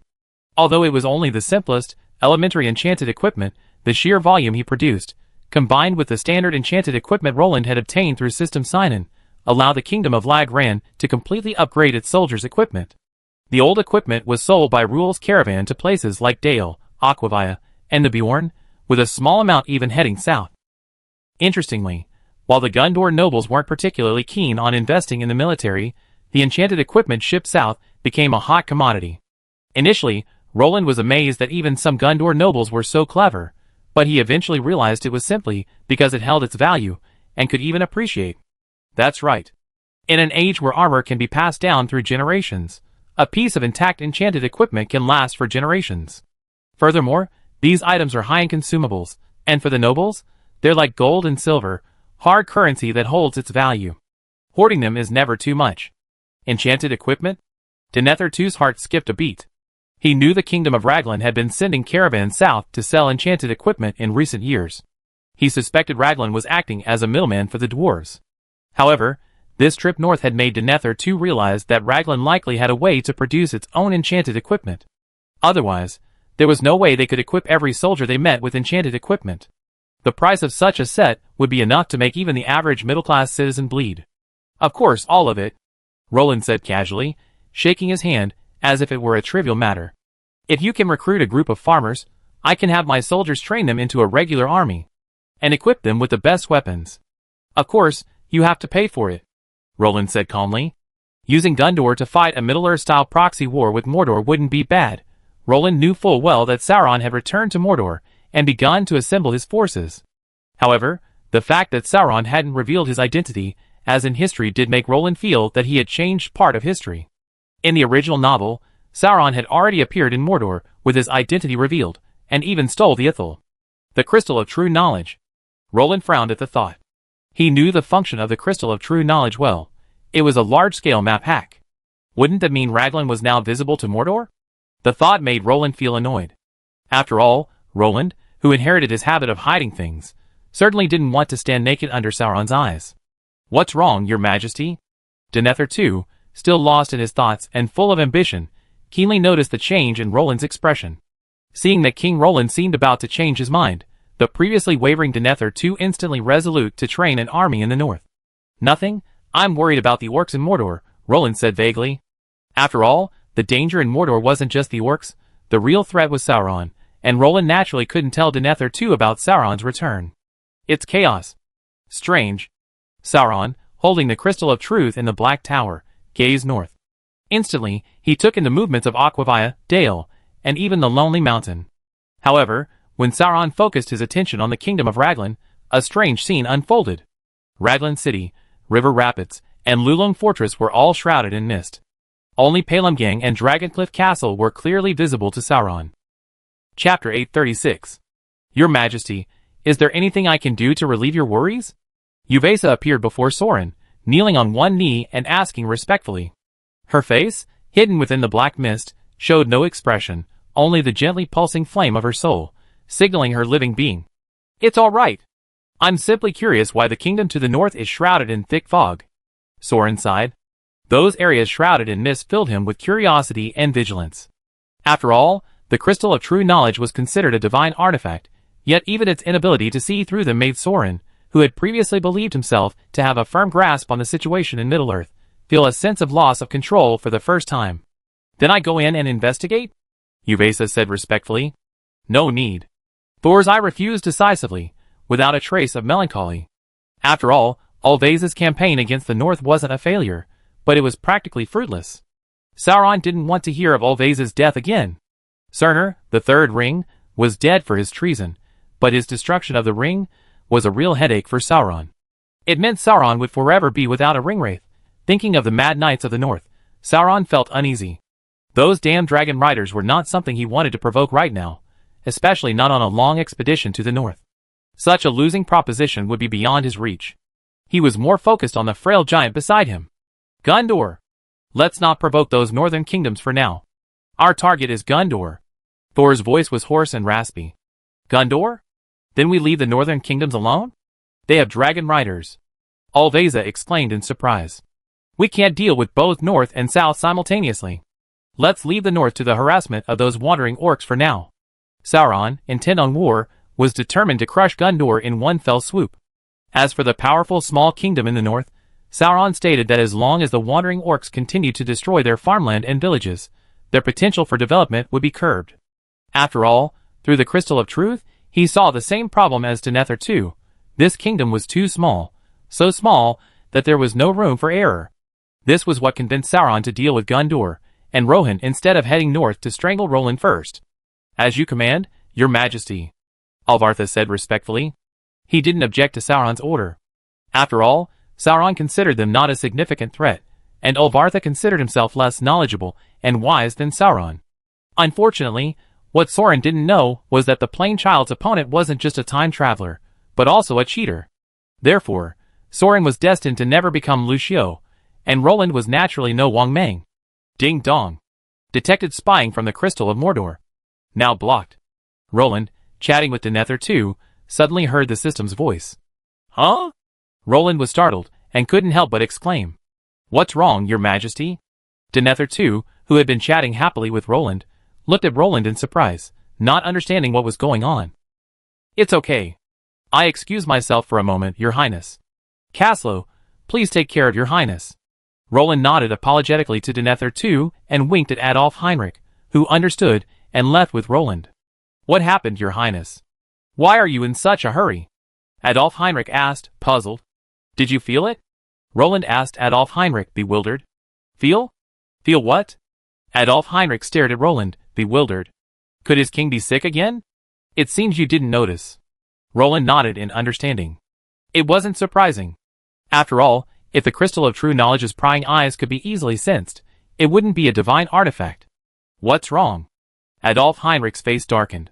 He knew from Roland's look that something unusual had happened. Just now, something in Mordor was spying on us. Roland had barely finished his words when he felt a surge of mental energy erupt from his side, sweeping across the entire city of Lagrang and spreading outward. It was a prying eye from Mordor. Not from outside the city. Roland rubbed his brow, signaling Adolf Heinrich to calm down. Adolf Heinrich blinked, then his mental energy surged back into his body like a tide. "Okay. How did you know?" Adolf Heinrich tactfully shut up before he could finish his words. After all, the legacy of the Lagrang Empire was rich, and who knew what Roland had inherited? Roland, that's right. He inherited the cheats. "What are you going to do?" "How about we set up some shielding magic circle?" Adolf Heinrich suggested.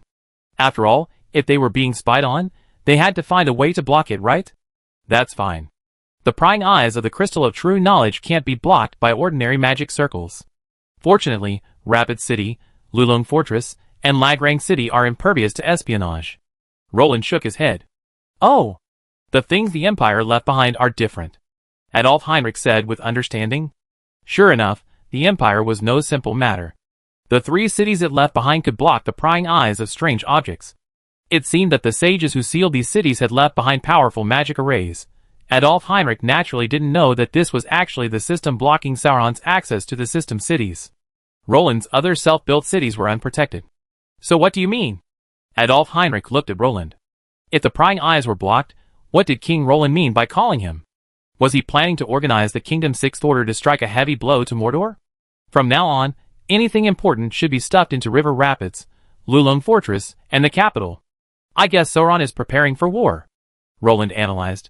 "He's begun preparing for war and building up strength, observing the situation in other Middle-earth nations. I don't want to be the first to stick my head out and become a target," Roland said solemnly. After all, the War of the Ring hadn't yet arrived, and Sauron, hiding in Mordor, was still selecting his targets. Compared to the historical situation of two-pronged warfare, Roland didn't want to be Sauron's top target just because the North was too active. "Oh no! Joel's dragons are still on the Lagrang plain." Adolf Heinrich suddenly slapped his head. If Sauron saw this, it would be troublesome. "Are we with them?" Roland asked calmly. "Not really. The dragons live alone, but our dragon riders visit them daily to ensure they are still within our kingdom." Adolf Heinrich shook his head. "That's all right. Even if they were seen, Mordor would think they were wild dragons," Roland said lightly. After all, such a large group of dragons had no riders or saddles. If Roland cried out in dissatisfaction with Middle-earth, who would know they belonged to the kingdom of Lagrang? "That's right."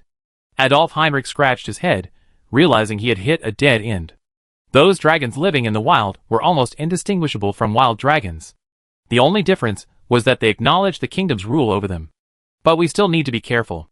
Keep the troops in these 3 cities as much as possible, and don't station too many troops elsewhere," Roland added. If Sauron knew of Roland's current command, it was obvious that Sauron would kill Roland first. Chapter 837. If Soren were to learn of Lagran's current situation, he'd probably kill him first. After all, the sight of those armed dragons was enough to terrify him. Even though Roland didn't have the resources to arm them right now. After all, real dragon knights, like dragon riders, wore dragon armor, though it was lighter and thinner, requiring far less resources than dragon armor. But Roland knew something Soren didn't. Roland guaranteed that Soren would nip this danger in the bud, and leave him no chance to hide behind. So Roland needed to conceal his strength and play dumb. Then, while both were decimated, he emerged and delivered a lightning strike to Soren. Huh? Girl, what are you doing? Charlie Pross was wandering around Lagran City, when he stumbled upon the tower where the purple thunder dragon, Zillion, was imprisoned. He spotted Fonlin Chulon, struggling there. We're looking at the purple chain. Fonlin Chulon silently appeared from behind Charlie Pross, startling him. My ladies, Charlie Pross said, rubbing his chest with lingering fear. He gave a helpless, wry smile as he looked at Fonlin Chulon, who was carrying Zhuiguang on her shoulder. Shielded by the Zhuiguang, Charlie Pross was oblivious to the girl's presence behind him. Be careful. Charlie Pross warned the Zhuiguang on Fonlin Chulon's shoulder. Although the dragon was sealed, it still posed a danger. As the two children's nanny, Zhuiguang naturally had the responsibility to protect them. Hello, madam. Charlie Pross politely patted his chest as he saluted Lilith, who was standing behind him. It was clear that Lilith had come to greet the children. Hello, Mr. Charlie. A faint smile played across Lilith's still pale face, and she nodded gently at Charlie Pross. Then I won't bother you anymore. Charlie Pross felt relieved upon seeing Lilith arrive.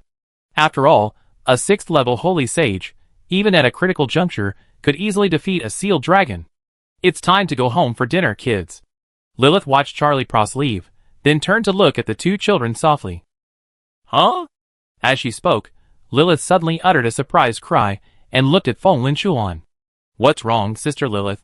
The two little ones stood up, looking aggrieved, then lowered their heads. After all, Fonlin Chulon was completely absorbed in his wife, so how could he care for his younger sisters? Lilith had always been the one taking care of the two little girls at home, and over time, the two girls had developed a deep respect for their sister-in-law. It's okay. Lilith shook her head calmly, took the two little girls' hands, and slowly walked away, but a hint of joy filled her heart. Dear. Fonlin Chulon, who had accompanied Roland to entertain guests all day, returned home carrying the delicious food she had scavenged from Roland's imperial kitchen. Did you cook there again? Lilith chuckled, covering her mouth. Instantly, Fonlin Chulon's heart melted like spring blossoms. He gently embraced his wife, grinning and nodding cheerfully. Huh? Who stole half my chicken again? Roland, sitting across from Cass and Adolf Heinrichlo in the palace's dining room, opened his plate expectantly, only to be greeted by a half-torn honey-roasted chicken. It's okay, Your Majesty. If you eat less, it won't matter. He has so many delicious things. Fonlin Chulon waved her hand. After all, the MacDougall and Baikal families were gone, and naturally, their trained servants were no longer around. Fonlin Chulon, who had no culinary talent himself, wanted to improve his wife's quality of life, so he directly targeted the royal chef left behind by the Swifthand family. It was so easy for a 6th-level holy hero to steal from lower-level, or even ordinary people. That's why Roland's small kitchen was always inexplicably short of food. At first, Roland thought the kitchen had only prepared so much, but a few days ago, he discovered traces of food being cut up, and then he suspected someone had stolen it. You? Go apologize to King Roland next time. Lilith was at a loss for words. Although the emperors had promised to share their bread and wine with the MacDougall and Baikal families when they swore allegiance to the empire, that was just a metaphor for the emperor and his nobles enjoying meat and soup together. And yet, Fonlin Chulon actually went to eat Nakagao. Forget it, just make do with what you have. If it's not enough, the kitchen can make you more. Darien Nightblade muttered to Roland as he cut a piece of toasted bread and stuffed it into his mouth. That's right. Caslow, who was slurping his soup, nodded. Look at you, do you know who it is? Having been together for so long, Roland could immediately see that something was wrong with them. No, I don't know. They both replied decisively. Adolf Heinrich and Charlie Pross, who were chewing berries nearby, looked at each other and began to feel embarrassed. Aren't your acting skills too poor? Chulon? Roland surveyed the crowd, wondering who was missing and roughly guessed. No, not him. Caslow and Darien Nightblade shook their heads decisively. Come on, I knew it was this guy. He must have taken it for his wife again. Seeing everyone's expressions, Roland was certain it was this boy who did it. He rubbed his brow helplessly.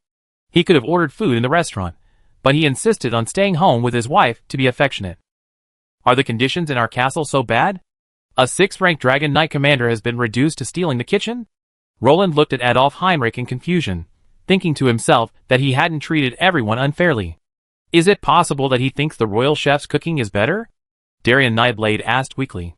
Roland stared at Darien Nightblade in confusion. Isn't your food also provided by the royal kitchen? Roland glanced at everyone's plates. He probably thinks your majesty's chef puts more effort into preparing the food. Caslow shrugged.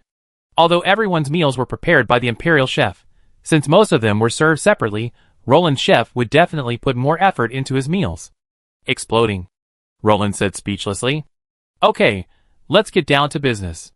Lilith couldn't help but blush and slap his hand away as she watched Feng Lin Yuan pull her hand and hold her in front of the child. Shulan touched the purple chain dragon today, Lilith said seriously. Really? Feng Lin Yuan immediately looked at Feng Lin Shulan seriously upon hearing this. You touched him today, so he didn't exclude you? Feng Lin Yuan said with some surprise. Yes, brother. Feng Lin Shulan nodded. It looks like the strategy is progressing well, at least it's a good start. Congratulations, little girl, you're one step closer to becoming a dragon rider. The real strategy begins now. I hope you can gain the favor of this dragon, Feng Lin Yuan said solemnly. When a dragon is willing to contact you, the real strategy of becoming a dragon rider has just begun. Chapter 838.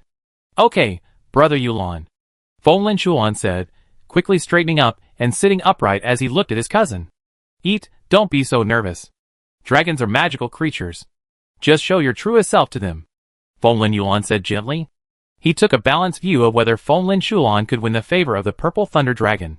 It's not uncommon for a family's guardian dragon to go hundreds of years without finding a suitable rider. After all, for a dragon with a lifespan of nearly 10,000 years, 100 years is just a blink of an eye. Relax, girl. No one will blame you even if you fail. Lilith rubbed Feng Lin Shulan's head.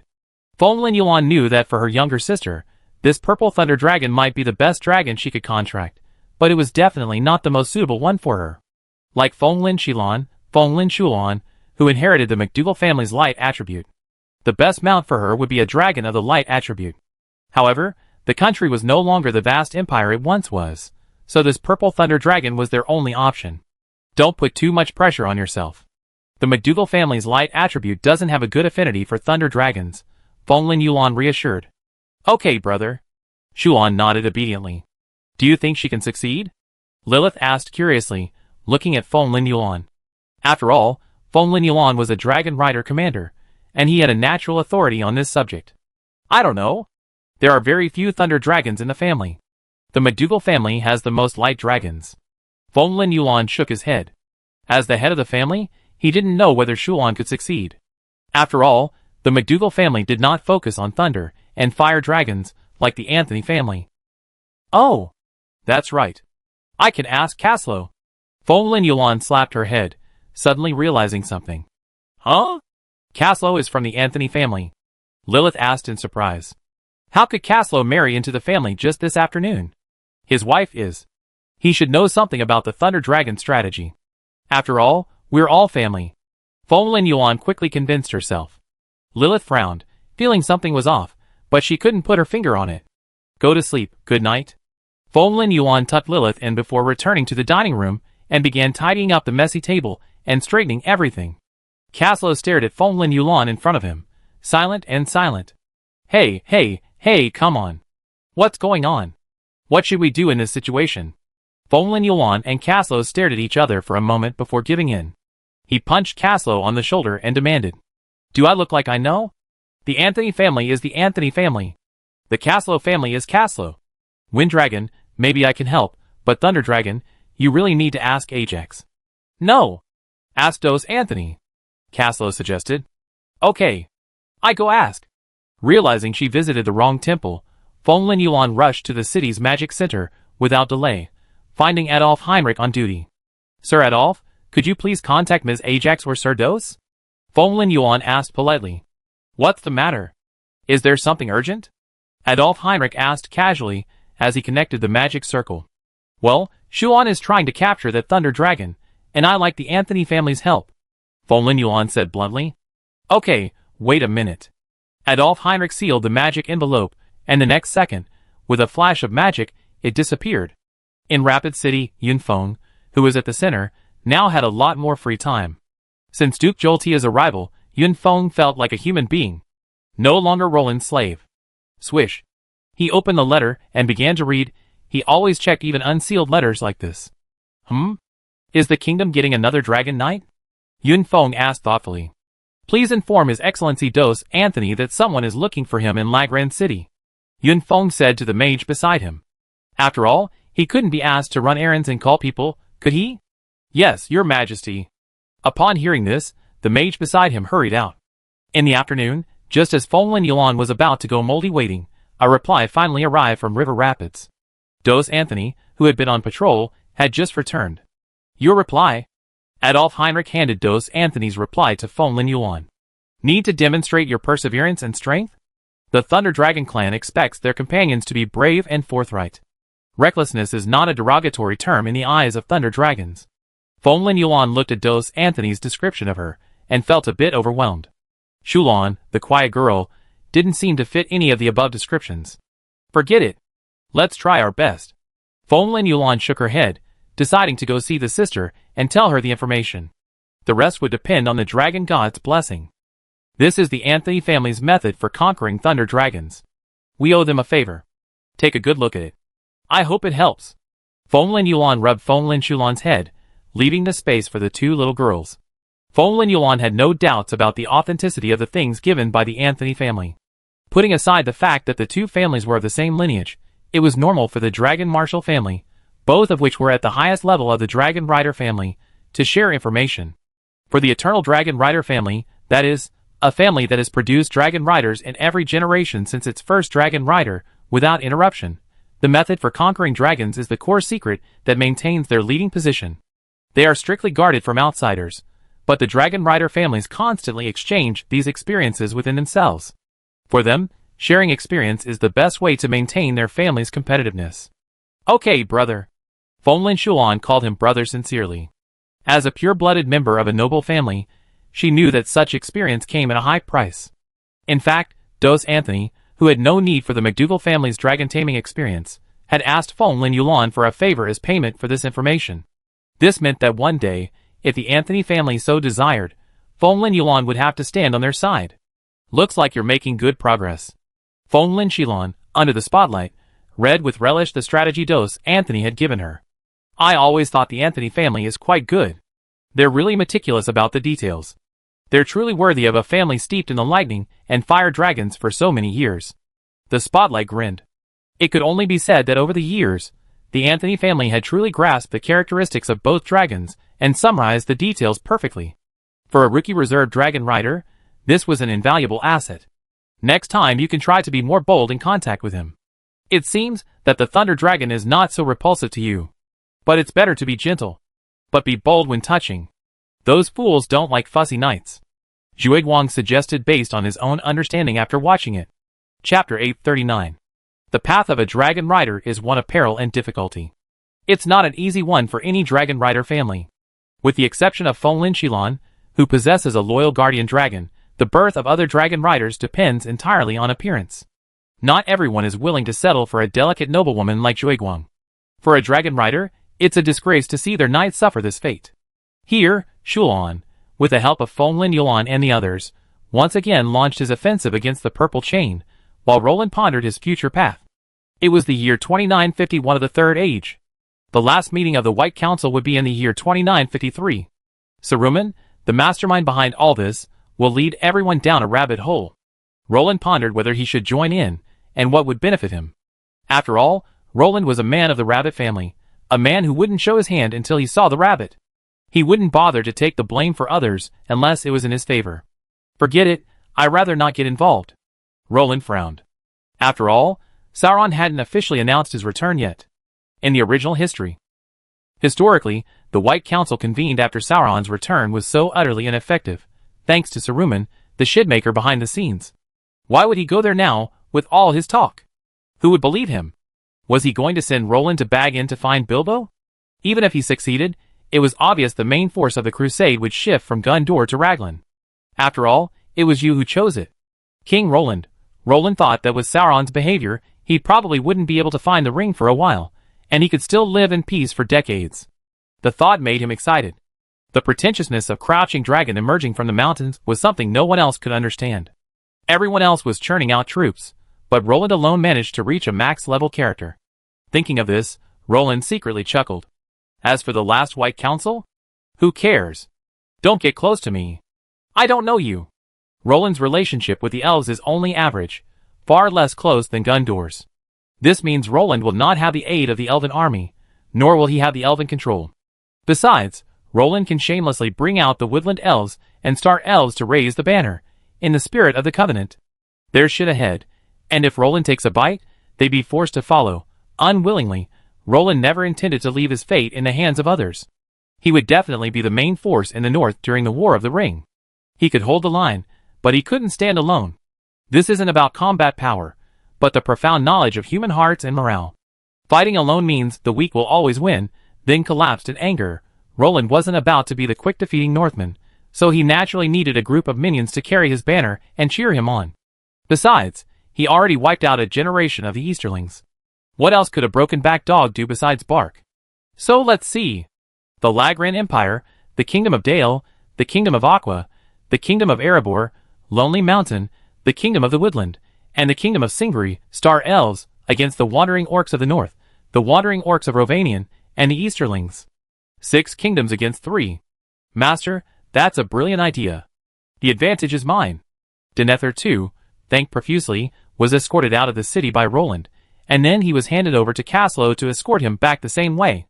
Looking at Denethor too, who was thanking him profusely, Roland suddenly felt a pang of guilt. What a patriotic young man. What a man of great ambition. And how could he have used him like this? Yulan, Roland said meaningfully, gazing at Denethor too outside the city. Fomlin Yulan, absent-minded beside Roland, shuddered. Hearing Roland's voice, he thought his theft from the royal kitchen had been exposed. Your Majesty. I didn't mean to. I leave the men sent by Denethor too to you. Roland said softly. I shouldn't have. Huh? Yes. No problem. Fomlin Yulan, ready to confess, instantly straightened his hunched back. Why do you have a problem? Roland turned to look at Fomlin Yulan. No. Don't worry. I absolutely destroy this army. Fomlin Yulan promised. Oh my god. Roland kicked Fomlin Yulan, sending her flying. Did I go to all this trouble to trick Denethor too into sending an army just so you could destroy it? Roland's forehead was bulging with a vein. So what do you mean? Fomlin Yulan was confused. You dug a hole, aren't you just aiming to cripple someone? Train well. According to the Empire's strictest standards. Train a loyal, brave, fearless force that won't retreat and dares to charge even in the face of adversity. Do you understand? Roland said solemnly. I understand.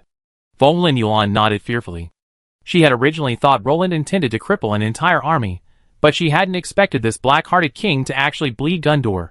Fomlin Yulan could already imagine the shock this army would cause the ambitious crown prince of Gondor upon its return. He wouldn't be surprised if Denethor too copied and pasted this army throughout Gondor.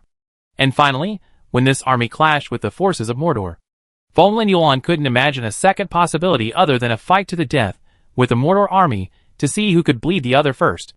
Gulp. Fomlin Yulan swallowed. This quiet, kindly king was training the Gondorians directly according to the Raglan Imperial Guard's tactics. The problem was, the Raglan Imperial Guards and Gondor were in different situations. When the Imperial Guards were deployed, it was a campaign personally led by the Emperor, or a desperate defense of the nation. What was Gondor doing? Oh! After all, their capital was right at the front lines of the battlefield. But one had to admit, this was a blatant conspiracy. Roland's calculations, and Denethor II's willingness to fight and fight perfectly aligned. I said, the Empire will return. We never left. This time, the advantage is mine. Roland patted Fomlin Yulan's shoulder meaningfully and turned away. Fomlin Yulan shuddered at Roland's back. The thought that such a leader could emerge from the royal family of the Lagrang aristocracy, renowned for its reckless and ruthless leaders, filled Fomlin Yulan with dread. He wondered where this king would lead them, but his schemes left him speechless. Roland smiled faintly. A 5,000-year-old introverted kid, his single strike already reaching the limits of Middle-earth. That year, Roland, hands in his pockets, had no idea what an opponent was. A bunch of primitive people who couldn't even grasp the art of alliances and coalitions were no match for the war history of a 5,000-year-old introverted kid. Sauron of Mordor should be thankful he didn't trade with other human kingdoms, otherwise Roland would have taught them a lesson about moral decline and the meaning of crossing the river in white clothes. Awesome. Adolf Heinrich rubbed his fingertips in admiration. It's a conspiracy indeed. I always thought your majesty was trying to trick a bunch of free thugs into working as slaves. Ahem. Adolf Heinrich couldn't help but glance westward, where his good friend, Lord Yunfeng, was. Yes, your majesty wants the best equipment too. That way, we can sell more equipment. Feng Lin Yuan lowered her head. Adolf Heinrich pursed his lips. The person who invented Roland must be a genius. Chapter 840. Roland's brainwashing of Denethor II was a complete success, a scheme so cunning that even the learned Adolf Heinrich could find no fault. Of course, River Rapids also prospered under the leadership of Queen Nyx. Greetings, Lord Adile. What may I do for you? Nyx sat at the head of the table, gazing down at the elderly Adile, who was present. This old hero, now nearing the end of his career, wouldn't normally approach them, which made Nyx nervous. She sat up straight and gazed at the old man below, wondering what important matter might have provoked him to come to her. Your Majesty, this year's knights are about to graduate. You see? Adile hesitated. Gazing at Adile's aged face, Nyx's heart stirred.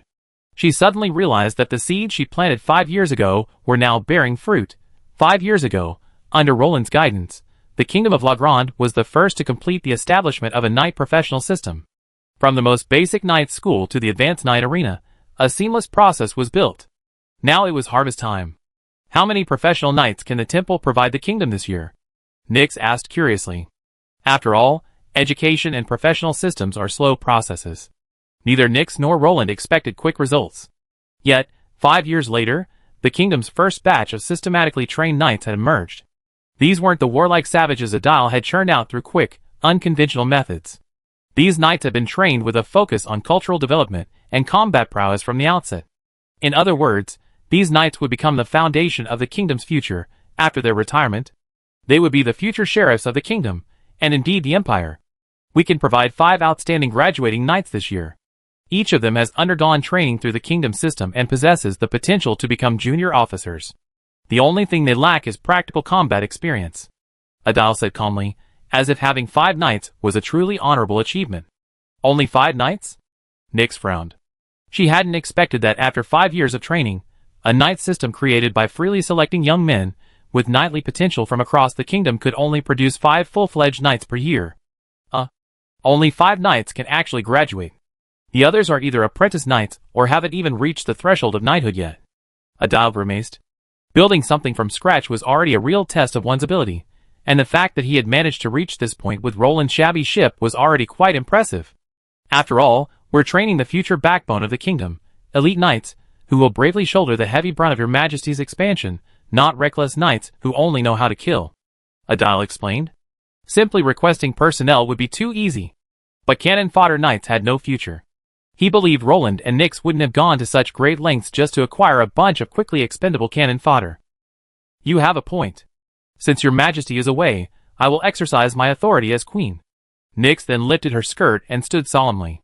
I will formally anoint them knights of the kingdom, and witness their oath of loyalty. Nyx's voice was calm and commanding. As you command? Adile remained calm despite her excitement. As Roland's wife, and the queen of the kingdom of Lagran, Nyx had the right to exercise the rights that belonged to a queen. After all, in the Lagran Empire's political system, the emperor and the empress were almost dual rulers. Both had their own legitimate political rights, and could restrict each other, but the queen rarely ruled in her own name. Although they didn't often use this power, it did not mean that they did not have this right. Now, Nyx would exercise her authority as queen to enthrone and accept these new knights. Nyx did this because, while knights weren't nobles, they still needed the recognition and canonization of their lords to comply with the law. While there were many lords who could witness the canonization, Nyx was present, and according to her title and status, she should have done it. She also felt no need to bother Roland with such a minor matter, so she took care of it herself. Huh? The first batch of knights graduated from the Knights School? Roland glanced at the briefing from River Rapids, which clearly documented the successful establishment and birth of the knight system, as well as Nyx's canonization and acceptance of the Knight's allegiance. So few? Only 5? Darien Nightblade, who had been eating cheese nearby, suddenly heard the excitement and hurried over. He took one look and was immediately disappointed. Fewer? Just be happy that the kingdom can systematically train strategic talent like knights on its own, Roland said unhappily. He was already impressed that a dial and a few retired knights could run the entire Knights Templar system. They were training Imperial hexagonal knights, not those hastily assembled pseudo-knights. Though they were knights, their accomplishments were far inferior to the systematically trained knights of the Temple Academy. Their sole function was combat. Academy knights could do so much more. The knights aren't in a rush to expand. Isn't the Swiftstream Road under construction? Wouldn't that determine the future sheriffs for the towns along the route? Roland tapped the table, setting the tone.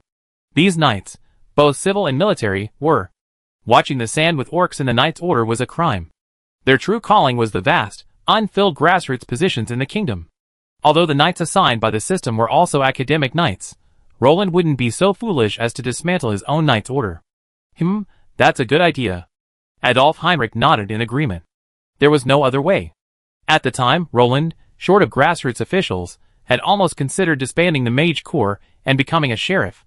While a team of forbidden spell mages was tempting, Roland didn't need any forbidden spells right now. As the kingdom grew faster and faster, counter-urbanization was inevitable. Large numbers of people would leave the cities and develop rural towns. These mushrooming towns would inevitably divert the attention of the kingdom's officials. Compared to the high salaries of law enforcers, knights were far cheaper. Finally, we resolved a future hidden danger. We won't be so flustered when the time comes, Roland said lightly. Even though having only 5 people now might seem insufficient, this is a continuous training system, not a one-time deal. As long as Roland doesn't act recklessly, this system will continue. Of course, he needs enough knights to pass on these skills. Tell us about our plan, Adolf Heinrich asked Roland hopefully, then glanced at the others. It's clear that Mordor won't initiate war again. Thanks to your Majesty's plan, I think Mordor will likely fight Gondor to the death and won't have time to bother with us. The Easterlings were also shattered by our battle, and are now licking their wounds. So what should we do next? That's up to you to decide. Adolf Heinrich handed the difficult question back to Roland. I suggest we first improve the capital. From now on, we focus on recuperation. We won't initiate any wars. As for bleeding them, we leave it to our allies and vassals. Roland smiled as he looked at the crowd. Chapter 841. As for the construction of Lagran City, it should also be put on the agenda. Roland knocked on the table to attract everyone's attention. You know, we're at the foot of the capital. What capital would only have the palace exposed? Don't forget, the capital has no subjects right now, Roland reminded him. He was now a king without a king. Aside from his army, the nearest subjects were 1,000,000 miles away. So you mean to start building the inner city? Adolf Heinrich asked Roland hopefully. He wasn't surprised at Roland's proposal. After all, how could a capital city without people? Can our magic rune bricks keep up? Castle frowned. The kingdom's magic rune brick production depended solely on Old Man Rattle. The construction of the Swiftstream Avenue was already consuming his energy. How could he spare the time to prepare building materials for the capital? Of course, there are a few new earth mages in Swiftstream City. Although their levels are not high, they are more than enough to produce these magic rune bricks. Roland nodded. That's great, Caslo said happily. So you have a mission. Go to River Rapids and bring them back. Roland tapped the table and gestured to Caslo, indicating the path. Caslo's joking smile suddenly died down. Even at such a young age, he learned to mask his smile with sadness. But soon, Caslo's sadness faded. His eyes flickered, and he realized something, rubbing his hands excitedly. No one, including Roland, noticed Caslo's little movement. Instead, it was Adolf Heinrich who noticed Caslo's strangeness. Seeing the anticipation and excitement in Caslo's eyes, he quickly realized something. How do you plan to build the inner city? Adolf Heinrich asked Roland eagerly. After all, this was the capital, and Adolf Heinrich felt he needed to provide Roland with some advice, just in case the king had a seizure, so he could recover quickly. Let's expand it outward first. Expand 1 kilometer from the Imperial Palace. Roland thought for a moment. You want to imitate the construction methods of the Imperial capital? Adolf Heinrich was stunned, then suddenly felt a sense of emotion. Well, the 9-walled Imperial capital is the spiritual symbol of Lagrange. Now that we're back, Lagrange City will be back too, Roland said calmly. The Lagran Empire's capital Lagran City, was once surrounded by 9 walls, and was the largest city in Middle-earth. Nestled against 2 rivers, and nestled on the edge of the indefensible Lagran Plain, it itself is a natural barrier. Roland intends to restore the imperial capital to its former glory. Similarly, a magnificent capital city is beyond Roland's reach. Restoring Lagran City to its true glory would likely take him half his lifetime. And that's assuming he has cheats. Let's build the inner city first. We don't have the resources to fully recreate it. Right now, I just need it to function as a city, Roland said pragmatically. After all, Lagrange City is now better called a fortress than a capital. Okay, I do my best to mobilize manpower and complete the project as soon as possible. Adolf Heinrich breathed a sigh of relief. Fortunately, Roland didn't go so far as to call for a reforged Lagrange. Otherwise, Adolf Heinrich wouldn't have known how to persuade him today. After all, as a descendant of the royal family and the de facto ruler of this country, it was his responsibility and right to restore its former glory. Adolf Heinrich had no way of stopping such high-sounding actions. Fortunately, Roland was still clear-headed. Adolf Heinrich was overthinking this. Roland knew better than anyone that taking big steps could lead to disaster. As a pragmatist, he cared nothing for empty fame. Rather than these insignificant accolades and titles, he was more concerned with how to pocket the benefits. After all, the vast Lagran plains awaited his conquest and development, and the dwarves had no interest in them. The only obstacles standing in Roland's way were time and his own kingdom. Had they made any movement? Fonlin Yuan, who hadn't appeared in public for a long time, appeared on the watchtower between the intersection of the Rapid River and the Redwater River. Your Majesty. The soldiers on guard at the watchtower only then noticed that the person climbing up from below was none other than Fonlin Yuan, the kingdom's dragon rider commander. They quickly took off their helmets and saluted. All right, no need for formalities. You worked hard. Fonlin Yuan patted their shoulders encouragingly.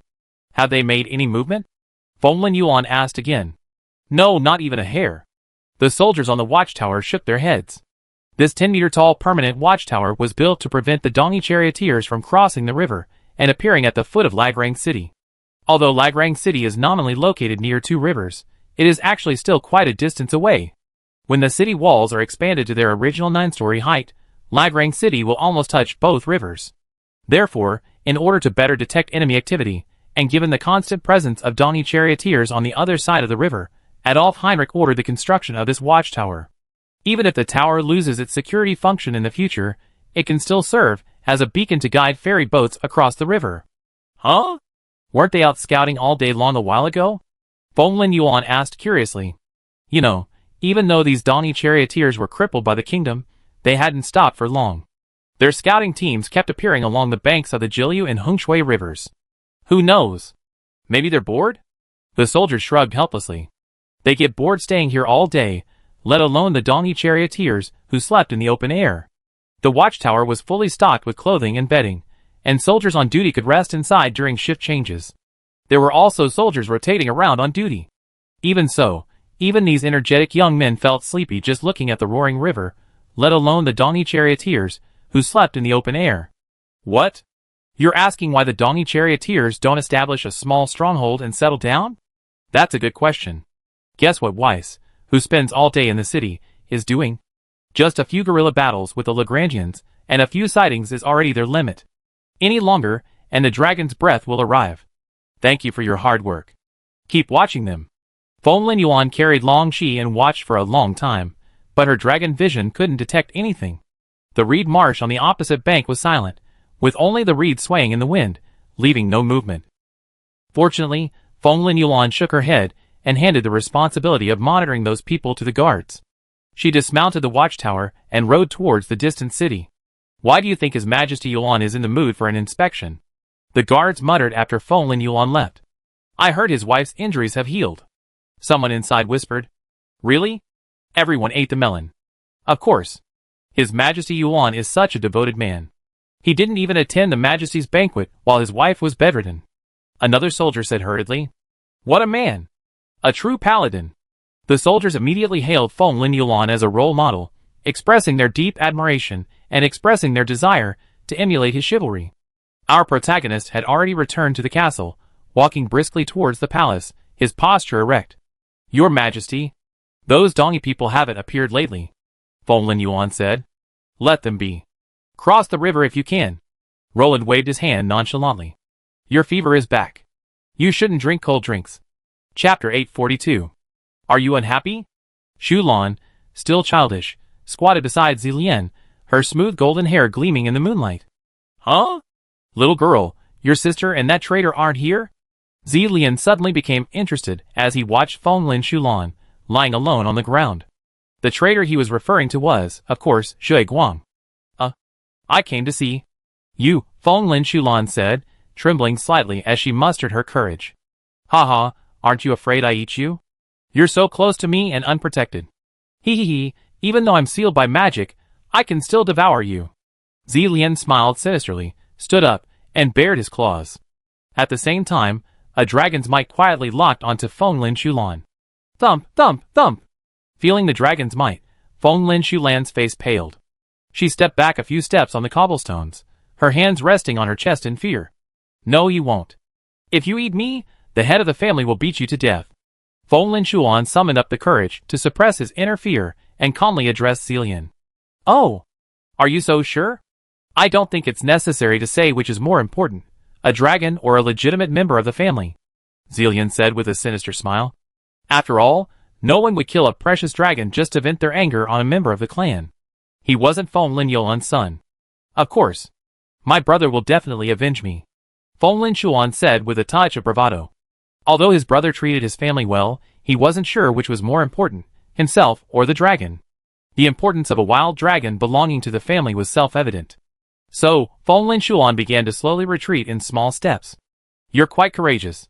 The ferocious purple thunder dragon suddenly retracted its bristling scales, folded its wings, and retracted its raised claws. It laid down on the ground again, dozing off. Go back.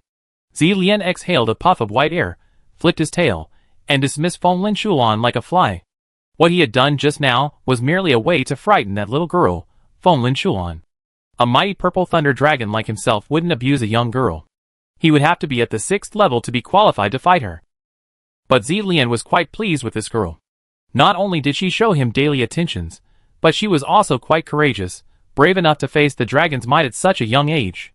For a human with such talent, who could lick him so comfortably, Zillian didn't mind spending some time with her. It was much better than constantly looking at Shui Guang's sullen face. A white figure vanished silently in the darkness, leaving only a few scattered specks of light floating in the void. Who? Zillian suddenly raised his head and assumed a fighting stance.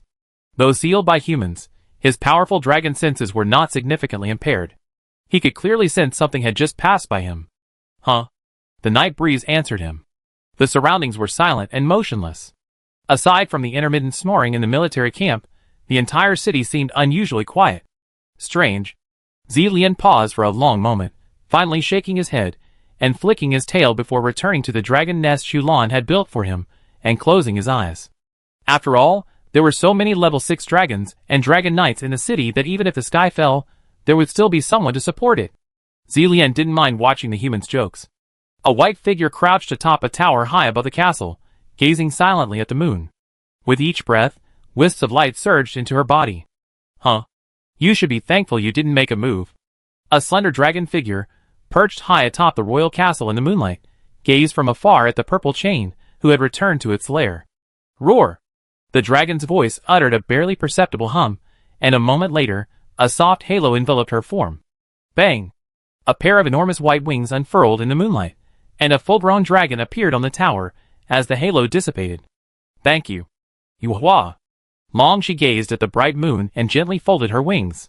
At that moment, the full-grown holy dragon of light reappeared in Middle-earth. Crack! A clear sound echoed from the distant tower, and Long she immediately looked in its direction. Welcome back. Congratulations on your recovery. Zhuiguang bowed his head to Long Shi, his tone extremely pious. As both high-ranking dragons of the Light Dragon clan, the Holy Light Dragon clearly held a higher status than the Dust Dragon. Aside from the now extinct Space-Time Dragon, the Holy Light Dragon undoubtedly held the highest position among the entire Light Dragon clan. Not quite recovered. Just a trick, Long Shi said in a magnetic female voice, shaking her head helplessly. What's going on? Wasn't everything fine? Zhuiguang asked, puzzled, as she gazed at Long Shi's slender, elegant dragon form. I borrowed the power of the Moon Dragon. Long Shi said with a hint of bitterness. I don't want Yulan to become a dragon rider without a mount, even if I can't use forbidden dragon language spells. Long Shi's eyes were filled with sadness. Nothing could be more devastating to a dragon rider than being unable to soar into the sky. She could sense the sadness hidden beneath Feng Yulan's smile, the awkwardness and embarrassment of a dragon rider commander forced to fight on foot. So? What did you do? Juiguang sensed something was amiss, and looked at Long Shi solemnly. Moon Dragon? You used the power of moonlight? Juiguang looked at Long Shi in shock, his eyes filled with confusion. Yes, I used moonlight to infuse the injured essence and forcibly reverse the injury, Long Shi said calmly. You're crazy. You might never recover. Juiguang exclaimed in horror. If Long Shi continued like this, she would be no different from a flying armored earth dragon. Beyond her dragon breath and body, she would be unable to use any dragon language magic, the kind only dragons could master. No! How did you summon moonlight? Juiguang suddenly realized something was amiss. After all, the holy dragon of light derives its power from sunlight, and moonlight is not something a holy dragon of light can summon. I have moon dragon blood. Long Shi's voice was gentle and clear, but Juiguang felt as if he had fallen into an icy cave. As a member of the Light Dragon clan, Juiguang inherited the Dragon clan's vast genetic knowledge. He naturally knew what the moon dragons were like. These light dragons, drawing their power from moonlight, didn't possess the same powerful abilities as other light dragons during the day. Instead, they were at their strongest under the bright moonlight. As one of the few nocturnal dragons of the Light clan, they were most renowned for their innate ability. Weeping Moonlight. This skill, which relies on communicating with and drawing upon the power of the moonlight from the heavens to maintain their form, sacrifices its future to maintain its stability. It's a desperate, ultimate skill used by the Moon Dragon clan. The power of the moonlight permanently maintains the caster's most basic combat capabilities, at the cost of never being able to further their training. Weeping Moonlight, you really? Juiguang said with a hint of sadness. Rest early? You have to spend time with the children tomorrow. Long Shi said nothing more, transforming into a miniature form and flying towards the window of Maple Forest Orchid. Is all this really worth it? Juiguang murmured, gazing at her back. Maybe it's really worth it. Juiguang suddenly smiled with relief. Isn't this the fate of the guardian dragons? Maybe he was just feeling regretful, and his heart ached a little. Chapter 843. Early the next morning, Feng Yulan's excited voice echoed throughout River Rapid City. Soon, everyone knew the good news. Feng Yulan, one of the kingdom's only 2 holy dragon knights, had returned from his injuries. Instantly, the morale of the entire city of Laglang soared. Everyone understood the significance of a holy dragon knight commander. In this age without gods, he was a demigod. The mere presence of a holy dragon knight commander was enough to extinguish many people's inappropriate thoughts. Ah! Long Shi's clear and resounding dragon roar echoed throughout Laglang City. Standing atop the tower, she spread her wings, blotting out the sky and the sun. A vast shadow descended as she spread her wings. Congratulations. Everyone gathered around Feng Yulan to congratulate her. Long Shi had bowed, happily watching his knight, holding his wife's hand, and constantly responding to the crowd. What's wrong, Juiguang? You don't look very happy. Are there still conflicts among the dragons of the McDougal family? Roland stood beside the sullen Juiguang and patted his scales. This isn't alarmist. Even humans have their own worlds, let alone dragons with such long lifespans. Throughout their long lives, dragons will always find a few that they don't get along with. Conflicts between dragons are common, but they're not as radical as humans. At most, they just fight when they meet, but it won't escalate to the point of killing the dragon. This is very common in the Anthony family. The dragons of the Anthony family, which mainly attack the fire and thunder dragons, are all hot-tempered guys. Fighting at every turn is a very common thing. There are more or less minor conflicts between the fire and thunder dragons. Therefore, the renovation rate of the grassland in the Anthony family manor has always ranked first in the empire. This is also why most of the dragon knights stationed outside the empire are from the Anthony family. It is true that when the dragons of the Anthony family gather together, there will be chaos. Do you think those dragon knights really like to wander the world for nothing? Out of helplessness, everyone can only disperse the dragon knights of the Anthony family. This can ensure that they will not disable themselves before being killed by foreign enemies. That's not the case. Juiguang shook his head with a complicated expression, his gaze fixed on Long Shi, who stood proudly atop the spire. What's the matter? Are you feeling amorous? Are you attracted to Long Shi? Roland teased. Yeah. No. I'm not. Juiguang's tongue slipped as he stared at Long Shi, then he quickly corrected himself. TSK, TSK, TSK. Roland said nothing, but his actions made his meaning clear. Do you think I believe it? You're attracted to her, yet you look so complicated? What's wrong? Are you afraid she looked down on you? Isn't the Dusk Dragon considered a high-ranking dragon? You're only slightly lower than the Holy Light Dragon, aren't you? Roland was puzzled. Do you think she's truly healed? Juiguang suddenly asked, his eyes filled with helplessness and despair. What do you mean? Roland was stunned. Then, calmly, he summoned the system interface and locked onto Maple Forest Orchid to check the contracted dragon status. He was shocked. Juiguang didn't doubt Roland's shock at the system. He assumed he was simply taken aback by his words, and shook his head helplessly. She used the moonlight.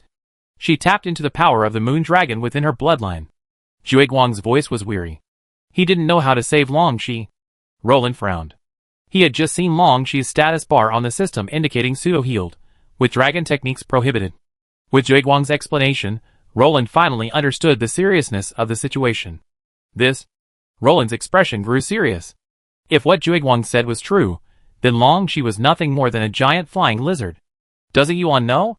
Roland suddenly asked seriously. If Fenglin Yuan didn't know, that was fine. But if he knew and condoned it, Roland simply couldn't imagine it. If that was the case, Roland would have to consider replacing the head of the MacDougall family. After all, the Empire's oldest family couldn't just disappear without a reason. But replacing them with a flesh-and-blood patriarch or king still had the power to do so. He doesn't know. If he knew, he definitely wouldn't let Long Shi do this. Juiguang sighed. How did you know Long Shi used Hua? Roland looked at Juiguang. She told me herself. I noticed something was wrong, but it was too late to stop it. Juiguang said with a hint of heartache. Let's think of another way. As long as he's not dead, everything can change. Roland sighed. At this point, this was the only way. By the way, don't tell Yuan about this. I tell him. Roland suddenly raised his head and said to Juiguang. I don't want Yuan to resent you for not stopping Long Shi. Roland continued, then turned and left. Your Majesty, you don't seem happy? Fenglin Yuan, who had been in a good mood that afternoon, ran into Roland. Fenglin Yuan looked at Roland, looking at him with a sullen expression, wondering why Roland had such a gloomy face when everything was going well. Where's Long Shi? Roland asked, glancing over Fenglin Yuan's shoulder. I'm home with Lilith. Fenglin Yuan smiled. Idiot! Haven't you noticed what's happening yet? Roland said speechlessly, covering his head. How did you become such a dragon rider? Don't you sense a problem? Roland complained. Fenglin Yuan was stunned. Did King Roland have a problem today? He just came up and attacked me head-on? As if I hadn't made any mistakes today? Fenglin Yuan imagined the above scene in a few seconds. How did Long Shi recover? You don't have any doubts? You don't have any doubts? Roland was shocked by Fenglin Yuan's slowness. He waited for a long time, but Fenglin Yuan didn't notice anything wrong. Recovery from damage to the origin takes at least years. Whose origin can suddenly recover? Do you think you've taken some magical medicine? Hasn't she recovered from her injuries from crossing the River of Time? Fenglin Yuan scratched her head. She used moonlight. Idiot! You know your dragon has moon dragon blood, don't you? Do I need to explain the effects of weeping moonlight? Dragon riders of the MacDougall family. Roland rubbed his brow. Moonlight. Weeping moonlight. How is that possible? How did you know? It was clear that Fenglin Yuan's knowledge of dragon riding was quite good, but she was slow to react for a few seconds. Then, her face pale as she looked at Roland. Have you forgotten that my dragon is a golden dragon? Roland made up an excuse to avoid betraying Juiguang. After all, it made sense for a golden dragon, a royal member of the dragon clan, to notice changes in other dragons. After all, none of them had golden dragons. Fenglin Yuan turned around without a trace of melancholy and stumbled back. Don't let her fight until the kingdom finds a cure. Roland's voice faintly echoed from behind. Fenglin Yuan paused for a moment before breaking into a furious sprint. Ah! Roland sighed. He had thought he'd find another top-tier mobile force, but in the end, it was all for nothing. Long Shi. You? Fenglin Yuan, having thrown open the door, rushed to Long Shi's side, under Lilith's bewildered and surprised gaze. What's wrong? My knight? Long Shi blinked in confusion.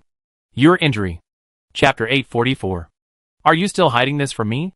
Fenglin Yuan sighed helplessly, looking at Long Shi. When he looked up again, his eyes were filled with sorrow and pain. He stared at his dragon, unsure what to say. You knew. Long she seemed surprised and astonished. After all, with her deliberate concealment, Fenglin Yuan shouldn't have discovered it so quickly. Yuhua. You lose your future. Fenglin Yuan choked out a sob. Long she still had a long life ahead of him. He shouldn't give up his bright future for her. If you don't even have the present, how can you talk about the future, my knight? Long she looked at him tenderly, without a trace of evasion in her eyes. A dragon knight's fate lies in the sky, not on the ground, looking up. The same goes for dragons. If I can't live as a dragon, I'd rather die. Long she said calmly. Just treat Yuan as a normal hero. Roland called Adolf Heinrich and the others for a small meeting. Why? Didn't his dragon resurrect? Darien Nightblade asked, puzzled. It's a special situation. His dragon isn't fully recovered. He simply used a special dragon skill to restore it to its normal size. Roland shook his head and sighed. It's like a giant flying lizard, isn't it? Adolf Heinrich immediately understood the situation. While the metaphor wasn't quite right, it definitely fit. That's pretty much it. So be careful. Don't treat him like a dragon rider in any operations. I don't want any dragons or dragon riders to die, Roland said solemnly. Casualties in war are inevitable, but he hopes to protect the majority of his men. Okay. Adolf Heinrich nodded. The main purpose of this meeting was to remind everyone not to treat Fenglin Yuan like a dragon rider commander. Otherwise, things would inevitably get messy if a fight broke out. Alright, dismissed. Keep your mouth shut when you go out, and don't mention this unless necessary. In the meantime, try to think of a way to treat the dragon's origin injury. Roland rubbed his brow in distress. He had thought he had a new helper, but Fenglin Yuan, having just climbed out of one pit, had fallen into another. The wheat is growing well this year. The visitor reached out and wiped off a wheat ear, husking a few grains and popping them into his mouth. Lord Lance. Greetings? Greetings, sir. Thanks to his majesty. Several farmers, resting under a tree beside the field, chatted away, unaware of Baron Lance's sudden appearance. It wasn't until Lance spoke that they realized what was happening. Then, bowing and touching their chests, they saluted Lance with expressions of deep respect. No need for formalities. It looks like the harvest will be good this year. Lance sighed, gazing at the endless expanse of wheat. Yes. The weather is pleasant, the weather is good. It's a bountiful year, the farmer said hurriedly. I'm leaving now. Come find me at Baidu Fort if you need anything. Lance nodded to the farmers and mounted his horse. What have you been up to? Nina Bon asked curiously, dusting Lance off and patting his cloak. I went out to check on the people. After all, I'm the Archon of Baidu Fort. Lance felt a headache. As one of the kingdom's newest cities, this place represents both opportunities and dangers. The brave Lagrang people brought their families to the wilderness and built their own Baidu Fort on the site of the original Baidu Fort. Lance, under Roland's orders, brought soldiers to the area to protect the people. At the same time, as the kingdom's most useful plug-in, Lance also shoulders the duties of the governor here. This year's harvest will be good. What are you worried about? Nina asked, bewildered, looking at her lover. As a former village girl, she was also familiar with farm work and could tell the harvest's progress at a glance. I'm always uneasy if I don't take a look. I need to walk around more. Walk around more. Lance took a swig of water and took a breath. Raglan nobles rarely detached themselves from the masses. It was a tradition for lords and consuls to occasionally visit the people. This was partly to let the people see who ruled them, and partly to calm their hearts and understand their sentiments. This was also a product of the early days of the empire, when nobles were frightened by the rebellions. Those nobles who lived in castles, unaware of their own lands, would have been slapped on the flagpoles by their peasants. What's the trick? Nina smiled at him. This year's harvest should be good. Lance, after a long pause, could only finally answer. After all, with no experience in farming, he could only rely on the plumpness and vigorous growth of the seeds, and so on. He also relied more on the farmers' reports and the investigations of the lower-level officials. As for what kind of basic officials could Roland's makeshift team possibly have? So, essentially operating without a commander, Lance could only ride around the entire region on horseback to gather his knowledge. Hee hee. Nina laughed heartily at Lance's embarrassment. Oh! By the way, Ajax just arrived. She asked me to give you this letter. It's an order from the kingdom. Nina, having finished laughing, suddenly remembered something important. She quickly took out Ajax's letter and handed it to Lance. Oh! Let me see. Lance quickly took the envelope, opened it, and began to read. Curious Nina leaned over to join in the gaze. Swish. Lance casually closed the letter, placed it on the candlestick, lit it, and tossed it into the fireplace. Another group of immigrants is coming. Lance frowned. Our warehouses are running low on food. Can this year's autumn harvest taxes really support the city? Lance couldn't help but wonder. After all, the order from River Rapids informed Lance that he needed to feed these immigrants himself. The question was, could the autumn harvest taxes really support them for a year? After all, the construction team led by Rattle was still resupplying in North Crossing Castle. Since the Queen of River Rapids has given the order, it should be possible. I don't think the King and Queen would joke about starving their own people, right? Nina thought for a moment. Lance finally suppressed his doubts, and waited to ask them the next time he saw them. In reality, Baidu Fort had been developing the land for over a year, and Duke Joltea and his men at Swiftstream City had calculated how many people the cultivated land could support. Even if they diverted several thousand refugees this time, it wouldn't be enough to overwhelm Baidu Fort. Furthermore, Later and his men were almost completing the Swiftstream Highway to the site of Ping'an City. As the frontier of development, Baidu Fort naturally had to shoulder the heavy responsibility of connecting the east and the west, at least until Ping'an City was completed. In the autumn of Third Era 2952, with the final blow of the hammer, the Swiftstream Highway, which ran from Swiftstream City, finally reached the site of the former Imperial Ping'an City. This meant that the kingdom was about to connect its eastern and western territories, and completely embrace the Lagrang Plains. Is Dragoncliff Fort just ahead? A construction worker wiped the sweat from his brow, looking east. It's still early. There's the site of Windchime City in the middle. Thank you all for your hard work. Later walked forward with a smile, greeting everyone. But it will be soon. The political center of the kingdom will be moved to the city of Lagrand soon. Later sighed. It can be predicted that the political center of the kingdom of Rapid City will soon be degraded to the capital of the north. Chapter 845. It's already the year 2952 of the Third Era. Roland lazily leaned on the sofa, his hand checking the warmth of the fireplace, his eyes closed in comfort. What major events are happening this year? Roland pondered the year's major events as he gazed at the crystal stone imprinted with Nyx's image in his arms. After all, the year 2951 of the Third Era had been relatively uneventful, and today Roland was feeling a bit antsy. Of course, Roland didn't want to be the one making the fun. 2952, hiss. The gears of fate are starting to turn, Roland said suddenly, slapping his thigh. Because he discovered something crucial. This marked the beginning of the Lord of the Rings storyline. In 2952, Elrond revealed Aragorn's origins and true name. He also gave him the fragment of Narsil. Meanwhile, in the forests of Rivendell, Aragorn met his beloved, Arwen, the evening star of the Middle-earth elves. Fuck. Big events in Middle-earth are about to begin. Roland suddenly jumped to his feet and began pacing the room, pondering his plans and preparations. After all, Aragorn, the plainer child in the original story, would be heading to the Rovanian region next. At the same time, young Aragorn also learned his true identity and name. He was the rightful heir to the throne of Gondor. The shock was too great to accept. Confused, Aragorn wandered aimlessly around Rivendell until he caught a glimpse of a beautiful figure in the forest. Aragorn couldn't help but chase after her. This beautiful elf girl was named Arwen, prophesied to be the last elf in Middle-earth. That's why Elrond named her Evening Star. Their private encounter was easily discovered by Elrond, a peak-level 6th-rank overlord. Elrond didn't refuse Aragorn's proposal, but simply stated that only a true king was worthy of holding Evenstar's hand. But before that, Aragorn needed to prove himself. That's right, as a half-elf, Elrond didn't choose the traditional elven ranger or archer classes. Instead, he chose the human overlord. What does it mean to be a true king? Aragorn asked devoutly. Having fallen head over heels for Arwen at first sight, he was completely infatuated. Forget becoming a king. He even dared to single-handedly overthrow Mordor right now. Elrond paused for a moment, his mind racing back to the human who had tied up Lind and threatened him. Be like Roland, king of Raglan.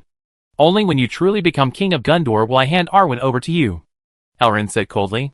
As a father, he had a responsibility for his daughter.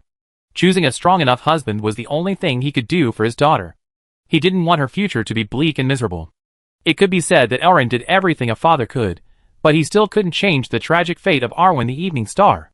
In the novels, after the death of her beloved Aragorn, Arwen also gave up the immortality of the Elven, and chose to leave the world with her husband. Elrond had actually foreseen this, when he handed Arwen over to Aragorn. However, setting the bar high was his only reasonable excuse to refuse Aragorn. After all, he didn't want to be the villain who ruined his daughter's love. Of course, you can't blame me if this boy is useless, right? Elrond had a good idea. Wait until I come back. After a passionate embrace and kiss with Arwen, the two souls who had just fallen in love had to suppress their longing for each other and separate. Aragorn carefully observed every inch of Arwen's delicate face and said firmly, "Go, I wait." Arwen said softly, caressing Aragorn's hand. Her large, watery eyes were filled with reluctance and anticipation. Smack! Smack! Bow! Gazing into Arwen's eyes, Aragorn couldn't help but embrace her again, and the two of them kissed, oblivious to the others. Ahem! Elrond, clutching the elven scimitar beside him, couldn't help but cough a few times. His father wasn't dead yet. Looking at Aragorn, Elrond's eyes grew menacing. Crack! The crisp sound of the blade being drawn startled them both, and Arwen, blushing, gently pushed Aragorn away. Hee. Aragorn couldn't help but laugh awkwardly at Elrond's icy expression. Elrond's fists clenched and unclenched, finally drooping helplessly, as he watched Arwen's eyes droop. Keep close watch on a tall, ten-haired Dunedain? His name might be Aragorn, Thorongil, or Strider. Baron Ismir's face twisted as he looked at the secret letter sent from Raglan, delivered by Riverstorm, and delivered to Luron Fortress. What the hell? Ismir held up the letter for the towering Ymir to see. Do as the king commands? He won't harm us. Ymir didn't understand, but that didn't stop him from urging Ismir to pledge his loyalty to the king. After all, Raglan's history had never seen a lunatic king or emperor go after their border vassals. Even the most insane rulers knew that border nobles needed to be treated with caution. What good would killing border nobles do, other than stretching the nation's defenses? Was the Roland border noisy? Was it too large? Or was it the endless stream of orcs beyond the border? Indeed. Ismir rubbed his temple, bewildered by the secret order, but he summoned his soldiers and gave them instructions. Meanwhile, in the Misty Mountains, Apophis Brio also received a magical envelope sent directly from the city of Raglan. Who is this? Olaf, go check. Apophis Brio frowned and said to Olaf. The difficult part was that Roland hadn't even had time to deploy his own intelligence system, while Apophis Brio had already deployed his own in the surrounding areas. What does this mean? Keep a close watch? Dura couldn't help but ponder. After all, this was the king's order, but why would the king keep an eye on an ordinary nomad? Did you find anything? Olaf asked, looking up as he returned from flipping through the files. No, but there are some fragmentary records. Traveling merchant said there was a Strider who was very active in the northern grasslands. That was a thing of the past. Olaf handed over the sole record. How do we do this? Those fragmentary words are so vague. How can we monitor him? We might not even notice him coming to our territory. Dura said. Give the order. Keep a secret watch. Carry it out. Apophis Bleer pounded the table. This was the king's order, no matter what. As long as he didn't violate his oath or morals, Apophis Bleer, as a vassal, must obey. Okay. Olaf and Dura exchanged a glance. Though they might complain, they still had to get down to business. Aragorn has become active. Middle-earth? Where are you going in this world? Roland sighed, gazing out the window at the meadows that were already beginning to wither. Order the garrisons everywhere to help the people harvest. It's time to race against time. Roland commanded, gazing at the somewhat gloomy sky. As a king who had experienced famine, he knew better than anyone that nothing could bring down a kingdom faster than a lack of food. Waterlogged food would be useless. Chapter 846. Your Majesty, the Gondorian army has arrived. Just as Roland was still pondering how to face Aragorn, Adolf Heinrich approached and whispered to him. Gondor? What are they here for? Trade? Go to Rul in Riverstorm. Do they ask me to conjure up goods for them? Roland snorted, puzzled. You are truly forgetful. Adolf Heinrich smiled awkwardly. Denethor. Adolf Heinrich politely, but awkwardly reminded him. Oh no, he forgot. Even the incredibly thick-skinned Roland blushed. After all, almost a year had passed, and the initial move he had made had long been forgotten. How many people came? Roland quickly gathered his composure and asked calmly. 3,000. Adolf Heinrich gave a number. Wow. That's a lot of people. How's the quality? Roland leaned back in his chair, looking relaxed. Although a little surprised, considering Denethor II's status and family background, 3,000 men wasn't too much. The quality is okay. At least they're all strong young men. The only group with military training is a 300-man squadron, Adolf Heinrich said. Wow! Does that mean Denether too has also brought in an army of professionals? Roland's eyes widened. That was a huge expense. After all, the percentage of professionals in Middle-earth itself was low. Not everyone was a master cheater like Roland. Assembling a professional army was certainly not easy for a human lord.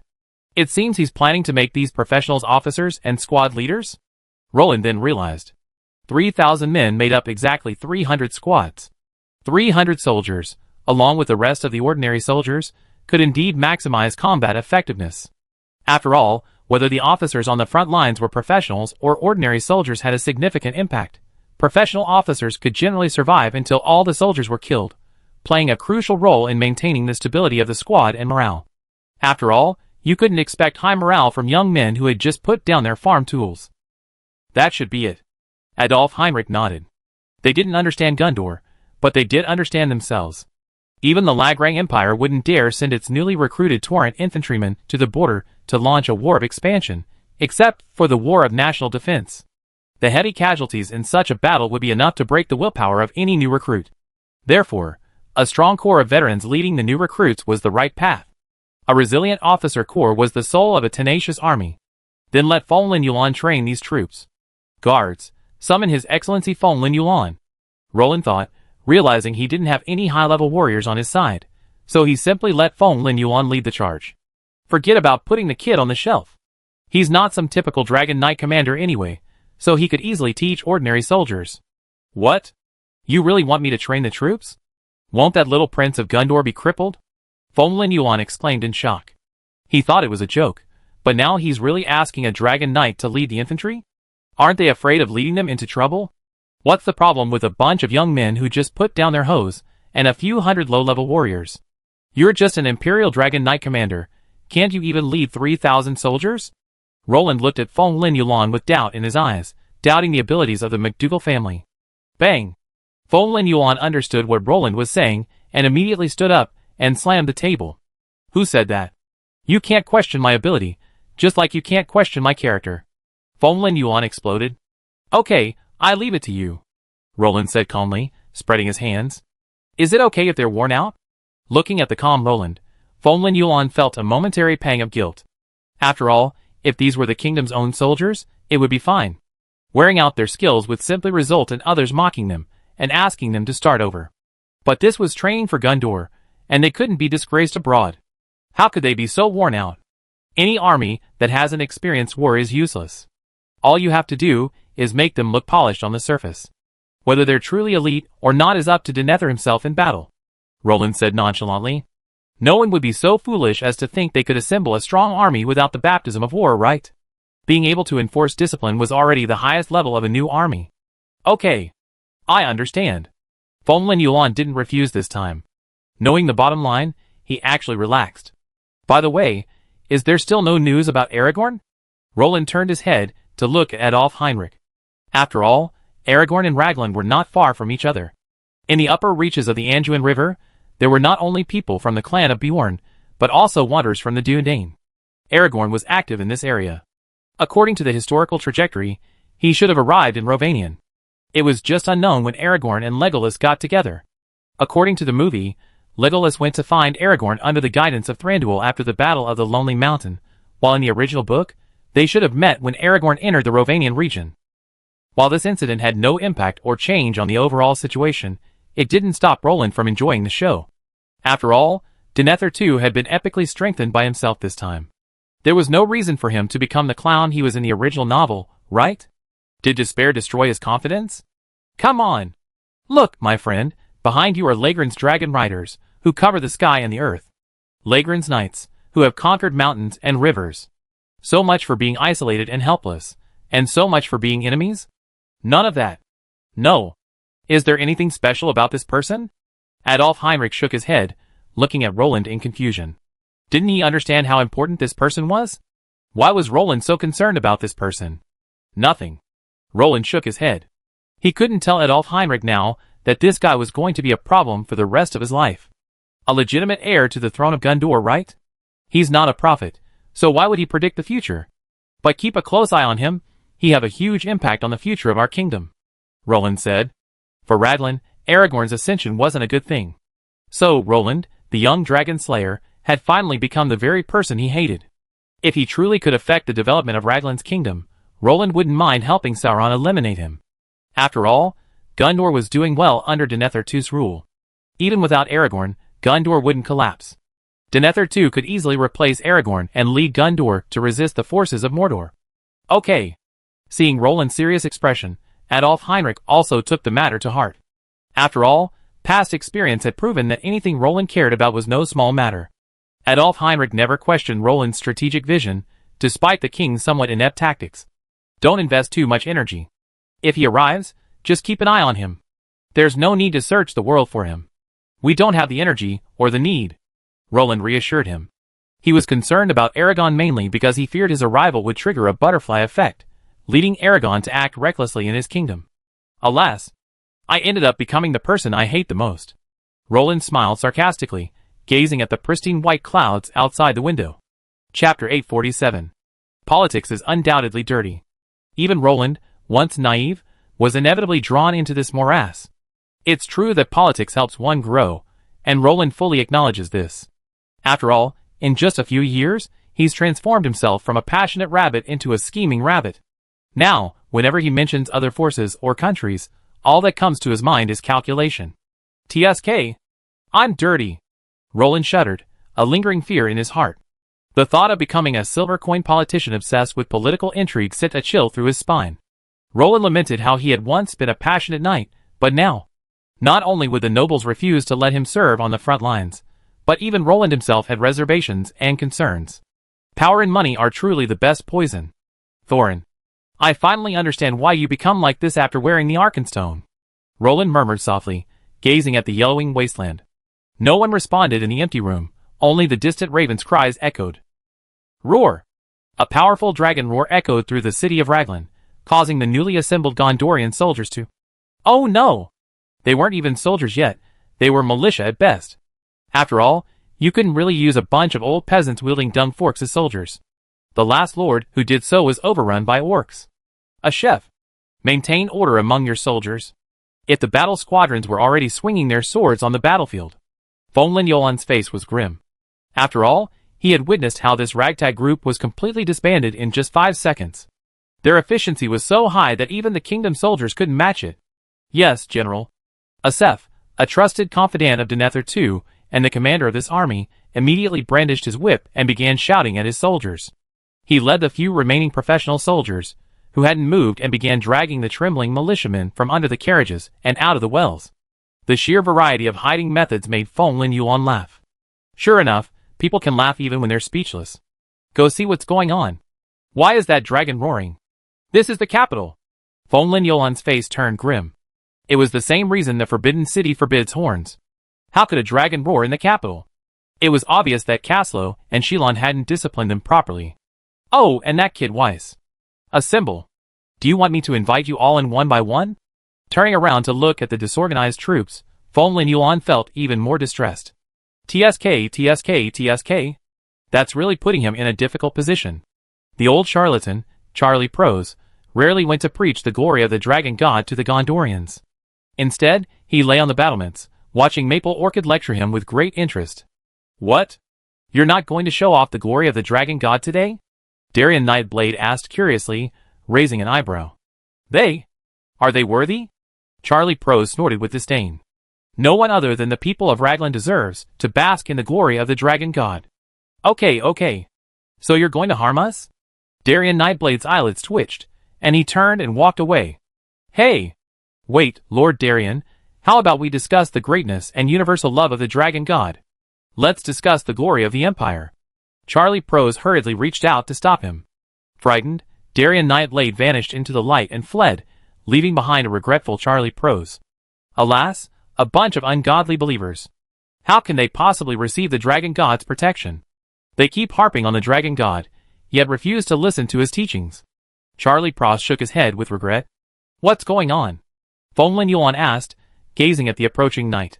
The investigation revealed that dragon roar couldn't possibly be from a normal dragon. Dragons are usually very cautious and careful not to disturb others. There's no reason for them to suddenly howl. Congratulations, your majesty, the knight said respectfully, stroking his chest. Fonglin Yulan was stunned. What was there to congratulate? Could it be that Lilith was pregnant?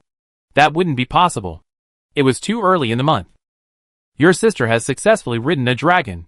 The knight's next words left Fonglin Yulan stunned. After all, it had been everyone's prediction that her sister might become a dragon rider. However, wild dragons are unruly, and no one could be sure until they succeeded. But she hadn't expected it to actually happen. What's going on? She successfully contracted? Fonglin Yulan was stunned. Whether the kingdom was still capable of fulfilling the dragon rider contract was still uncertain. I'm not sure, but she did ride a dragon. Why don't you go and see for yourself? The knight suggested, shaking his head. Okay, you help maintain order, I go and see. Congratulations, Shulan. May the McDougal family prosper. This new dragon rider is the will of the dragon god. It was clear from the words that Charlie Pross had spoken. Your majesty has arrived. Fonglin Yulan, who had hurried over, bumped into Roland. Congratulations, Yulan. The McDougal family is one step closer to revival. Roland patted his shoulder and said with emotion. After all, Shulan was only 11 or 12 years old, and no one knew whether she could succeed. Everyone was just trying to save money, so they let the McDougal family, the only possible family, make a try, thinking that it would be a good deal to get one more dragon rider and a giant dragon. Unexpectedly, the strategy was actually successful. We're halfway there now. All we need is the dragon rider contract. Castle gazed at the purple chain soaring through the clouds above. Behind him stood the dust dragon chasing light, protecting them and preventing him from escaping. Is the dragon rider contract still available in the kingdom? Has it been lost? Fonglin Yuan expressed a worried look. Don't worry. Even if the McDougal family lost the dragon rider contract, the Anthony family still has it. Caslow patted his shoulder in comfort. After all, it's impossible for both dragon rider families to have lost their heritage, right? As for the royal family, the two hadn't considered it at all. After all, other royal families didn't have a complete dragon rider heritage. The main reason was that the Legrand royal family was small, and the royal family often died out, making it impossible to pass it on. Another piece of dragon armor. Unlike the others who were overjoyed, Adolf Heinrich frowned deeply, a mixture of happiness and pain. After all, the kingdom's next development focus was on equipping the current dragon riders. After all, among the dragon riders, with the exception of Weiss's Willy, Maple Forest Orchid's Long Shi, and Maple Forest Orchid's Zhui Guang, all other dragons were armorless. And most frustratingly, Long Shi's armor was incomplete. Zhui Guang's dragon armor was also damaged. The money from this dragon armor alone was enough to make Adolf Heinrich scratch his head for the two from River Rapids. Let them stabilize for a while. Once the human and dragon spirit frequencies resonate, we can consider signing contracts with them. Roland and Caslow discussed and reached a unanimous conclusion. Currently, Fonglin Shuan is still an apprentice dragon knight with battle chi flowing through her body. No longer a reserved dragon knight, she's already stepped into the realm of dragon knighthood. Once the contract is signed, she'd be a true dragon knight, her battle chi assimilated into dragon power. Yes. Fonglin Yuan nodded, familiar with the process. Chapter 848. Roar! The purple chain carrying Fonglin Shuan soared steadily through the sky. It wasn't that it couldn't fly fast, but Fonglin Shuan couldn't handle it. After all, Fonglin Shuan's training wasn't enough for her to ride a dragon. Without a dragon rider contract, the dragon couldn't connect with the rider's dragon power to form a wind-breaking barrier to protect the rider from the turbulent air currents. Dragon! It's Legrand's dragon! Arthur, like the other soldiers, raised his head to gaze at the dragon rider soaring in the sky. The mere few hundred meters seemed so far away to them. Sky and earth separated their worlds like a chasm. These Gondorians could only stand there, gazing at the flying dragon with envy. When will we have our own dragons? A Gondorian militiaman asked wistfully. Arthur's face darkened slightly at this. After all, Gondor couldn't even touch dragon scales. They couldn't even find dragons where they were, and the only wyverns visible in the kingdom were incredibly slippery.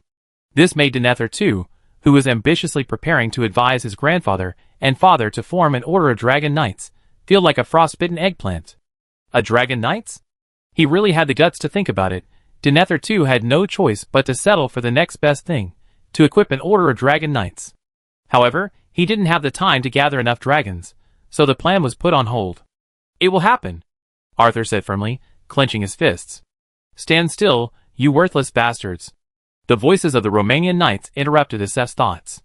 He looked up and saw a group of mounted Raglan knights lashing the fleeing militiamen with whips. Asef couldn't help but blush. As a soldier, he knew the significance of that action. To put it bluntly, even in Gondor, the war squadrons would have been deployed. Sir Asef, I hope you can keep a close eye on your soldiers. After all, they belong to Gondor, we're merely training them. I don't want another camp bombing, no matter the cause. The leading knight approached with a sullen face. He looked at Asef and scolded him without a trace of politeness. Just now, these militiamen, like headless flies, almost stormed the palace. Fortunately, after the warning shots from the royal crossbow guards, these clearly frightened militiamen finally regained some composure. Otherwise, the royal guards would have shown them true cruelty. Of course, I'm sorry for causing you trouble. Asef apologized awkwardly, his foot nearly puncturing a fortress. Take care of yourself.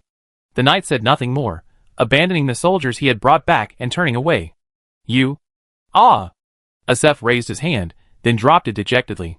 After all, these were just farmers who had just laid down their weapons. They had no soldierly qualities, and Asef couldn't blame them. The camp was blown up? Roland smiled, gazing at the Gondorian camp from the city wall. Yes, the sudden appearance of the dragon frightened him. Darien Nightblade smiled, and shook his head. Did you see anything? Roland smiled. What? Darien Nightblade asked, unsure. These people are true farmers. Their instinctive actions didn't even detect the slightest hint of militia. And those professionals were vigilant, and concealed in formation. Anything you want to say? Roland pursed his lips and smiled. What? Darien Nightblade asked, somewhat bewildered.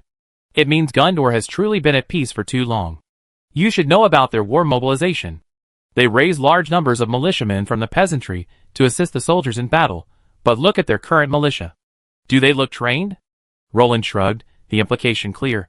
Indeed, their militia certainly don't look trained. Darien Nightblade frowned. This wasn't a good sign. It meant Gondor's war mobilization capabilities had plummeted to the lowest point. Even the militia had reached this level. It seems they've been at peace for too long. Roland shook his head. This was exactly the situation Denethor II had faced, only Roland had discovered it sooner. No wonder Denethor II ultimately collapsed in despair. Facing a country that struggled to even mobilize, what future could there be? Warn Denethor when you have the chance. Don't let his own people get him killed, Roland said calmly. Denethor II, despite ruling over the vast kingdom of Gondor, hadn't mobilized many soldiers during the War of the Ring. While this was certainly due to the attack from Mordor, Gondor's own mobilization capabilities were also indisputable. How do you feel? Fomlin Yulon rubbed Fomlin Shulan's face and smiled. Scared. Fomlin Shulan's face paled, and she shrank back in fear. She was so isolated and helpless on the dragon's saddle that she felt like she was floating. If she hadn't subconsciously clung to the dragon's reins, she would have been blown away. Zelian, sitting behind her, rolled his eyes in silence. What are you afraid of? Since ancient times, no dragon rider has ever died from a fall while riding a dragon, not even from falling off a dragon's back, except for being knocked off. Just get used to it, you get used to it. Weiss also came over to share her own experiences. Only Fomlin Shulan stood aside and listened quietly to their boasting. After all, among these dragon riders, she was the most unworthy of the title. She bore the title of a true dragon rider, but even her own brother didn't dare to trust her actual combat prowess. So Fomlin Shulan withheld her opinion and listened quietly acting like a beautiful vase. Did you get the contract text? Caslow looked at Fomlin Shulan sternly. Due to the changes in the MacDougall family, the MacDougall family's dragon rider contract text had not been passed down to Fomlin Shulan, so the only way to contract a dragon rider was to find another contract text. No. If all else fails, then use your majesties. Fomlin Shulan gave a wry smile. Although King Romanian didn't possess the dragon rider heritage, the dragon king Roland sat before him was the renowned golden holy dragon. A dragon rider contract was certainly within his grasp. Forget it, don't bother your majesty. Use mine. Caslow shook his head, holding up a parchment sealed with dragon power. My contract is an imperial standard contract. Although the original contract was with a flying dragon, the terms are the same, just the subject is different. It can be modified and used. Caslow explained. Alright. That do. Fomlin Shulan didn't refuse. After all, the dragon rider contracts of each family were derived from the imperial standard contract. Using the imperial standard contract now was a return to basics. At least it wouldn't require Roland's help. What are they doing? A bunch of people hustling around? Roland lay on the battlement, throwing stones boredly. Everyone else was busy, leaving only him and his companion, Darien Nightblade, with nothing to do. He pointed to the palace's large square, where a crowd of people and dragons, including Caslo, gathered, looking bustling. How about we go and see, Your Majesty? Darien Nightblade suggested. Forget it. I'm lazy. I can't even walk. Roland decisively refused. His laziness had overtaken him, and he didn't want to move at all. He just wanted to collapse into a puddle of mud. Chapter 849. Dragon Flute. Fenglin Yuan solemnly handed Fenglin Shulan a short flute. Engraved with dragon patterns, and the maple leaf crest of the MacDougall family, it clearly marked this as a MacDougall heirloom. As a token of the Dragon Rider contract, the dragon flute's preciousness was self-evident. Especially now that the Empire had collapsed, every broken one was a precious treasure. What should I do? Fenglin Shulan asked timidly. After all, this was a new sight. It was rare to see a group of high-ranking officials surrounding him to watch the fun. Let me do it. Glancing at the Dragon Rider contract provided by Fenglin Yuan, he reluctantly accepted Fenglin Shulan's purple chain and shook his head helplessly. Rather than letting these humans slowly carve the contract based on this thing, it would be better to create it himself with a single click. Why do I feel like the kingdom's strength hasn't increased? Doss asked calmly, a hint of doubt in his voice. What do you expect two rookie dragon riders to do?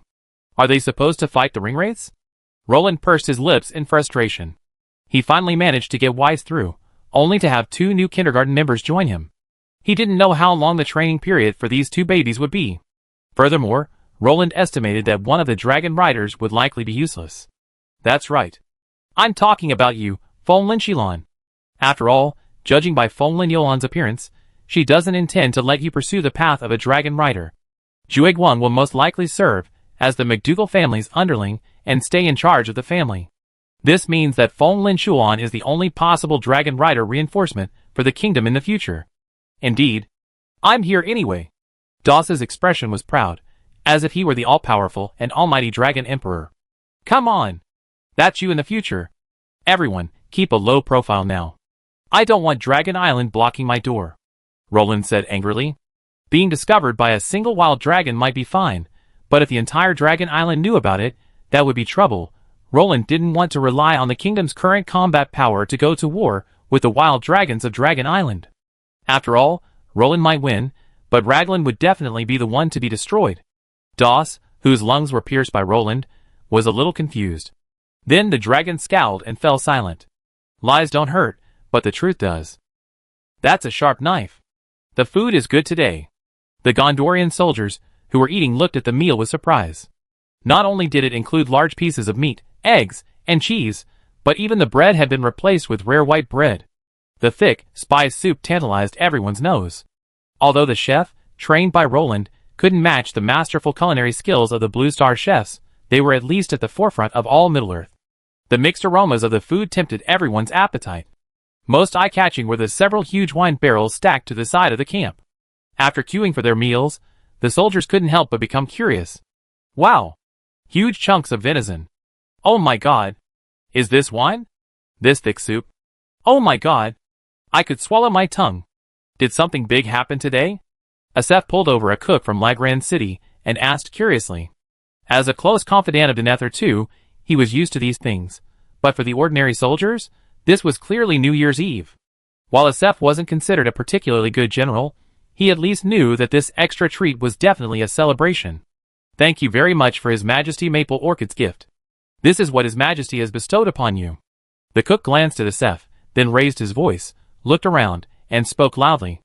Attracted by his voice, the soldiers, who until recently had been peasants, raised their glasses. Hail, Master Orchid. Bless you, Master. Thank you for your kindness. The soldiers offered heartfelt blessings. Don't assume Gundor's wealth will allow ordinary peasants to live comfortably. When it comes to oxen and horses, no one is better off.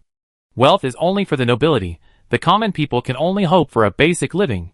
For a group of militiamen who subsisted on a daily diet of black bread and bone and vegetable soup, this sumptuous dinner was no less than a banquet.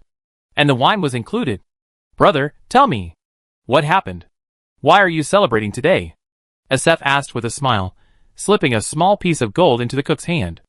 Another dragon knight was born in the kingdom today. The cook glanced around, his lips moving slightly, but the words that came out struck Asef like a bolt of lightning. Again, again? Again!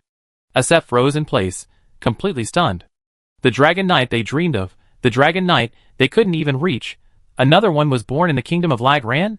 In a daze, Asef didn't even notice the cook had walked away, staring blankly at the sky.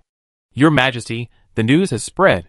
The cook who had just stood before Asef suddenly appeared before Roland, with a small gold nugget Asef had thrust into his hand on the table.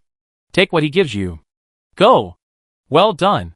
Roland whispered, tossing the gold nugget to the man before him. Darien, the secret guards are quite good. Find a way to spread them throughout the kingdom's controlled territory. At the same time, try to infiltrate the south. I need intelligence from the south, Roland said calmly, tapping the table. The light behind him distorted, and a figure shimmering with a faint golden glow emerged from the sunlight. It was Darien Nightblade. Yes, Your Majesty.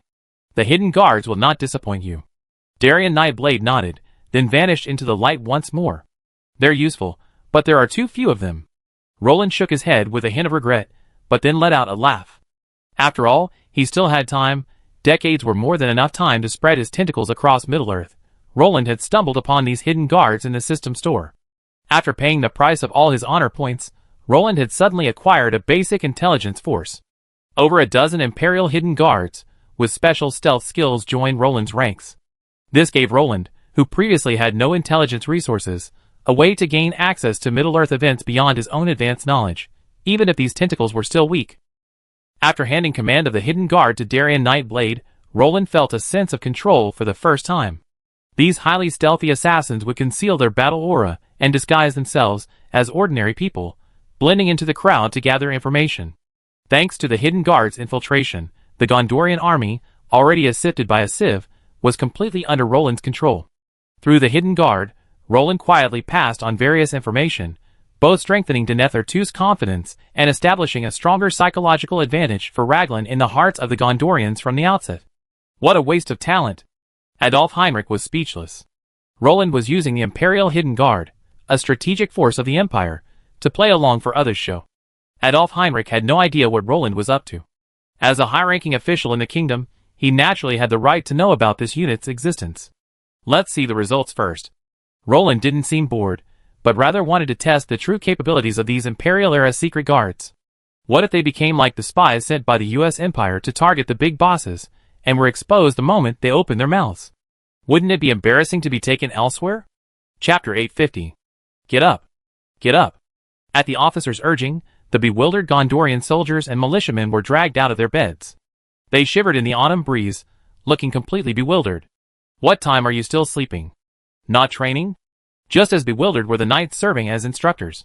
They had waited for them in the parade grounds all morning, but hadn't seen any sign of them. Thinking something had happened, the knights rushed to their camp to investigate. It would have been fine if they hadn't looked, but when they did, they were furious to see the Gondorians sprawled out in their beds, snoring so loudly that the knights nearly had to send them packing. Today is a day off? Arthur muttered, calculating the time. How can soldiers get a day off? How dare you sleep with them like this? The knight, clutching the Gondorian soldier, asked with a sullen expression. Arthur, looking at his comrade standing unsteadily, shut up. What a poor foundation.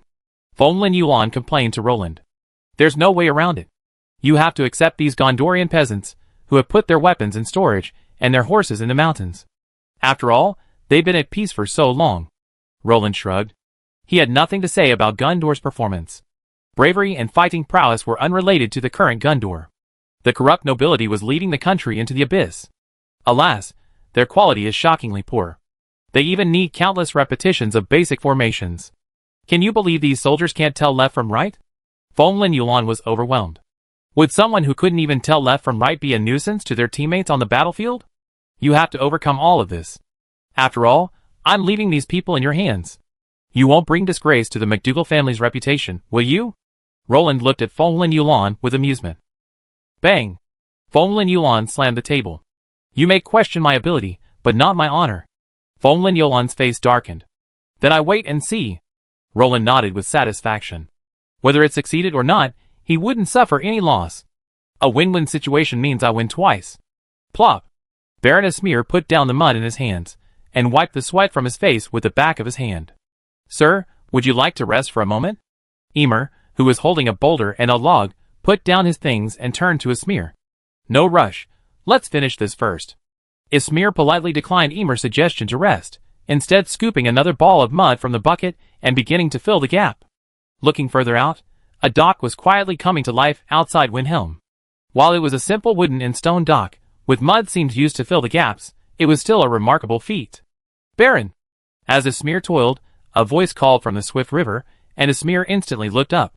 Is this dock ready for use? I need to unload my cargo.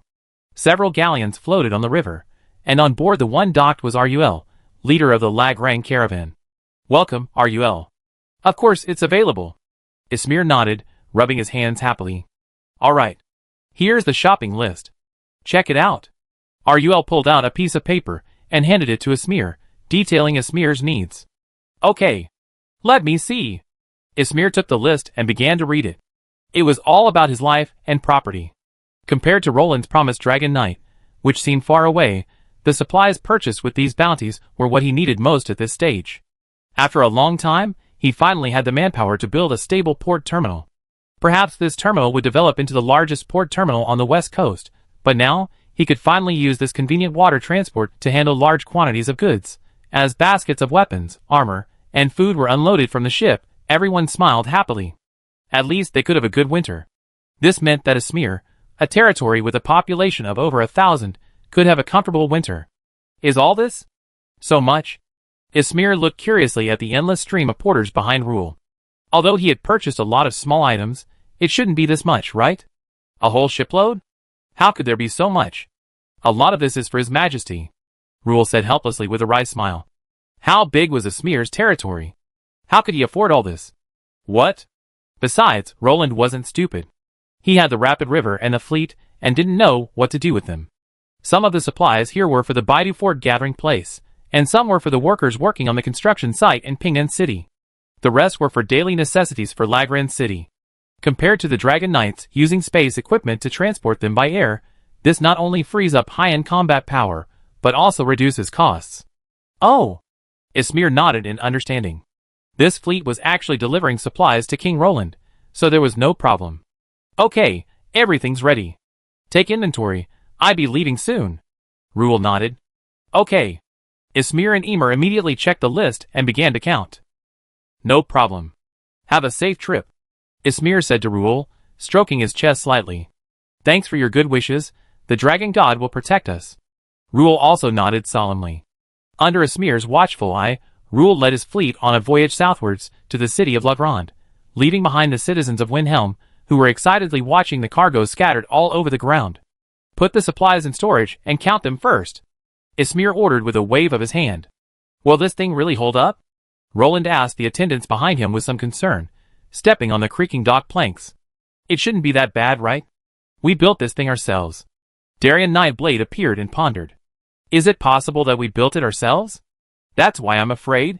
Roland knew everyone's craftsmanship all too well. The fact that this thing hasn't fallen apart is a blessing from the dragon god. After all, you can't expect these roughnecks to do delicate work. Driving the stakes and tying the planks together is like building a fully fledged dock, practically at the top of their game. But the shaky, unsteady structure is a bit worrying when you step on it. I see the fleet. Casso landed beside Roland on his dragon. There's nothing strange following them. The dragon's might has driven away most of the aquatic monsters. They look pretty good. Casso stated his assessment. Your Majesty. Rul looked at Roland, tears streaming down his face. He ignored everything else and simply shouldered a linen-wrapped bag of supplies and rushed over. The script should have been a scene of recognition between the king and his subject, but instead, Rul chose the humiliating fate of losing his life over another. Snap. Go back. Roland's ears twitched, and he retracted his raised foot. Splash. Rul's vanishing technique activated. In an instant, Rul vanished from the dock, leaving only the broken, slightly swaying wooden planks as proof that someone had been there. Save him! Seeing Rul fall into the water, Roland rushed forward. So this route is open? Roland asked curiously, looking at Rul. The water conditions in this swift river were complex, and keeping count would be a significant undertaking, not to mention the need to clear out any monsters along the way. Chapter 851. Ugh. Puff. Rule retched, then squeezed out a mouthful of river water. Ugh. Rule's face suddenly changed as he vomited, and then, with a strange expression, he spat out a small fish, a finger's length long. Dragon god. Be careful. Roland shook his head speechlessly. Caslow. Have someone reinforce this place. Roland shook his head. The wooden docks were probably not strong enough to bear the weight. Furthermore, this was a flat riverbank, and the silt was very soft, so it wasn't surprising that they would sink. Come on. Come with me into the city to change clothes. The rest will be handled by the men and soldiers. Roland pulled Rule up and headed towards the city without hesitation. Dizzy, Rule was dragged into La Grande like a puppet by Roland, and then handed over to the servants. The servants would help Rule present himself respectably before Roland again. Sure enough, a moment later, Rule approached, his hair still slightly damp. Your Majesty. Rule knelt on one knee, touched his chest, and offered his loyalty to Roland. This was Rule's first time entering the capital since the liberation of La Grande City. Previously, the transportation of supplies had been handled by Caslow with his space equipment. Rise, no need for formalities. I'm quite surprised Nyx asked you to come this time. Roland sighed. Her Majesty means that we need to utilize this artery. After all, the Rapid River is our mother river, and the convenience and affordability of shipping are unparalleled advantages. We need to learn to restore the Rapid River's transportation function. We can't always rely on the Dragon Knights as the transport team, right? Rule smiled and stood up. Well, she has a point. But I still have to thank you for overcoming all the difficulties and opening up the route. Did you encounter any danger along the way? Roland asked with concern. No, His Majesty Mogus is accompanying the fleet, escorting the shipment. He's already slain the few monsters that showed up. Rule shook his head and smiled. Mogus is here? Why didn't I see him? Roland turned to look behind Rule. He should be behind, right? His Majesty Mogus guarded the fleet all night. He might not be up yet. Rule nodded. What? Ambushed by monsters? Roland rubbed his nose. Not monsters. Orcs from the South Shore. Rule gave a wry smile. That's it. Rule fished out a bone arrowhead and handed it to Roland. These orcs often harass us along the way. While they can't cause any harm, they're certainly annoying. Rule shrugged speechlessly. After all, it was truly disgusting to have a bunch of sticky people clinging to you. Then you didn't consider chasing them off? Roland asked curiously. His armed caravan was no pushover. This was an armed caravan. We used them. It would be useless except for wasting our crossbows. Rule shrugged. The kingdom's expensive crossbows weren't worth using to shoot at orcs with only canoes. And I noticed quite a few orcs sneaking across the north bank. I already sent a letter by carrier pigeon to Lulong Fortress. I hope General Renault can dispatch troops to clean them out. Rule sighed. The orcs have crossed the river? Roland frowned. He was lucky he hadn't bothered to mess with them. And yet, they dared to come and seek death here? Yes. They crossed. I saw several groups of wandering orcs, some already successfully crossing and some preparing to do so. His Majesty Morgus has already rendered them harmless. Rule nodded, smiling as he spoke the coldest words. Baidu Fort is the worst hit. The water there flows gently, making it easy for the orcs to cross the wide, swift-flowing river. Rule glanced at the sand table in Roland's side hall command center, and joyfully walked over to point out the location. No wonder. Roland nodded in understanding. As the largest and gentlest ferry crossing in the north. Baidu, the crossing conditions there are already excellent. Baidu Fort developed precisely because of Baidu. Who would have thought the orcs would exploit these geographical advantages before them? Who are the garrison commanders of Baidu Fort? Roland frowned, suddenly unable to remember who was stationed there. It's Baron Lance. Rule said respectfully. He was only a newly minted lord, and he envied Lance, destined for a hereditary baronship. Lance. That's all right. He's very steady. Roland breathed a sigh of relief. As the most stable man in the kingdom, Lance didn't have any outstanding qualities. In other words, he was mediocre and cautious. But Roland preferred mediocre and cautious people as his subordinates. While they might not have brilliant ideas, they could still perform their tasks perfectly well by following the rules. In short, they didn't seek merit, but only to avoid mistakes. Roland had great trust in Lance. After all, he was an old man who had served him. Although his abilities were far less, he was still a qualified consul. But Baron Lance doesn't have many soldiers under his command. He'd probably need to seek reinforcements. Rule shook his head, not optimistic about Lance alone. After all, the vast territory of Baidu Fort needed to be cleared, and Lance couldn't monitor every enemy with his limited forces. Then leave it to Renault. After all, Lance's current forces can more than defend themselves. Considering the small number of orcs, and with Renault's Lulong fortress blocking his way, Roland decided to leave everything to them. After all, he wasn't a master of micromanagement, nor could he issue a naive order like move shields 5 meters to the left. Firmly believing in the saying every profession has its own specialization, Roland readily delegated tactical decisions to his subordinates. That's fine. Rule nodded, but he left one thing unsaid. After all, Roland was after the entire Lagran plain, not the narrow strip of land along the Flood River. Therefore, the probability of the kingdom adopting a defensive stance was extremely low. Has there been any major incident in Flood River? Roland asked curiously, looking at Rule. Not in Flood River, but there was a joke in Windhelm. Baroness Mir wanted to save on materials when building, so processing and utilizing wood was the best option. A large number of wooden buildings were soaked and rotted after the heavy rains of the past few days, and the city walls collapsed. Rule said awkwardly, covering his face. Even the newly expanded city district of Asmir couldn't escape the erosion of rivers and rain. This is the unfortunate side of using wood and stone structures to conserve stone. Roland almost flinched from embarrassment. Didn't they know that carbonizing the wood by roasting it would increase its lifespan? Oh, right.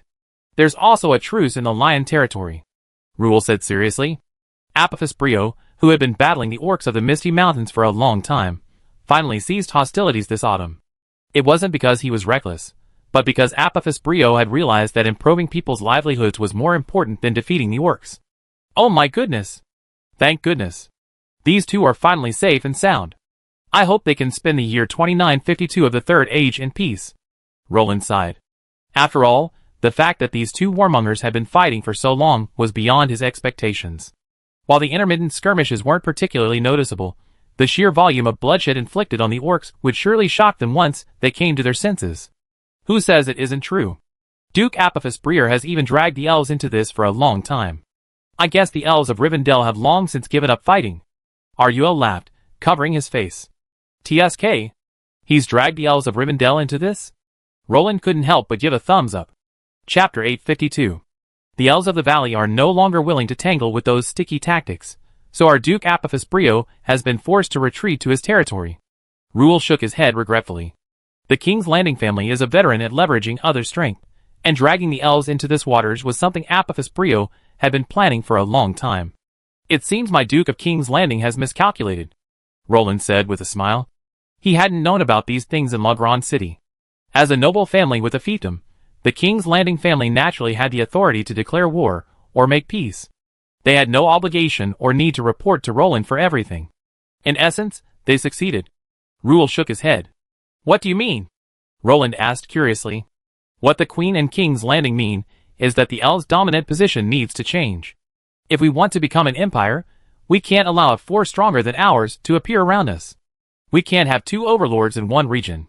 The elves need to be weakened. Rule looked at Roland meaningfully. His. Roland gasped. Sure enough, this bloodline was pure. A true Lagrangian. What on earth have you been hiding from me? Roland's mouth stammered. As expected of a noble family that emerged from the murky waters of the Lagrang Empire's politics, two families coming together was bound to cause trouble. No. 3. Roland wouldn't believe the Vladivostok family wasn't involved. As the Hand of the Stream, a powerful political family that controlled half of the Empire's personnel, and whose political skills were fully upgraded, no one would believe they hadn't had some influence behind the scenes. Besides Nyx and Apophis Brio, Duke Joltea is also a driving force. Roland muttered. It was even possible that the mastermind behind this was Duke Joltea. As a renowned troublemaker in the Lagrang Empire's foreign policy, possessing an incredible balancing act comparable to Great Britain, it was no surprise that the Hand of the Stream had created this Roland. Yes, your majesty, you have a keen eye. Arguel flattered. He had guessed that Roland would quickly figure out the Hand of the Swiftstream's role, but he hadn't expected Roland to guess it so instantly. Alas, what are they going to do? We can bleed the elves, but not now. Roland rubbed his brow. He had no objection to bleeding the elf of Rivendell, but the time was not right. In a few decades, a war would rip Middle-earth apart and they would be sacrificed. It said they want to cause a stalemate between the elves and the orcs north of the Misty Mountains. Arguel pondered.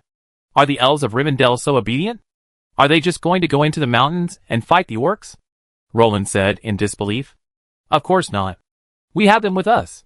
The warriors under Duke Apophis Breer are leading the way. After all, the elves won't attack alone. Rul shrugged calmly. Wait. How many more people do we need to sacrifice? Roland felt something was wrong. He pulled Rul. After all, it didn't make sense that those elves could survive when ordinary human soldiers, even weaker than them, could survive.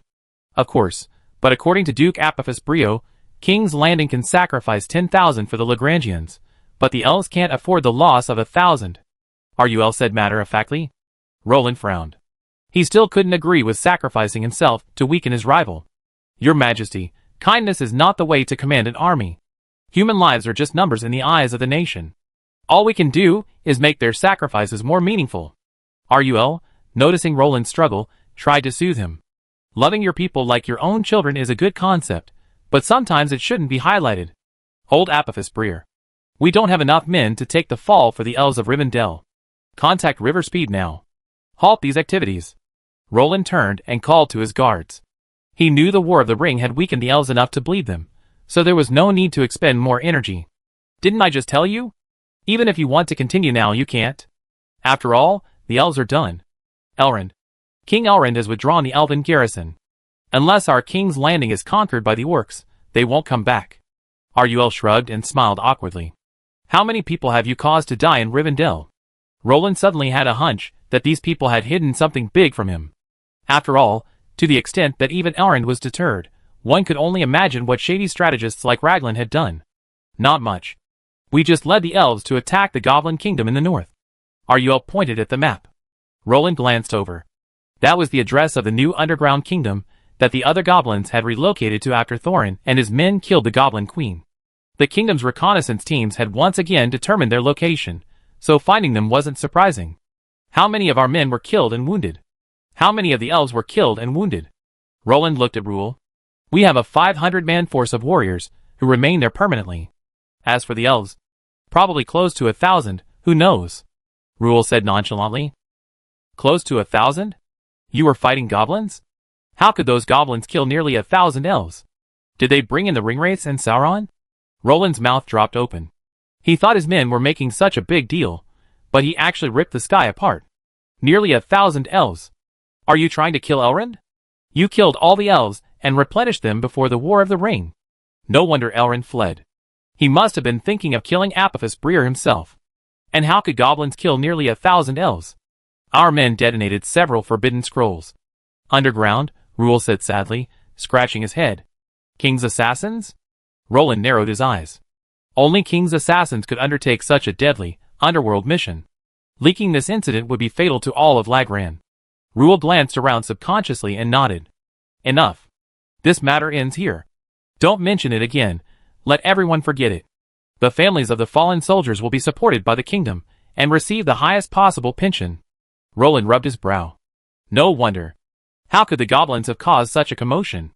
It turned out that King's assassins had backstabbed the elves and buried them. Apophis Brio was truly ruthless. He resorted to such a tactic just to eliminate a potential future competitor. After all, anyone with a discerning eye could see that Raglan was now essentially the sole ruler of the north. Even the orcs of Gambada Fortress were struggling against the increasingly powerful Raglan. The Empire's revival and the kingdom's expansion were bound to overtake the indigenous elves of Rivendell. It's still too early. The elves shouldn't be weakened at this time. And we need this ally right now. Roland shook his head and sighed. You actually made such a commotion? And Yifeng didn't even notify me? Adolf Heinrich, who had been listening for a moment, hurried in and closed the door. Rule glanced at Adolf Heinrich without saying anything. With his sage's mental power, he could hear himself from a distance. Yeah. I almost poked a hole in the sky. Roland frowned helplessly. There was nothing he could do now. After all, they didn't know the future and couldn't predict the elves' situation. So they took action early. Chapter 853. Roland felt a chill run down his spine when a group of audacious individuals nearly gave him the title of Raglan Backstabber King. However, he could also see from the side that these politicians hadn't lost their wits, and the iron-blooded spirit of King's Landing remained unwavering. Even Roland couldn't help but be moved by their ruthlessness. So how desperate must this great noble group in history have been to launch such a desperate charge? Keep quiet. Don't let anyone find out, or the kingdom's reputation will be tarnished. This ends here. Adolphe, contact Nix and the others personally. In the name and by order of the king. Roland's command left no room for argument. History had already begun to shift, and further weakening the trajectory of elven history was uncertain. Yes, your majesty. Adolphe Heinrich, sensing the solemnity and warning in Roland's eyes, immediately nodded in agreement. Huh? We finally left the lion territory. Legolas. Let's restock our supplies. Aragorn smiled at Legolas, the woodland elf prince he had met during his travels. This follows the worldview of the film. After the Battle of Five Armies, Legolas traveled and met Aragorn. Isn't this the territory of the Bjorn? Legolas glanced at the surroundings. They had passed through the old pass and arrived at the area of Carrock Crossing. This was the area of the small town of Carlock, where the Bjorn druids protected the area from small groups of orcs. Yes, it's the territory of the Bjorn. Aragorn unfolded the map, examined it, and nodded. Let's go! It's time to say goodbye to our friends in King's Landing. Legolas turned his head and glanced at the lion leader behind him, with a sigh. This kingdom is full of vitality. Their nobles, who ventured far and wide, possess such formidable strength and unwavering willpower. Aragorn was deeply moved. After learning of his own origins, even his indifferent self had his own ambitions ignited. Such loyal and courageous families are precisely what rulers love. They are easy to use and reliable. Who wouldn't love them? Yes.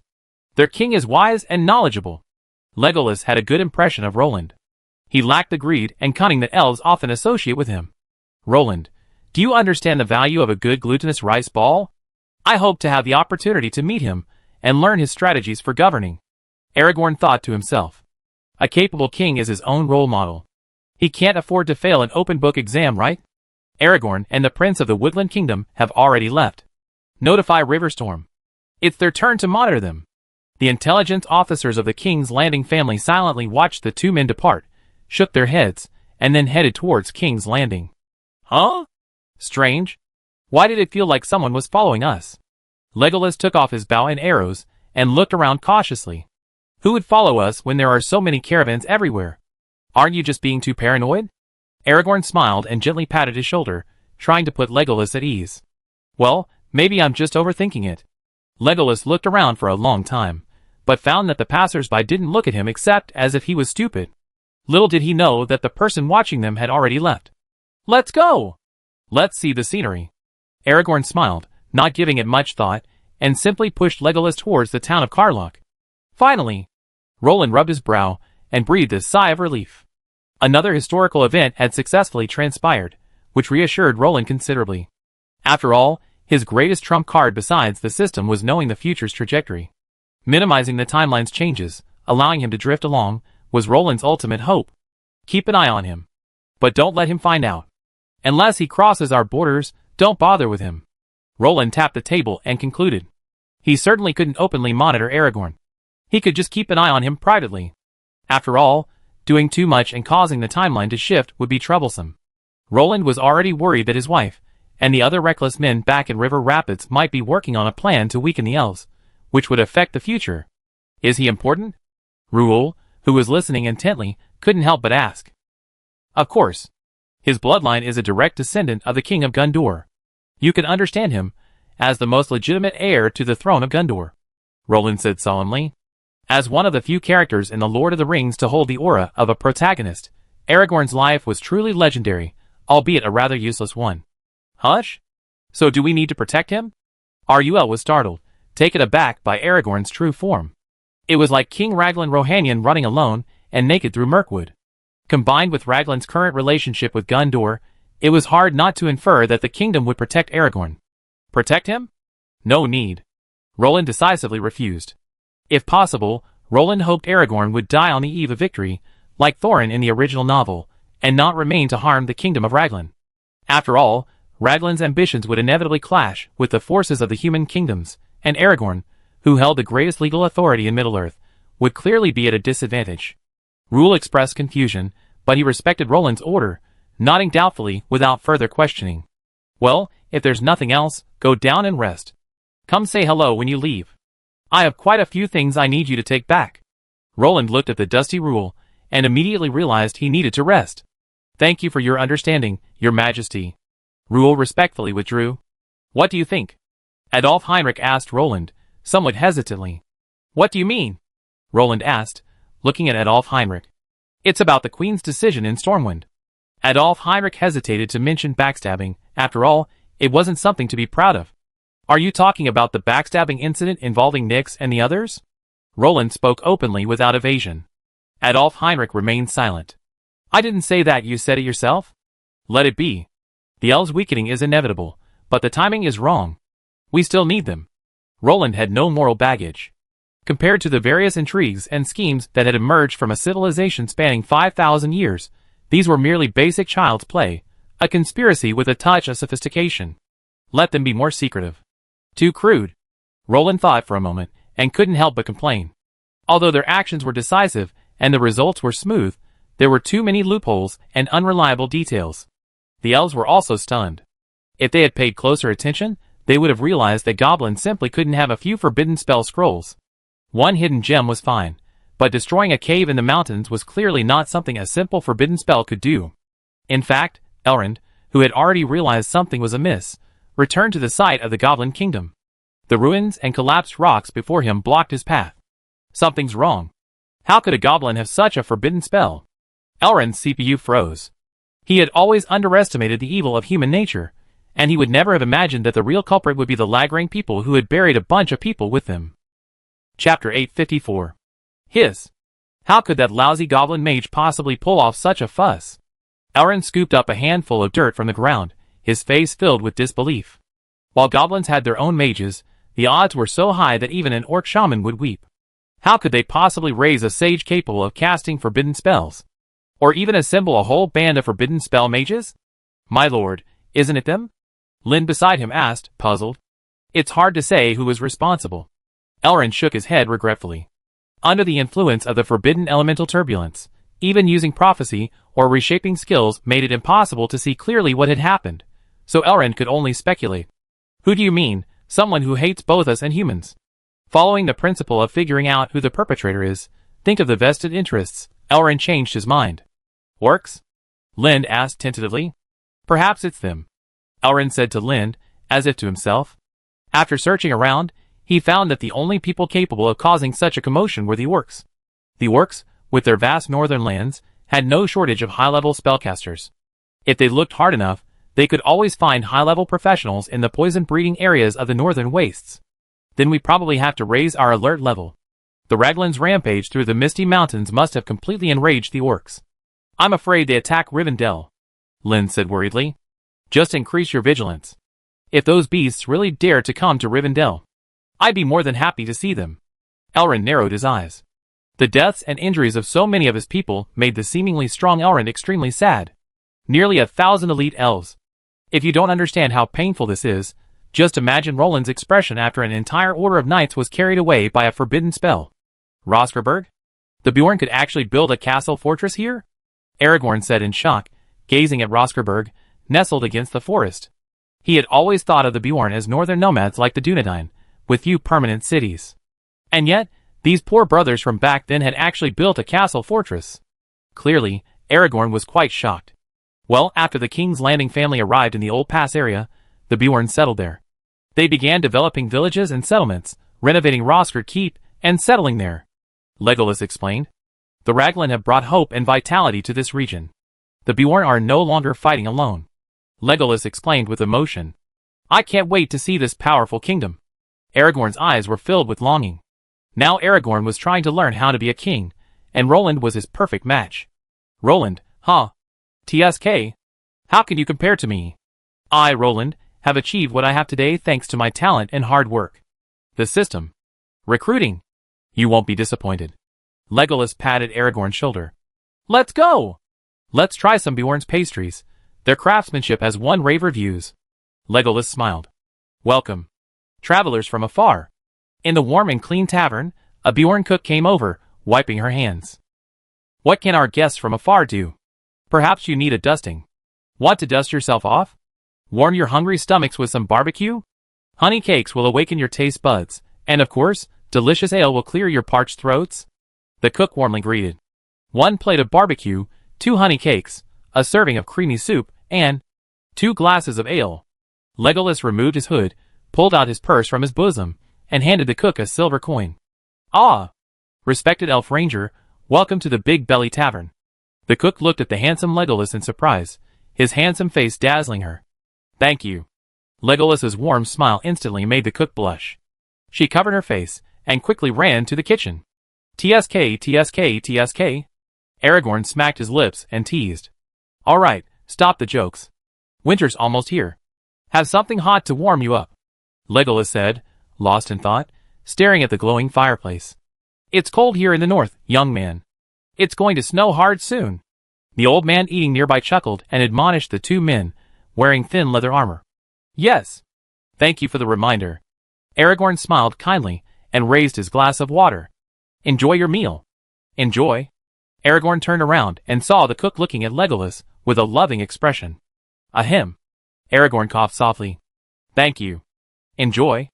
Legolas smiled, politely declining the cook's advances, and then smiled at Aragorn. After their meal, the 2 men left the tavern, looking out at the bustling streets of Northerners and wandering around with a touch of curiosity. Balala. Aragorn shook the rattle in front of him with interest. Huh? This is fun. Legolas toyed with a wooden figure in front of him, its limbs moving freely, shifting it into various positions under his deft hands. It's getting late today, we probably won't be able to continue. Legolas whispered, watching the happily entertained Aragorn. Then how about we stay here tonight? I just saw the tavern over there that offers lodging. Aragorn pointed in the direction of the tavern behind them. Okay. Then we stay here. Legolas nodded. It's more lively here than I thought. Aragorn exclaimed. The fact that a city could have emerged in this land was something he hadn't expected. After all, a city signified stability and security. The wandering people of Beorn were unable to build a permanent, large city amid the orc raids. The cavalry of the kingdom of Raglan crushed the orc spines.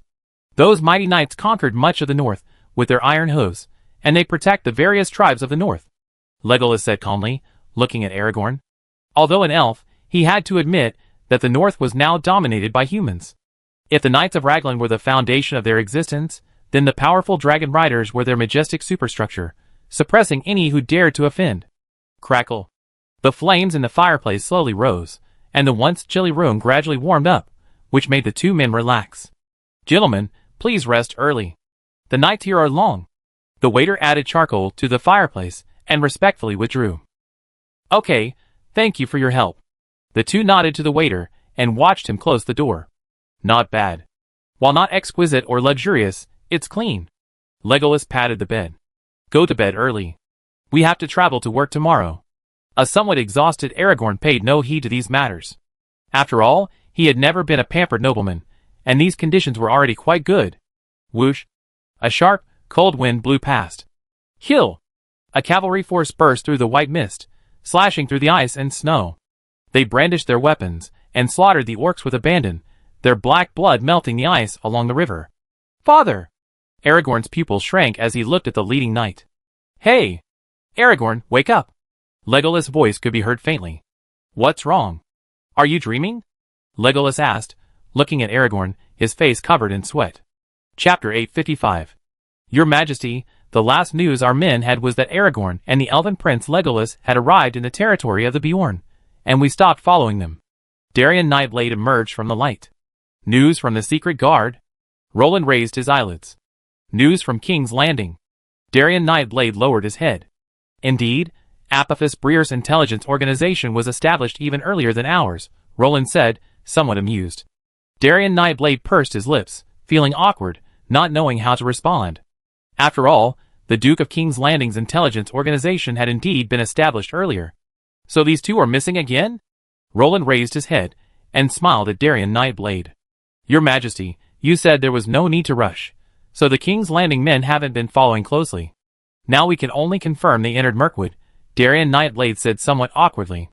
The King's Landing guards had only watched them for a moment. After they left King's Landing territory, all the spies retreated. Had Darien Nightblade known this, he would have left 2 men to follow. It's okay. So what if they get lost? The north is so small, where can they go? Keep an eye on the Aquadian Kingdom. I have a feeling Aragorn's destination is also Raglan. Roland shook his head helplessly, a sudden thought dawning on him. Roland wouldn't believe Aragorn, wandering Mirkwood in the north, wouldn't stop by Raglan. Having learned of his origins, Aragorn already harbored ambitions to be king. He was now cultivating his political skills and strategic vision, as evidenced by his service in Gondor and Rohan. As Middle-earth's current best answer, Aragorn would surely seek to copy him, just as Denethor too had done. Alright. Darien Nightblade wiped the sweat from his forehead. Luckily, King Roland didn't blame him. After all, he was in charge of the secret guards, and intelligence was their primary responsibility. Now, in their area of expertise, everyone was completely blindsided. It was truly embarrassing. By the way, what happened to the reserve Dragon Knights? Roland suddenly asked, looking up. He had just remembered his first major shipment in a long time. 10 trained reserve Dragon Knights, and a Dragon Knight instructor. After assigning these people, Roland casually handed them over to his subordinates for assignment. After all, they were arriving in River Rapids, not Lagrange. They already selected suitable dragons, and are now getting used to their mounts. It probably takes some time for them to become combat ready. Darien Nightblade thought for a moment, then calmed down. While the foreign intelligence network was shabby, the domestic one was still acceptable, with fairly detailed and organized intelligence information. Okay, tell Yifeng and the others to stop pushing us so hard. The kingdom isn't particularly short of air power right now, so we don't need to rush in quick Dragon Knights. I need elite troops, not cannon fodder. Roland waved his hand.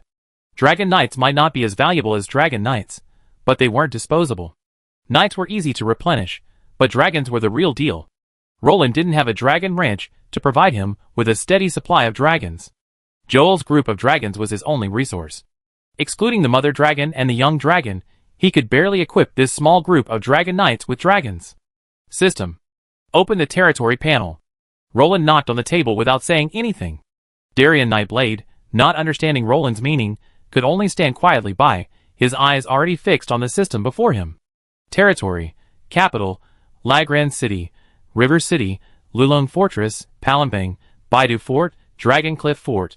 Generals, Caslo, Level 6 Dragon Rider Commander, Renault, Level 5 Paladin Commander, Rattle, Level 4 War Mage, Adile, Level 6 Hero, Yunfeng, Level 6 Sage, Omsk, Level 6 Hero, Lavian, Level 4 Knight Commander, Holland, Level 4 Knight Commander, Luke Leopold, Merc Leopold, Ajax Anthony, Level 5 Dragon Rider General, Lafitte Anthony, Level 3 Grand Knight, Varen Angus. Level 3 Warrior, Dos Anthony, Level 4 Dragon Rider Yuman. Lon, Level 4 Knight Commander, Verve, Level 6 Hunter, Adolf Heinrich, Level 6 Sage, Darien Nightblade, Level 6 Creed Assassin, Weiss, Level 3 Dragon Knight, Alistar, Level 3 Goblin Knight, Marcus, Level 4 Knight Commander, Lance, Level 3 Warrior, Fonlin Yulon, Level 6 Dragon Knight Commander, Fonlin Binglon, Level 6 Hero, Charlie Pross, Level 6 Priest, Mogus, Level 6 Hero. Lilith, Level 6 Sage, Nogai, Level 4 Dragon Knight. Vassals, Apophis Brio, Tier 4 Knight, Ismir, Tier 3 Druid, Special Personnel. Ivy, Tier 4 War Priest, Grand Duke Nyx. Nyx, Tier 4 Dragon Mage, Nina Bon, Tier 3 Archmage, Rule, Tier 3 Warrior, Jolstia, Tier 3 Knight, Vladivostok, Tier 2 Knight, Fonlin Shilon, Tier 2 Dragon Knight, Fonlin Shulon, Tier 2 Dragon Knight. Troops, 25,844. Holy Glory Knights, 150 Tier 2 Raglan Empire Vanguard Knights. Romanian Royal Knights, 100 Tier 2 Knights, Raglan City Guards, 4,000 Tier 2 Bedanian Archers, 5,000 Tier 2 Dewinian Heavy Swordsmen, 1,000 Tier 2 El Nino Rangers, 200 Tier 2 Lordaeron Rangers, 300 Tier 2 Lagran Royal Guards, 500 Tier 3 Lagran Royal Crossbow Guards, 300 Tier 3 Surge Legion, 12,000 Surge Infantry. Priests, 1 Tier 2 Priest Corps, 50 members, 1 Tier 3 Priest Squad, 10 members. Mages, 1 Tier 3 Forbidden Spell Mage Corps Squad, 5 Tier 3 Fire Mages, 5 Tier 3 Wind Mages, 30 mages of all levels, including Tier 1 to 3 mages, Cross Bohemian Knights, 20 Tier 2 Crusader Legion, 100 Cuirassiers, 100 Crusader Crossbowmen, 300 Crusader Hoplites. Woodland Warriors, 500 Tier 2 Warriors, Griffin Knights. 4. Tier 2, Wyvern Knights. 20. 10 Tier 2, 10 Tier 1 Apprentices. Grassland Elves. 200. Tier 2, Goblin Knights. 1000. A mix of Tier 1 and Tier 2, total kingdom population. 400. 000 plus, trainable civilians. 70. 000 plus, honor. 5 points. Main quest. 12 cities of the Rapids established. Random top legion *1, overall comment, a thriving kingdom. The surrounding environment has been cleared and stabilized. The resilient people of Lagrang still stubbornly defend this ancient land. Their king has reclaimed the old capital. Vast territories have been reclaimed. The kingdom urgently needs numerous cities to consolidate its territory. Note, the kingdom of Lagrang, with its military supremacy, firmly holds the key to the North's influence. Its noble pioneering territories have also successfully penetrated various corners of the North. The shadow of darkness in the North has been suppressed to the extreme under the king's brilliance. The king, imbued with martial virtue, seems eager to accomplish something monumental. Is this new Dragon Knight instructor called Nogai? Roland suddenly asked. Your Majesty, remember well. It's Nogai. He's currently in Rapids. So should I summon him to see you? Darien Nightblade asked. Chapter 856. No need. There aren't any Dragon Knights to train in Lagran City. Okay, you're done, leave. Roland said with a sullen face. He wasn't one for formalities. There was no need to drag his men into this. Oh! Darien Nightblade nodded, and slowly disappeared before Roland. Aragorn. TSK. Roland couldn't help but shake his head, thinking of the Aragorn in history. He probably was in the woods with Legolas right now. Summon His Excellency Adolf Heinrich. Roland rang the bell beside the table. The jingling bell immediately attracted the servants waiting at the door. Yes, Your Majesty. The servant glanced around and bowed his head. Your Majesty. Adolf Heinrich soon appeared before Roland, holding a bundle of white papers, and rushing over, with a somewhat hurried look on his face. What?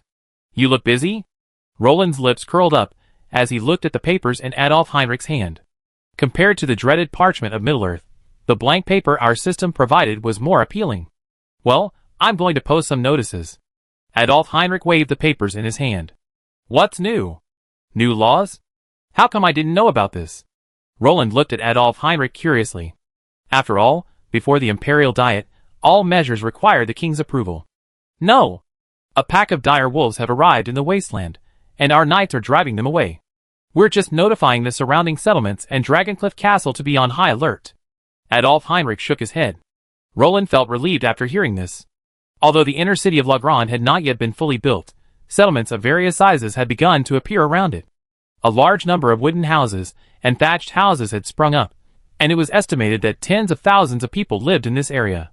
It was obvious that Adolf Heinrich wanted to inform the residents here. What do you want to talk to me about? Adolf Heinrich finally remembered to ask Roland why he'd been looking for him.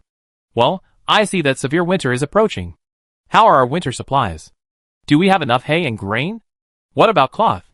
Do the kingdom's residents have enough supplies? Roland demanded. I'm not too sure about the situation in the River Rapids area. Duke Joltea and Yunfeng are managing it there, but the area around Lagran City is definitely well stocked.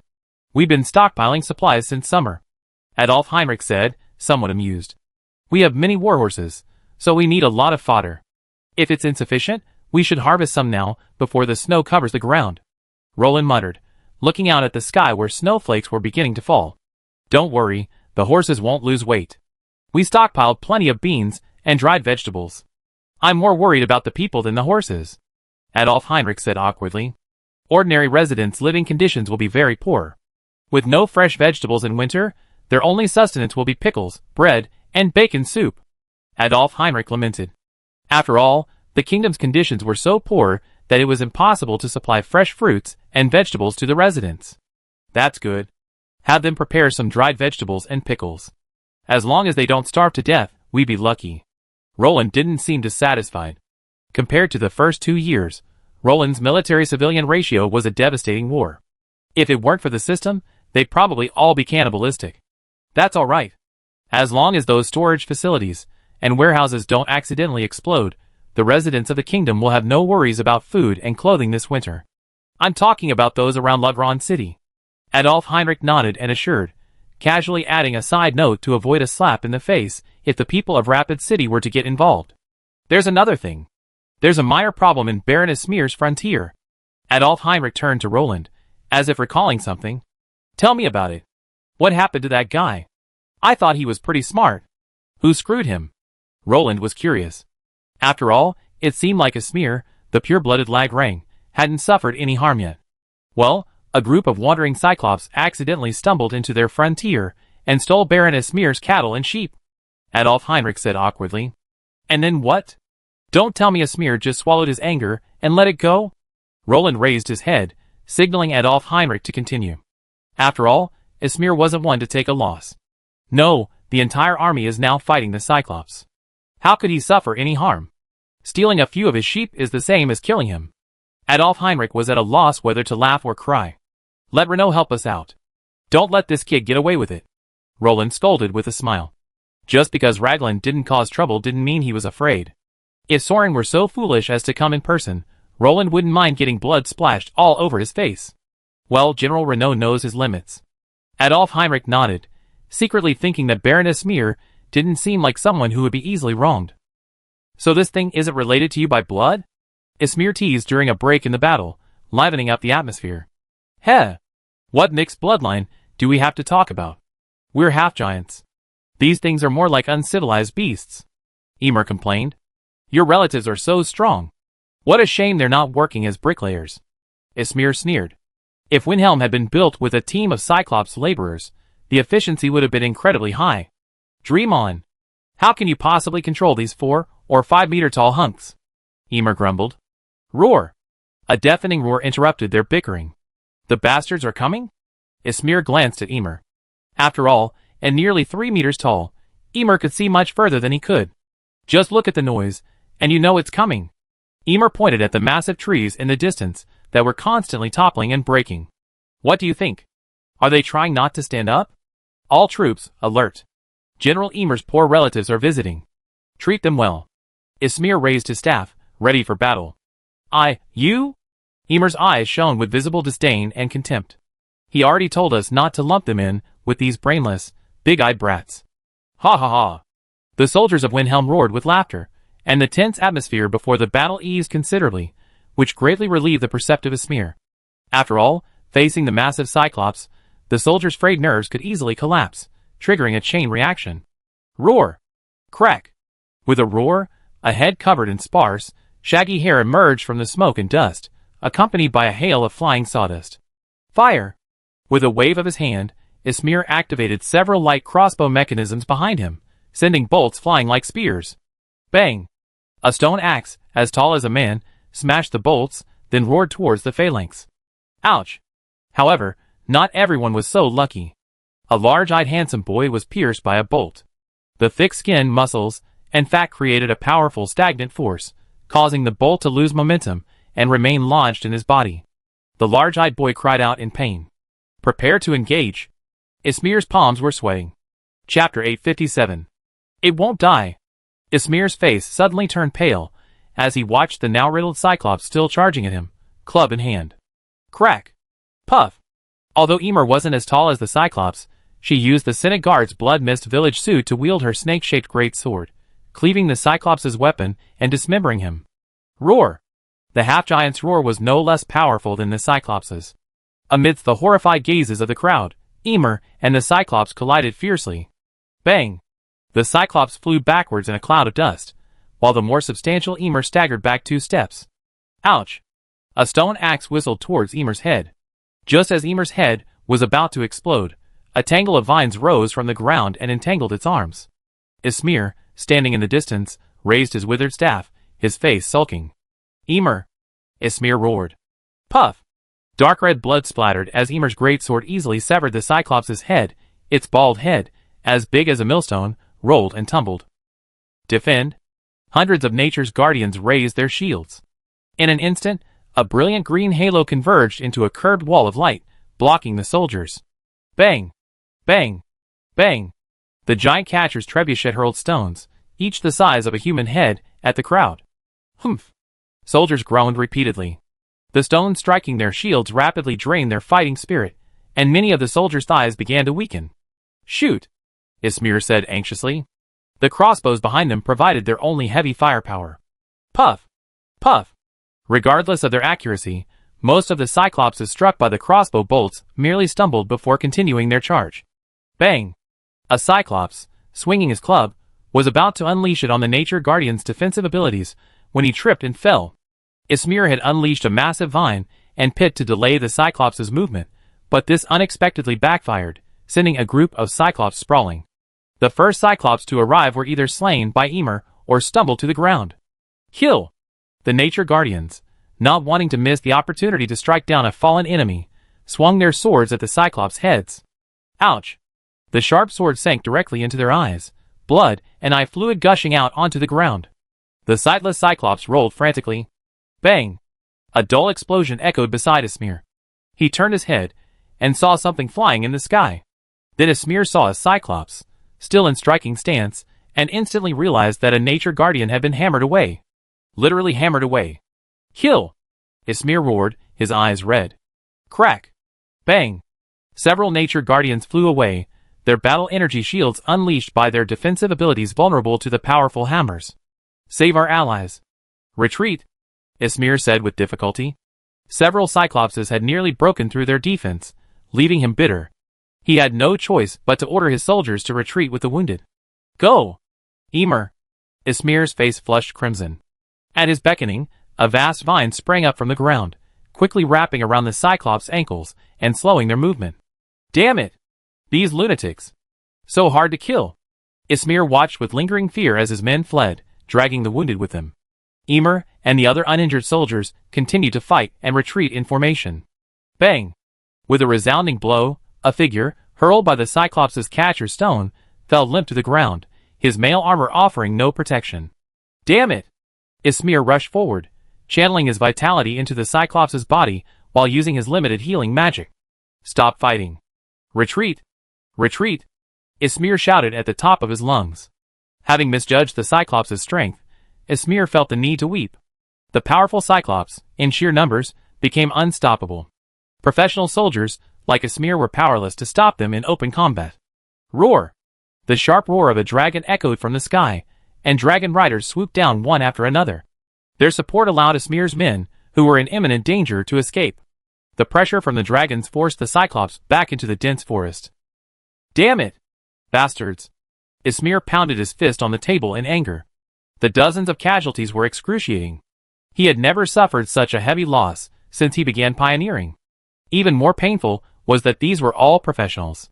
Although his heart of nature allowed him to awaken the Nature Guardian swordsman class en masse, that didn't mean he could squander them recklessly. Over a dozen people had died on the spot today. This was practically killing Ismir. Forget it, victory and defeat are common in war. Ymir consoled him. It's all my fault. I underestimated the enemy. Ismir lamented. He expected only a handful of Cyclops, but he hadn't expected dozens to emerge. It truly taught Ismir a lesson. We killed at least a dozen Cyclops today, so it's not a loss. Ymir could only counsel. It's a huge loss. How can those bastards compare to the people of the Empire? Ismir lamented bitterly. Ymir didn't dispute this statement.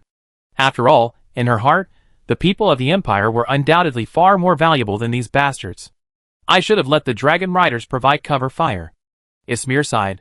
He had specifically requested a small squadron of dragon riders for backup, but they still failed. And the failure had caught him completely off guard. How come those creatures haven't become extinct yet? I remember Cyclops weren't solitary? How did they become herds? Ismir complained. It was truly remarkable to gather dozens of these rare creatures. After all, these creatures are solitary creatures. Just because they could live together, you could imagine how terrifying the entire Mirkwood must be. The records say they were solitary creatures. Ymir scratched her head, puzzled. The fact that these Cyclops could gather together was actually closely related to them. Ever since the battles surrounding Dol Guldur, the entire Mirkwood had been in turmoil, facing various powerful. These enemy Cyclops had no choice but to gather together for self-defense.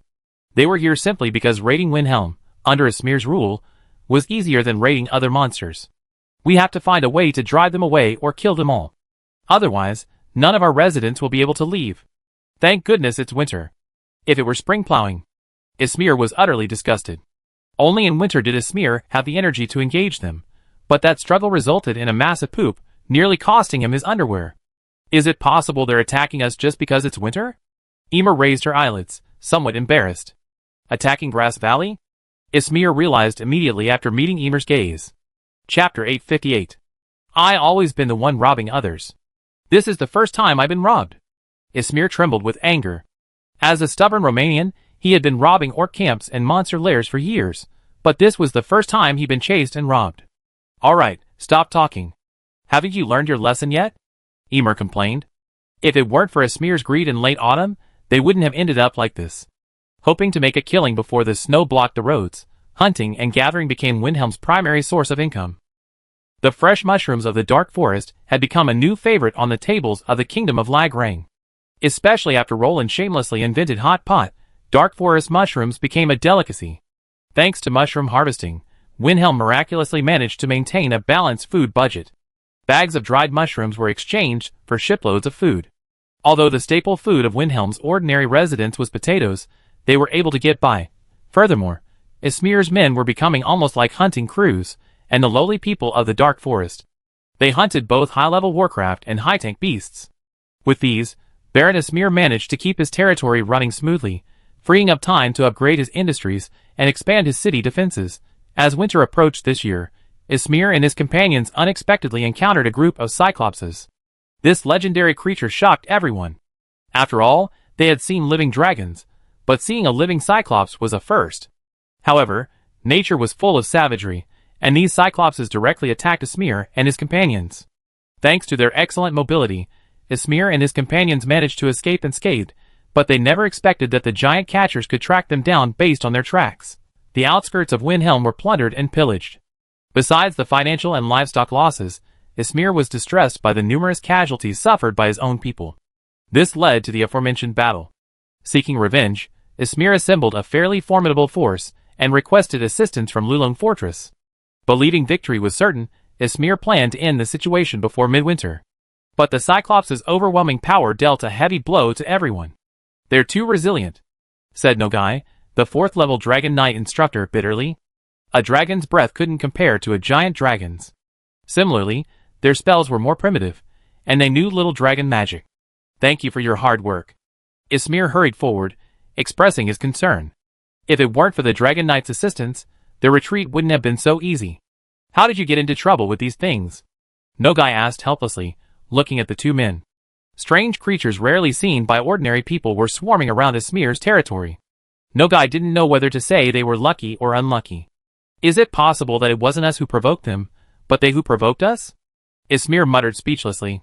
Not everyone can encounter a roaming cyclops foraging for food. Ah? A cyclops? Ismir suffered a crushing defeat at the hands of a cyclops? Isn't that normal?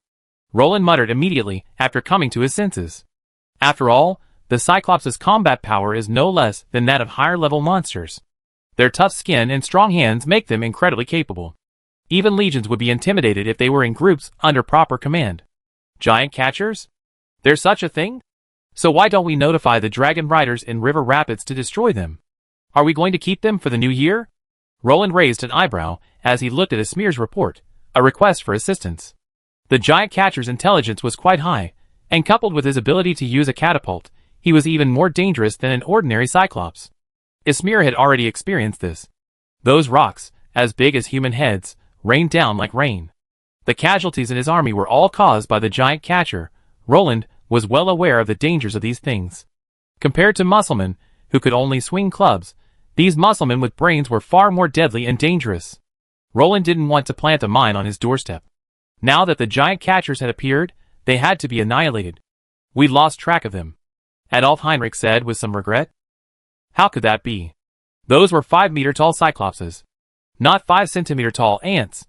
How could they even miss such a large target? Roland laughed at himself, as if he had heard some ridiculous joke. Our dragon riders were driven away by the giant catchers. Doss arrived too late and didn't catch the cyclops, Adolf Heinrich explained. Well, Roland wasn't surprised. With a dragon's size, the cyclops' giant hunters might actually be able to crush one with a trebuchet. Don't overestimate the Dragon Knight's defenses. Remember, Raglan is just a kingdom. It's not even the size of an empire. Those dragons clad in mail, and leather armor can easily be attacked by all sorts of weapons. Getting hit head-on by a stone thrown by a Cyclops giant hunters is like crashing into a city wall at high speed. Tell them to search quickly. Of course, if Esmir isn't in a hurry, I don't mind. After all, those things can't swim here, right? Roland waved his hand, instructing. The residents of Windhelm, who were truly anxious right now, didn't really have much of an impact on Raglan. It was hard to imagine how clumsy these giants were in the water. They were lucky they didn't drown. I think it's more reliable to let them come to us on their own, Adolf Heinrich suggested. After all, winter's here, and those Cyclops can only rely on their own reserves. And I doubt they wouldn't be interested in Baron Esmir's city, Adolf Heinrich explained. Compared to digging up roots in the forest to eat their food reserves, Windhelm, nestled by the Swiftstream River, was a peaceful and comfortable place. Its abundant supplies would surely attract the hungry Cyclops. That makes sense. Just order Ajax and Doze to stay in Windhelm permanently. I mean, until this matter is over. Roland shrugged and decided to follow Adolf Heinrich's advice. After all, the victims of the proactive attack weren't his own vassals, but they were still citizens of the kingdom. Ha ha ha. Your Majesty's relief food has arrived. Emer, take a few guards and go provide relief. Esmir looked at the galleon approaching the dock and immediately guessed what was inside. You're quite conscientious, Baron, Dos Anthony said, leaning against the mast. TSK. Looks like they delivered more than just food. Greetings, Your Majesties. Esmir bowed respectfully as he gazed at the approaching figures. No need for formalities, Baron. We come on His Majesty's orders to quell this crisis. Ajax smiled affably. Dragon God. Thank you so much. The Cyclops onslaught has already created refugees for us. If we don't contain them, Windhelm will soon be completely out of our reach. Esmir expressed his concerns. That's precisely why His Majesty sent us here. Compared to flying dragons, giant dragons have a natural advantage in pursuit, Dos Anthony said as he delivered boxes of cargo to the dock. Hurry up. After unloading, tell the workers to stay and leave with us, Ajax urged, concerned for the boatman's safety. Chapter 859. Sister, my advice is to be careful. After all, those Cyclops are not to be underestimated. The Anthony family's annals naturally contain records of the Cyclops clan. Those immensely powerful clubs are no easy task. Some of them possess exceptional talents. They even possess inexplicable immunity to magic. Just imagine.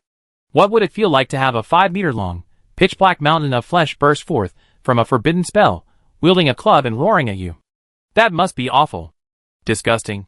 Ajax shook her hair helplessly. Their size meant these guys possessed incredible brute force. While not comparable to Behemoth's dragon-tearing strength, they were definitely enough to terrify ordinary dragons. Even Ajax couldn't ignore their threat, which left everyone feeling helpless. After all, these hordes of muscular. In an ambush, the club could potentially pose a threat to the Dragon Knights. What? The inside of the Dragon Eye? Come on!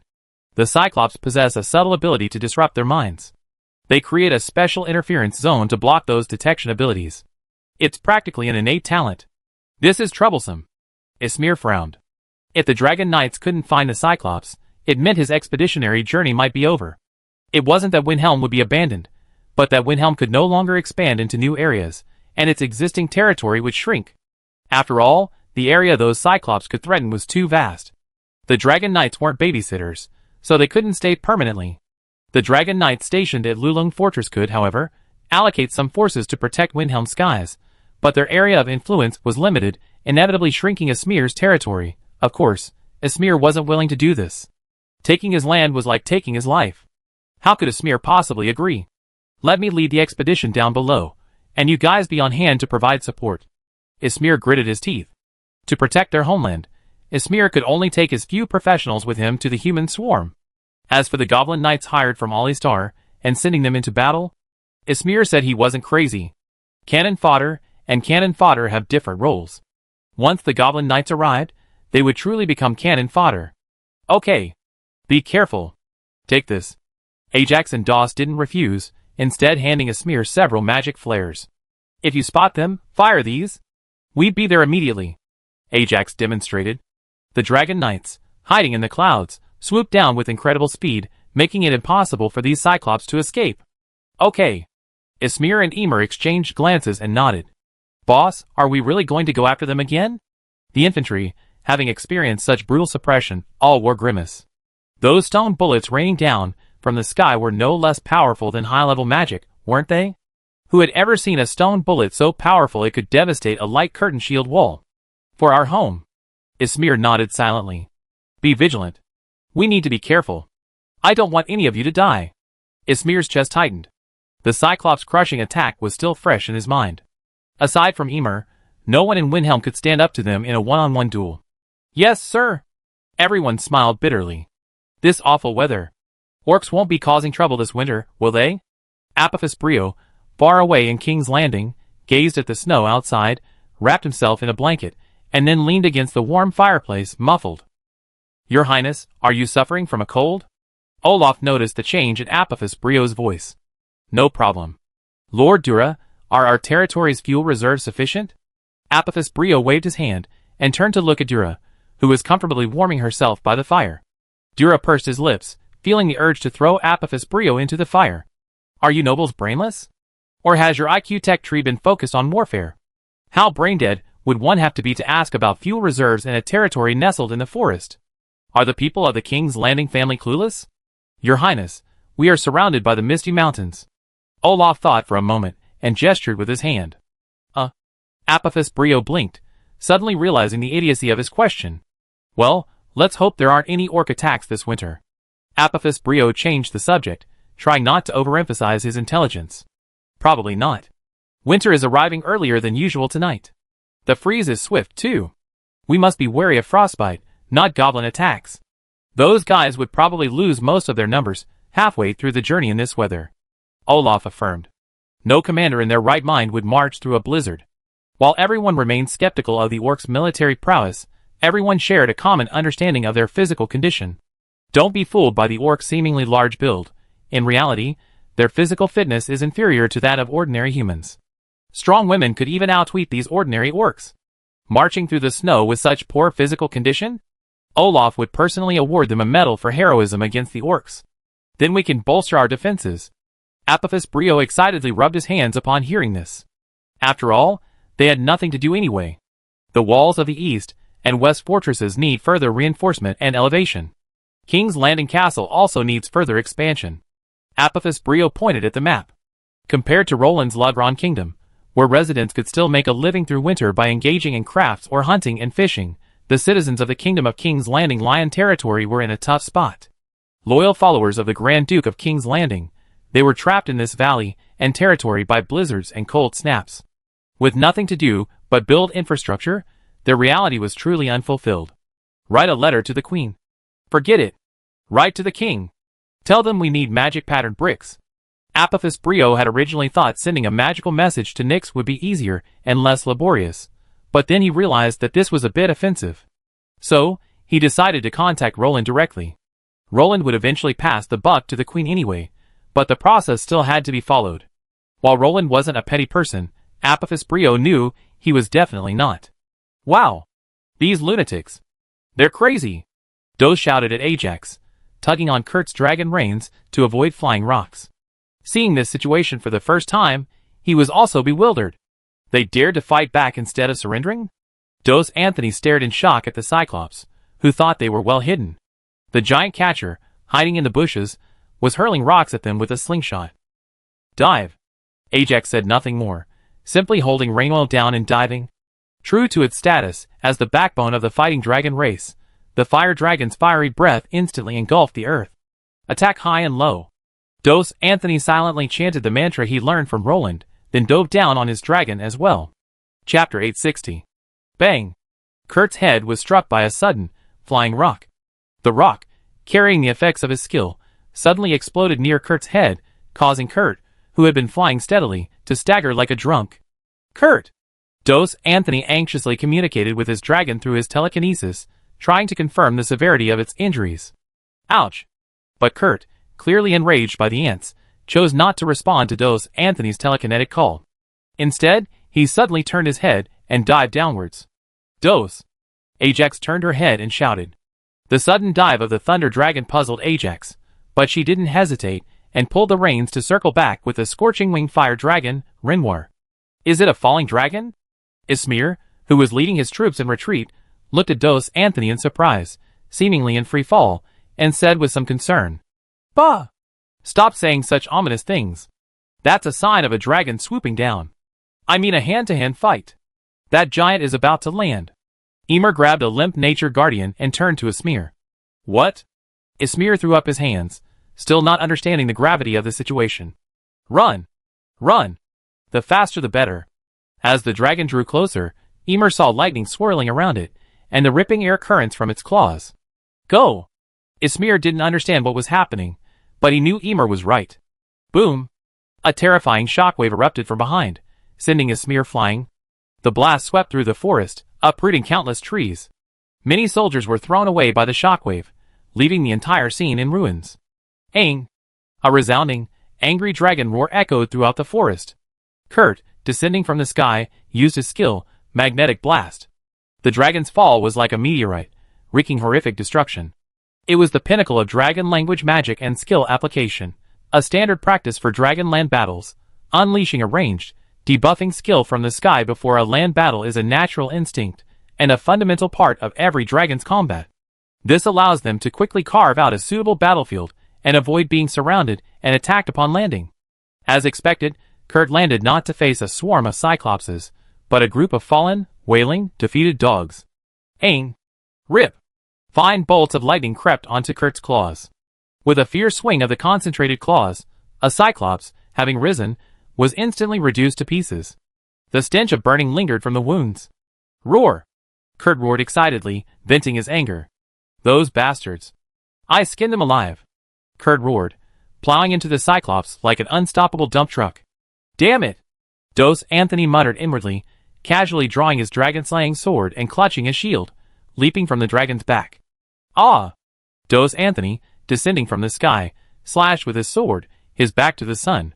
The Cyclops, watching him, couldn't help but throw his hands up to shield his head from the glare, only to be cleaved by Dos Anthony along with his hands and head. "Roar!" The Cyclops roared, hurling his massive axe at Dos Anthony. However, Dos Anthony ducked nimbly and slid, slicing his calf with his sword. The Cyclops, without support, fell to the ground clutching his leg. Ouch! Crack! The shrill wail abruptly ceased. Kurt raised his dragon claws, flicked away the brains and blood, and with a flick of his tail, he whipped a Cyclops away. Roar! Ouch! During the battle, a Cyclops seized Kurt's attention, yanked his dragon saddle onto his back, and raised its sharp stone axe to strike him in the back. "Ah!" Kurt cried out inwardly, and just as he was about to turn around and bite back, the Cyclops soared higher and higher, becoming a tiny dot. Ouch! Snap! Then it rapidly expanded and embedded itself into the ground. Roar! A fiery dragon breath brushed past Kurt, the fire from the fire dragon dividing the battlefield. This allowed Kurt to lean back against the dragon flames and communicate with the Cyclops properly. "Oh my dragon god! Such a large number! Are all the Cyclops from the entire dark forest here?" Ajax frowned. "That's uncertain, but the largest Cyclops tribe in this area will be eliminated today." Renoir, the scorching wing fire dragon under his saddle, declared with immense confidence. After all, these few dozen Cyclops, if not the entire region, were almost certainly the same number. "Kill!" Dos Anthony, blood-soaked like a raging dragon, swarmed around his dragon and slew the Cyclops. One man and one dragon, they unleashed the might of a mighty army. The Thunder Dragon, brandishing its claws and spewing its breath, rekindled a fear deep within the Cyclops' genes. The dragons that had suppressed them for countless years had merely retreated, not departed. "Roar!" Kurt roared, dragging a Cyclops to pieces. He transformed into lightning and pounced on his next target. The once vigorous Cyclops finally collapsed, their genetic fears overwhelmed by their anger and courage. Panicked, they dropped their weapons and fled into the forest. "Kill them! We can't let them escape!" Dos Anthony roared. Everyone knew that rooting out the problem was the right thing to do. If they were allowed to leave Windhelm City in the future, they would still be threatened. Dos Anthony had no reason to leave such a threat to the kingdom. Ah! A rain of fire poured down from the sky. Ajax, the master of control, controlled his dragons, and used forbidden spells to carve a barrier across the sky. The falling dragon fire was like an insurmountable barrier, making their escape impossible. Ahem! What a waste! 2 days later, after the wildfires had subsided, Ysmir and his men arrived at the battlefield. The scars of the dragon's battle covered the entire land, and the scorched earth revealed the terrifying destructive power of the dragon fire. Huh? What nonsense are you talking about? Emer, shocked by Esmir, exclaimed. She stared at Esmir in horror. Didn't you summon this dragon knight, Baron? I feel bad for all these flowers and plants. Such fertile land. Although it wasn't directly hit by the forbidden spell, this scorched earth won't be usable for a year or two. Esmir shook his head with regret. A vast expanse of forest had been reduced to scorched earth. Soil baked by dragon fire wouldn't grow anything. In other words, the ecological system of this vast land had been completely uprooted. There's nothing we can do about it. After all, we can't let those Cyclops get away, can we? Emer shrugged. So what are we doing out here? I don't think there's anything salvageable here. Are we supposed to pick up Cyclops' bones to use as chew sticks for the dogs? Emer said helplessly. I overestimated this environment's ability to withstand the dragon flames, and underestimated their power. Esmir lamented with frustration. The dragon flames, burning for 2 days and 2 nights, left him with nothing. Even the Cyclops were reduced to ashes by the dragon flames. Damn it! What a waste of time. It's so disgusting in the middle of winter. Let's go! Go home. Esmir waved his hand with a gloomy look and turned away.